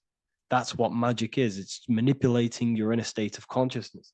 It's convincing yourself that you already have it, not believing it, knowing it. Okay? Knowing is different than believing. Believing is a lie. You should know thyself. Okay? So we can say that human overpopulation is intentional. There is no human overpopulation. We're all cramped in these cities. We're all cramped into one little place. We're not supposed to live like that. We're not supposed to live so cramped. This is why there's so many weirdos out in public. So many weird people doing weird things. This is when things start to go weird, and we shouldn't be living in this state, in this condensed state. We should be spread out. Okay. There is no overpopulation. It's just an illusion, because we all lived in such. Have you ever been on a plane? Have you seen how much land there is? It's crazy. There's no overpopulation. And how many people do they say there's in the world? There's not that many people in the world that they say. I think it's like 8 billion. I think they say there's 8 billion people. There's not 8 billion people. There's probably more like 2 billion. And the reason I say that is because I have a friend who only has like 300K followers. So that's a lot of followers, okay? And he gets recognized everywhere he goes. And he's into all this stuff. And he says, listen, the population is definitely not 8 billion or whatever they say. I think it's like a couple billion. It's probably more like 1 billion. How to properly manifest intentions. Thought, emotion, and imagination are the key. You must know that you have that reality. Don't believe it. Become that reality within your consciousness. All day long, as much as possible. Feel it. Imagine it. Say it. And have zero doubt. How to have zero doubt. You can't, well, okay, so the doubt, that little voice that will seep into your mind saying, you can't do that. You can't do this. That's your old voice of your subconscious program. Listen, the reason why most people fail in life is because they have trained their subconscious that they will fail. They have told and believed that they will fail. The reason I will succeed for the rest of my life is because I have trained my subconscious to say, I will win, I will succeed, I will solve any problem. That's my belief system. And if my belief system is that, then my external reality, my conscious mind will seek a way to fulfill that belief. It will seek to control and create that belief in my external world. It will seek to solve any problem. I've trained my subconscious mind to know that I already have the reality, to know that I'm abundant, to know that I have everything that I already need. Therefore, if any problem comes, I can sort it straight away. But most people have a different belief. It's not your fault. We've been kind of manipulated and told this, that they will fail, that they can't do anything, that it's too hard. And that basically casts a spell on the conscious mind, where your conscious mind is just like, no, I can't do that, because of this subconscious belief that you hold. So you must reprogram your subconscious that you can do it, that you will solve any problem, and that you are abundant. That's the reason why successful people succeed. It's because they have a complete different mind state, a complete different belief system in their subconscious.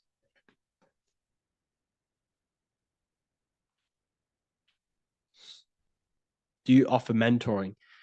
Yes, I do offer mentoring, but it's mainly for people who want to grow their online presence, and for the amount of value and transformation that I can place into your life, and the time that, well, the price of my time, it will be a higher price tag, but your life will completely change if you join my mentoring, because I will transmute your life. I will transmute your mind, and I will transmute your whole reality, because I could tell you exactly what you need to do.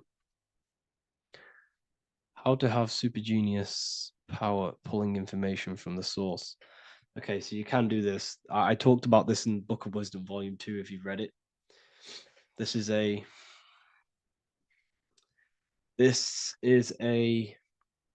technique that Albert Einstein used. This is a technique that Thomas Edison used. This is a technique that all of the ancient geniuses have used. So you get on a chair, you place metal below you or plates, and you hold a metal ball in your hand, and you fall asleep. And every time you fall asleep on the chair, you're going to drop the ball, because your body will become unconscious, and you will basically drop the ball, and it will wake you up, because it's going to hit and make a loud bang on the plate.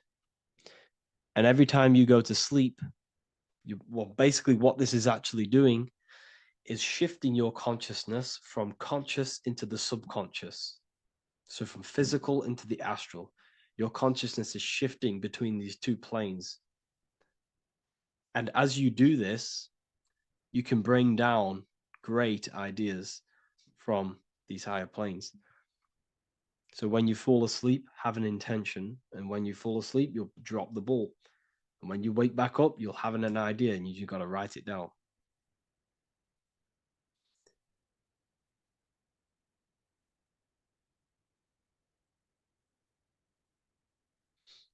How to balance chakras. Don't focus on balancing your chakras. Focus on the mind. The mind is the cause of the chakras being blocked. If you have a blocked throat chakra, this is a problem in your mind, not the chakra. You see, the chakras are a result of the mind. You transmute the mind, you can transmute the chakras and cleanse them.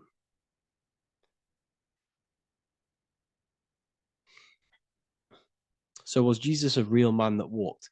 Okay, so I'm going to tell you something. Like, some of the things that I say in my reels, they are to catch attention. So if I say the first thing on the reel, Jesus never existed, straight away, you see that, it's going to trigger you. It's going to trigger Christians. It's going to trigger people. So yes, I do say things to catch attention. The reason I do that is because I have to, in order to catch attention. Maybe there was a Jesus who walked. So in the past, I have said Jesus never existed. Yes, This is to catch attention, to boost the reels, views, and comments and stuff like that. Maybe there was a man who was called Jesus and walked the earth, but listen, he was not the Son of God. You are all the Son of God. Jesus represents an archetype. He represents morals. He represents a way of living that you should embody in your life, not to worship. We shouldn't be worshiping this man. We should be embodying his qualities into our lives so we can become Christ consciousness, so we can live in harmony with our mind, emotions, body, and spirit. Okay? He was not the Son of God. You are all the Son of God. We are all God experiencing himself in a three-dimensional divided form. God is oneness, and he created a divided world so he can experience himself. Why do you quote from the Freemasons oft times? I don't recall me looking at Freemason quotes and quote them. I just simply, when I post a quote, I literally just, whatever comes to my head, I just whack it into Telegram or Twitter. Are dreams tied to your subconscious, and how do you understand them? Okay. Dreams and astral projection are two different things. Astral projection is your soul leaving this plane into the collective consciousness, into the collective mind, the collective astral plane. But dreams are basically the astral plane, but it's your personal astral plane in your personal subconscious. So when you dream, you're entering your own consciousness, you're entering your own subconscious.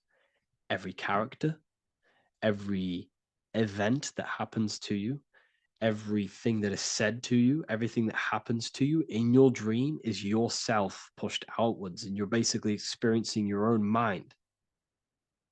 If something scary comes up in your dream, this is your belief, this is something in the back of your mind materializing and coming to you and showing itself to you. So in order to understand your dreams, it's basically suppressed emotions, suppressed thoughts, all lingering in your subconscious materialized. Okay. A few months ago, I'd have concurrent dreams of getting in a car crash that lasted for months. Then one day out of nowhere, I got into a really bad accident, and that low-key bugged me out. I didn't know if my mind was trying to warn me or what. You can explain that. Okay. If you are having dreams about having a car crash, this is a belief. Okay, so let me tell you something. Let's say you're a drug dealer, okay? And you live in fear every single day of the police coming to you. This dealer every day is worried, he's scared, and he lives in fear of the police getting him. He was believing it. This fear, this emotion he was feeling on a regular basis, repetition, and the emotion is basically impressing your subconscious. It's impressed his subconscious that deeply that he now believes it. It's now become a belief. So one day the dealer gets caught and he goes to prison. Let me tell you something. He placed himself there because he created a program, a belief in his subconscious of the police. And his external reality is now in a prison cell. But that prison cell is just an external manifestation of the prison cell of fear he installed in his subconscious mind. The four walls he's now trapped in is just basically an externalization of his own belief system that he created through consciousness, through the subconscious. If you embedded your belief that you will be in a car crash, you will be in a car crash. He placed himself there. He materialized that reality through the thought, through the emotion, through the belief. he put himself there. You see?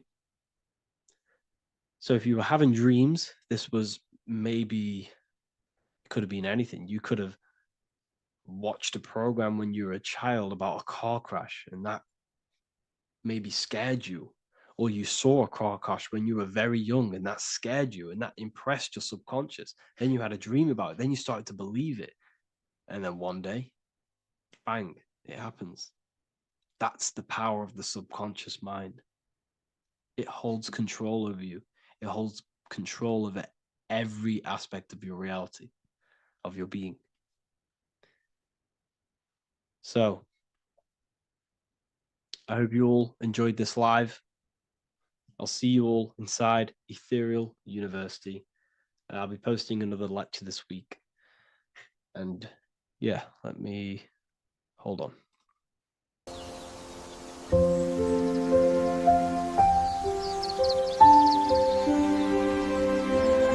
bookofwisdom.com.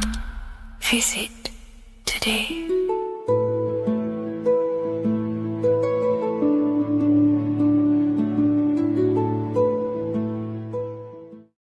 Hello, Seeker. Welcome to Revival of Symbolism, a channel devoted to the language of esoteric symbolism, guiding you to discover yourself and expand your consciousness into deeper realms of thought.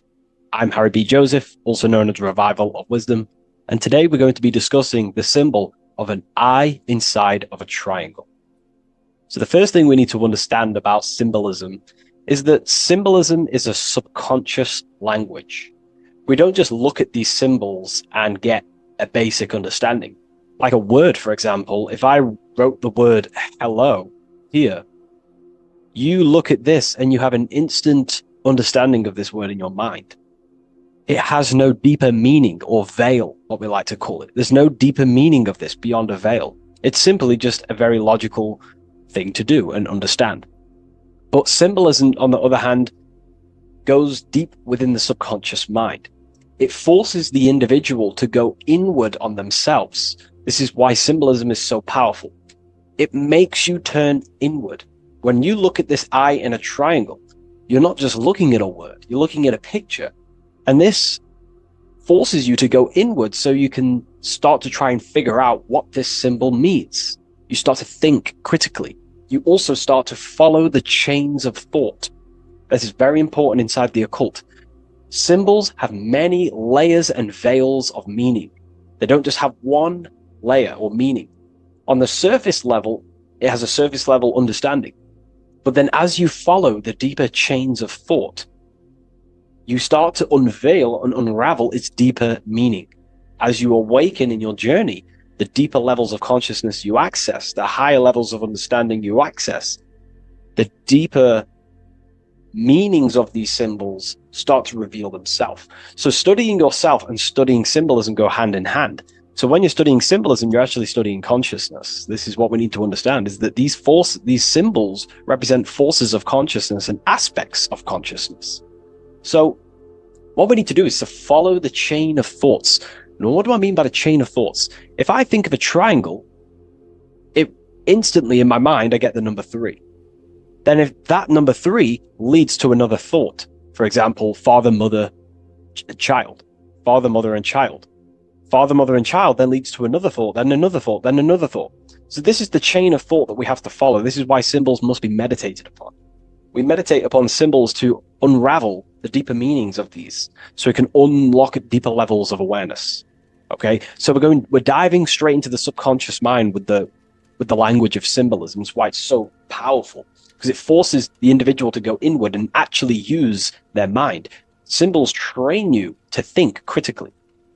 They train you to think in a subconscious way, unlike words.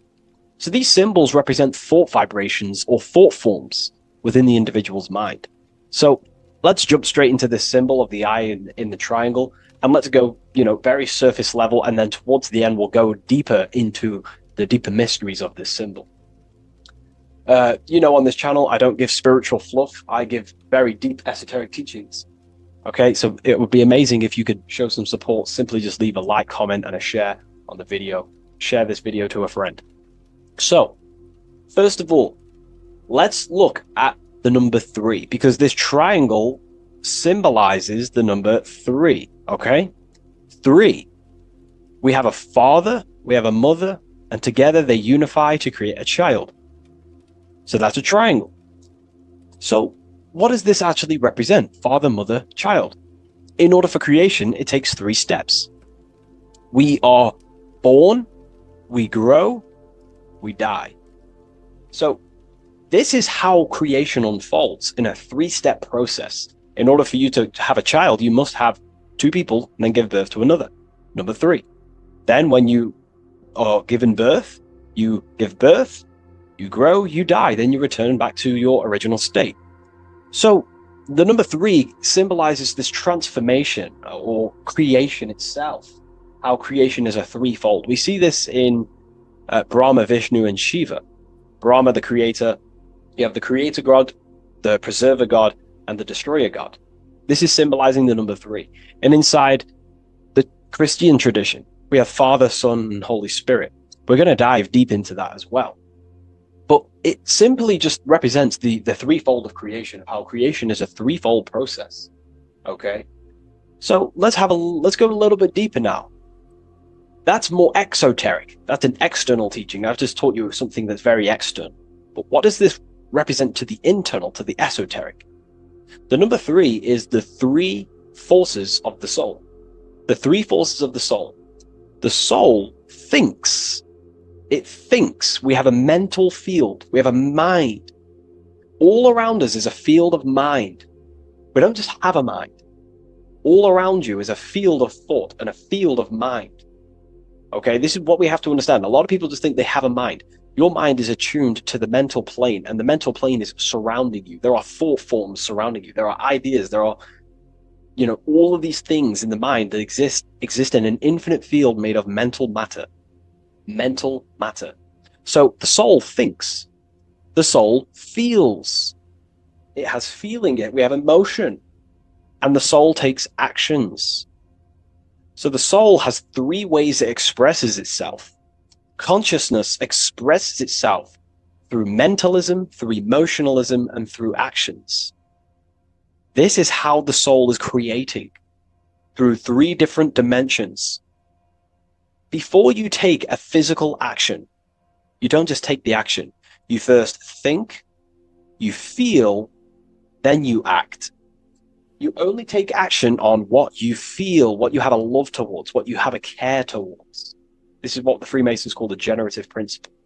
It's about, this is what generates your reality, your feeling. Because you can think infinite thoughts, but if you don't care about them, you don't take action on them. As soon as you have a care about a specific character of thought, your body then takes an action.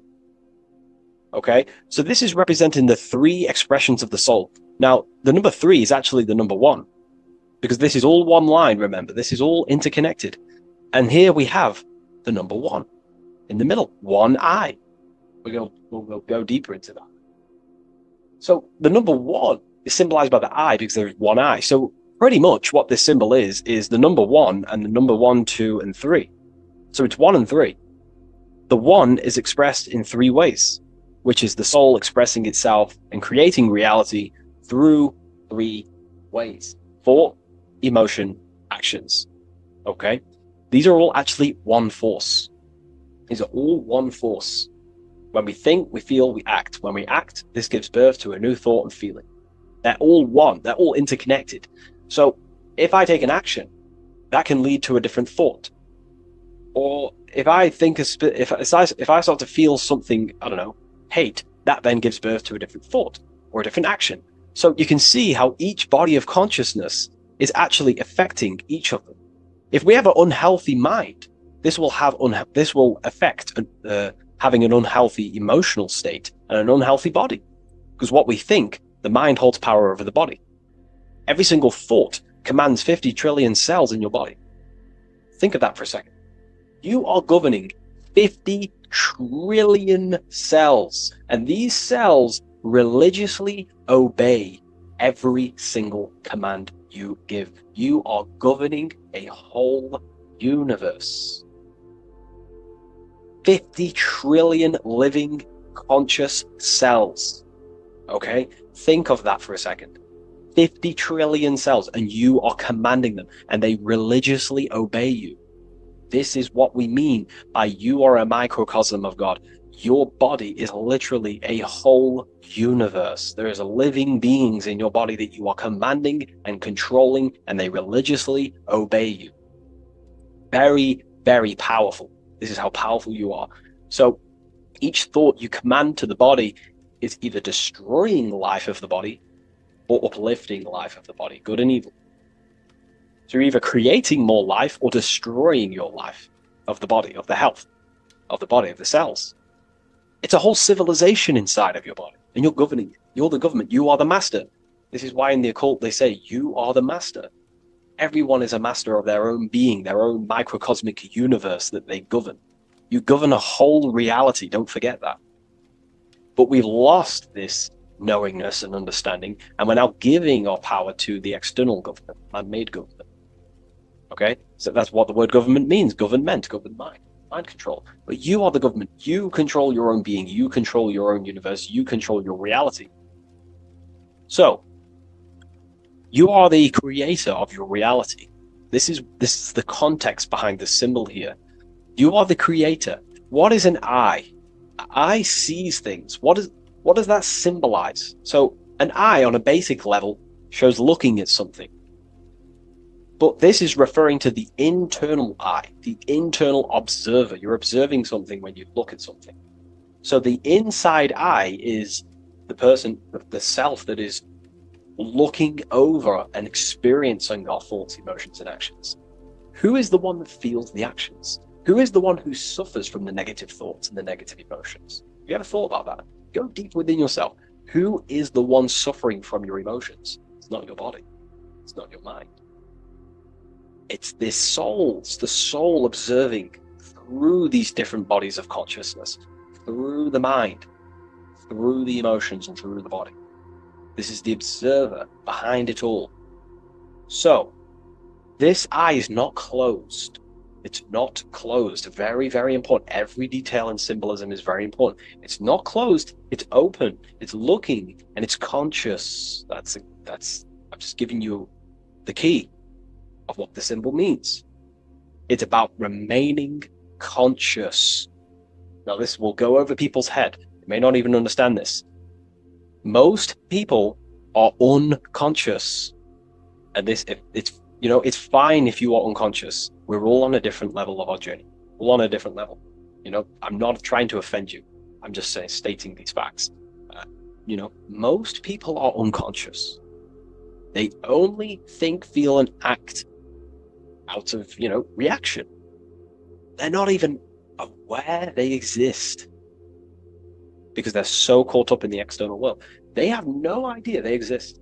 They've never deeped how they exist, why they exist, what life is, what this piece of technology they're inside of is.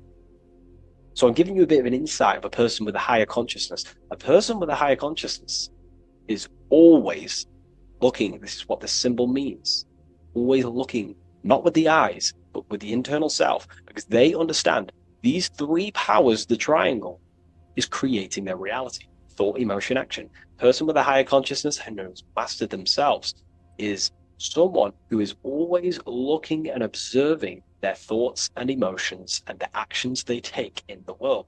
I'll give you a bit of a key here. I'll give you a key. In my life, I like to govern myself, be my own master, through this way. Every action or decision I am about to make, every decision, I always say to myself internally, I remind myself of this symbol. This is what symbols are. You're meant to remember these things. There are tools to help you in life and gain control of yourself so you can ultimately live a better life and create your own reality. I remind myself, if I take this action, what is the effect that's going to come from this action? Is this action going to benefit me, or is it going to pull me away of what I'm supposed to do? And through that, I live through this law of polarity, law of cause and effect. We cannot escape that law. You have to deeply understand this. You cannot escape the laws of cause and effect. They are always infinitely creating your reality. Cause and effect. Every thought is producing an effect. Every emotion is producing an effect. Every action is producing an effect. Therefore, you must keep this in mind and stay looking. This is what the symbol means. It means stay conscious. Always look over your thought, emotions, and actions. Always look over them. Because if you are not looking at your thoughts, emotions, and actions, and you're living, you're thinking, you're feeling, and acting unconsciously, subconsciously, without conscious awareness, you're unknowingly creating your reality.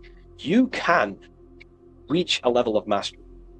There is a level of mastery. I'm not fully there yet. I'll openly admit that. But it's a goal in mind.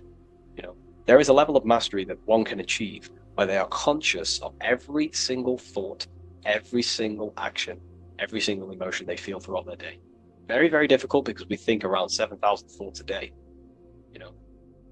But this is ultimately the goal of mine anyway. It's completely up to you what you do. I'm just giving you this insight that's helped me in life. So it's about being conscious. This is a very overlooked thing in today's world. No, most people are unconscious. They're walking around as zombies. They don't even realize they think. They don't even realize they have a mind. They think their mind is their brain. If the mind was the brain, then how can the mind go in the past, present, and future? Which means it exists outside of time, but the body remains in the present moment. If the body remains in the present moment, that means it exists underneath time, underneath the law of time, but the mind transcends it, which means the mind operates outside of time, space, and matter. So, that is a key. You are a higher dimensional being manifesting in a physical form, and you're looking into the world. This is also another veil of the eye. The eye symbolizes your higher dimensional being. You have no true form. This is one of the biggest secrets. You have no true form. You form what you think, feel, and act. In the astral plane, you become what you think about. You can become an owl. You can become an owl with goat heads or, T-Rex arms. You can be anything you wish. Anything you think about, that's the form you take in the astral and imagination. But beyond the very causal plane, the higher dimensions, you are formless. You are nothingness. But that formless is connected to God. That is the unmanifest. That's the source of all creation. So you are something but nothing. Very difficult to get your head around, but essentially you emerge out of darkness. Emerge out of nothingness. Okay, and that's what the mental plane is. The mental plane is kind of like the first dimension that basically expands into infinite realities. The mind can think anything. There's nothing impossible in the mind. Nothing. But there are things impossible in the physical plane, because the physical plane is more dense and it's governed by more laws. So, again, this is symbolizing staying conscious of your thought, emotions, and actions. Now, another veil, if we go deeper on this symbol now, another veil, another chain that's connected to this symbol, a chain of thought, is that this symbol represents unity consciousness. Person who thinks, feels, and acts in unity. Their soul is operating in one force. Their soul is operating in one force, which means they think, they feel, they act. For example, I'll be writing my book sometimes. The book of symbolism, my third book, is coming out very soon. I'll leave a link in the description for you can sign up to the email, the waiting list. We've got a lot of people in there already. This next book's going to be insane. But yeah, you can get notified when that comes out. I'll put a link in the description. When I'm writing my book, I'll get an idea to, go play Call of Duty or go play the Xbox. But then I instantly remember this symbol, thought, emotion, action. Instantly, I then unify my consciousness, my three powers to create reality. These are your powers. These are your rights. These are your things that you have full control over. These are the biggest gifts in life. This is so overlooked. So overlooked because people are so unconscious. These three things are your biggest gifts. They're so beautiful. You have been given the gift of creation. You can mold a whole world. Your own world. You govern it. You can think infinite thoughts. No impossibilities. No limitations. You can feel. Feeling is a life essence. Without feeling, you'd be an AI robot. And you can act. These are your three gifts. These are your three creational powers. You hold the power of creation. You hold the power to kill another life, or you hold the power to spread love in the world, to spread the light. So this is why you see the light emerging out of this eye. This is the light of the soul. That's what consciousness is. It's light. And this is creation unfolding from this through these three powers. Light emerging and crystallizing your reality through thought, emotion, and action. So again, this is unity consciousness acting in one force, thinking, feeling, and acting, all directed towards one goal. And that's how you manifest things quickly. Speed. You know, if your thought is, if you think about, I don't know, playing the Xbox and then you feel like eating and then you take action scrolling on TikTok, that's divided consciousness. You're wasting time, energy, and you're scattering your creative powers throughout these three forms. But once you unify them, which is the I, the number one, you unify thought, emotion, and action, you direct your thought, emotion, and action all towards one goal. You quickly create these goals. You know, so this ties in with time and attention. These are your two spiritual currencies. You spend time and you pay attention. These are your two spiritual currencies that pretty much create your reality, your experience. Thought, emotion, action. And this is what the Holy Trinity is on the deepest level. You know, this may trigger some people, but if you believe in religion, then maybe this account, this YouTube isn't for you. But religion is an esoteric. It's esoteric. It's not meant to be taken literally. The Bible is an encrypted allegorical text talking about human consciousness. Jesus is a person and a master of consciousness that we should achieve within ourselves. We should aim to become like Jesus, not worship Jesus, because we are all God. We're all governing the microcosm. So, also, this symbol represents the movement of the spirit, the movement of the soul. The soul goes through this triangular process, and the soul always remains, returns back to its original state. The soul is given birth into physical reality. We live, and then, we grow, then we die. Then it moves in this three triad form. The soul, wakes up in the morning. It grows throughout its day. Then it dies at nighttime to return back to its original state, to its spiritual state. And everything goes through this process. Birth, growth, decay. Birth, growth, and death. And everything returns back to its original state. So, ultimately, this is what this symbol represents. Okay? If you want to go deeper on this, we have an amazing community. We have hundreds of hours of lectures, practical lectures, where you can gain mastery of yourself. The occult goes deeper than you could possibly imagine. So I hope you gained some insight from this video. Please leave a like, comment, and subscribe to the channel if you're new. And let me know any symbols you want me to break down in the comments section, and I'll hopefully get them broken down for you so you can understand them, deeper, on a deeper level, and you can understand yourself on a deeper level. So yeah, all the links in the description for everything that I mentioned, the community, and the Book of Symbolism waiting list. And I'll see you in the next video. Take care of yourself, everyone.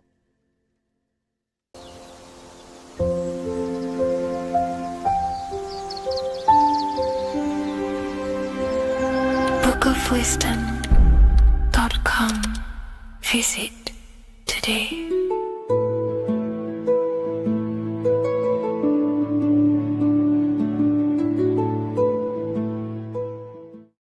Do the elites actually worship Saturn? In this video, we're going to be discussing the occult and esoteric meaning of the 7 planets and the abuse of the Saturnic energy within today's world. This will help you gain a deeper understanding of reality, yourself, how you create reality, and what these 7 planetary energies actually truly are. In order to understand anything within the universe, we have to understand the law of correspondence, the law of as above, so below. There is one consciousness expressed in infinite forms. Me, you, the squirrel, everyone who possesses consciousness within this universe is an expression of the one divine consciousness, what we like to call Source, God, or the grand architect of the universe. We have to understand there is a large scale, but the large scale is mirrored in the small scale. If we look at lightning, this is a large scale. This is the macrocosm. Then we go a bit smaller to the trees. We see the same pattern. Then we look a little bit smaller into to the human body. We see the same pattern of the nervous system. Then if we zoomed into the microcosm, brain cells, we still see the same pattern. This reveals the universe is a fractal universe. The large is reflected in the small. And this is the symbol of the Fibonacci sequence, which represents this as above, so below principle. The big spiral represents the macrocosm, but then this spirals into the tiny spiral. This symbol goes for eternity, never touching, never finishing. The large is mirrored in the small. With understanding this, we can realize that we are a microcosm of God. We are our own universe. We are our own world. Your body is the earth. Your mind is the mind of God, just in a smaller version. You are a drop in the ocean of the vast collective consciousness. With that being said, everything you see outside of you is inside of you. As above, so below. The 7 planetary energies on a macrocosmic scale are the 7 energies that form the physical world. The physical dimension is crystallized thought. Everything you see around you was thought made manifest. Thought imagined, then created in the physical reality.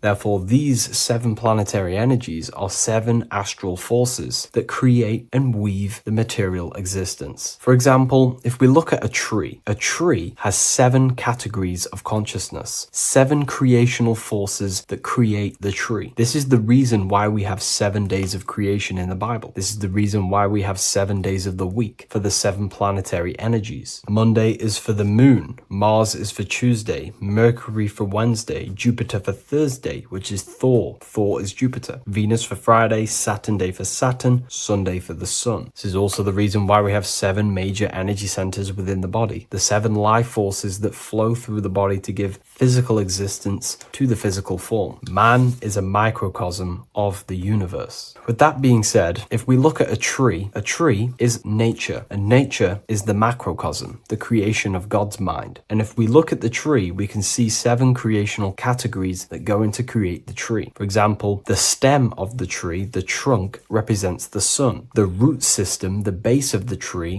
where the tree grows out of, is Saturn. If we look at the fruit of the tree, that represents Jupiter. The smell, the look, the colors of the tree, that's Venus. How the tree communicates with other trees through the root system is Mercury, the intellect, the intelligence, the communication. The leaves of the tree is the moon. The defense mechanism of the tree, how it defends itself from infections and other territories, is Mars. So we can see all physical matter, all physical creation demands these 7 categories of consciousness, these 7 planetary forces. But again, that is the macrocosmic scale. The macrocosm is reflected in the microcosm, which means you have access to these forces, these 7 planetary energies, and you use them to create anything in reality. You've been using them maybe unconsciously your whole life. For example, this book that I've created, the Book of Wisdom Volume 2, you can find it in the bio if you're interested in reading it. It has the 7 planetary forces that go into this tree, into this book. I used the sun, which is my passion and my drive to take actions. I used Mercury, which is my intellect, my thinking, my communication. I used Venus, the layout, the look of the book. I use Mars, my defense of my work, my trademark, my copyright. I use Saturn. Saturn is my time, my discipline, my attention. I use Jupiter, which is the why, the reason why I created it. I used the moon, which is my care. My care is the generative force. Whatever you create in your reality is because you care. You care about keeping a house above your head. Therefore, you go to work and earn money. Care is the driving force to create anything in reality. What you see right now watching this video is because you care about watching this video. If you lose care about watching the video, you will turn it off and continue to do something else. All creation demands these 7 forces, hence why we have here a midsection. Sometimes we see the symbol of the earth, which is a circle and a cross in the middle, because these 7 forces create earth. But again, this video is specifically aimed to Saturn. We're going to be discussing Saturn's Saturnic energy because there is a lot of misunderstanding in today's world, and I'm going to give my perspective and my research on the energy of Saturn and how we use it and how it's being abused in today's world. Saturn externally, because remember, we have an external world, an internal world, a macro and a micro. Saturn externally in the material plane governs the foundational and enduring aspects of existence, such as the roots of plants, the bones of our body, even the insects that dwell beneath the ground. It represents the dull, hard, unyielding forces of life, symbolizing structure, limitation, and conditioning. Under Saturn's influence, things become rigid, bound by the god of time, bound by restriction and boundaries. In Roman mythology, Saturn is revered as the god of time, ruling over the cycles, beginnings, and endings. This connection with this emphasizes Saturn's role in marking the passages of life, aging, and inevitable constraints we all face. Internally, inside yourself, the microcosm. Internally, Saturn embodies the conditioning within our own consciousness. When Saturnian aspects of consciousness dominates, we become overly rigid, fixated, restricted in our thinking and actions. For example, Saturn's influence is strongly felt in today's world, where many people's minds are confined to societal norms and conditioned responses. The pervasive control Saturnian energy can lead to the sense of limitation, as people become trapped within structure imposed by society and power structures. However, we have to remember that limitation, there is dark and light. Limitation is not bad. This is why Saturn is connected to the god Satan. They are the same being. It's something that restricts, holds back, and keeps you limited, conditions and limits consciousness to its lower power. Saturn is a great teacher, guiding us through difficult life lessons that ultimately lead to growth and expansion and power. Although Saturn's energy is harsh and often challenging, it helps us to develop resilience, discipline, and wisdom. Yet in modern age, this energy has overpowered the minds of the masses, fostering excessive rigidity and limitation. Instead of being ruled by Saturn's constraints, we should seek to embrace more freedom, love, joy, balancing Saturn's lessons with openness and fluidity in our life. So like I said, Saturn rules law. Anything that is limiting or holding back, something that is a restriction or a wall. This is why we see judges wear black robes. The color black is associated with Saturn because Saturn rules over the nighttime and the winter time. Capricorn, they wear black robes. A graduate also wears a black robe with a black square cap on its head because black is associated with Saturn, restriction, limitation. University graduates wear this. Personally, not to offend anyone, these educational systems that we have in today's world are not here to give you power, to find you the power of consciousness or yourself. They are simply to restrict you, to keep the mind limited in a certain belief system. That's not to say the things in university are completely useless, but what I'm saying is it is a conditioning by the educational system. And if we actually look at the top of the hat, it's a square over a circle. And in Freemasonry, we see the compass on top of the square. In Freemasonry, we see the square underneath the compass on top of the square. The square creates squares and the compass creates circles. So this is symbolizing the square, which is matter, the circle, which is spirit, matter over spirit when it needs to be spirit over matter. This is a symbol of conditioning, limiting the mind into being locked in the five senses and base consciousness. Saturn's energy is keeping people restricted. This is why there is so much Saturn symbolism in today's world, because Saturn is anything to do with limitation, restriction, and time. All of the systems in place are to limit our minds, to keep us on base consciousness, only thinking in a limited box, only thinking and aware of the five senses. In base consciousness, in animal nature, one only thinks according to their senses. When they have a sense, their mind thinks. This is an affect state of consciousness. They're living in the affect. We need to understand that in base consciousness, we have no true power to create. We're simply living in cycles of affect. Now, what do I mean? The physical world is the effect. It's already manifested and cannot be changed. Our consciousness needs to rise to become a cause instead of playing around and being lost in the effect, to become a co-creator. And this is what the system does not want you to do. It does not want you to become a conscious creator. So they keep you in base consciousness, not giving you the awareness that you are literally a god creating a world right now. You are a world and you are shaping the world. Our consciousness needs to be mastered, controlled, and then we can become a conscious creator instead of running around in the world of illusion and effect. As above, so below. What happens in the mind happens in reality. We do not want to be matter over spirit, which means the external world over the internal world. We need the internal world to rule over the external. Saturn's symbolism can be symbolized as a black cube. The cube symbolizes this physical world because everything has 6 sides. We can move forward, backward, left, right, up, and down. We are in this cube. This is why we say think outside the box. Thinking outside the box means to become a cause and not an effect. The mind needs to be a cause,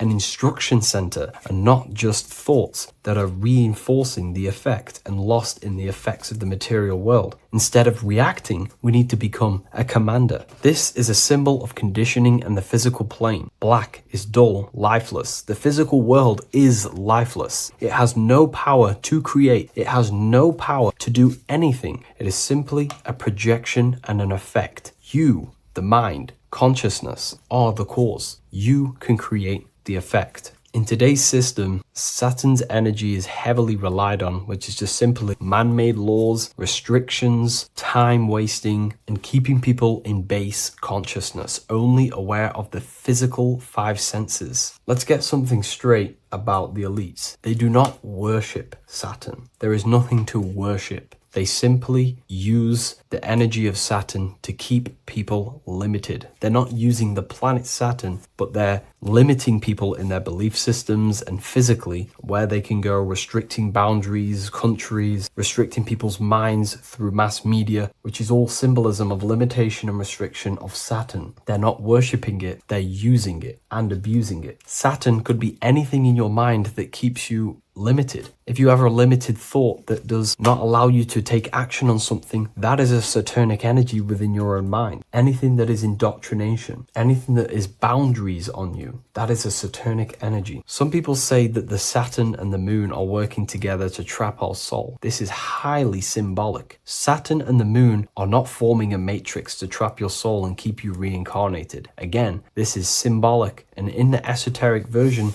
and understanding of this, we can see that they do have a relationship. The moon is our subconscious mind, and Saturn is restriction. If we have restrictions and belief systems in our subconscious mind that keep the soul locked and trapped only in these 5 bases, these 5 senses, then we will think and condition ourselves that we are only the physical body and never actually free ourselves from the material world and ascend. Saturn and the moon are not working together, but these are highly linked. By limiting the subconscious, we keep people stuck in base awareness, keeping them locked in the world of effect, never becoming a conscious creator. We have 2 spiritual currencies, time and attention. These are the 2 currencies that we spend. We spend time or pay attention. These are the 2 spiritual currencies that pretty much create our reality. And the system aims to hijack these 2 currencies from you, to limit you, to dominate you, so you do not become a conscious creator. So again, no one worships Saturn. It's simply just a symbol of limitation and restriction. Limitation has good and bad. Limitation can make us learn, overcome, become strong, disciplined, but when it's abused, it can keep people locked in base consciousness and stuck in their lower nature, never figuring out how powerful they are. You hold the power to shape a world. That's how powerful you are, to turn thoughts into physical existence. I'll see you in the next video. Please leave a like, comment,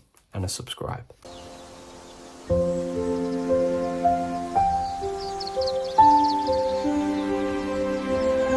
bookofwisdom.com. Visit today.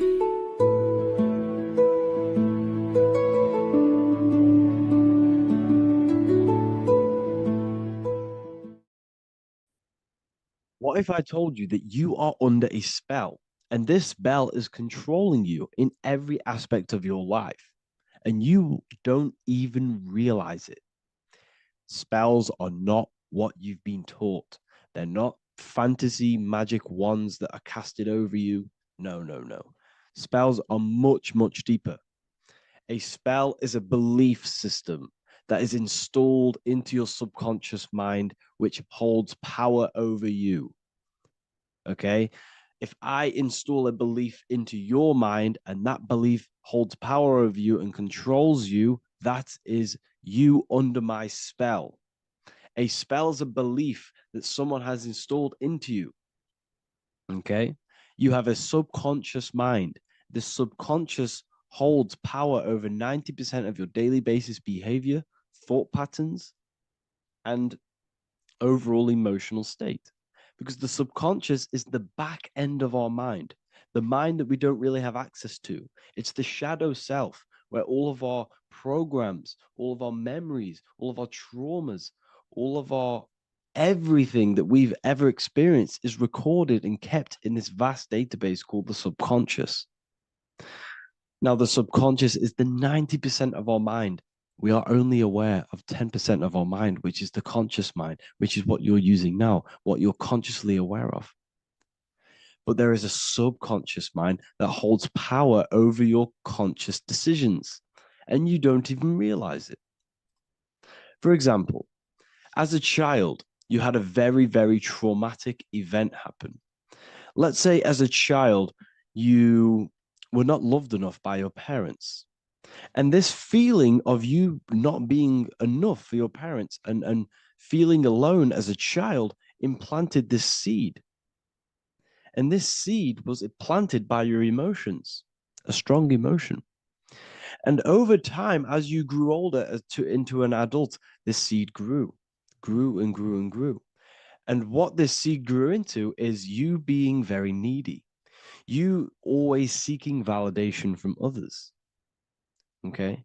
But you taking this conscious decision 10 years down the line actually stems from this hidden cause within your subconscious mind, within this little feeling, this seed inside your subconscious where you don't feel like you are worthy. So this results in a conscious decision of you seeking validation from others, being very needy from others. Okay. This is what the subconscious is. The subconscious holds power over us. For example, posting on social media. Why are you actually posting on social media? If you take a selfie with your new watch, new car, and you go and post that onto your social media, why are you actually doing that? On the deepest root cause, it's not because you just want to post a picture. No, it's much deeper. It comes from a subconscious belief or a subconscious emotion of you seeking external validation, whether you believe that or not. But that's what it is. If you're posting on social media, you're seeking attention, you're seeking validation from others on a deep level, on a subconscious level. You may not even realize this because it's subconscious. Now, this is what a spell is. Money is a type of spell. Remember, money doesn't actually exist. Money does not exist. Money is a physical object inside of the material plane. But the physical object has a belief in the mental plane. See, the mind is the highest plane. This is the root cause of reality, the mental plane. Okay? So our belief in our mind has given this piece of paper value and a meaning. But in reality, it's just a piece of paper with a belief behind it. But this subconscious belief behind this piece of paper is controlling your daily basis behavior, is controlling your emotional state, and controlling your life without you even realizing it. Without you even realizing that it's all an illusion. Money does not exist. It's the belief that gives the piece of paper a power. And the way we break the spell is by realizing that the money doesn't actually exist. The whole world is under the spell of money, and it's controlling all of us. But the spell is the belief. Once we all wake up and realize money has no value, it doesn't actually exist, it's only a belief. There is no actual money. That's how we break the spell. the spell is broken when we figure out that we are under the spell, under the belief, under the illusion of this piece of paper having value, and it's controlling our lives. That's why the word money has mon within it. Mon is moon, and the moon represents our hidden aspect of our mind, our subconscious, and the sun represents our conscious mind. So you have two versions of yourself. You have the self that you show to everyone, the conscious mind, and you have a shadow self called the subconscious, which is the hidden aspect of you.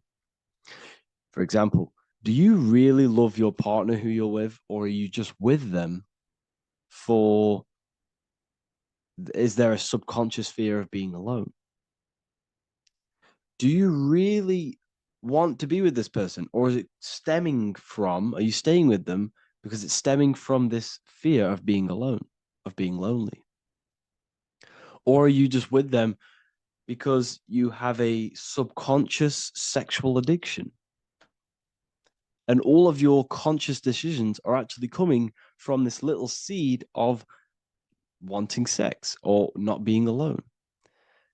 You have two versions of yourself, the conscious mind and the subconscious, the shadow self and the self that you show to everyone else. Okay?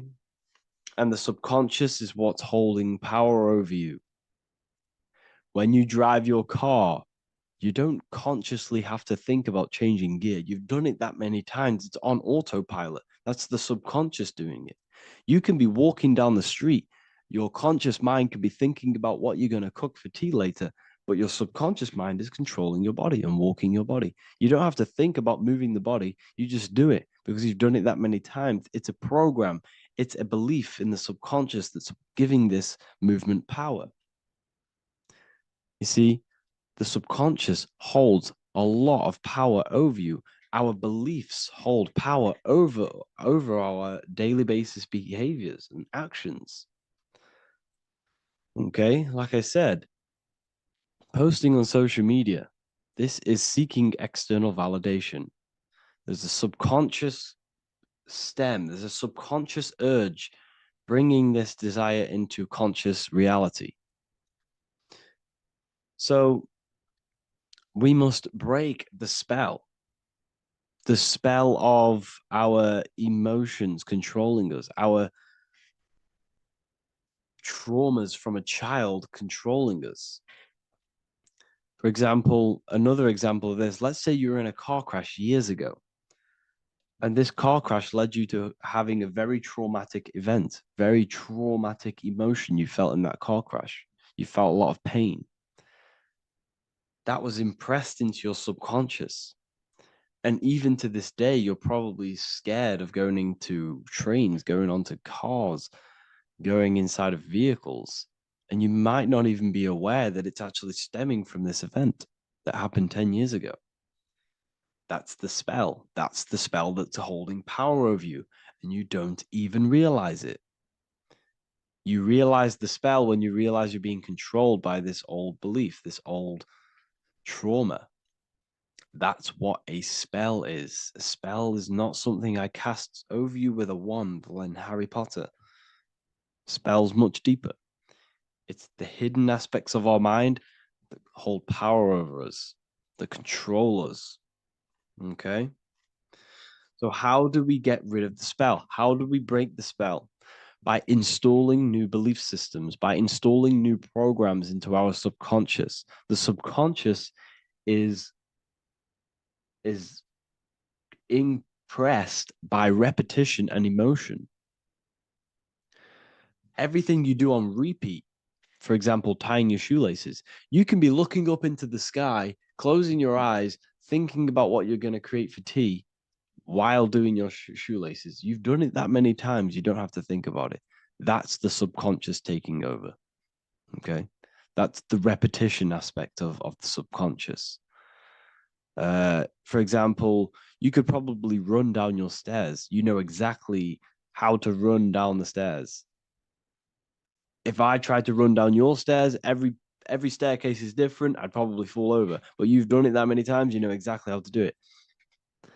It's what we call ritual. When you have an evening ritual, when you tidy the house, you do your skincare routine, you wash your teeth, that's a ritual. This is what the ancients called ritual. When we do rituals, we're trying to implant something into our subconscious to either remove an old program, an old seed that is controlling us, for a new one that's going to grow into new light, into a new reality. So you can implant messages, implant new programs into our subconscious, which will then grow into a new reality. Okay? Because if I tell you something over and over and over again every single day, for example, if I say, you do what I say every single day I repeat this statement into your ears, about a month or 2 months in, you're going to start to believe in that statement and you're going to start to be under my spell. You're going to start to do everything that I say. So this is what spells are. Spells are subconscious beliefs that hold power over you, and you don't even realize it. So we need to remove these old programs we have that are controlling us for new programs. And we do that through ritual, affirmation, and imagination. Repetition and emotion is key to impressing the subconscious. They are the two ways that spells are created, that programs are created. The subconscious only knows the now, and it only knows you. So every word you say is a spell. So when you call someone else a name, you're calling yourself a name, because your subconscious takes everything you say as truth, because it only knows you. It doesn't know anyone else. So every night we can do affirmation. We affirm the reality we want. This is what we call a ritual. We sit down or we stand up, whatever it is, you affirm the reality you are, I am statements. And then you imagine that reality. And you do this over and over again, every day, twice a day, 3 times a day, however many times. And this will cause repetition.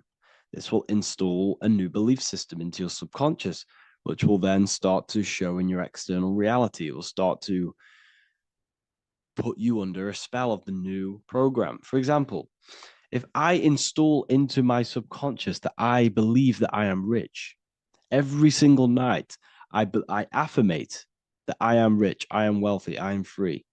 And then I do a ritual. I start to imagine this reality. Every single night, I do these 2 things on repetition, and I start to feel the reality and imagine the reality.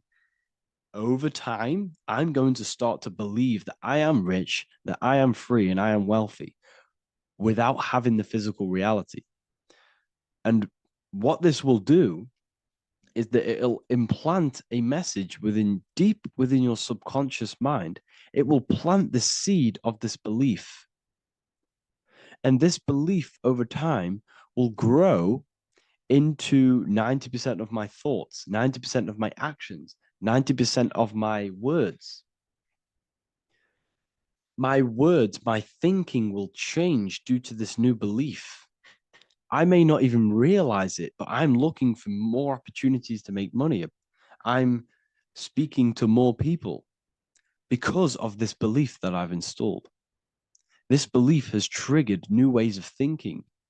My mind, my conscious mind, is now only operating to fulfill this belief. And my conscious mind might not even be aware of it.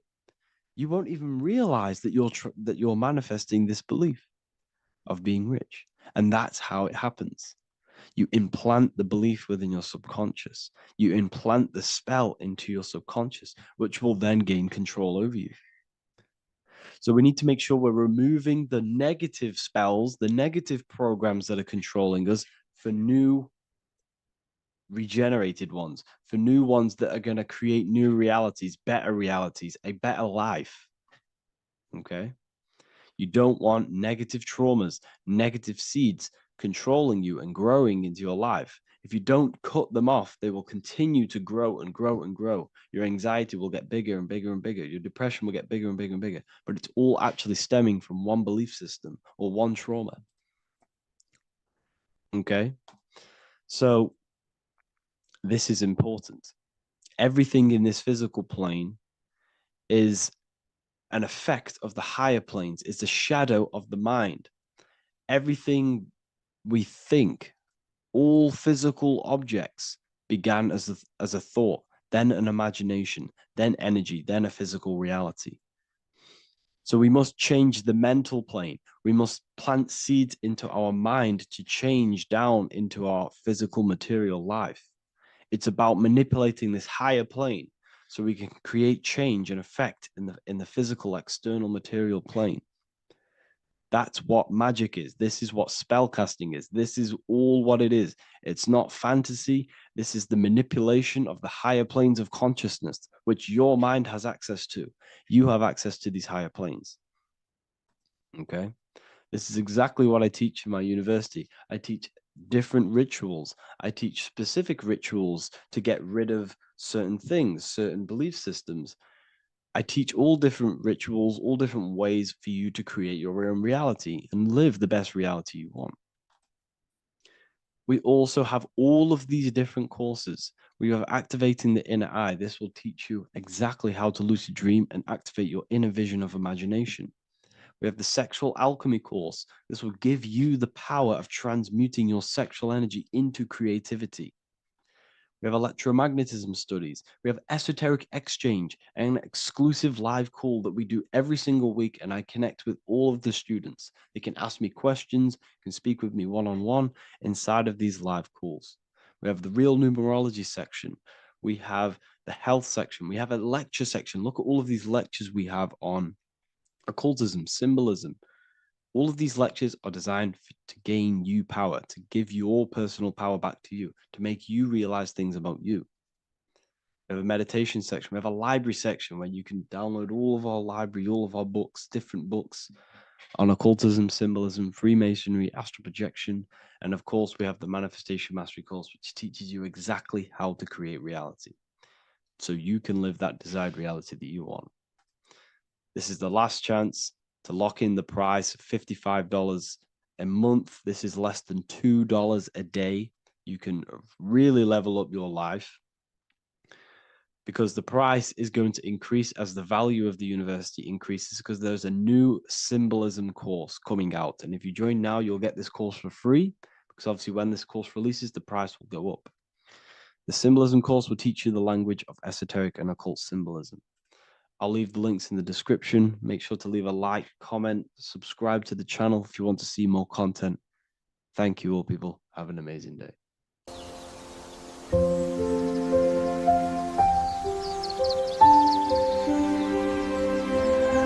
bookofwisdom.com. Visit today.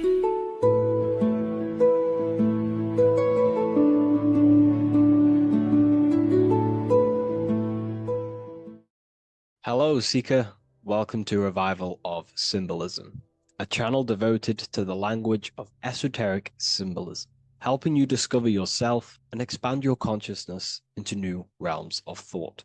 I'm Harry B. Joseph, also known as Revival of Wisdom. In this video, we're going to be breaking down the occult and esoteric meaning of the tarot card, the Magician. This contains many layers of symbolism.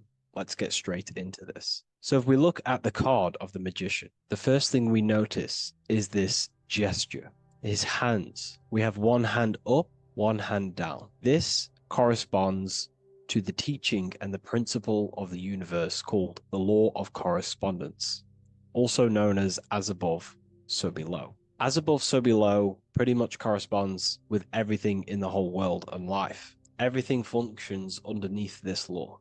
It teaches that everything below in the material plane does not exist on its own. Physical life does not create itself. It is not independent.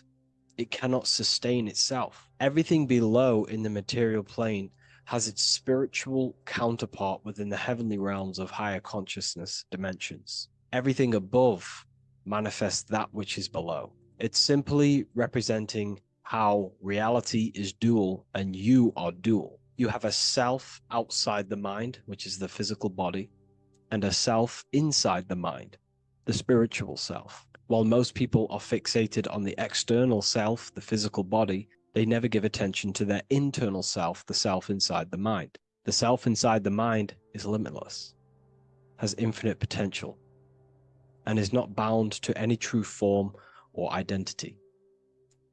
The internal self is the immortal self, the higher self. It is the self that can turn anything, any thought, into a form within the realm of imagination. This is what we call the astral plane. The astral plane being a plane or a dimension that sits just above the physical plane, and it's the realm of imagination, emotion, and desire. Because in order for us to imagine something, we have some sort of emotion or desire to create it. Therefore, it is the astral energy, the desire and the imagination of something above in the higher realms and dimensions of consciousness that make it possible and physically created within the material realm. It is the astral forces of desire manifesting the actions of the physical body, because the physical body only moves to what we care about or we have a passion or desire. These forces, what we call passion and desire, are not just chemical reactions in your body. They are astral forces directly coming from your astral body. We think with thought. This is the beginning of all creation. We think, we imagine, we desire, then we act. It is the higher realms first, then the external realm, the material. Higher dimensions over the lower dimensions. This fits in perfect with the magician, because a magician is not someone, like Harry Potter shows you with wands casting spells. This is fantasy. The real magic is about changing consciousness at will, because consciousness above creates that which is below, the material. As within, so without. Reality is created from the inside out. So the magician understands that by changing consciousness, we change our external circumstances. You see this reflected in your life, and I've seen this reflected in my life. When you change your consciousness, for example, you start to spiritually awaken. You start to think differently, see the world differently. What happens to your external reality? Notice your friends start to say you've changed. You may not fit in with your current friendship circle. Your friends will change and you will outgrow them, and you'll have to seek to find new friends that fit with your new internal state of consciousness. This is teaching that the internal world rearranges the external world.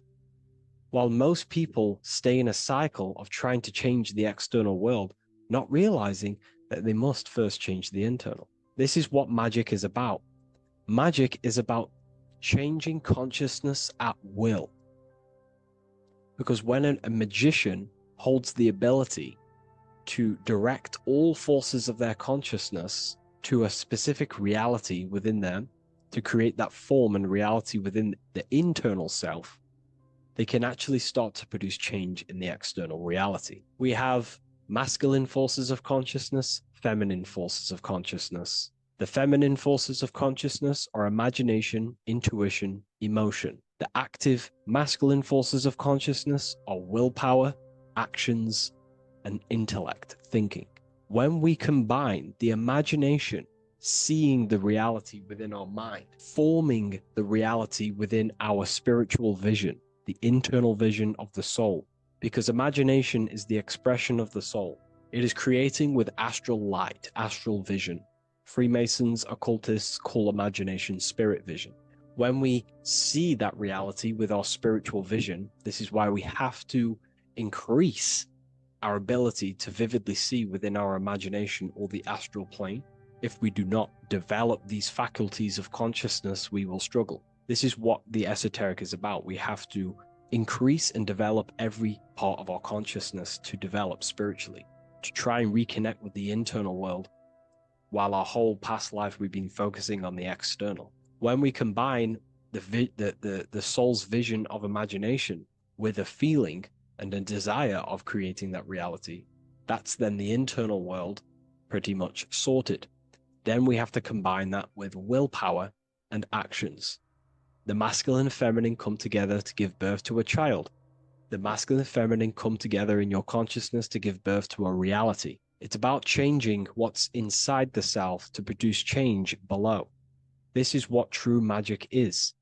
Look at the word magic, magi, and the word imagination, imagination. Imagination is about working with the forces of the soul and the forces of consciousness, producing change in consciousness at will to produce change in the external. This is what this represents.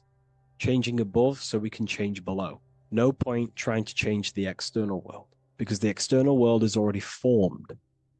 It is a form, it is an effect. So to produce true change in the external world that lasts long term, we must first gain control over ourselves. We produce change internally. This is why the magician is called to gain mastery in every element of their being. They have to gain control over every aspect of consciousness and develop every faculty of the soul. This includes developing strong imagination, developing a very strong willpower. We can do this through exercises such as imagination exercises, holding one specific vision for a long period of time, meditation, thinking on one specific thing for a very long period of time. This will increase the willpower. It's also about gaining control over the subconscious impulses, the subconscious thinking patterns that seek to control us. It's about gaining control over every aspect of our consciousness. This is what a true magician is. And this is what the true spiritual path is. Developing every faculty of consciousness. It's a never-ending journey of self-mastery. If we look at the magician, we see this infinity symbol rising just above his head, symbolizing the mind being filled with higher knowledge. The mind aware of higher dimensions. You see, the mind is the cause, physical reality is the effect. We need to raise our consciousness from effect consciousness to causal consciousness to truly become a magician and a master of our reality. What do I mean by effect consciousness? Most people live in the realm of effect and reaction. Their consciousness, their mind, emotions, and imaginations are constantly thinking, feeling, and imagining the things that have happened to them. Instead of doing this, we need to change this state. Instead of reacting, we need to become the cause. Instead of thinking and imagining and feeling the realities that's already gone past and things that have happened to us, we need to change this so we use the powers of the soul, the powers of consciousness as imagination, emotion, the intellect, as causes and not reactions. This is how we truly become a magician and apply this principle of as above, so below.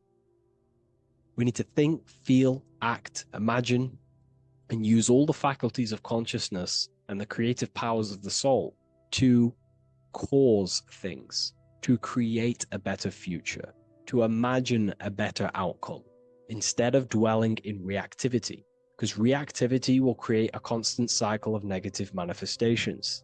If we sit around and moan, complain, think, imagine, feel the things that have happened to us in the past, the mind is the cause. And if the mind is in that state of reactivity, it's just going to constantly create more negativity in your external reality. This is what it's all about, as above, so below. You can see the sword here. The sword cuts through the air. The air is one of the 4 physical elements. Fire represents the spiritual body of consciousness. Water represents the emotional body of consciousness. Earth represents the physical body of consciousness. Air corresponds to the mental body of consciousness. So this sword is a symbol of a sharp mind. The mind needs to become very sharp and very disciplined and very controlled, both consciously and subconsciously.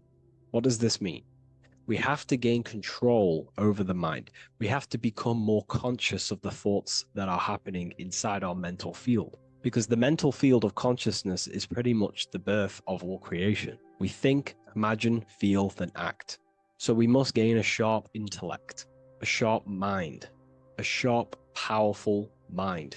The sword is also a symbol of power. So this is a symbol of a powerful mind, a mastered mind. This is your sword. This is your tool to create, because you are a co-creator. As above, so below literally tells you that you are God itself. The same powers God used to think everything into existence, such as nature, the stars, the human body, the macrocosm, the world. God thought the world into existence. We live in a mental universe. All creation is first thought, then manifested physically. The same powers of thought God used to create the world is the same power that you use to create your world. You are cut of the same fabric of God. You are a microcosm, as above, so below. God is the macro, you are the micro. What is the wand? The wand is not real. This is not a real wand you cast spells with, but a symbol. The symbol of the wand represents direction of consciousness, willpower, and attention. We have two spiritual currencies which pretty much create our experience and reality: time and attention. That's why we say we spend time and I pay attention. These are your currencies. These are how you create and generate reality. Moving on to Jesus and Satan, we see there's an exact same symbolism within the ancient paintings. Jesus pointing up, Satan pointing down. Satan is the egoic force within one's consciousness. He is a symbol. Satan is not a real identity or being or entity. He is a symbol of a personality and a force within one's consciousness. Satan represents the negative forces of the ego that tells you to do things that is wrong. In your heart, you know what is morally right and wrong. Let's say you're thinking, you get a random thought of stealing an old lady's purse. You, in your heart, know that is wrong. But Satan is the force inside of you that says, do it anyway. Don't listen to the heart. Get the personal gain. I want the money. That's Satan. Jesus is the higher mind, the aspect of our consciousness that dwells above the ego. It's the part of our heart that desires the spiritual. Our heart is the generator of our reality. And whatever we desire is what we generate. You only take action and generate your life on what you care about or what you feel. If someone's talking about something you don't care about, you say, oh, I don't care about that. But if you care, you will listen. If you care about something, you take action towards it. If your heart desires the material, you have been taken over by the egoic force of Satan. Not a real entity, a part of your consciousness, a part of your nature, the dark side of yourself. Jesus represents a heart that desires the spiritual wisdom, the things that cannot be seen. The heart must desire the things that can't be seen, because this is what gives true satisfaction to ourselves. We feel void when we chase material things because nothing material can satisfy our hearts. So this is as above, so below. Jesus is the higher mind. Satan is the lower mind.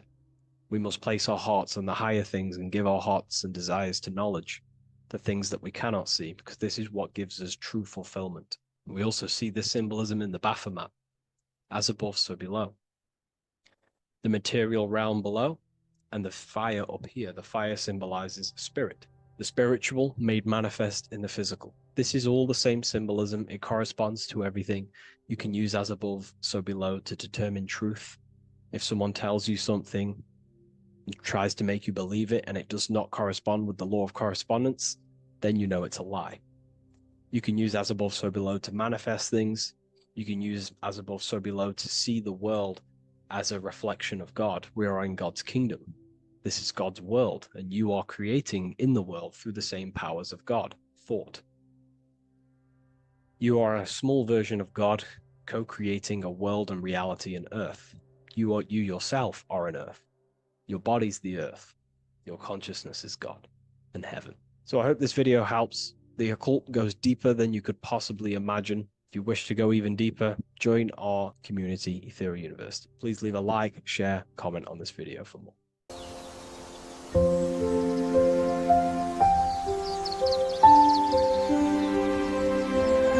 bookofwisdom.com. Visit today.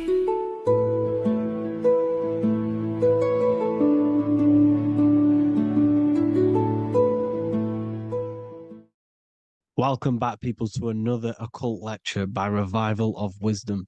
Today we're going to be talking about magic and how it's being used on us for the New World Order. Magic has the word mag within it, which is magnetism. Magnetism is the force. Magic is influencing forces, natural or supernatural forces, and using it for a certain agenda to gain something out of it. Now, magic is not what everyone's being thought. It's not some sort of fantasy thing. It's actually very common, and we all do it, whether you believe it or not. Magic is all to do with the mind. As I said, always say in my lectures, your mind is what creates matter. Your mind is what creates your external world. So it's all about manipulating and planting seeds within the mind, because your mind is a garden, and thoughts and words are seeds which are being planted in that garden. Your life, your physical life, the people you have in your life, your friends, your car you own, the job you have, is all a reflection of the thoughts that you've been thinking in the past. You are where you are in life because of the thoughts that you've been thinking. Therefore, your life is a direct reflection and manifestation of your mind, the Garden of Eden. Okay? The mind is what they are targeting. What you see, say, and hear has a direct effect on your mind. Me talking to you is influencing you. The words I'm saying is planting seeds within your mind. Now it's up to you to consciously act on these thoughts or these words, or to maintain these words. As above, so below. As within, so without. What's inside of me is outside of me. What comes into the storehouse comes out of the storehouse. You have the left, you have the right, you have the up and you have the down. As above, so below. Whatever is in your mind will be expressed in some sort of way, consciously or subconsciously, spiritually or physically. The mind is what manifests everything. And this is what we need to understand. We need to understand is that the mind is not physical. All things spiritual manifest physical. All things seen come from the unseen. The words you're thinking, that everything you have is coming from the unseen. The actions that you do come from the unseen mind. Another expression for as above, so below is you are the universe itself. You are a universe, a mini universe. But just because you are mini does not mean you are the whole thing. If I take a little piece of infinite, let's say there's an infinite light source. Let's say I take a little chunk of that infinite light source. That little chunk I took is still infinite because it's been taken from infinite. You are the universe. Your awareness, your mind is the universe. It's information. You are the universe experiencing itself. This is why we say we are all God. As above, so below. What is in me is outside of me. The sun, the physical manifestation of the sun, is your soul. The 12 constellations are manifested in the physical body. The 5 elements are manifested in the physical body. They're manifested in the 5 fingers you have. As above, so below. This is manifested, this is a symbolized in Freemasonry and secret societies as the 2 pillars. The mirroring reflection, the reflection of reality, the mirror, as above, so below. What happens in the mind, what happens in the astral, happens in the physical. This is Aleister Crowley. This is all symbolism. This is the 2 pillars with the all-seeing eye and the triangle at the top. Aleister Crowley was a master magician. very powerful dark magician, black magician. There's two types of magic. You have white and black, just like the checkered board, the Masonic checkerboard. You have white and black, you have good and evil. White magic is influencing natural forces to gain something that will help the collective consciousness, help the collective, help the earth, help other people. Black magic is something you manipulate something so you can get something personal out of it. Doesn't matter if it's good or bad. It's still considered as black magic because you're being selfish. Everything you do should be contributing towards the collective consciousness and helping others. And this is why the ancients lived in a system where everything was in unity. We understood that I am you and you are me. What I do to you happens to me because I am you and you are me. We are the same mind substance on the inside. We're all the same mind substance being expressed in different bodies. So what I do to your mind will have a ripple effect on my mind because all of our minds are connected within the mental plane. So this is why they know all this knowledge. They know all this knowledge. So yeah, this is the mirroring effect of reality, the two pillars, or symbolizes the number 11. The number 11. We'll go deeper into that. The technology we're using is magic. It's a form of magic. Television is tell a vision. They're telling a vision into your subconscious mind, into your memory. And when you turn on the television, you get a program because they're telling a vision to create a program within your subconscious mind. You see, the conscious mind is only 10% of your mind, which is to do with your, what you're aware of, your five senses. What are you consciously aware of? Well, I'm aware I'm here, I'm talking.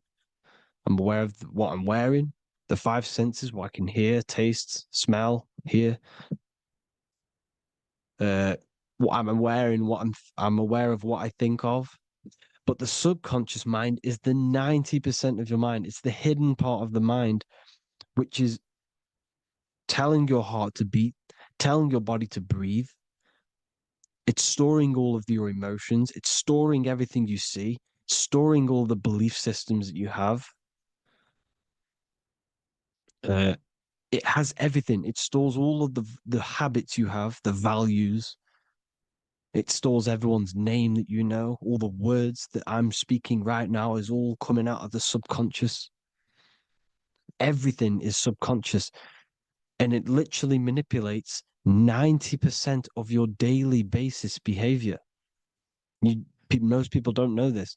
What you did yesterday is what you will do today because of these beliefs and mental programs within the subconscious, stored within the subconscious. So the subconscious is what they're aiming at. They're trying to create programs within the subconscious because the subconscious manifests 90% of your thought patterns, 90% of your actions and words. They know all this stuff.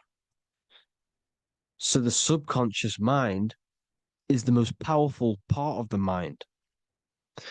Another way the subconscious manifests and influences your life is, let's say you were in a car crash years and years ago, 10 years ago. Let's say you're in this car crash, right? And you really hurt yourself.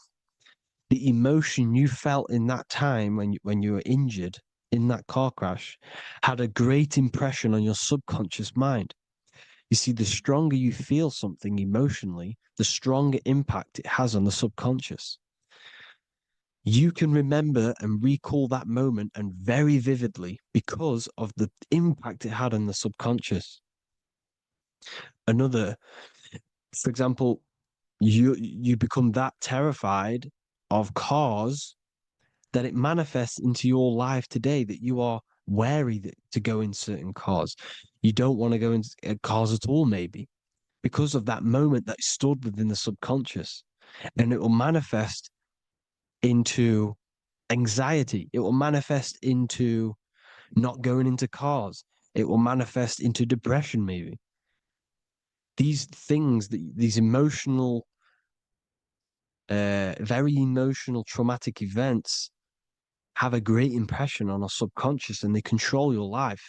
This is why you need to meditate and go deep within yourself and let go of these internal, deep emotions that you may have repressed and keep pressing down and ignoring. But you need to address it and let go of these subconscious impressions you have, which are controlling your life, like anxiety, depression. All of these things are stemming from things that are stored within your subconscious years and years ago, more than likely.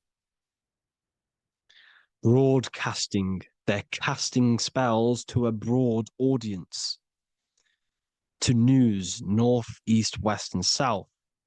They're casting spells. No, if you watch the news, everything's red. Breaking news in red writing or the red background, everything's red. Why? Because red's the root chakra, which is all to do with survival. They want to stimulate this root chakra because they want you down there in survival mode. They want you in survival mode because you're easier to control. They control out of fear. And not only they're casting these spells as if, because most of the things they cast in the news hasn't already happened. They're constantly bombarding you with there might be a war breaking out, war this, war that, kill here, kill there, murders. It's impressing, it's casting spells on your subconscious mind. So when the event does turn up in real reality, in physical reality, you're less emotional, you're less surprised. You're not as surprised because you've already heard it before. Your subconscious has already heard it all before. If you never heard of a war and then a war broke out, you'd be going crazy. So they subtly program your subconscious mind through the words, because the words they say is impressing your mind, has an effect on your mind, which will have an effect on your behavior, your words, your conversations you have with people. They're casting spells to north, east, west, and south on the they're telling a vision by broadcasting, by saying spells. This is why we call it spelling. Even the word, listen, the words we say cast spells. Bless. Oh, bless you. That's be less. The subconscious mind only picks up literal things. You see, when I say bless you, your conscious mind picks that up as, oh, thank you, you're blessing me. But your subconscious picks up as be less. You see? Because the subconscious it has no filter. It's just, it is what it is. Everything is factual in the subconscious. Therefore, if I call you an idiot, your subconscious, my subconscious will think I'm talking to myself and calling myself an idiot, and it will take that as true. That is truth. Everything is truth within the subconscious. And the subconscious manifests your behavior. The devices this is the biggest one. Black scrying mirrors, device, the devil's vice, the device. Okay? Black scrying mirrors, black screen is scrying. Black scrying mirrors were used to communicate with spirits within the astral plane in the medieval times. They're still being used now by black obsidian mirrors. And look at your phone, it's a black mirror. And there's some sort of, I'm not saying this is fact, but personally, I believe these are portals for spirits and ethereal entities to come into your life, to come into your surroundings. So this is the next big thing: the TVs, your iPhone, your iPod, all black mirrors. And mirrors are very, very powerful. Even just a normal mirror. Mirrors have an effect. Whatever you say into a mirror, what you say is energy. And when you say something into a mirror, you're saying it into yourself. It's an infinite cycle of words of energy because it's being reflected infinite times. When you say something into a mirror, it has a massive effect. You're saying it directly into your eyes, into your mind. So what you say in a mirror should be said with precaution. Never say anything negative into a mirror because mirrors are very, very powerful ways for you to reprogram your subconscious mind for the good. You can say very positive things into mirrors and it will reprogram your subconscious mind. Okay? Manifesting is all magic. It's all magic. Everything is magic. But consciously doing it is what they're doing. They hid this knowledge. Your phone is magic. It manipulates your mind. The iPhone, okay. See, magic isn't all of this with wands. See, Harry Potter, okay, that was created to give you this perception of a mystical and amazing form of magic with magic wands and all sorts of stuff like that. Yes, that stuff was true when the collective conscious minds were on a higher level and our belief systems believed in these things because the universal mind, all of our minds contribute to reality.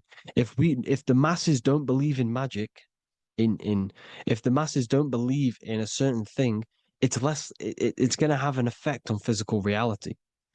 So when the collective minds are higher and have more open minds, things like Harry Potter can come true. See, it's all in the mind. The iPhone, the eye is the symbol for the mind, the invisible intelligence. The triangle is the ethereal plane. Okay. So the eye in the triangle is the eye that sees into the beyond the ethereal planes. The square is the physical plane. So the iPhone, your phone is a black box, just like the Saturn black cube. It's a black mirror. It's taking photos of you every 2 seconds. And it's your mind. Your mind is in that phone. Everything you like, everything you text, everything you type in Google, everything you say to someone, every conversation is all recorded on the phone. Therefore, it is a direct reflection of your mind. Your mind is imprinted into your phone because your mind, everything you think in your mind, you're manifesting into typing, saying, taking pictures into the phone, and it's collecting it and storing it.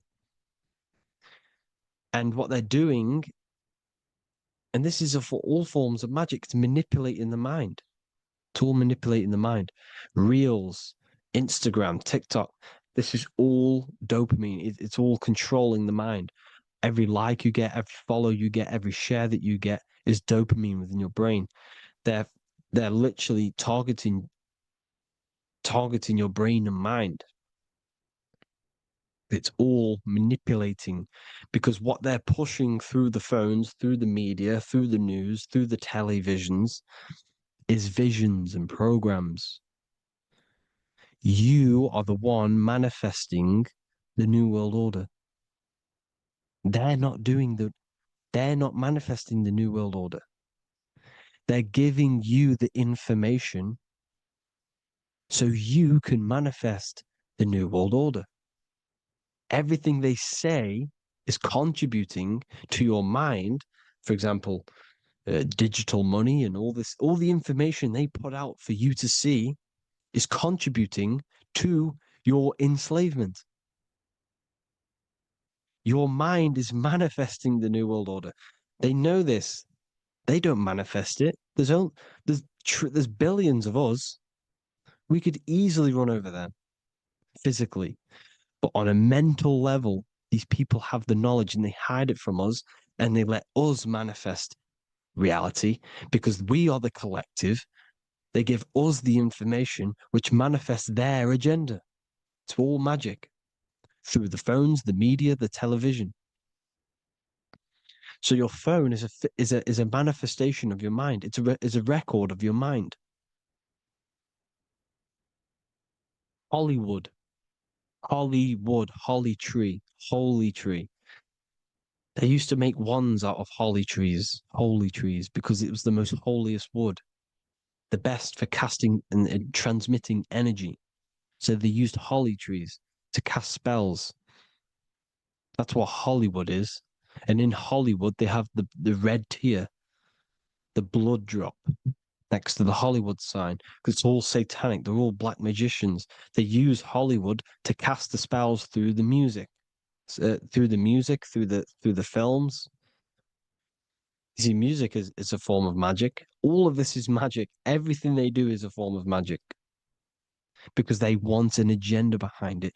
But it's not black magic. They're letting us create our prison. This is what you have to see. Yes, they're evil, but they're not doing anything evil, or else they would face the karma.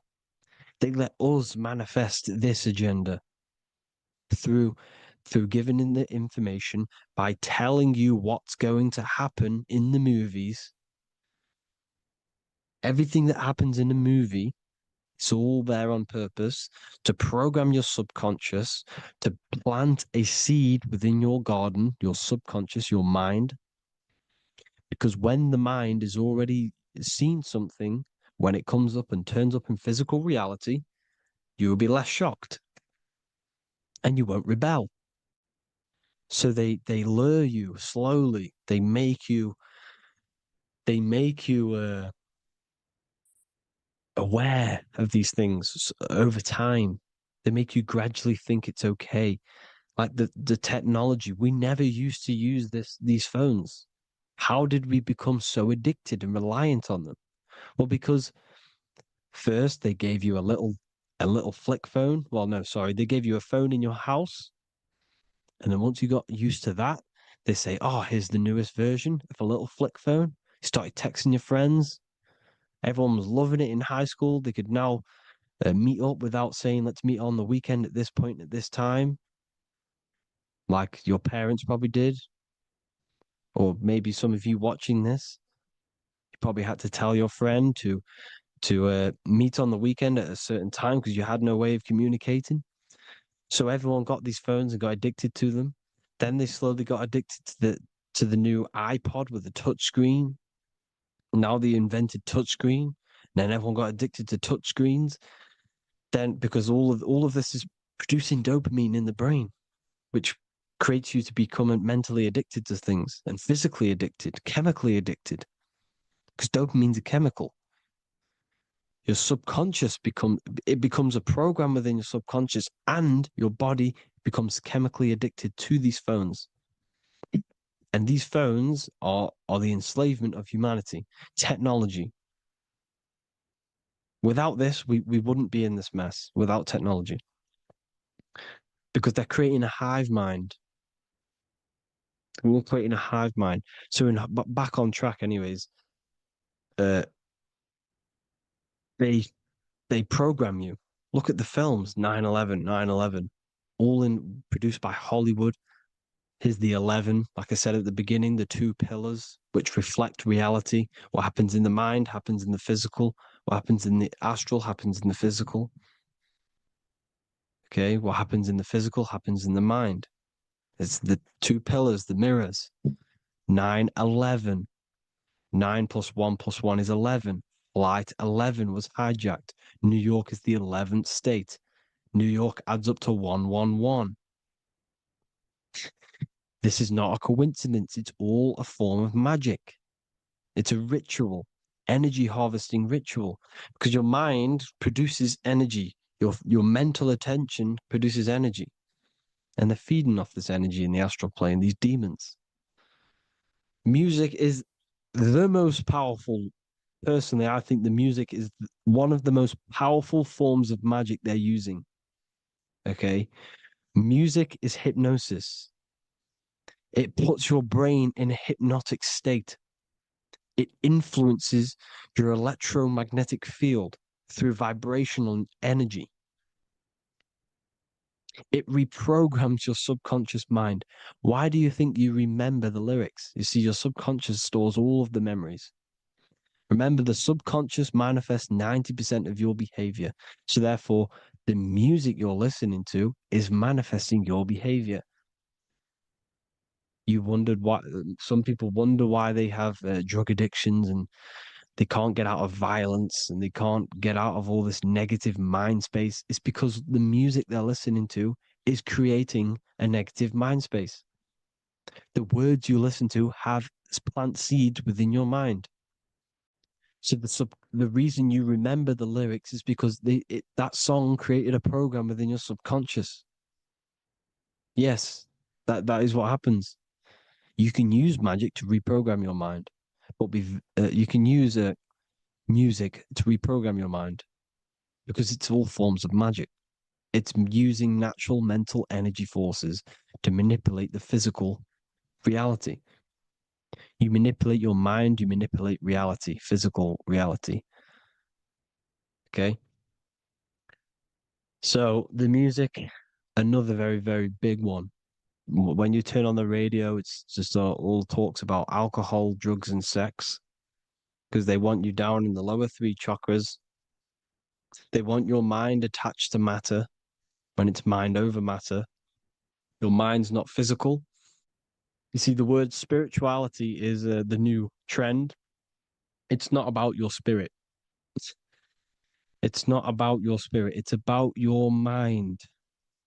It's not about, you know, uh, spirituality and looking after your spirit. And they've got you focused on your spirit. Why? Because they hide your mind from you. You see, a lot of people think their mind is their brain, but the mind is everything. There is no physical reality without mind. You can have a brain. Imagine if you had no mind but a brain. It wouldn't work. The mind is everything. The mind controls your avatar. It begins in the mind before it happens in the brain. Then the brain manifests through the body. The brain's just an electrical computer. So that they've got people scared. Oh, do I have a soul or not? And all this stuff. Listen, if you have a mind, you have a soul, because you are not the mind. This is why everything is sort of an illusion, because beyond the mind is your soul. But what is the soul without a mind? You can't have a soul without the mind. But if the mind didn't exist, the soul doesn't exist. You are the person listening to your mind. I shouldn't say person because you're not the body. You're the entity behind the mind. But if you didn't have that mind, you couldn't understand what you even were. You would just be an observer who couldn't think. So yes, we all have a soul. If you have a mind, you have a soul. Everything is mind. Everything has mind. Mind creates everything. God is mind. And then manipulating your mind through TV, your phone, every little thing. The school, it's all about the mind, people. Control your mind, you control your reality. Just the last thing, here you go. Aleister Crowley, the dark magician, Kanye West doing the exact same thing because they're implementing magic in the music. Here's the Beatles with Aleister Crowley in the background. Bet you never noticed that. Aleister Crowley was influencing music and placing magic within the music to influence the subconscious. This is what Baal worship was. This is why they kill children. They sacrifice these children. Why? Well, because in order to ascend, in order to raise your consciousness internally, godly, by being good, God, or being in order to be good and raise your consciousness and to get something in the physical world, you have to sacrifice yourself. And what do I mean by that? In order to raise your consciousness and ascend, you have to sacrifice the lower nature of yourself. You know, you got to abstain from having sex to retain your sexual energy, to transmute it, or staying away from negative, some poisonous foods like meat. So, staying away from blood. We shouldn't be consuming other animals' blood. We should be keeping our blood pure. We are humans. We shouldn't consume chicken blood, chicken germs. We are the most divine creatures on this creation. We are the most intellectual creatures in this creation. Therefore, we should keep our temples pure. We are not animals. If you want to associate yourself with an animal, go out in the wild, go and find a wild boar and go and try rip its guts out with your bare teeth, because you can't do it. You're not a cat. You're not a carnivore. Okay? So in order to ascend, you have to kill and sacrifice your lower part of yourself to ascend up to your spirit self, your mind self, the highest version. And the elites don't want to do this.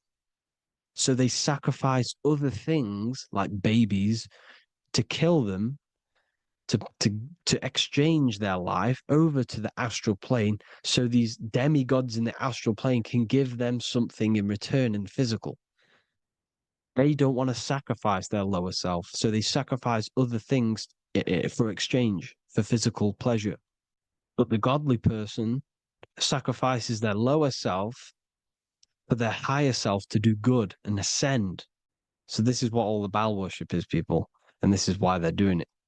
Hope you all had an amazing lecture. If you haven't already, go and get the Book of Wisdom for more information. You know, I don't go into dark stuff in this book, because all I do is enlighten people in this book. You can get it in Spanish, English, German, Italian, and French. Worldwide shipping. You can get the PDF or paperback. Or there is also a new one called the Human Health Guide 2.0. It gives you a list of all the foods, grains, oils, nuts, everything that's alkaline and positive for the body and not man-made and hybrid. It tells you all the products to stay away from, how to fast, how to improve vision, how to improve everything, literally. So the Human Health Guide has been released. If you want that, I'll put all the links in the bottom of the description. Hope you all enjoyed the lecture, people. God bless you all.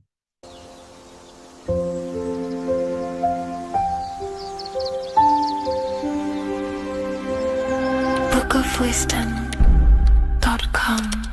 Visit today.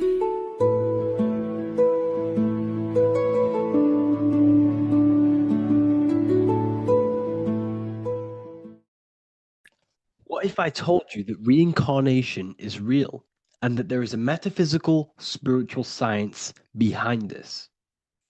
Most people leave this world just as lost when they entered it.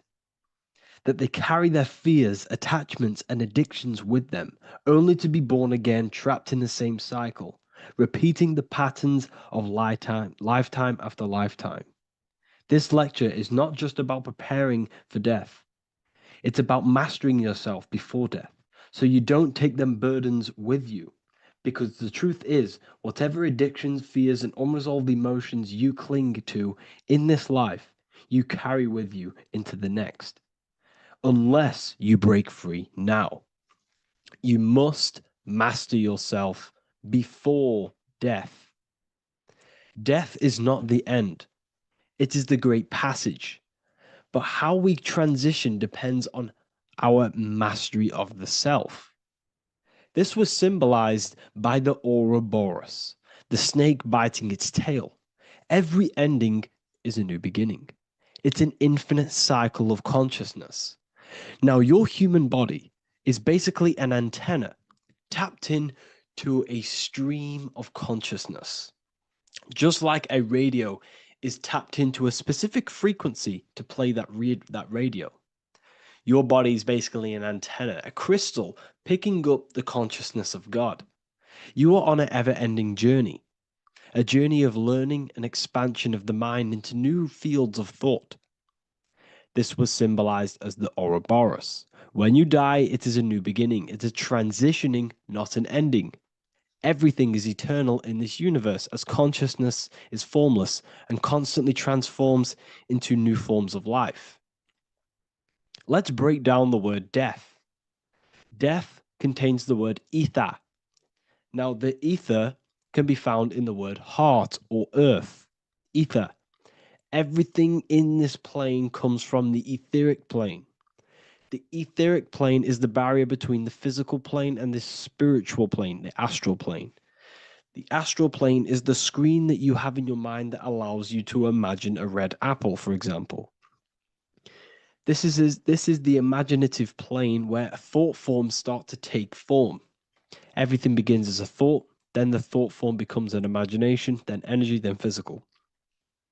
Everything in the physical plane is a shadow of thought, all objects manifested as thought. You came from the astral. You came from the stars. This is why we say reach for the stars. Or this is why you say you are a star. Cis star, miss star, fraud star, stir is star. And when you become famous, you become a superstar and you gain a star on the Hollywood floor. You are a star. The ether. The ether is the infinite energy source which all things come out of and return back to. This is the cycle of life and death, summer and winter, day and night, sleep and awake. The ether is the infinite energy source which all things come from and will return back to. Okay, sorry about that little error. The ether is the boundless source of energy from which all things emerge, to which all things return to. We can see this in the cycle of the sun. The sun does this wave of creation. It rises and it falls. We have the day and the night. The daytime represents our conscious mind when we are alert. The nighttime represents our subconscious mind when we are inside the spiritual realms. The nighttime is spirit, the daytime is matter, spirit and matter. Awake and asleep, conscious and subconscious. We see this in the yearly cycle. Summer is life, winter is death. Spring is the morning, summer is midday, autumn is evening, winter is the night. Everything is a macro and a micro cycle of being born out of the ether and returning back from life and death. Life and death is manifested within the cycles of the sun and everything outside of you, as within, so without. This is why we say sleep is the cousin of death. The macrocosm is death. The microcosm is sleep. Every time you go to sleep, you are essentially it's a miniature death. You're entering into spirit and then returning back into matter in the morning when the sun rises. Everything is a reflection of the macrocosm cycles. Preparation for death. The first thing we must do in order to prepare for death, for life after death, in order to stop being reincarnated in this cycle of materialism, in order to progress as a soul, because remember, you are a soul in a body. Just like the sun gives power and life to the earth, your soul gives power and life to your body. When you say I, you're referring to the soul. And your soul can be stuck underneath layers of false identifications. Who you believe yourself to be is merely a collection of subconscious programs running within your mind. Now that's very deep. That is very, very deep. Who you think you are is a part of your thinking mind. Your name, your job, your reputation, your family, your friends. These things are not you. They're all aspects of the thinking mind. What happens if you meditate and you turn off the mind? then all these things do not exist. You're left with the pure soul, the pure awareness, the pure observation.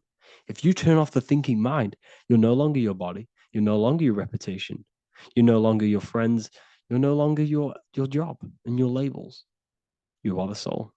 That's the true you, the observation of the mind, not the thinking mind. The ego is the echo. It's an echo of your true self. The ego is your mind's perception of itself, shaped by experiences, trauma, emotions, and beliefs. It is merely an echo of your true soul self. The ego is not you. Your mind is not you. You are the soul. And this is the true self that we must express within our life and we must connect with before we die. Because when we die under the echo, under these false layers of the emotions, the traumas, the experiences, the addictions, the emotional attachments, when we die underneath all of this, when we don't know our true self, the soul is still hidden.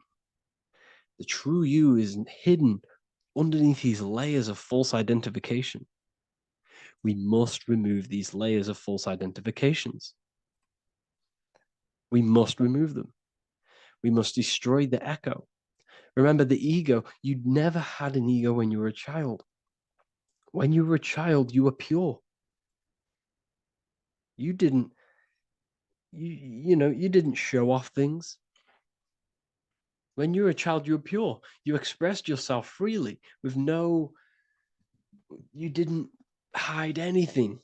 You didn't hide any aspect of yourself. You didn't suppress any aspect of yourself to fit in as a child, as a baby. Because the ego was not here when you came here. The ego grows with experience. The ego is a false perception of yourself while being incarnated in this material world. It's your mind's perception of itself and it's created through your experience. Remember, you are unconditioned consciousness, and your experiences, thoughts, traumas, emotions, and beliefs have conditioned your consciousness into believing you're only a physical body, but you are the soul. We have to remove these layers. How do we remove these layers? Like I said, the best thing, meditation.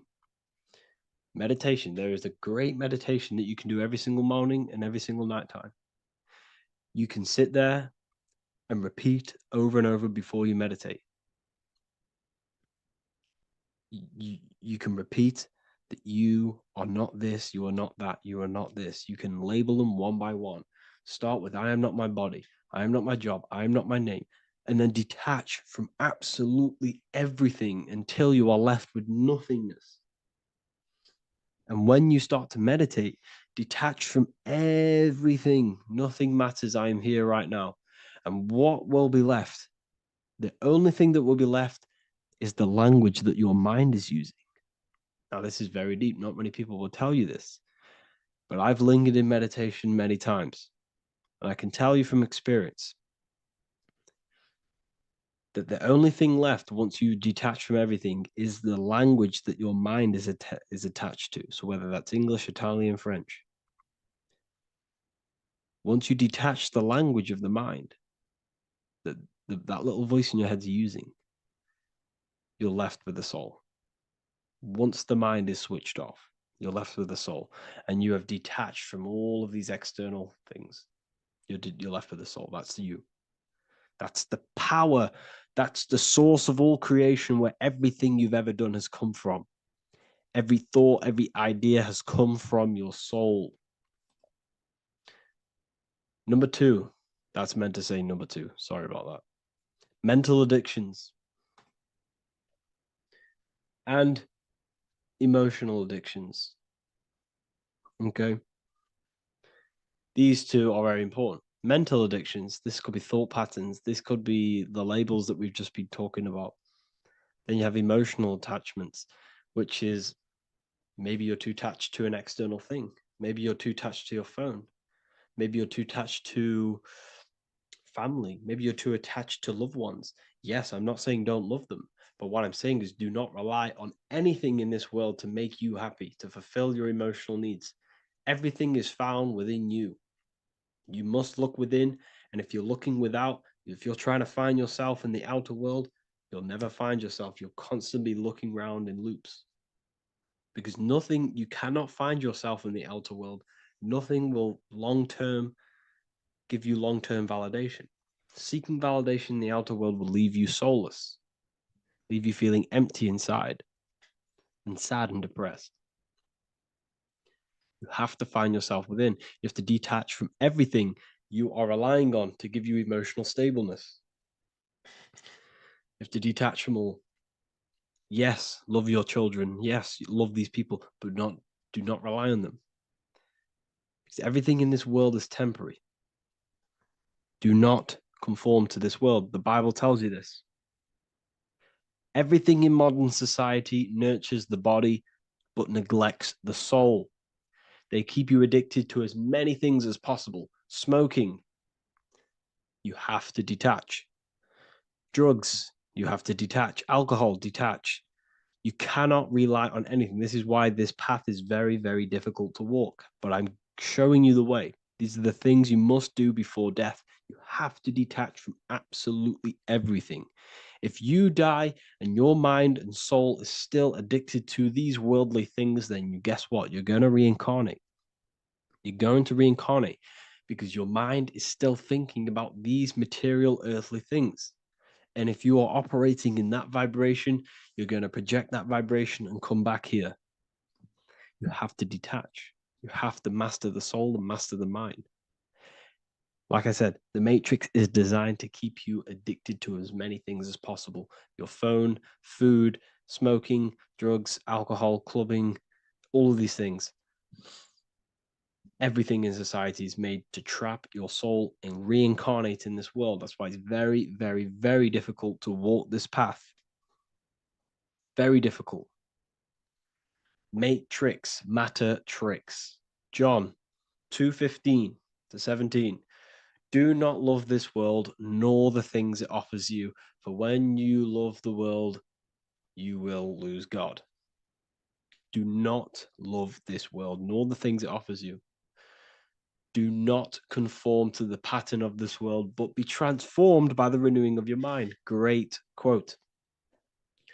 Do not conform to the pattern of this world, but be transformed. Let this world transform you. Learn from this, expand from this, but do not be mentally and emotionally attached. Okay? What good will it be for someone to gain the whole world yet forfeit their soul? Like I said, everything in the Bible is telling you the truth. You just got to read it correctly. This is spirituality. This is spirituality. The Bible is spiritual. It's a spiritual text. We must disconnect from everything outside of us and connect with the true soul. Here we have the Egyptians showing you the soul leaving the body. Here we have the soul here. Here we have the Masons showing you the soul coming out. The soul is real. You are the soul. And when you leave this physical plane, you will go into the astral plane. That's where you came from. You came from the astral. You came from the stars. You incarnated into this physical body. Your consciousness fell into this material form to experience limitation, to experience a 3D world. So in order to ascend properly before we die, we have to let go of all the attachments. Every addiction you have, write them down. And one by one, tackle them. Before you die, you have to, or else you will reincarnate. This is the teachings of Egyptians. This is the teachings of Masonry. All of these addictions contribute towards life after death. Everything must be controlled. And we must be attached to the soul. I'm not saying I'm perfect. I'm not saying I'm perfect, people. We're all not perfect. We're all under psychological operation by the government. We're all in a very difficult situation with this awakening. I'm simply pointing out what I know from my journey and what I've been learning through occultism and research and reading lots of books and many different things. I'm on this journey just as you are. Maybe I'm further. Maybe you're ahead of me. We don't know. But this is what I'm sharing with the world. This is what I'm sharing with my research. And this is what makes sense. It's common sense. Look at everything around you. Everything's made to feed the body, not the soul. So, my beautiful watchers and fans and supporters, I appreciate every single one of you, and I hope this video has supported your journey. If you're feeling lost in life, if you're searching for deeper answers, whether you're seeking clarity, looking to expand your studies, or ready for personalized mentoring, this is your chance to connect with me live and receive insights tailored just for you. Start your path to self-mastery and enlightenment inside the world's best esoteric school. Your journey starts now. Tap the link in the description if you want to join Ethereal University, or feel free to check out my books. I thank you all, and I really appreciate for 100,000 subscribers on YouTube. I love every single one of you. Make sure to drop a like, a comment, and subscribe to the channel if you're new. Let me know some ideas for, lectures, anything that you want to know. I can make lectures on them. Just drop it in the comments. I appreciate every single one of you. Take care.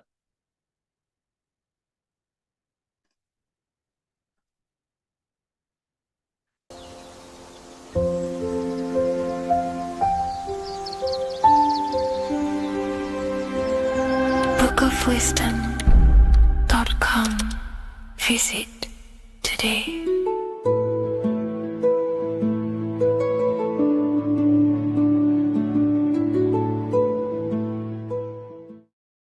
So depression doesn't actually exist, and in this video I'm going to show you how depression is actually a choice. And I'm going to give you some solutions on how to deal with it. And this is probably going to change your life forever just by doing this alone.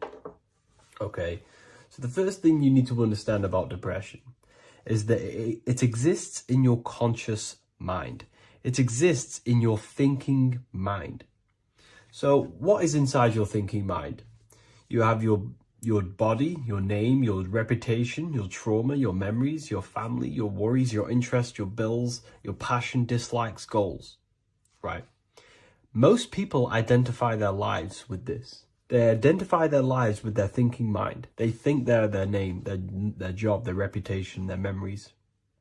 But this is not who you actually are. Who you actually are is the observer of that. What happens if you stop thinking?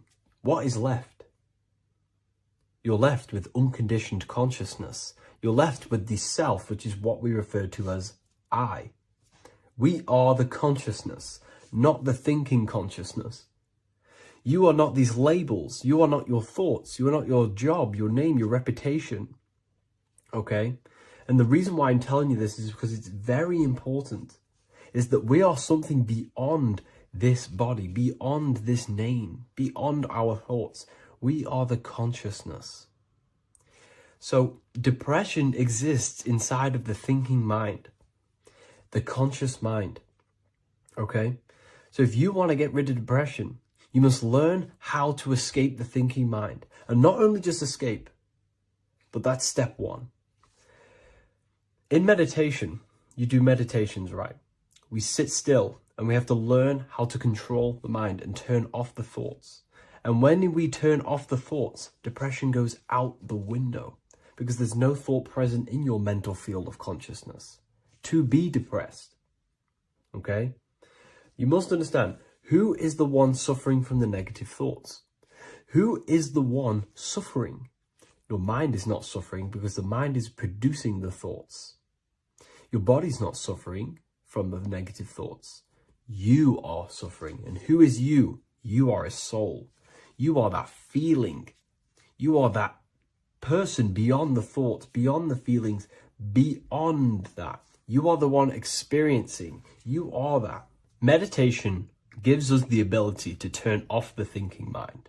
This allows us to escape our thoughts. Okay? And it gives us, over a long period of time after meditation, you'll be able to turn this switch. And this switch will be able to turn off your thoughts. And by doing this, we will be able to control our conscious mind directly by the hand. So when you notice yourself gaining them negative thoughts, we can then turn off the switch of turning off the conscious mind and rising to our authentic self and knowing the thoughts are just illusions. Now, let me tell you something that's very powerful. Most of your thoughts are coming from beliefs. Most of your feelings are coming from beliefs. So if you have a feeling of lack, this is coming from a belief that you don't have much. If you are feeling alone, this is coming from a belief that you are alone. So what we must do is restructure ourselves. We must restructure the subconscious mind, and we do this in many different ways. We can do this with meditation. We can do this with visualization, visualizing our desired reality as if we are living it. We can do this with affirmation. Now, a lot of people think, oh, I'm trying to speak something into existence with affirmation. No, you're not using vibration to try and change reality with what a lot of these new age people will teach you. Vibration, your words will not have much an impact on reality. That's the truth. But what they do have an impact on is reprogramming and recrafting and refining your mind. If you repeat, I am wealthy all day long, your subconscious mind, that word will be lingering inside your subconscious, and you will start to mold that into your conscious. You'll start to be consciously thinking about this. Most of your thoughts are coming from your subconscious. So if you want to get rid of depression, you got to figure out the trigger. What are you depressed about? What are you feeling? What are the beliefs that are making you feeling and thinking this way? And that's what you must restructure. You must restructure your subconscious mind through visualization, meditation, and affirmation.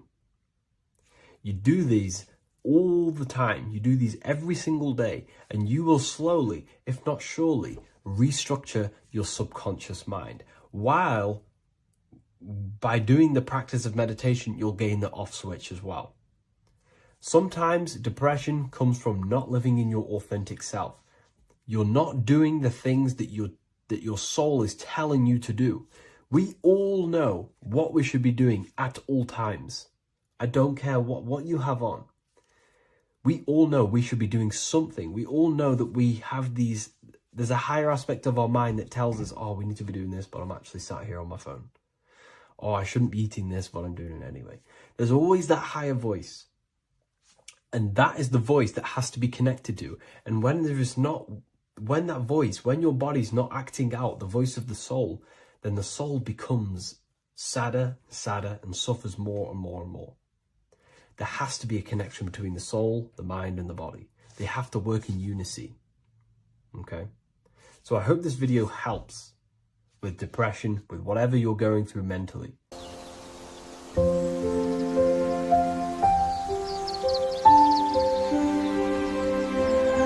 bookofwisdom.com. Visit today.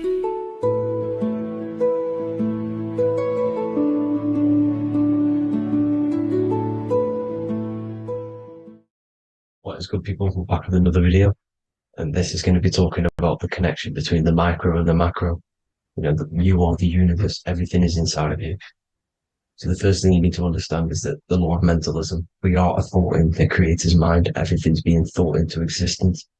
We have a spark of this mind, this same mind of the creator. And everything is a state of mind. Particles or atoms, whatever you want to call them, are a mental thing. They're a product of the mind. Everything's thought into existence. Thoughts influence everything. Thoughts are energetic effects which send out waves into the quantum field around you. And your consciousness is actually the universe experiencing itself, expressing itself, and viewing itself. So we are the creator, but viewing itself in separate bodies. And this is why they call the material world the world of illusions, because everything's separate here, but we all forget that we are all one. We've all been brainwashed to think we're all separate, but we're all one. We're all the same mind, the same consciousness, everything. So everything's created out of toroidal fields. God created the toroidal field. That's the only thing that exists, because atoms are toroidal fields, and it's the basis behind all creation. As you can see it in the owl's eyes, it creates the infinity symbol. And this was the apple. That apple is a toroidal field. And the toroidal field is made out of dielectricity, which is ether. Ether is black light, and this is counter space. This is another realm. This is what creates God to be omnipresent, to be everywhere at one place at all times. He is everywhere because ether is everywhere. Ether is infinite potential. It connects everything together, and that's what energy moves through. It moves through the ether, and that's black light. Everything is light, as it says in John 4:2. God is light. Everything's a vibrational state of light. So the torus field is made out of dielectricity, ether, black light, magnetism, which is white light, which is the center of the toroidal field. And magnetism radiates, it has no vibration. And then when white light splits, it turns into electricity, which is physical material, and that has a vibration. This is the Holy Trinity, the sun, the moon, Saturn. Saturn, the god of materialism. If you've watched my videos on Saturn, you know that Saturn is crystallizing everything into physical matter. And that's why his old name was El. The ancients called him El. And this is why we get El electricity. This is where El electricity comes from. Because El electricity is only a product of the physical world, which is redshift, blueshift, Adam and Eve. And this is what creates the redshift, blueshift is what is a product of magnetism. When magnetism, white light splits, and this gives us vibration. And this what creates the toroidal field, which is the basis of all physical creation. The sine wave is created out of the magnetic wave and the electric wave. The electric wave is the blue wave, and the magnetic wave is the straight wave, which is radiation. This is vibration frequency. So the magnetic wave is straight, and then you have longitude and amplitude, which is depth, which is dimension. You see how the electric wave has depth and a dimension. This is why you get the cross. This is the cross of Earth. This is the symbol of Earth, of bondage, of physical matter, because it consists of magnetic wave and depth, which is electric wave. And this is where you get the sun cross or the Earth cross, whatever you want to call it. It's the cross of physical matter, and the ancients knew this. This is why they used that symbol. Redshift, blueshift, which is the toroidal field, is the basis of all creation, physical creation. And this is why you have the police siren is red and blue. The Matrix movie, red pill, blue pill. You have red blood and blue blood in your body. The Democrat and Republic, the two parties, red and blue. Like your taps on your taps, you have a red and blue tap. One's generative and one's destruction. Fire, destruction, water, generative. So this is the basis of all things. And electric wave has dimension, like I've already said, depth, material, and it's measured in hertz.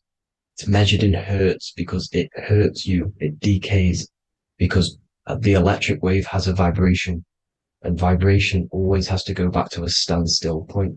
This wave cannot go forever, but the magnetic wave will go forever. It's radiation. Magnetic is radiation. It radiates forever. It pulses. But the electric wave will at some point come back to a standstill point, and that's why it hurts. It decays. That's why our physical body decays, because we contain of electricity. This body is an electric body, and it will return back to stillness like a guitar string. If you vibrate a guitar string, you pull it, it will vibrate, make a sound, and then go back to a standstill point. It's the exact same with every single toroidal field within the body. It will decay, and this is why our bodies decay, and everything in creation decays. So we're born into sin, the sin of Eve. The sin of Eve is us biting into the tree of knowledge of good and evil, which is the systems in the body. And the sin of Eve is biting into the sine wave. We bit into the sine wave. The sun moves in a sine wave. Our DNA is a sine wave. Time is a sine wave.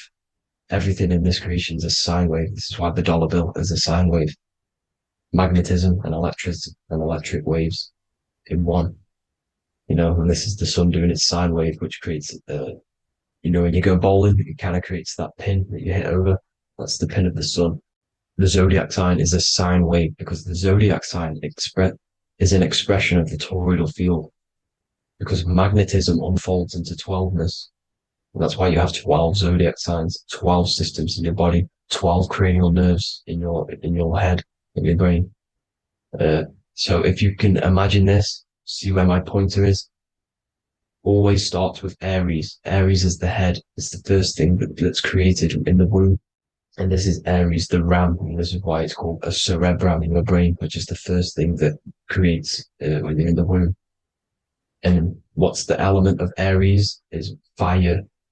Fire is the first element. Fire, first, because it's the first thing on the wheel, the first expression of energy. As you can see here, my pointer, this is the center of the toroidal field.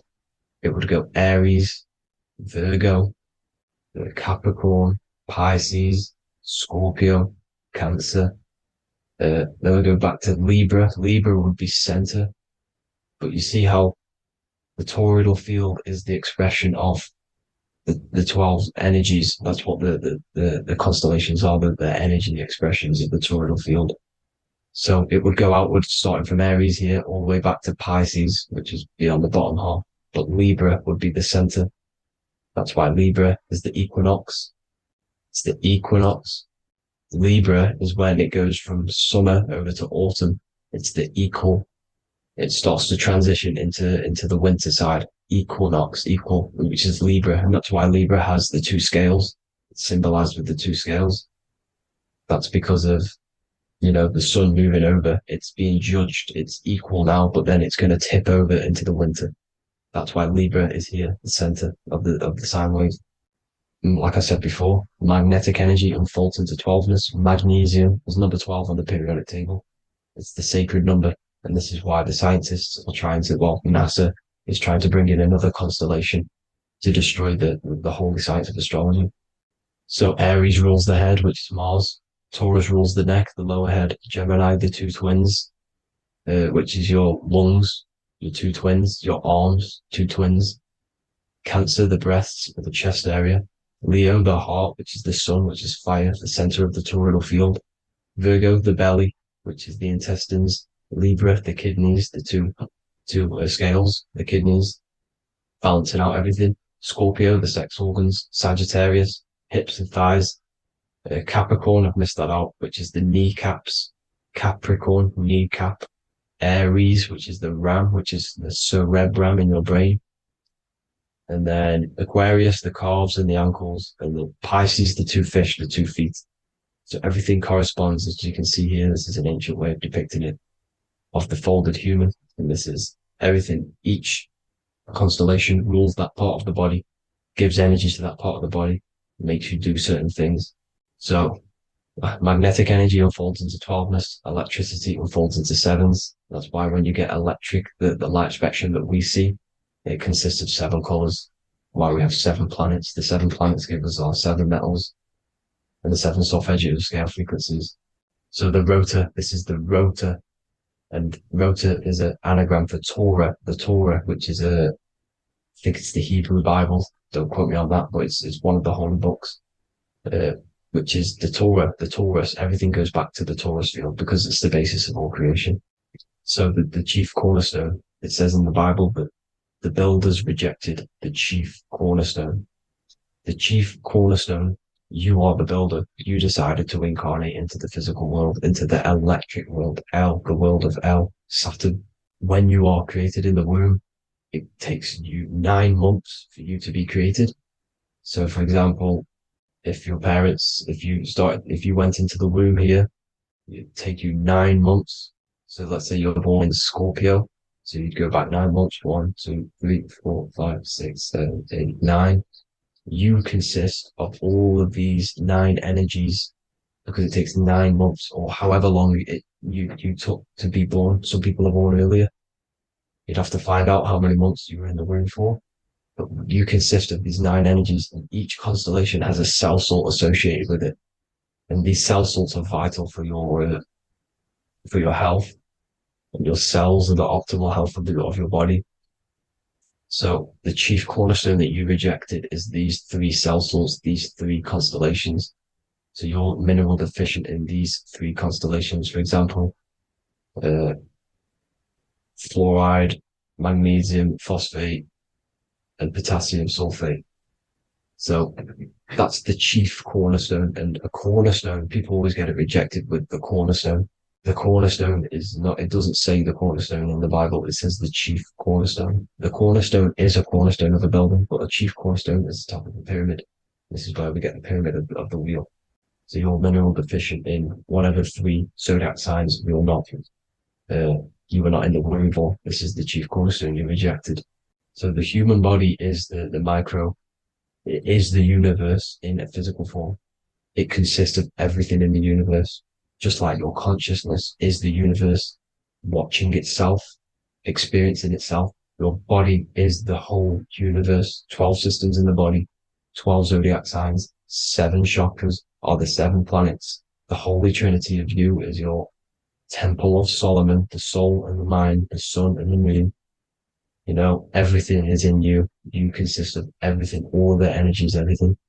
Heaven and hell. Heaven and hell is a mind state. It's a state of the mind. Head, H-E-A, which is heaven, and the heel, the bottom of your foot, is hell. And the bottom of your foot is the soul. So they're basically saying, well, it's wordplay. They're saying that your soul is in hell because, you know, with the elites being in control. So they call the bottom of your foot the soul, trying to say that you're in hell. The Christ is in you. And this Christ is Greek for what? Christos. And Christos is Greek for the oil. And this oil is produced in the cerebrum, the Aries, the ram, the cerebrum. It goes down the pineal, the pineal and the pituitary are underneath the cerebrum. Goes down the pingala and the ida. The pingala being the positive charge connected to the pineal gland, pin, and the ida connected to the pituitary. And this is the 2 serpents going down the spinal column. And this is why Jesus goes from Nazareth to Bethlehem, and then Joseph and Mary are waiting for Jesus in Nazareth. Joseph and Mary are the pineal and the pituitary gland waiting for Jesus to come back up the River Jordan, your spinal column. So this is the oil. This is the story of Santa as well. Santa comes from the North Pole. Why? Because the North Pole of the Earth is the center of the toroidal field, and the North Pole of you is your spinal column, which is the North Pole of the toroidal field. The North Pole, he comes from the North Pole. This is the North Pole. This is the South Pole of the toroidal field. Comes from the North Pole, which is your mind. And he goes down the chimney and then back up the chimney. This is the chimney. And he drops off the present, which is the Christos, the oil. And this is why Jesus is crucified at 33, because he crosses over the vagus nerve at the top of your spine. When this oil comes back up the 33 vertebrae, these are your vertebrae here. When it goes up the 33 vertebrae, it gets crucified at 33 because it crosses the vagus nerve, and he's crucified on a cross at 33. This is the story behind Jesus and Santa. The Ark of the Covenant in the Bible is the 2 hemispheres which cover the vital parts of your mind, the brain side, which is the cerebrum, the pineal, the pituitary, etc. So the 2 hemispheres are the 2 angels, the Ark of the Covenant. This is the Ark of the Covenant covering the 2 vital parts of your brain. So these are the optic thalamus is another part, and it protects the Christ oil, which is inside at the center of the brain. See, the Bible is all a massive metaphor about yourself because you are the universe. You are a microcosm of the universe. Your consciousness is experiencing itself, and the universe experiencing, and your body is the whole universe. Your head's heaven. So Moses crosses the Red Sea. These are the 2 hemispheres of your brain. This is the corpus callosum, the Red Sea. So he's pretty much saying that he's uniting the 2 hemispheres of your brain, because most people in this generation are stuck in the left brain, which is just logic, reasoning, science and maths, writing. You know, and this is what school teaches you to do. It keeps you stuck in your left brain. And you want to cross over to you want to cross the Red Sea, which is the corpus callosum, to the right brain, which is awareness, art awareness, creativity, imagination, intuition, insight, you know, using the higher mind, creativity, imagination. If you don't have intuition, then you can't read energy, you can't pick up on bad things. This is what Moses is symbolizing by crossing the Red Sea. And it's also the upper room where Jesus met the 12 disciples. 12 disciples are the 12 cranial nerves in your brain. It doesn't just represent the 12 zodiac signs, the 12 disciples. It symbolizes many different things. It's like I said, energy the universe consists of 12ness. So you have 12 cranial nerves in your brain, and that's the 12 disciples as well. And they want you stuck in your left brain, which is the five senses materialism. So they say in the Bible that Satan blinds the mind. Satan is Saturn. If you've watched my videos, Satan is Saturn.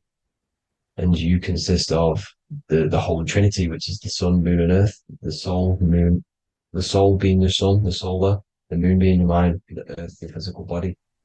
And Satan blinds the mind. Why? Because we enter a soul system. This is a soul system, not a solar system. And Saturn is the Lord of the Rings, which is the outer ring.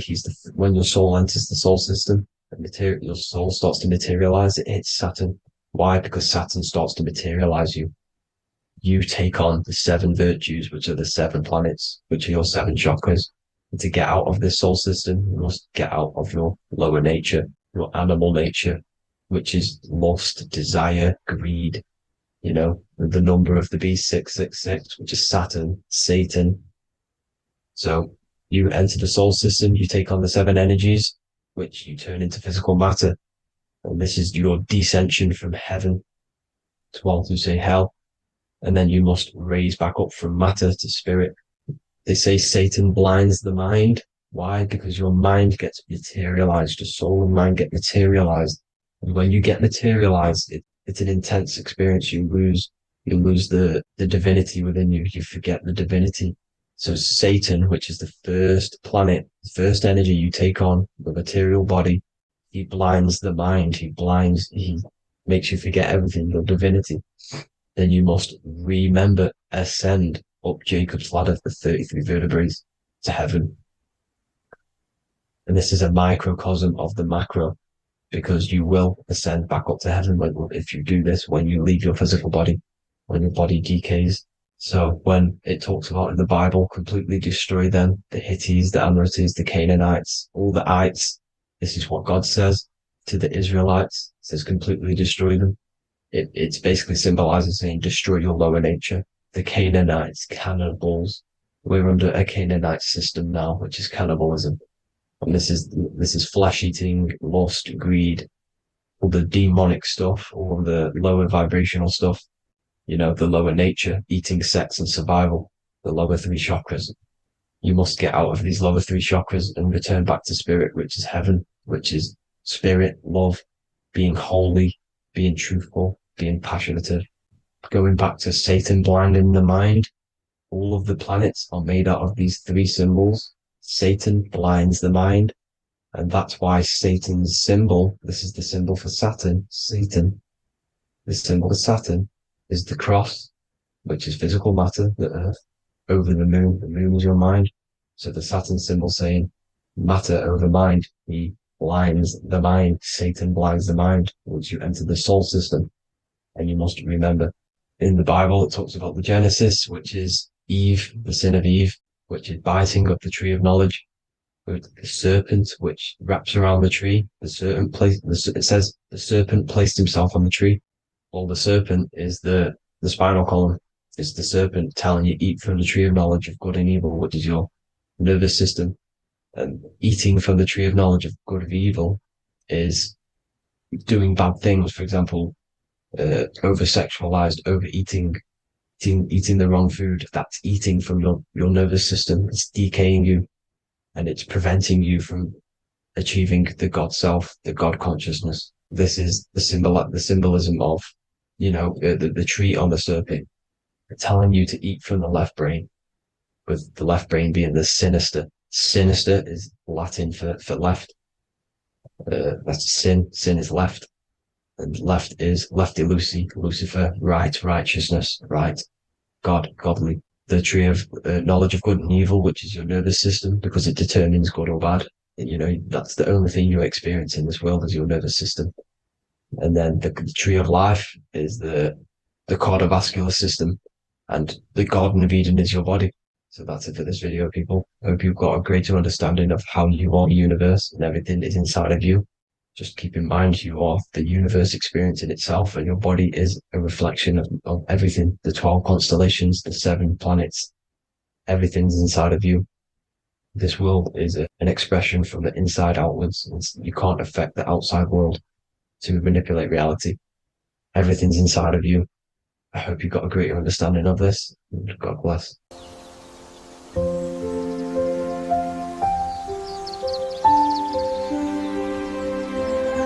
bookofwisdom.com.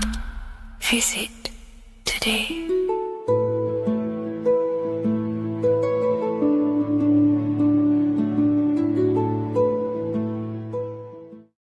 Watching pornography makes you see people as objects. It does a lot of psychological damage to the human mind. And if you truly want to progress in life, your spiritual journey, mastery, whatever it is, mastering your sexual urges is essential to become powerful, successful, and become the best version of yourself. And there are some occult practices that I used to help master this urge. They're not really techniques, they're more mindsets, which will definitely help you overcome your urges. So if you want to quit pornography today, this is the way forward that I used to create this version of myself. Before we go into the tactics, we must understand that whatever we do in darkness comes into light some way or another. If you watch pornography, you know you have a problem, you keep this to yourself. We all naturally do. These things are private, and what we do in our private time molds our subconscious mind, and we keep it away from people. But whatever we do in darkness always comes to light. If you're doing things you don't want others to see, such as watching pornography, it will come out through a subconscious force. It will come out in your eye contact. You won't really be able to make eye contact with the person you're attracted to. It comes out in your energy, your aura, your presence, your confidence. All of this plays a role in molding your consciousness. And especially women can pick this up so easily. Females are more subconscious, males are more conscious. Females speak indirectly, males should speak directly. If a woman is hungry, they will say, "I'm hungry." "Are you hungry?" But a male will say, "Let's go get some food." You have to see the underlying subconscious messages in women because they speak in more of a subconscious language. Men speak in a direct language. And maybe even men will pick this up. If you want to be taken seriously in the business world or your career, whatever it is, this is essential for your body language and your personal power. So you must master your sexual urges. Releasing your sexual energy, your sexual fluids, removes the life in your eyes. A lot of people get dark bags underneath their eyes. I used to have them years and years ago. My eyes were always half shut. There was no life in my eyes. But as you purify yourself, the life and the energy comes back into your glaring eyes. The first tactic on mastering your sexual urges is understanding that thoughts produce emotions. Whatever we think about inside of our mental body directly corresponds to what we feel in our emotional body. What we see here is a piece of alchemical artwork showing you the light of the mind shining down into the heart. This represents the mental body with the clouds. This represents the human heart, the emotional body of consciousness. What we think about, if we think about sex, or if we watch things that are stimulating to us on Instagram, TikTok, that thought goes into the mind and the feeling gets then produced in the heart and the body becomes aroused. What we think inside of our brain becomes emotional energy in our heart. As above, so below. And what becomes in our heart is what we take action on. We take action on emotion. Human action, human behavior pretty much comes down to what we feel. We only act on what we care about or what we love. If you love that feeling of watching pornography, that is the reason why you're taking the action. So keeping this in mind at all times is very important in your journey of self-mastery. What you think is what you feel, and what you feel is what you act upon. Remove stimulations that can possibly produce that thought of watching pornography. Unfollow the people. Purify your environment so these thoughts do not enter your mind. And if you do become stimulated, remember, thoughts produce emotions. Change your thoughts. think about something else instantly. The more you think about it, the more you feel, and the easier it is to take action upon it. And the second tactic that I say to myself is that it's all mental. World, the universe, life is all mental. For example, unfortunately, my brother passed away recently. I've never gone through something like this in my life. It's tough. It's horrible. It's not nice losing a loved one. However, if I sit around and focus just on the negative side of that, yes, of course, I'm going to have my moments. But if I just sit there and focus on the negative, it will destroy my life. It will pull me down. The only thing that I can do to benefit from this situation is to become a better family person out of this. Become more loving. Spend more time with the people who mean a lot to you. You can always change and transmute the mindset of every situation in your reality. There's a famous saying I like to say, if you can change it, change it. But if you cannot change it, change the mental attitude towards it. Never just sit there focusing on the negative side of reality. This helped me with mastering myself watching pornography. It's all mental. You hold the power over the mind. And the next tactic is probably the best one ever. And I still use this today in everything in my life. Before I make any decision in life, I always say to myself, what is the effect of this cause? Is that effect going to push me towards who I want to be? Or is that effect going to pull me away of who I want to be and become and where I want to go in life? If the effect is not pushing me towards who I want to be, I will not take the action which is the cause. Consciousness cannot escape the law of cause and effect. It is an immutable,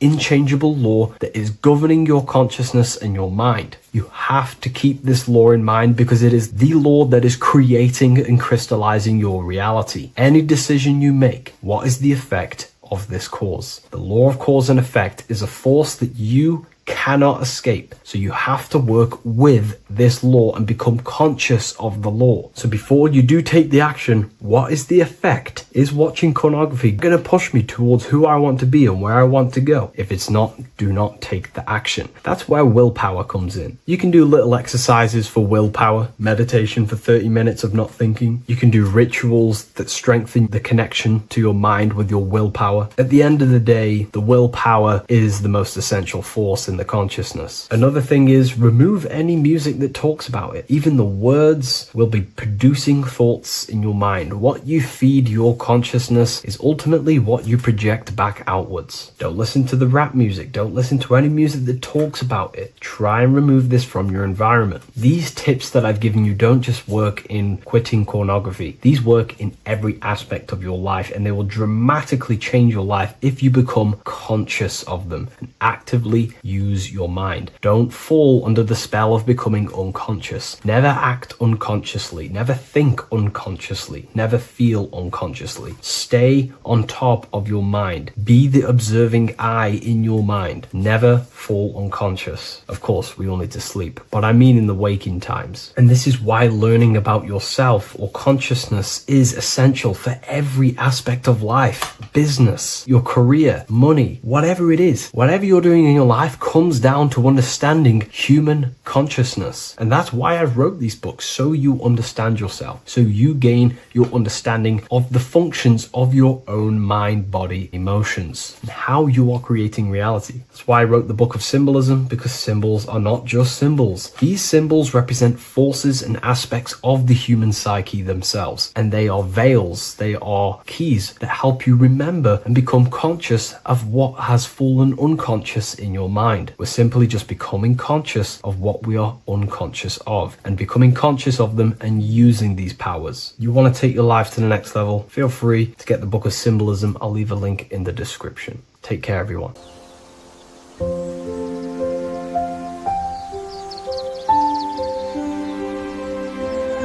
bookofwisdom.com. Visit today.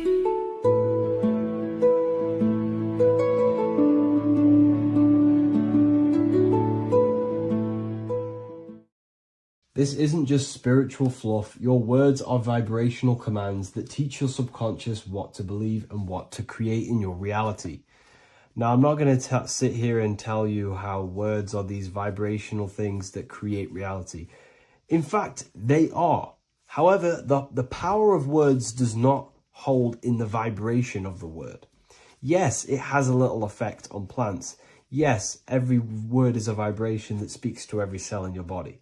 However, this is not the main power of words. The main power of words is restructuring your consciousness and invoking energy inside of your own consciousness. I'm going to go over these two in detail for you. Your life is an externalization of your consciousness. Your belief system, your internal world, are building blocks to create your external world. What you believe in is how you see reality. It is the filter that you see to see reality. If you want to change reality, you have to change your consciousness first. There's no point trying to create a change, a manipulation in the external world, because it won't last very long. You have to restructure your inner temple, your inside world of thought and emotion. For example, your external reality is an externalization of every thought you thought in the past. Your life circumstances are just a result of every thought you thought in the past. You become what you think about. So if we can control what we think about, we will control who we become. Words are a powerful way to restructure your subconscious mind, which will then restructure what you think about. For example, if I said the word chicken all day long, I'm going to be thinking about chicken all day long. The words we repeat enter our subconscious mind, and our subconscious mind molds our conscious mind of what we are consciously giving attention to and thinking about. And that becomes our emotion. Our emotion becomes the energy, the charge behind our action. And all of this creates who you are and your reality. If you want to create a change in your external world, you need to repeat the end result as in an affirmation. I am abundant. I am disciplined. For example, if you're trying to stop a certain addiction, don't say, I am going to stop smoking. Say, I am disciplined. By saying discipline, the subconscious mind accepts the word discipline and not the word smoking. If you repeat smoking, I am not smoking, your subconscious mind will just pick up smoking and then do more smoking. So if you are trying to create discipline in your life and trying to stop something, say, I am disciplined. The reason for this is powerful because you're conditioning your consciousness. You're conditioning your subconscious mind and filling it with the word discipline. And I'm not going to say do this a certain amount of times a day or do this in the mornings. I want you to do this as much as possible. I did this as much as possible. Whenever I had free time, whenever I had a free minute, I would say these words either physically or mentally, just to condition your consciousness. Words are the most powerful way to restructure your belief system and restructure your inner world, which will then mirror in your outer world. Words are also a powerful way to invoke energy. This is why when you see these magic occult rituals, you see people chanting and doing these things. It's because if you slowly chant a word, you can actually invoke the emotion. There are three aspects of creation: thought, emotion, action. Emotion is energy in motion. By repeating a word over and over again, you can actually begin to invoke that energy, that emotion inside your heart. And you can start to feel the reality as if you are already living it. And this is just another powerful way to condition your consciousness to become a certain thing before you have it. This is what magic is. Magic is all to do with reprogramming the subconscious mind, aligning the subconscious with a certain belief or reality, which will then produce an effect in our thoughts, our emotions, and our actions, which will then create that reality. So if you want to create something in your life, literally just repeat, I am something. I am is referring to your consciousness. I am is the highest aspect of you. It is the true self. Whatever you condition your consciousness will be mirrored in your external reality. I am abundant will condition your consciousness to feel and believe you are abundant, which will then seep into your thinking. And then you will start to act more on this because you are thinking about it, which will then change your external reality. Words are vibration, and vibration is powerful. However, if you truly want to change your reality, you have to change your inner world of consciousness. And words are the best way to invoke feelings to become the reality you want.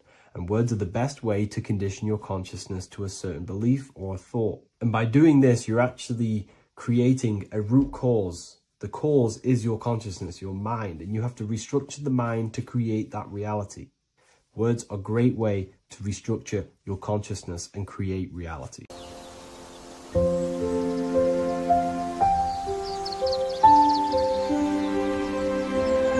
bookofwisdom.com. Visit today.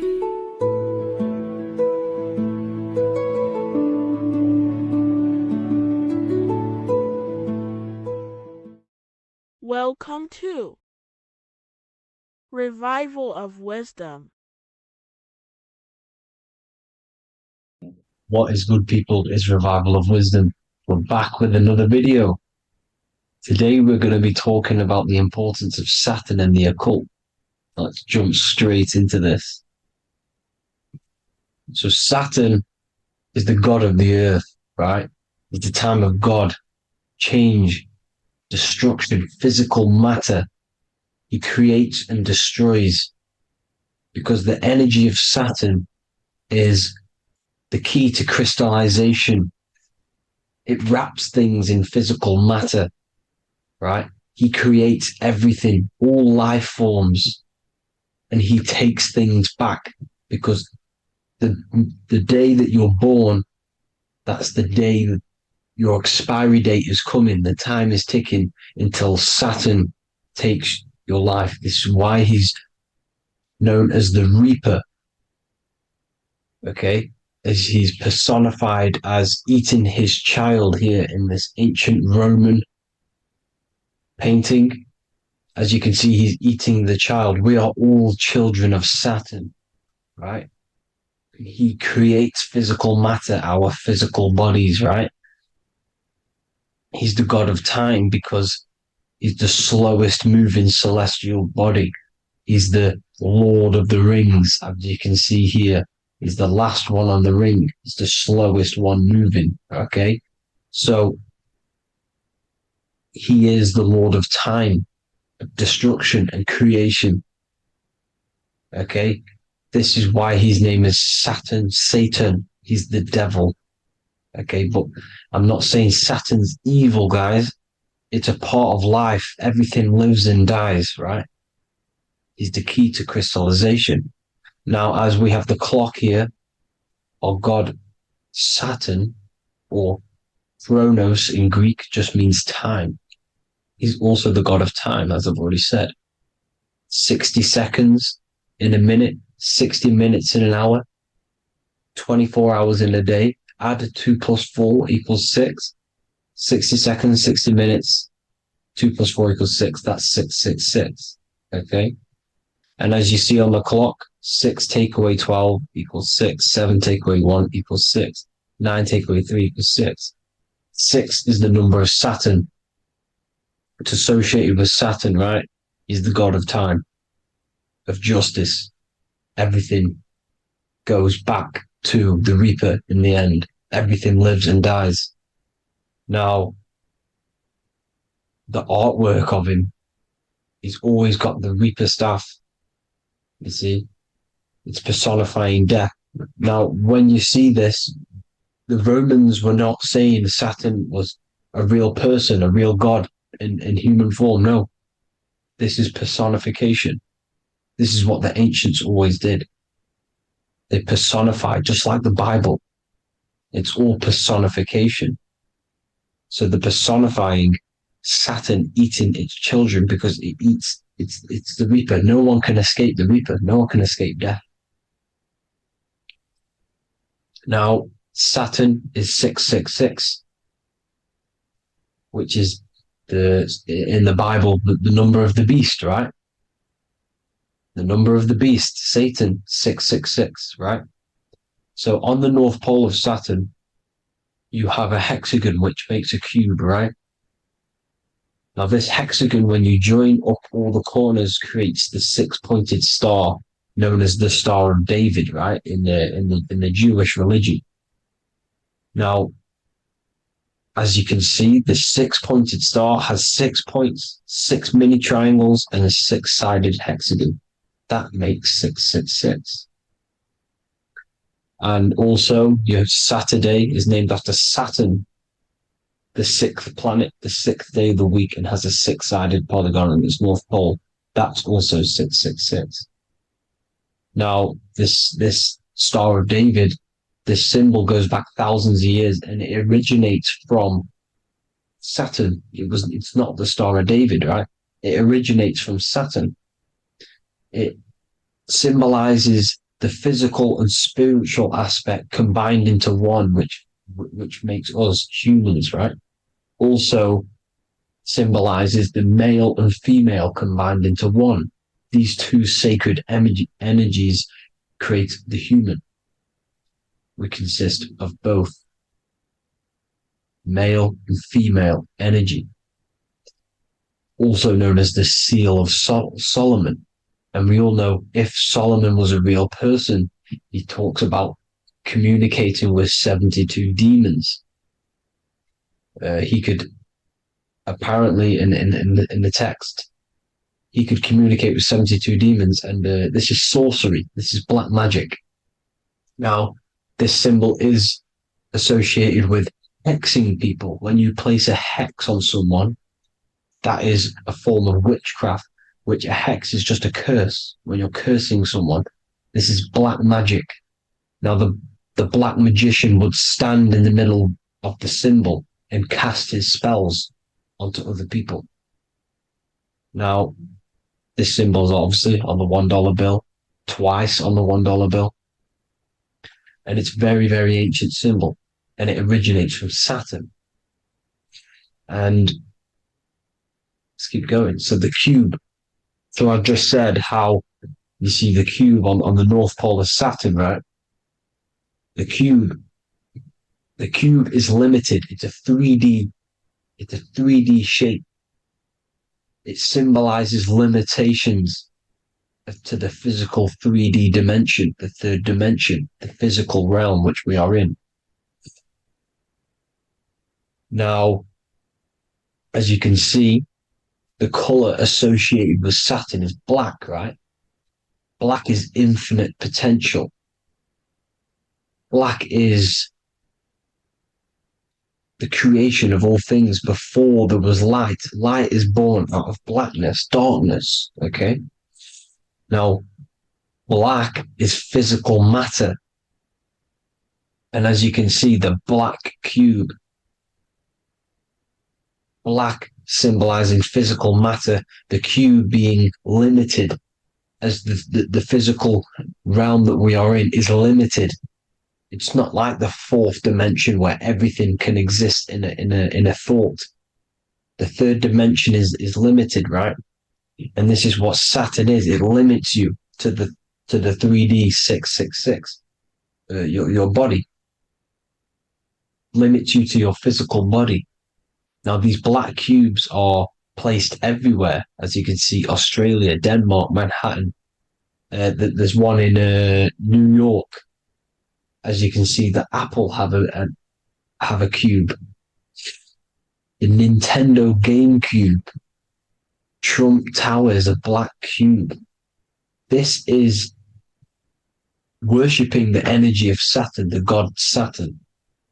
Okay, it's not a god, it's a celestial energy. However, it rules over Earth because it pretty much created the physical realm.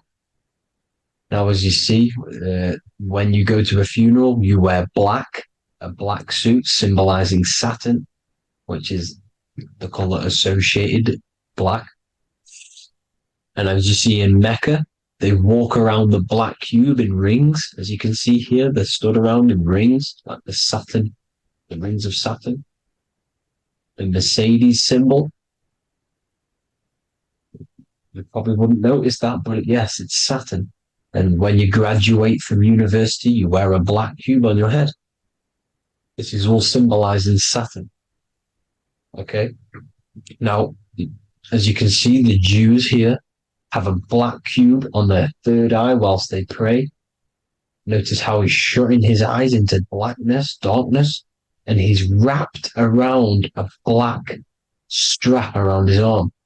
This is symbolizing the wrapping of physical matter, of how physical matter wraps things into existence. And as we all know, the Star of David is a Jewish symbol. So he has the black cube and the Star of David, right? So all of these religions are secretly worshipping Saturn. Okay, this is all Saturn worship, Kronos, the god of time and destruction, the physical reality. Now,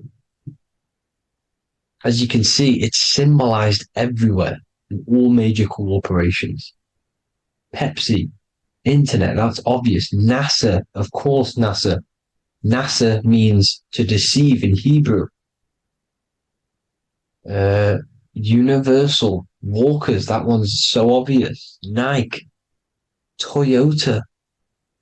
So many different ways they symbolize it. You either see the rings of Saturn or the black cube, as I just showed you here, the Nintendo and the Mercedes, right? It's absolutely everywhere. Now, they also use 666 to symbolize it, as I've just broken it down to you. 666, the World Economic Forum. We all know how they're trying to enslave us into this new world agenda. Google Chrome, CERN, Disney, Coca-Cola, Cadbury's, all of these have 666. Now, every UPS barcode has 666. And even www. Is Hebrew for 666, as you can see here. Monster. It's the same Hebrew letter that means 666. Drake, 6 God. That's his God, Saturn. Why? Because they love physical realm. They love the physical dimension, the third dimension. Because they can rule here through riches. They can build an empire here. It's not like the fourth dimension. They don't want to ascend. They want to stay down here in the physical realm. Okay? Now, this is why they're cloning. They can move their consciousness into other clones to live forever. This technology exists. This is why they love the third dimension. As you can see, all of these sellouts here, Drake, Leonardo DiCaprio, you know, all of these people doing 666 because this is their God. This is their God. They love the physical realm. They sold their souls for wealth and fame in this physical realm. So why would they leave? You see? Now, this isn't all just evil, okay? So you have 7 chakras, right? You have 7 days of the week, 7 solfeggio scale notes. These are frequencies, the solfeggio scale. Now, it's called the Saturn moon matrix because the moon symbolizes your mind, because you're created out of the Holy Trinity, which is body, mind, and spirit, right? That's the triangle, the equal triangle, body, mind, and spirit. Now, the 3 main celestial bodies are Earth, Moon, and Sun. The Earth being your physical body, the Moon being your mind, and the Sun is your soul, hence why it's called solar. It's a solar soul. Now, these symbols are alchemical symbols. So when you're doing alchemy, you use these symbols to obviously symbolize what we're talking about. Now, as you can see, these are all the symbols of the planets. Of Saturn is created out of the moon on top, the moon on the bottom and the earth on top, as you can see here. You see? And this creates the number 5. Now, with the moon being your mind and the earth being your physical body, this is mind over matter, because the earth is your body's matter. This is matter over mind. You don't want to be matter over mind. This is low states of consciousness. You won't be mind over matter. You see, to manipulate matter, to create your own reality. Now, obviously, we all know Saturn is associated with the lowest chakra, which is the root chakra. This is to deal with your animal instincts. When you're down here, you identify as the physical body. You don't know anything spiritual. you have a pure physical mind. You don't believe in anything spiritual. This is survival mode, consumption. They want you trapped down here, which is matter over mind. They don't want you to create your own reality, which is mind over matter. You see? Now, that's what Jupiter is. Saturn is the moon on the bottom and the earth on top. But Jupiter is the moon on top with the earth on the bottom. That's mind over matter, you see? So, these chakras are an ascension process from matter, physical matter to spiritual. This is the ascension. This is the stairway to heaven. This is Jacob's ladder. You see? Now, the number 5, which is obviously associated with Saturn as well, which create the symbol for Saturn, created the number 5. You have 5 senses, 5 elements, 5 physical elements. As we all know, Saturn crystallizes everything into physical matter out of the 4 elements. 5 fingers and toes, 5 points of man. Okay, the number 5 is the number of justice. Saturn holds things back. He restrains things from you, makes you learn the lesson. Now, 666 is not all evil. 666 is the atomic structure of the carbon atom. 6 protons, 6 electrons, 6 neutrons, right? We are carbon-based life forms. All life forms are based on the bonding properties of the element carbon. Because Saturn crystallizes everything into physical matter. Now, the Masons symbolize this with the checkered boards. They have the black square, which is obviously matter, as I just said, the black cube. And spirit is the white square, because white is eternal light. White and light, you see? Black is physical matter. Now, this is what we are. The point of our soul is to transmute from matter to spirit, but these are interchangeable. This is the constant cycle between spirit and matter, spirit and matter. High vibrational matter turns into spirit. Low vibrational spirit turns into physical matter. You see?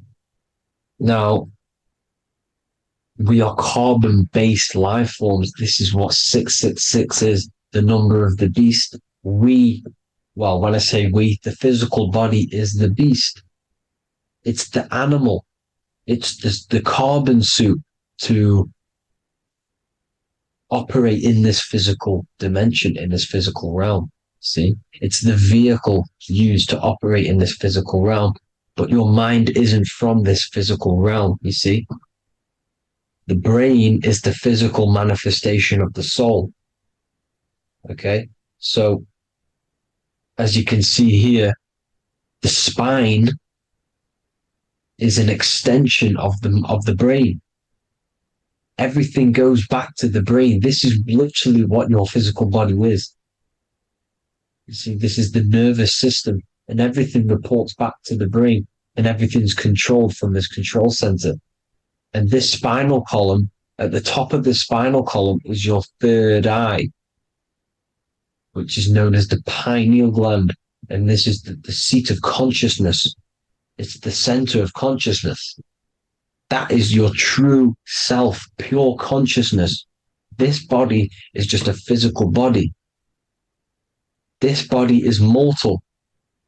This body runs out, but your consciousness lives forever. They don't want you knowing this. This is why they keep you down here in your lower chakra.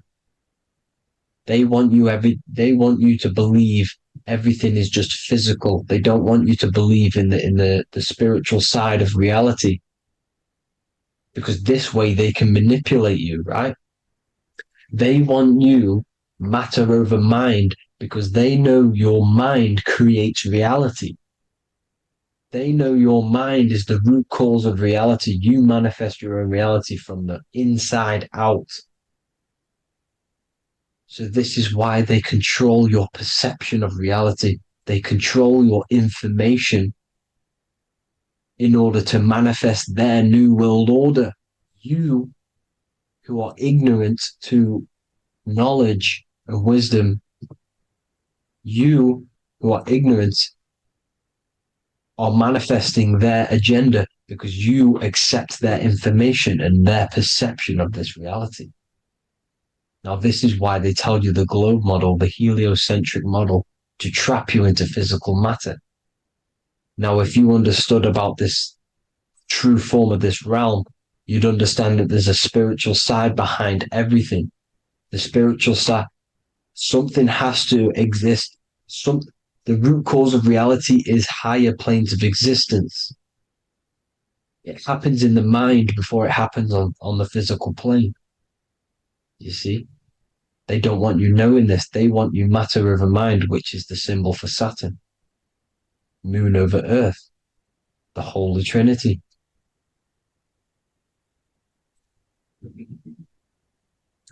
Now, as you can see, the cube also makes IXXI. This is Roman numerals. This is Roman numerals, and when it's translated from 9/11. Yes, 9/11. This is the secret code of the One World Order. The two twin towers, when the two become one. Okay, when the two become one, this is how you reach the higher states of consciousness, the physical and spiritual. Now, as you can see, the 9/11 memorial are two black cubes. It's two black cubes. This is all Saturn worship. Now, I'm not saying that Saturn is an evil celestial body, right? No, everything has a good side and a bad side, right? It's duality.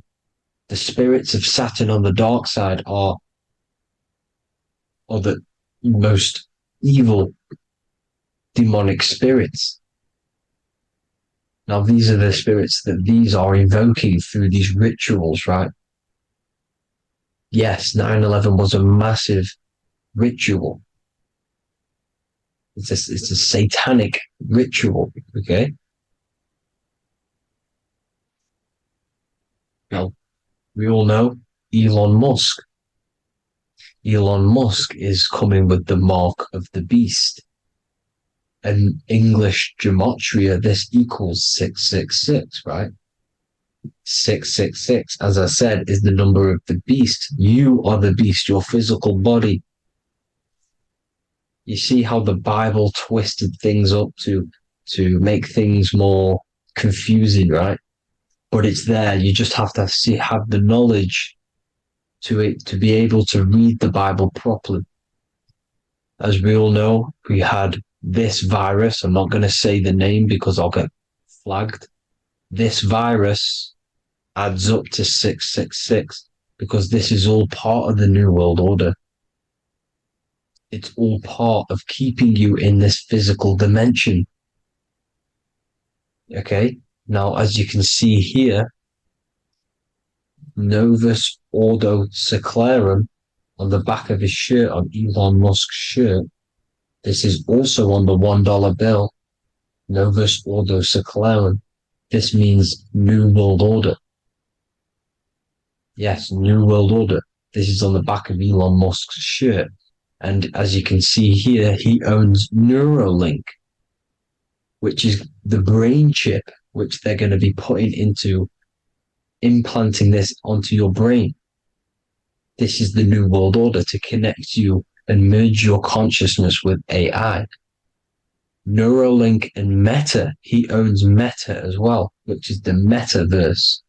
These are going to be linked in, hence why they have the same symbol, but just in a different format. It's the infinity symbol. And the infinity symbol comes from the torus field, as you can see here, your electromagnetic field from around your body.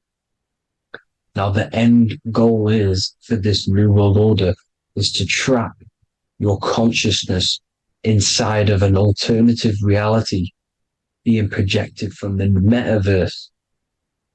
Because the metaverse will be the reality.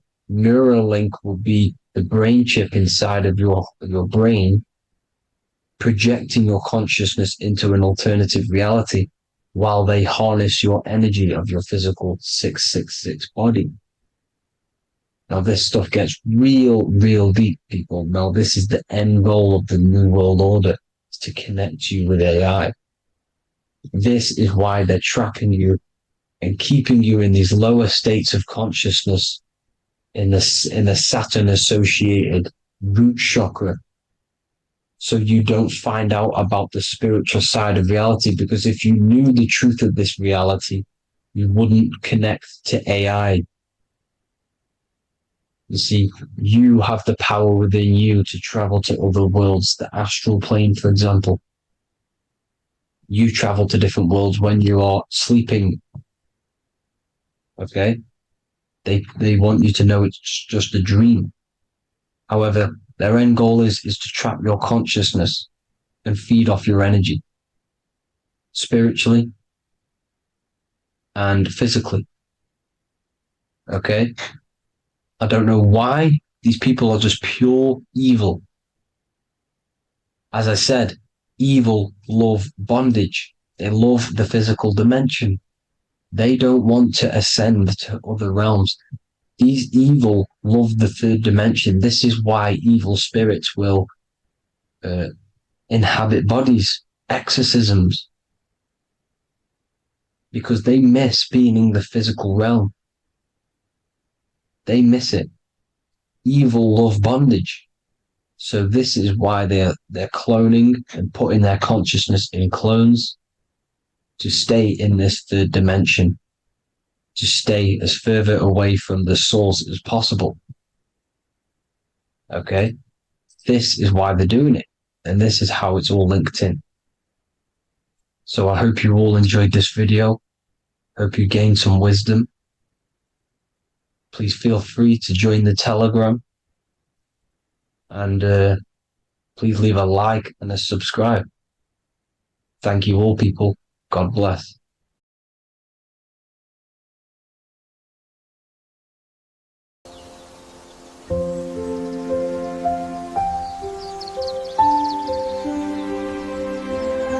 bookofwisdom.com. Visit today.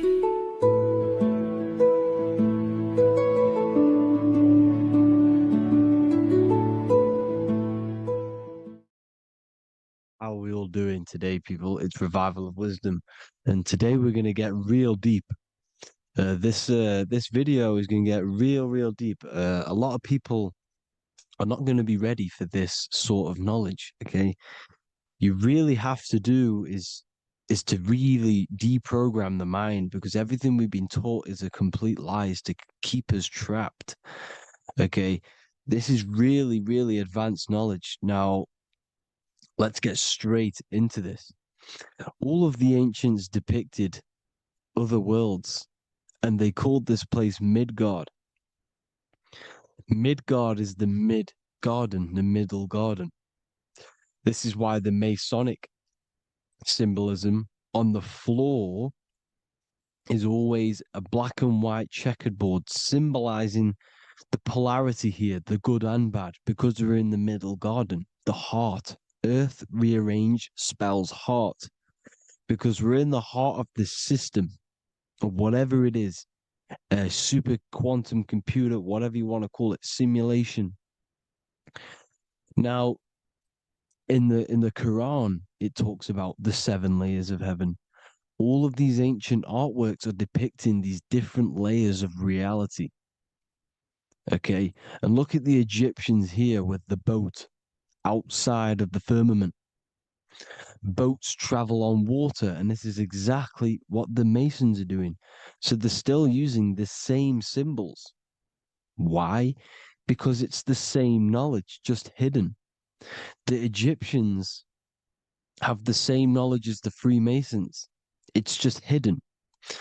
Now, this cosmology that they're showing here which was probably made maybe 100 years ago, this painting or artwork, is the exact same as the one we see here with the arch, the boat.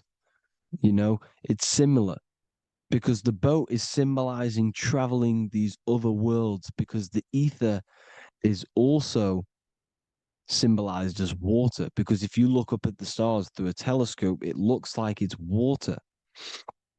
It's shining through water because this ether, whatever this substance is outside of this world, was symbolized as water.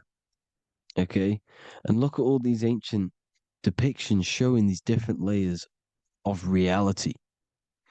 Now, we are being trapped within this 3D dimensional world, which is the cube, the Saturn cube, because there are 6 sides to everything in this world: front, back, left, right, up and down. 6, which is the cube, because we're in the Saturn's world. Okay, now, always been depicted as a tree of life, the tree of the universe has always been depicted as this tree.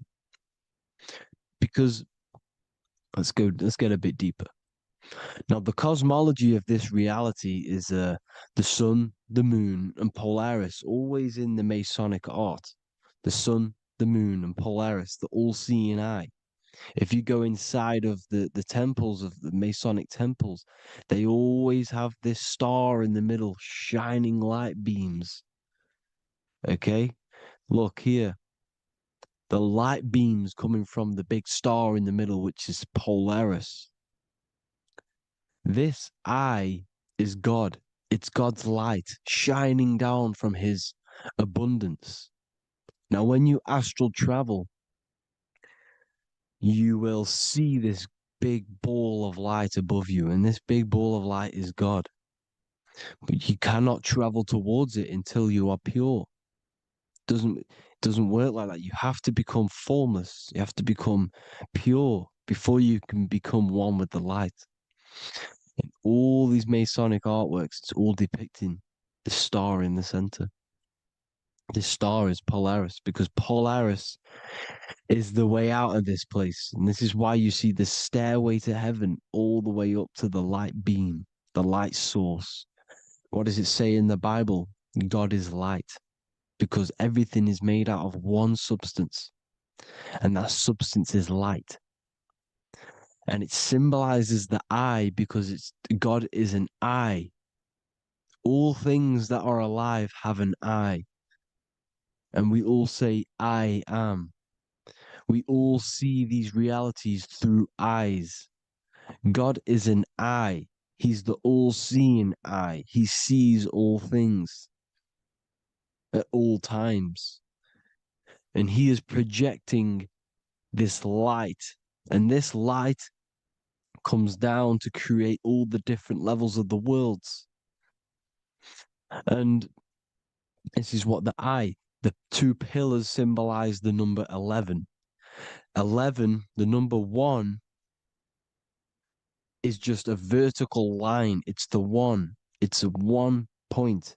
11 symbolizes the mirror nature of reality. Everything's mirrored. As above, so below.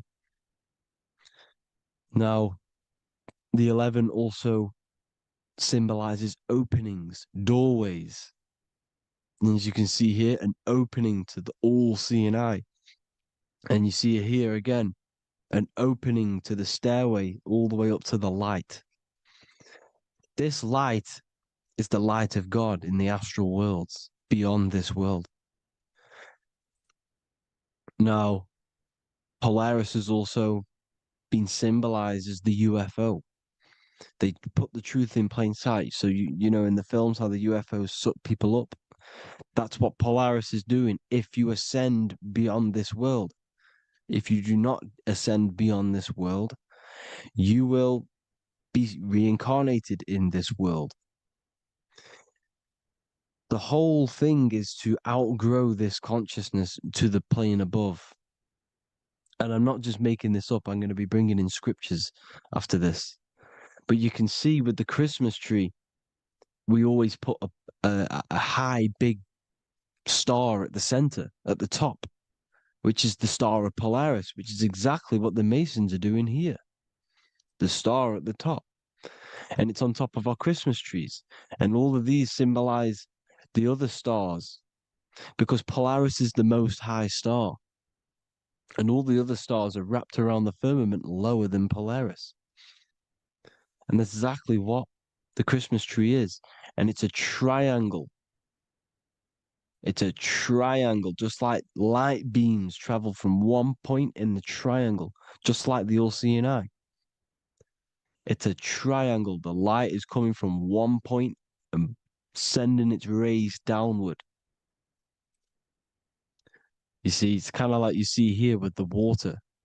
And the lower you go, the darker it gets, the more evil it becomes. And this is what the ancients would call hell. Now, this all-seeing eye is Polaris. And below Polaris is Mount Meru, the North Pole, the magnetic North Pole. The Tower of Babel, which is in the Bible. The etymology of the word Babel, Ba meaning spirit, which gives the ability to move the soul through the worlds, which is that's the ancient Egyptian description of the word Ba, meaning of the word Ba. You have the Ka, the Ba, the Ak, but the Ba is the one that gives the ability for the soul to move through the worlds. Your soul can't speak into a world without incarnating into it. Now, the Tower of Babel symbolizes Mount Meru because it's the word Ba is the spirit which gives the ability for the soul to move through the worlds. The Tower of Babel is the magnetic North Pole, Mount Meru, which gives the ability to move through these different worlds. And you can see the ancient Tibetans always showing this depiction of these different worlds coming from the center. Because we have to ascend our consciousness. It's not about how good you are to reach heaven. It's about how you expand your consciousness, you expand your mind. So they teach now that you have to be good in order to reach to heaven. It's about expanding the mind, expanding your consciousness to these different planes, these different realms. So that's what it's about. And Jesus was known as the fisher of man. Now, Jesus is a massive part of this. He was known as the fisher of man because he was fishing. He could have been fishing. He could have been one of these deities that had come down from these different higher realities and pull people up. So they called Jesus the fisher of man. And he says unto them, follow me and I will make you fishers of men. So these deities that we see in the past, like Buddha, Krishna, Hermes, Thoth, Jesus, could all be these entities who were coming down to pick up the minds that were worthy enough to see the higher planes of reality. And this is why they called him the fisher of man. Now, when Jesus walks on water, there is a parable with Paul. And he says, but Jesus immediately said unto them, take courage, it is I, don't be afraid. He's talking about astral travel here. He's talking about leaving the body. Because when you leave the body in astral travel to see these alternative realities, you can't be afraid because fear is a bondage, which is what the Emerald Tablets talks about. Lord, if it's you, Peter replied, tell me to come to you on the water. The water. Come, he said. And Peter got down from the boat, walked on the water, and came towards Jesus. But when he saw the wind, he was afraid and began to sink. When you become afraid in astral travel, you sink back into your body. Lord, save me. So this is talking about Jesus pulling people up into different realities. And you can see the fish is the symbol of Jesus. Is another symbol of Jesus, a fish. Because fish symbolize deep occult knowledge. Because fish travel the depths of the ocean. And they symbolize us because we are fish underneath the ethers. And Jesus was pulling people up. You see, so the Bible is a people today believe the Bible is a book telling you how to reach to heaven, how to become godly and reach heaven. But you've got to become the Jesus Christ to see these alternative realities. Now look at the Emerald tablets is a massive part, and it speaks so much about these different realities. Look what it says here. This is in Emerald Tablet 3.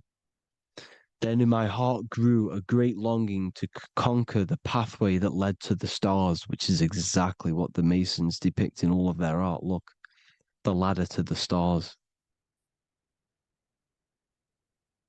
And then he goes on to say, years after years, I sought after wisdom, seeking new knowledge, following the way, until at last my soul, in great travail, broke from its bondage and bounded away, broke from the bondage of the body. Free was I from the bondage of earth men. Free from the body, I flashed through the night. The stars. The stars are a massive part in the astral world. Each star is a different reality. And the true astrology is the star that you came from. You came through a star to reach this, to reach here. There is a reason why you are here. There's a reason why you have the personality traits, because your soul came from a specific star. This is why we call them stargates, because they are gates in and out of this reality. And Polaris is the way out to the higher worlds. Now look, far into space, my soul traveled freely into the infinite circles of light. Beyond knowledge were some planets and great gigantic beyond dreams of men. Then he goes to say, lift up your flame from out of the darkness, fly from the night and ye shall be free. Lift up your flame. Your flame is your soul, because it has to be lifted up out of the darkness. This is the darkness, this world, this body is the darkness. Because it's a bondage. You need to break free. You need to learn how to astral travel, people. You have to learn this. If you want to get out of this world, you have to learn how to astral travel and see the other realities. Traveled I through space-time, knowing my soul at last was set free, knowing that now I must pursue wisdom until at last I pass to a plane hidden from knowledge, known not to wisdom, extension beyond all that we know. So he's talking about he went to a place where we cannot even comprehend here, a place that is not even known to earth men. He's telling you he's ascended out of this world to the planes that are beyond. And it says here in the Emerald Tablets, man is in process of changing to forms that are not of this world. Grows he in time to the formless, a plane on the cycle above. Know ye must be one, ye must become formless before ye are one with the light. The light, the same light that I was talking about, the Masonic light, with the triangle, God, the one source. Ye must become formless before ye are with the light. Formless, you have to leave the body. You have to leave the body. You have to gain the ability to leave this body and travel to these other worlds. Now, it says here, not as man am I, for free have I become of dimensions and planes. In each I take on a new body.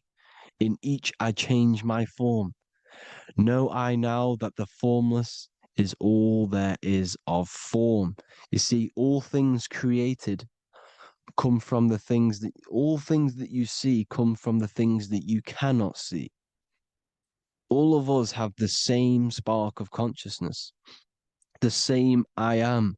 Every dog, every animal, every human has this same I, this same thing which sees through the eye. It's formless. It takes this formless entity is the same entity of us. We are all the same entity in different bodies. And this entity it was represented as the flame, the cosmic flame, which is inside of all of us. And this is why the Masons depicted your spine as a candle or the Holy Grail. You would either see this or a candle with a flame on the top, because the Holy Grail is your consciousness, which is on top of your spine, which is the candle. Now, Jesus, Thoth, Buddha were all these deities which were coming down to lift people up because they were fishermen of men. And he would lift you up to the higher worlds, out of this world, to the ones above. Now, Thoth, you can see him here, he's leading the way. He's holding someone and he's leading the way with knowledge and power. He was leading the way to other worlds, out of this world. There's no point trying to change this world. This world will stay the same. It will stay the same. You have to get out of this world. And that's what they're telling you. That's what they're keeping you from. They're keeping you stuck within this thin layer of reality.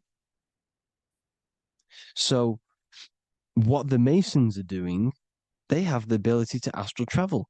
They're living not stuck and bound to one reality, but living within the different layers of reality. And this is what Morpheus was doing in the Matrix. Morpheus was going into the Matrix to go and get Neo, which is exactly what Jesus was doing, pulling up people out of this world to the ones higher. And that's exactly what Morpheus is doing in the Matrix. If you haven't watched the Matrix, go and watch it. It will blow your mind. Everything I'm saying in this video, you will see it. Except that you don't need to use a machine to enter the Matrix. You just use your body. Well, you use your consciousness to leave this body. You see, Neo was also uploading himself into the simulation to pull people out of the simulation. And this is exactly what all of these gods were doing. The fisher of man. Look, he was pulling people up out of this reality with the knowledge. Now, Jesus was always depicted with the mushrooms. Look at all this mushroom art. Mushrooms were literally the origin of Christianity. You can see it everywhere. There's mushrooms in all of the ancient art. Every single one of these paintings you see here, there's mushrooms on them. Mushrooms have the ability to see alternative states of consciousness. Now, if you go and do them and you go to sleep, if you pop mushrooms, you go to sleep and you will wake up in another reality. You will wake up in another reality. Don't try it if you don't want to do it. But if you've got the heart to do it, do it. Eat them and go to sleep. You'll wake up in another reality. And Jesus was handing out mushrooms to the bright minds, to the minds that he wanted to fish out and pull up to the higher realities. He was giving them mushrooms to see themselves in an alternative state, in an alternative reality. This is why there was so much mushroom art. And it's not just ancient Christians, it's Sumerians, it's the Mayans, the Celtics, the Egyptians all used mushrooms. All of them. Look at all this art. It's on stones. It's everywhere because mushrooms. See, everything in nature is a micro macro. Look at the form of a mushroom. It's literally your spine and brain because they alter your consciousness. Your body is just a radio receiver. Everything that you're experiencing is a program being ran by the central nervous system, and your consciousness is experiencing this program, these electrical impulses of the nervous system, because it's all feeding back to one point, which is the pineal gland. And this is the candle with the light on it. Type in Masonic candle and you'll see it. It's your spine with your spark of consciousness on top of the spine. And it's a mushroom because this sends you to alternative states of consciousness, alternative realities. Now, they were all doing this, the Egyptians, the Mayans. Now, there's more symbolism which goes into this. Look at the Christmas trees we use. The Christmas tree with the presents underneath them. Magic mushrooms grow under trees. And these are the presents under the trees that we symbolize today with Christmas. Santa's red and yellow for the red and yellow mushrooms. The same mushrooms Mario has to collect. And when he gets enough mushrooms, he levels up. And then what does he do when he go past the world? When you win that world in Mario, you go to another reality. You go inside of another world. It's truth in plain sight. And it's using mushrooms. It's using mushrooms. Everything, all of the characters in Mario, well, a lot of them are mushrooms. Look at this one. The presents, black, yellow, and red and white. Red and white mushrooms. And the bow on the top is the mushroom head. That's a bit of a reach, but you know, the symbolism never lies. Is what you need to understand. And it's as above, so below. Now look at the Sumerians. The Sumerians were also multi-dimensional beings. Okay, look at how they have the double faces. They had 1 foot in this reality and 1 foot in another reality. And look at this one, a double-headed god inside of like a portal. You see? Because and look at these with the wings, the astral travel. Birds, ancient birds symbolize the soul. Because the soul is a bird, it flies to different worlds. It flies around the cosmos. And mushrooms gave you the ability to see these alternative states of consciousness, these alternate realities. Because you exist in infinite realities. You exist in infinite realities. Now look at the 33rd degree Ordo Abkeo badge. You get this badge when you become a 33rd degree Freemason. And it's a double-headed eagle. A double-headed eagle. And you can see this in Sumeria first. Sumeria have the same symbol. A double-headed, bird. You can see it here. Here as well. And the Masons are still using this symbol today. And when you become a 33rd degree, 33 vertebrae on the back of your spine, above the vertebrae is your consciousness, and it's a double-headed eagle.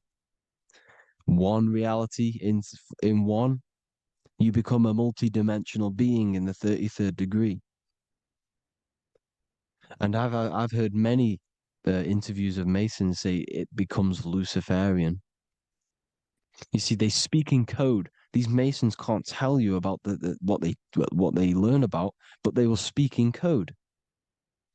They said it becomes Luciferian. The word Luciferian is lucid. The root word of Luciferian is lucid, and lucid is lucid dreaming. alternative realities, dream worlds. You become a god. Luciferian means you're becoming your own god, pretty much. Because you are becoming a multi-dimensional being living in between the different layers of reality at the 33rd degree of Freemasonry. And look at the double-headed eagle, because the birds symbolize the soul. And they reach high, they fly high, just like the soul wants to fly high to the light, to become one with the light, like the Emerald Tablet says. Now look at Janus. Janus was another god, and he's known as the god of doorways. Janus always depicted with a double head. Janus is why we say janitor or January. And January is entering a new year. Janus is known as the god of doorways with keys, always got a key, because keys open doors. That's why the janitor holds all the keys. And Janus always has double heads, because he had one foot in this reality, one foot in another. He was a multi-dimensional being, a Luciferian, living between the different layers of reality, except from instead of being stuck in one like we are. Well, a lot of people. And that's the whole point. You see, all of this stuff is about like changing the world and stuff like that. This world will probably never ever change. It's probably been like this forever. Well, forever, for a long time. But it's about moving out of this reality to the higher states. And the Masons always depict the ladder to the luminaries, the stars, with a key, the same key of Janus. The Vatican is a key, and it's in charge of all the religions.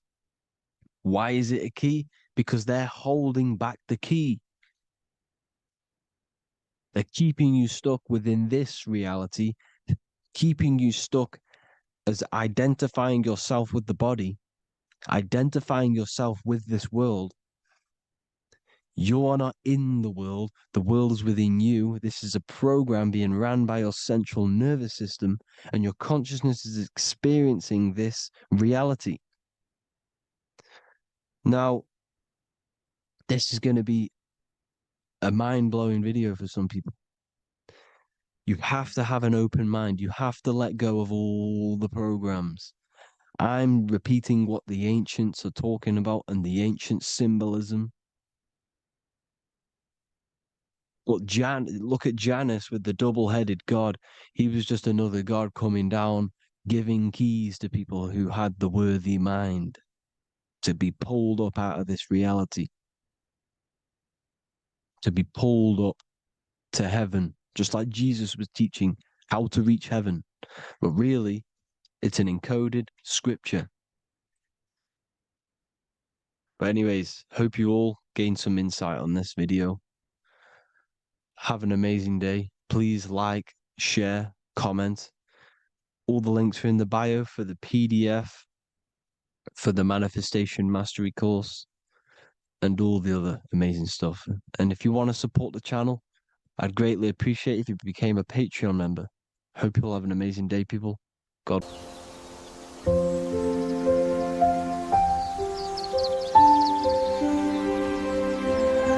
bookofwisdom.com. Visit today.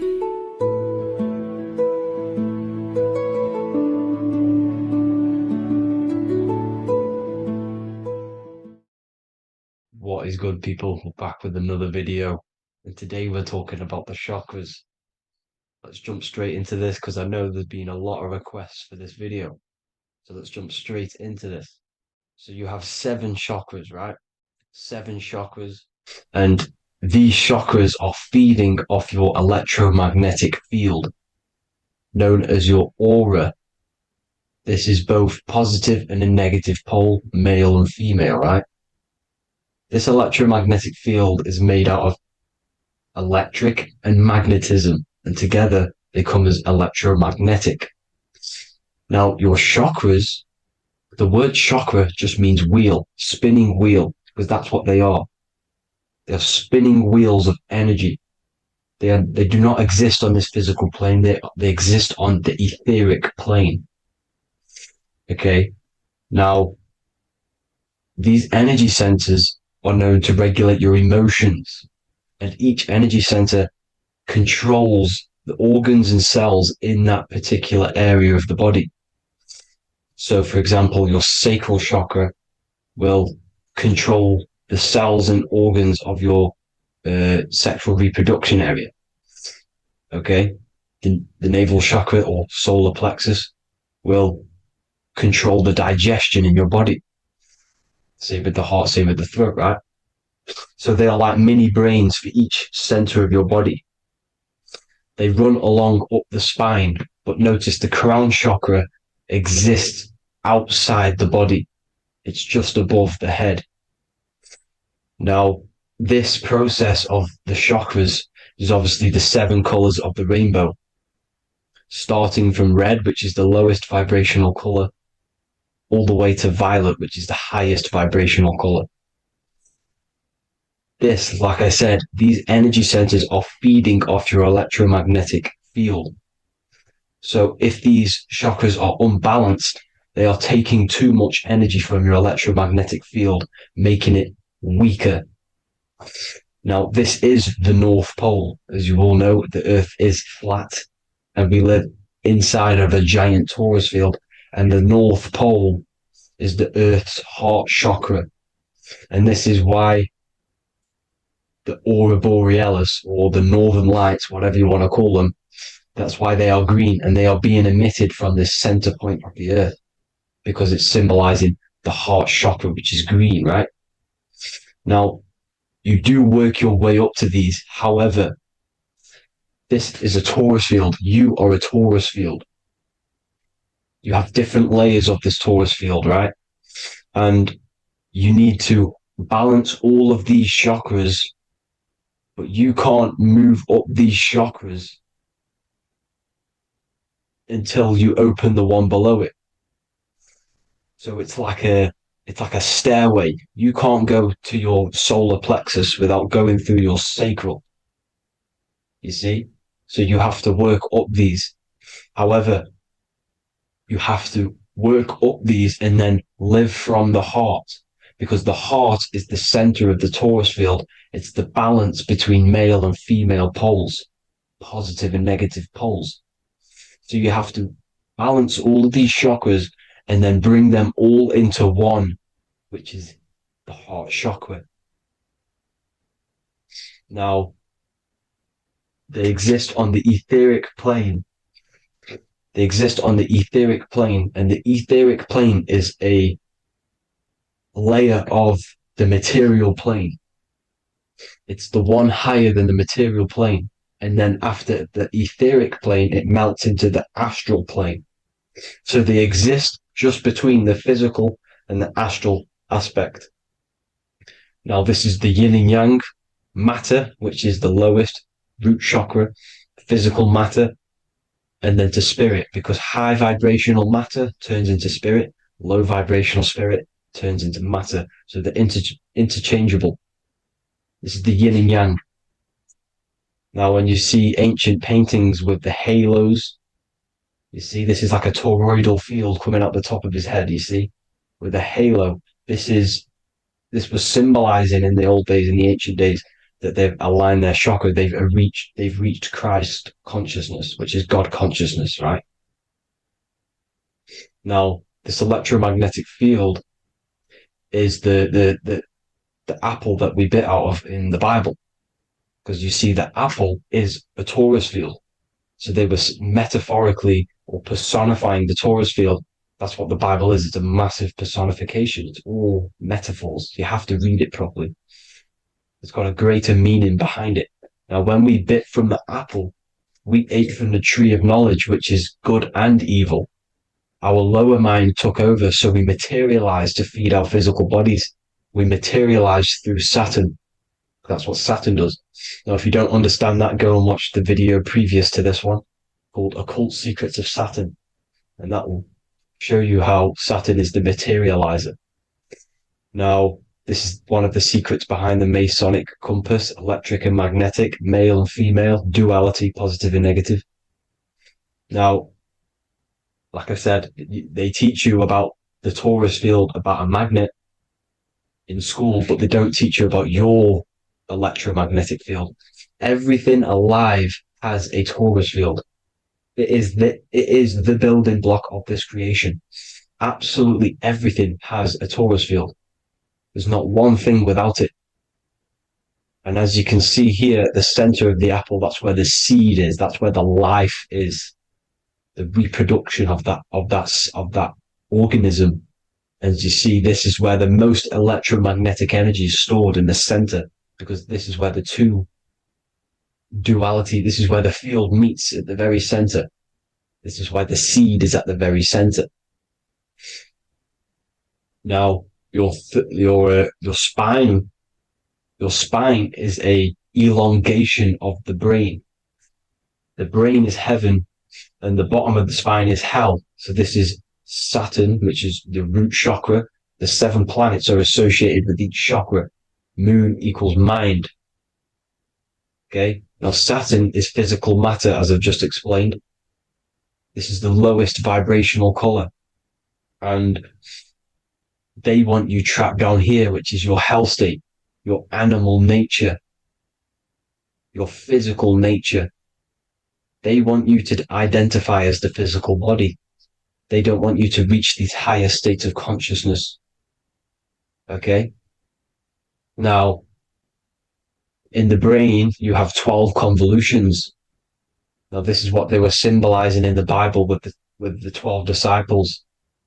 And obviously in the Bible, it says the upper room where Jesus met with his disciples. This is heaven, the brain, the higher states of consciousness.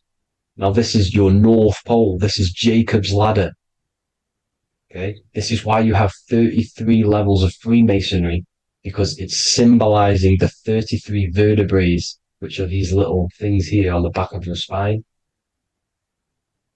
Because once the Kundalini energy from the bottom of your spine rises to the top, this is when you get enlightenment and opens your third eye. Spiritual enlightenment. As you can see here, this is Jacob's ladder. This is the Kundalini symbol, right? And they're even showing you this in the medical symbol. They're putting it in your face. The serpents are wrapped around the spine. Now, the serpents symbolize how the energy moves around the spine, because it's a torus field, you see? At the center of the torus field, it wraps around the center pole. It wraps around it, and this is how the energy moves up. So they're symbolizing it with the serpents.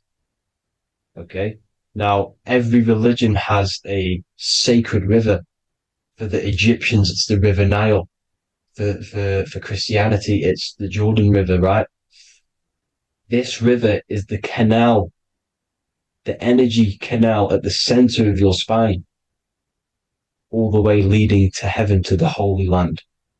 This is the chamber which the energy rises up, right? Now, they used to say the gods descended from heaven to man. This is just heaven. This is the mind state.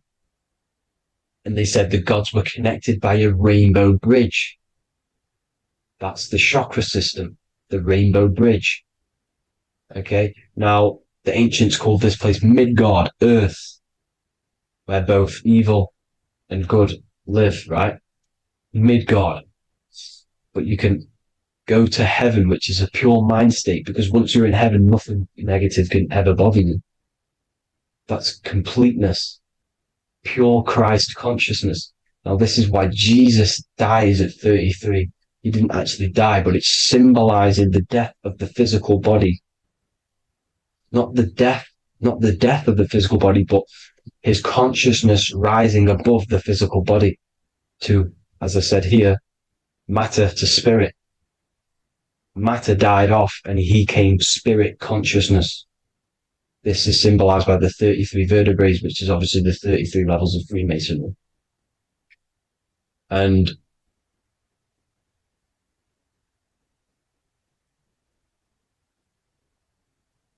now the pineal gland, which is at the very top of this Jacob's ladder, or the River Jordan, the canal, your 33 vertebrae on your spine. This is where the pineal gland sits, right? At the very top, at the center of your brain. Now, there's multiple ways this was symbolized. The Eye of Ra, which is used by the Egyptians. Now, this pineal gland is the seat of consciousness. This is where your consciousness is stored, right? And the ancient Sumerians used the pine cone, hence why it's got the word pineal gland, the seat of the soul consciousness. It produces DMT, dimethyltryptamine, which is known as the spirit molecule. And the pineal gland is wrapped in microcrystals, and we all know crystals transfer frequency and energy. Now, radios use crystals. A radio is a frequency transmitter, turning a frequency into a frequency that we can hear with our ears, right? Because all the radios are actually playing right now in your ears. However, our ears can't pick it up, so the radio transmits it into a frequency that we can hear using crystals.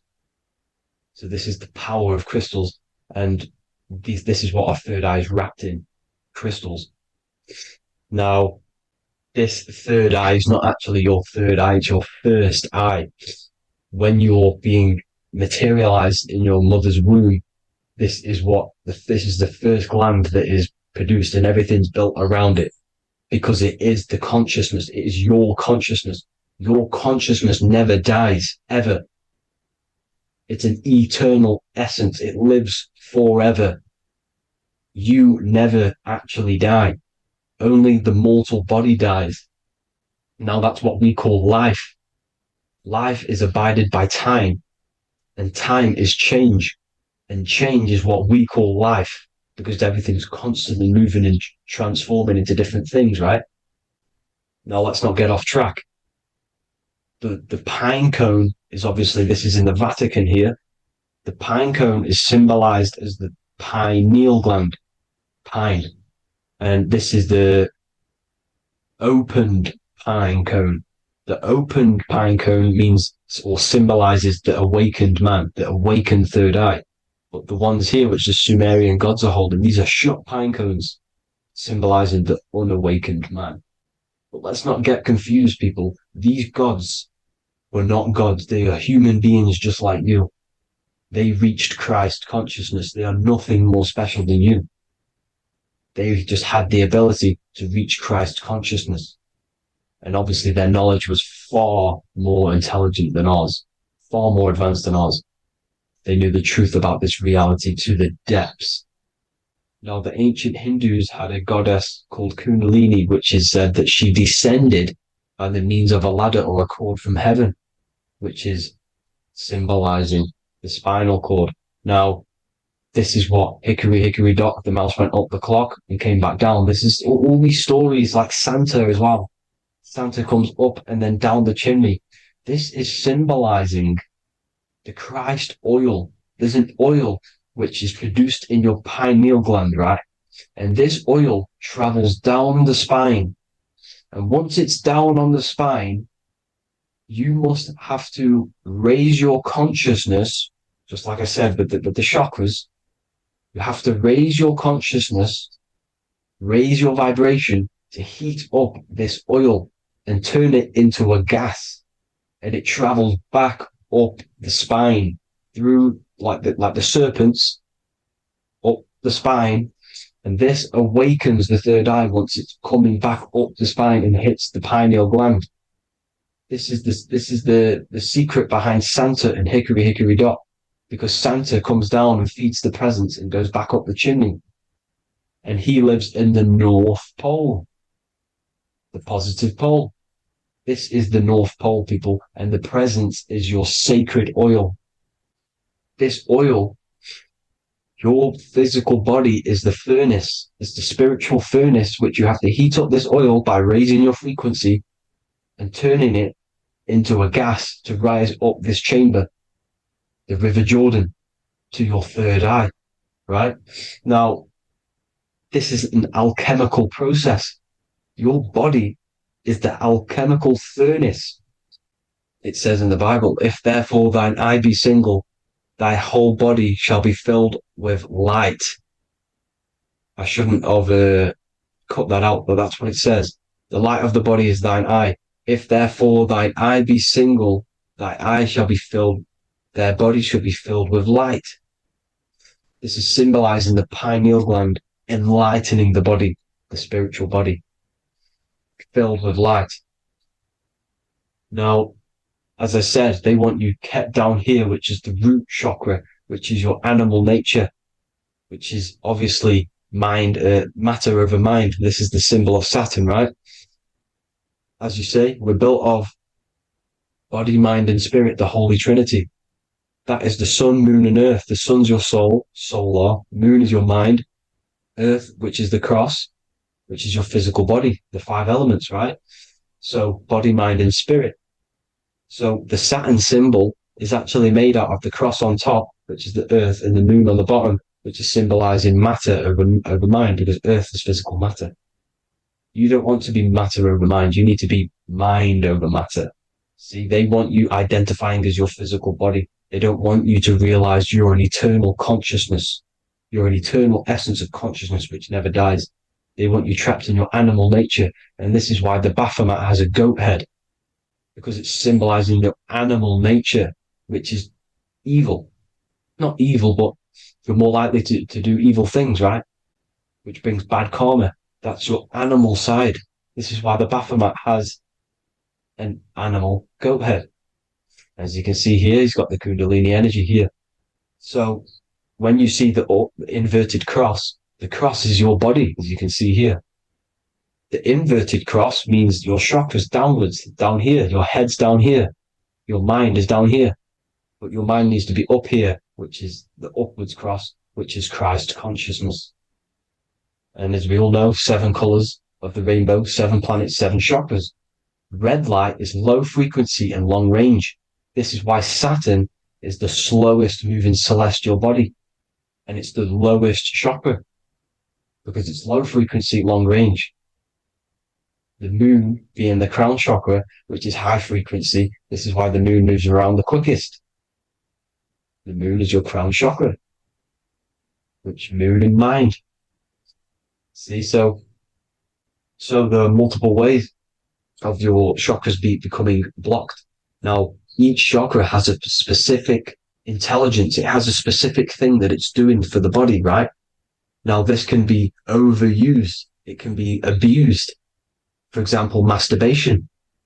That keeps you down here in your sacral chakra, because you're abusing the energy center. You're abusing your sexual energy, which is then becoming unbalanced. So this is how energy, this is why these centers are pulling more energy out your electromagnetic field, because these centers are wheels. The chakras just mean spinning wheel of energy. So when you're abusing these certain centers, you're pulling energy out of your electromagnetic field, which is making your field weaker, which is making your frequency lower, which makes you prone to diseases, prone to lower negative energy, right? So you need to align these chakras. You need to unbalance them. And as you can see here, you can screenshot these to see how they're blocked. I'm not going to go over each one because it'll take me forever, but have a little read yourself. This is why they're blocked. Now, the ancients used to say Aum when they meditated. Now, these are the 7 vowels. There's not 5 vowels, there's actually 7. Now, when they say Aum, they're aligning all their chakras by saying this when meditating. This is where the Aum originated from. Now, emotion is energy in motion. So if you're feeling a certain way, that's the energy you've put in motion. It's a reflection. We live in a mirror reality. Everything's mirrored. Everything's mirrored. As within, so without, as above, so below. Everything's a reflection of some sort. So whatever you're feeling, you're doing something wrong. It's telling you're doing something wrong from the root cause, because your energies are the effect. You're feeling the effect of something you've caused. The law of cause and effect. Nothing escapes it. Now, the Jehovah's Witness believe that exactly 144,000 faithful Christians go to heaven or be resurrected, right? This is not true. This is symbolic. 144,000 go to heaven. Now, the petals on the chakras, this is the root chakra, this is the crown chakra. Now, if you add up the first 5 chakras, the petals, add up the petals on the first 5 chakras, you get 48. And then you get to the third eye, which has 2 petals. 48 times 2 equals 96. 96 plus 48, which you got from here, equals 144. The last chakra has 1,000 petals. Times 144 times 1,000, you get 144,000. This is a frequency. This frequency is the frequency of the ascension up your chakras. This frequency is a high frequency, which turns that oil into gas, which rises up the spine, activating your third eye. Right? So this is all the religions are all symbolic for this sacred secret of Christ consciousness. As it says in the Bible, the kingdom of God is within. It's not out there, people. You must look within yourself. You are God. You are a spark of his consciousness, infinite consciousness, right? So 144,000 is a frequency, and you must achieve this. Like I said, these people in the past, they're not gods, people. These were just humans. Nothing special. They just reached Christ consciousness. Now, they keep you in these lower vibrational states with the food, right? And as you can see here, all of these fast food restaurants are mainly are red and yellow, which are these lower states, these lower 2 chakras, lower vibrational colors, because they want you trapped down here in matter. And these foods are so low vibrational, they will keep you down here, because your gut produces, I think it's like 80% of melatonin. Melatonin is your feel-good hormone. These foods will not make you feel good. This is very low vibrational. Meat. It's not meat, it's raw flesh. These animals are stripped from their family, put on a conveyor belt, watch their friends be tortured, and then get slaughtered in a slaughterhouse. Think of all the fear that's running through their blood, all the hormones, all the fear, and you're going to go and eat that very low vibrational energy. As you can see here, this is the light photons within fruit. You can see the life force in this fruit. You must think, feel, and do positive to raise your vibration. As you can see, earth equals heart. If you rearrange it, everything in nature is green, right? The aurora borealis is green. You must align all these chakras and then live from the heart, because the heart's the center of the Taurus field. You must become the consciousness in the center. So that's it for this video, people. Thank you all. God bless.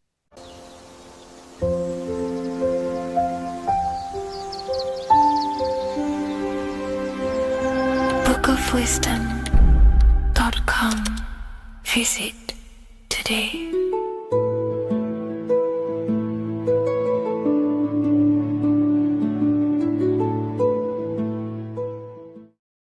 Welcome to Revival of Wisdom. Welcome people, we're back with another video. Please make sure to hit the like, the subscribe button, and turn on notifications to never miss a video.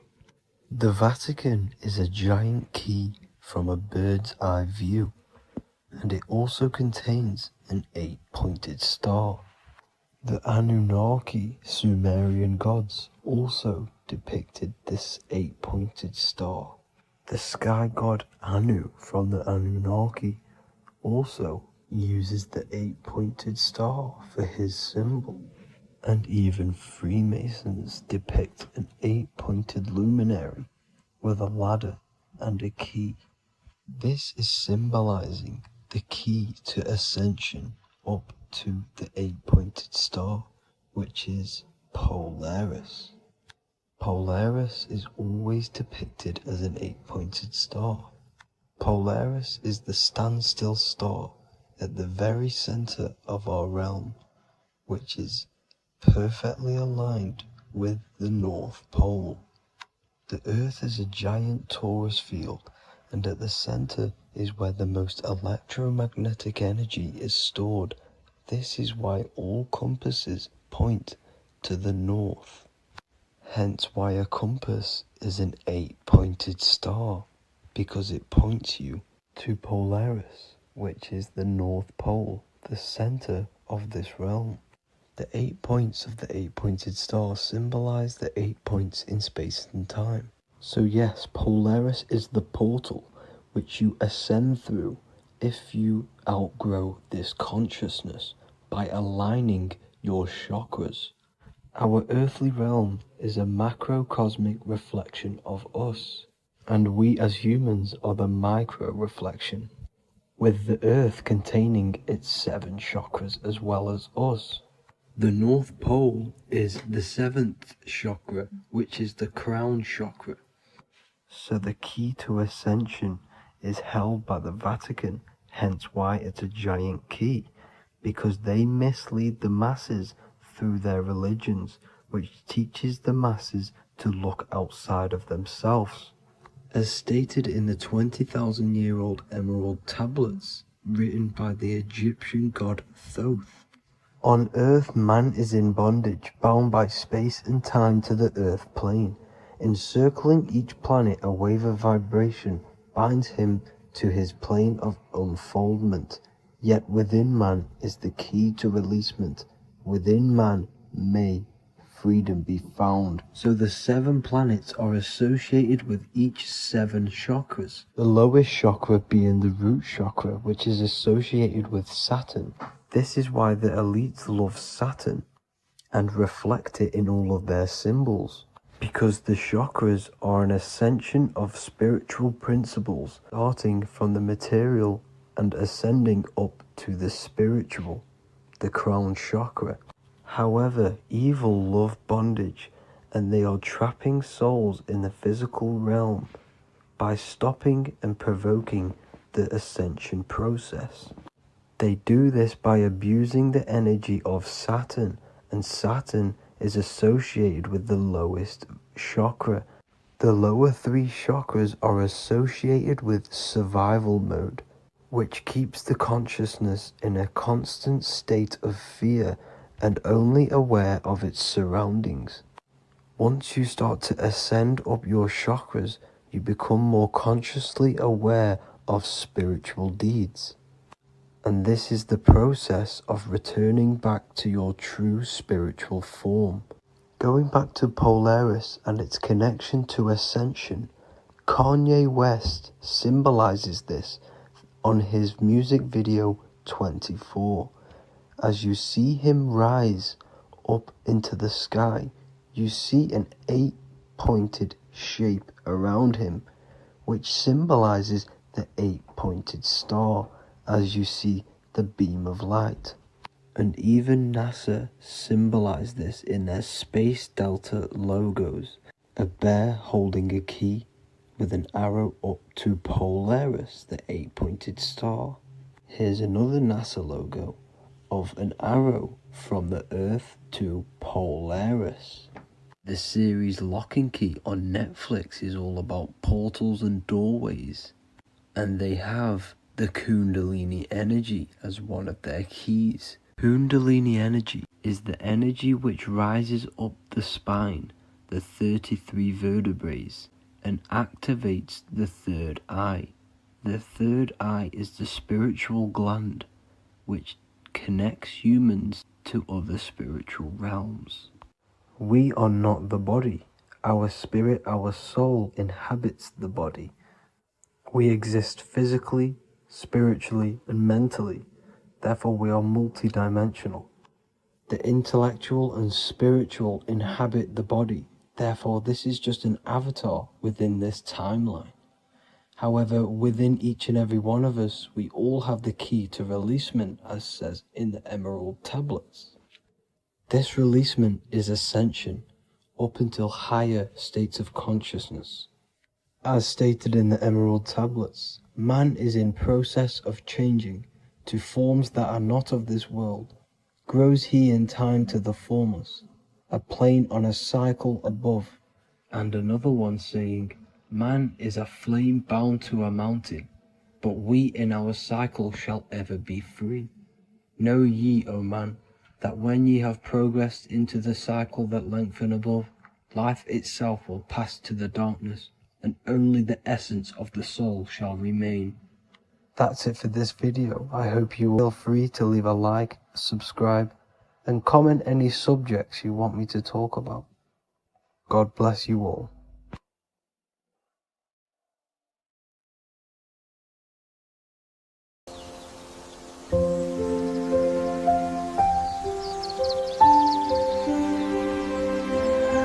bookofwisdom.com.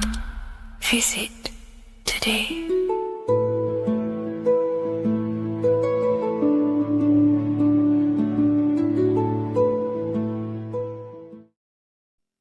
What is good, people? How are we all doing? Today we're going to be talking about the different planes of existence, the occult side of the world, the things they don't teach you in school. And of course, you can only find that on this channel, so welcome.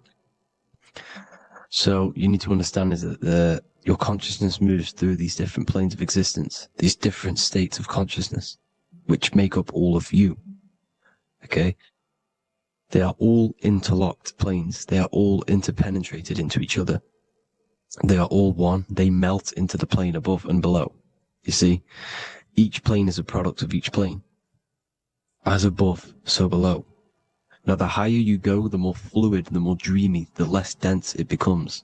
The lower you go, the more denser it becomes, the more solid it becomes. The lowest plane is the physical plane, which you are obviously aware of. You are inside of the physical plane now. But while you are in this inside of this physical plane, you are indeed inside of all these other bodies which you have not awakened yet. You have to awaken these different bodies. You have these bodies. Okay? It's like a ripple effect. And the center is the most dense, the most solid. This is earth, heart, the heart of the ripple. And the lower you, the further you go out from the center, the more dreamy, the less fluid, the more fluid, the more less dense it gets until you're one with the all. You see? And this is what it's like. This is what this system is. It's like a ripple effect.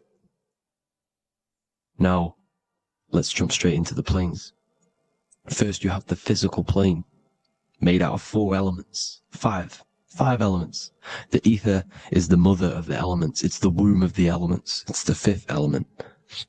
And it gives birth to the 4 other elements. 4 is stability. Tables have 4 legs, and this is why the ether gives birth to 4, because it's the foundation of the physical world. Fire, earth, water, air. They are not pure. Each one of the elements melts into the other one. For example, earth and water both share cold. Water and air both share wet. You see? They compose of each other. They melt, they mold into each other based off the vibrational state of the ether. That's what it is. The 4 elements are the vibrational states of the ether. Okay? So you have the 4 physical elements making this, physical world. It's the lowest world. It's the world of effect. This world, whatever you see, whatever you experience, it's the effect. You can't change anything by manipulating this world. You got to manipulate the higher worlds to affect this world, you see? As above, so below. This is the lowest plane. It has 3-dimensional. It's the 3rd dimension. Space, height, and thickness. That's all it is.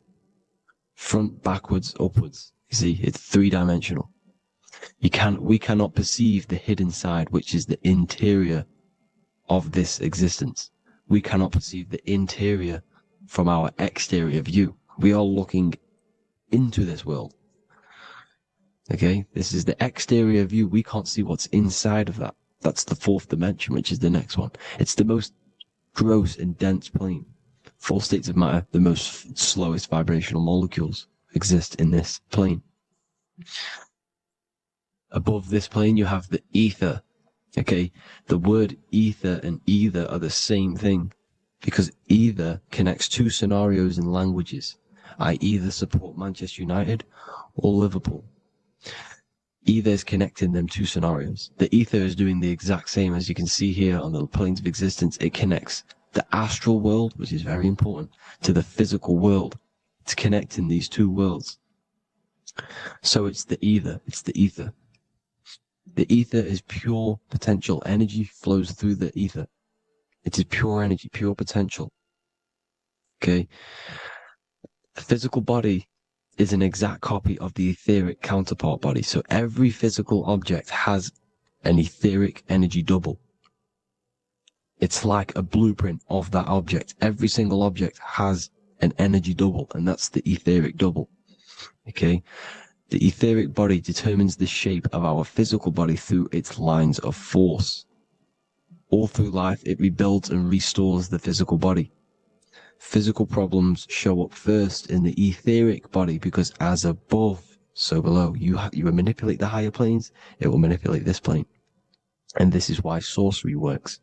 You know, contact with astral plane entities. We'll get into that a bit later. So, the reason why we can't see this plane, this energy world, which is all around us, which we are inside of right now as we speak, is that the molecules that compose it are further apart than those of the physical plane, making it invisible to the 2 eyes. That we can't perceive it. Our eyes cannot physically suck in that sort of information, and our brain cannot decode it. This is why, you know, they brainwash us with all these programs to keep us asleep, to keep these other bodies we have asleep, so we don't find out about these other bodies, and is to make you believe that everything's just a material. Only the material world exists. They don't want you to know is that everything that you see is a result of something you cannot see. As above, so below. There are realities within this reality. This is what I'm breaking down now, these different planes, on how this reality works. So your etheric double is your energy body. You can see here the physical, etheric, astral. Astral is your spirit. The ether is a part of the physical plane. It's like just above the physical plane, but it's still part. But then the astral plane is completely separate. It's another plane, but they're all interlocked. Don't think they're apart. They're all interlocked. They're all one. They all melt into each other. The chakras that we have are inside of our etheric body. They are our sense of organs which tune us to the 4th dimension. These 7 chakras connect us to the astral world, the 4th dimension. Okay? They are points for the flow of energy from the universe / 7 planets, because the 7 chakras are your 7 planets, and the 7 planets are connected to the astral world. They are feeding these 7 senses in our body. They connect us to the universe, to our etheric counterpart, and then to us, supplying the physical body. Because the energy comes from above. As above, so below. These 7 senses, these 7 etheric chakras, are being supplied with energy from the universe, the 7 planets, the solar system. Then it supplies the physical body. You see? So, the ether is very important. And this is, you know, that the ancients understood the science of the ether, and they could, you know, harness free electricity from it, because it's all around us. The ether is all around us. And this is what they were doing. They were harnessing free energy using the ether. The astral plane, the 4th dimension, very important plane. Very, very important. We've all been there. Every single one of you has been there. Okay? The 4th dimension is unseen of what we see. It's the interior of the exterior that we see. We see the 3rd dimension, but we cannot see beyond what's making this 3rd dimension. This is the 4th dimension. Okay? It's the dream world. This is where you go when you dream. Okay? This is where you go when you dream. It's the place of disembodied spirits or ghosts, entities, whatever you want to call them. When you hear ringing in your ears, that is not tinnitus. That is an entity around you. Okay? That is an entity around you. The fourth dimension is where thought forms exist. Mental images. Thought forms as in what you see in your mind when you think of an image, because the mind is the highest plane of existence. Mind is the highest plane of existence. And it manipulates all of the planes.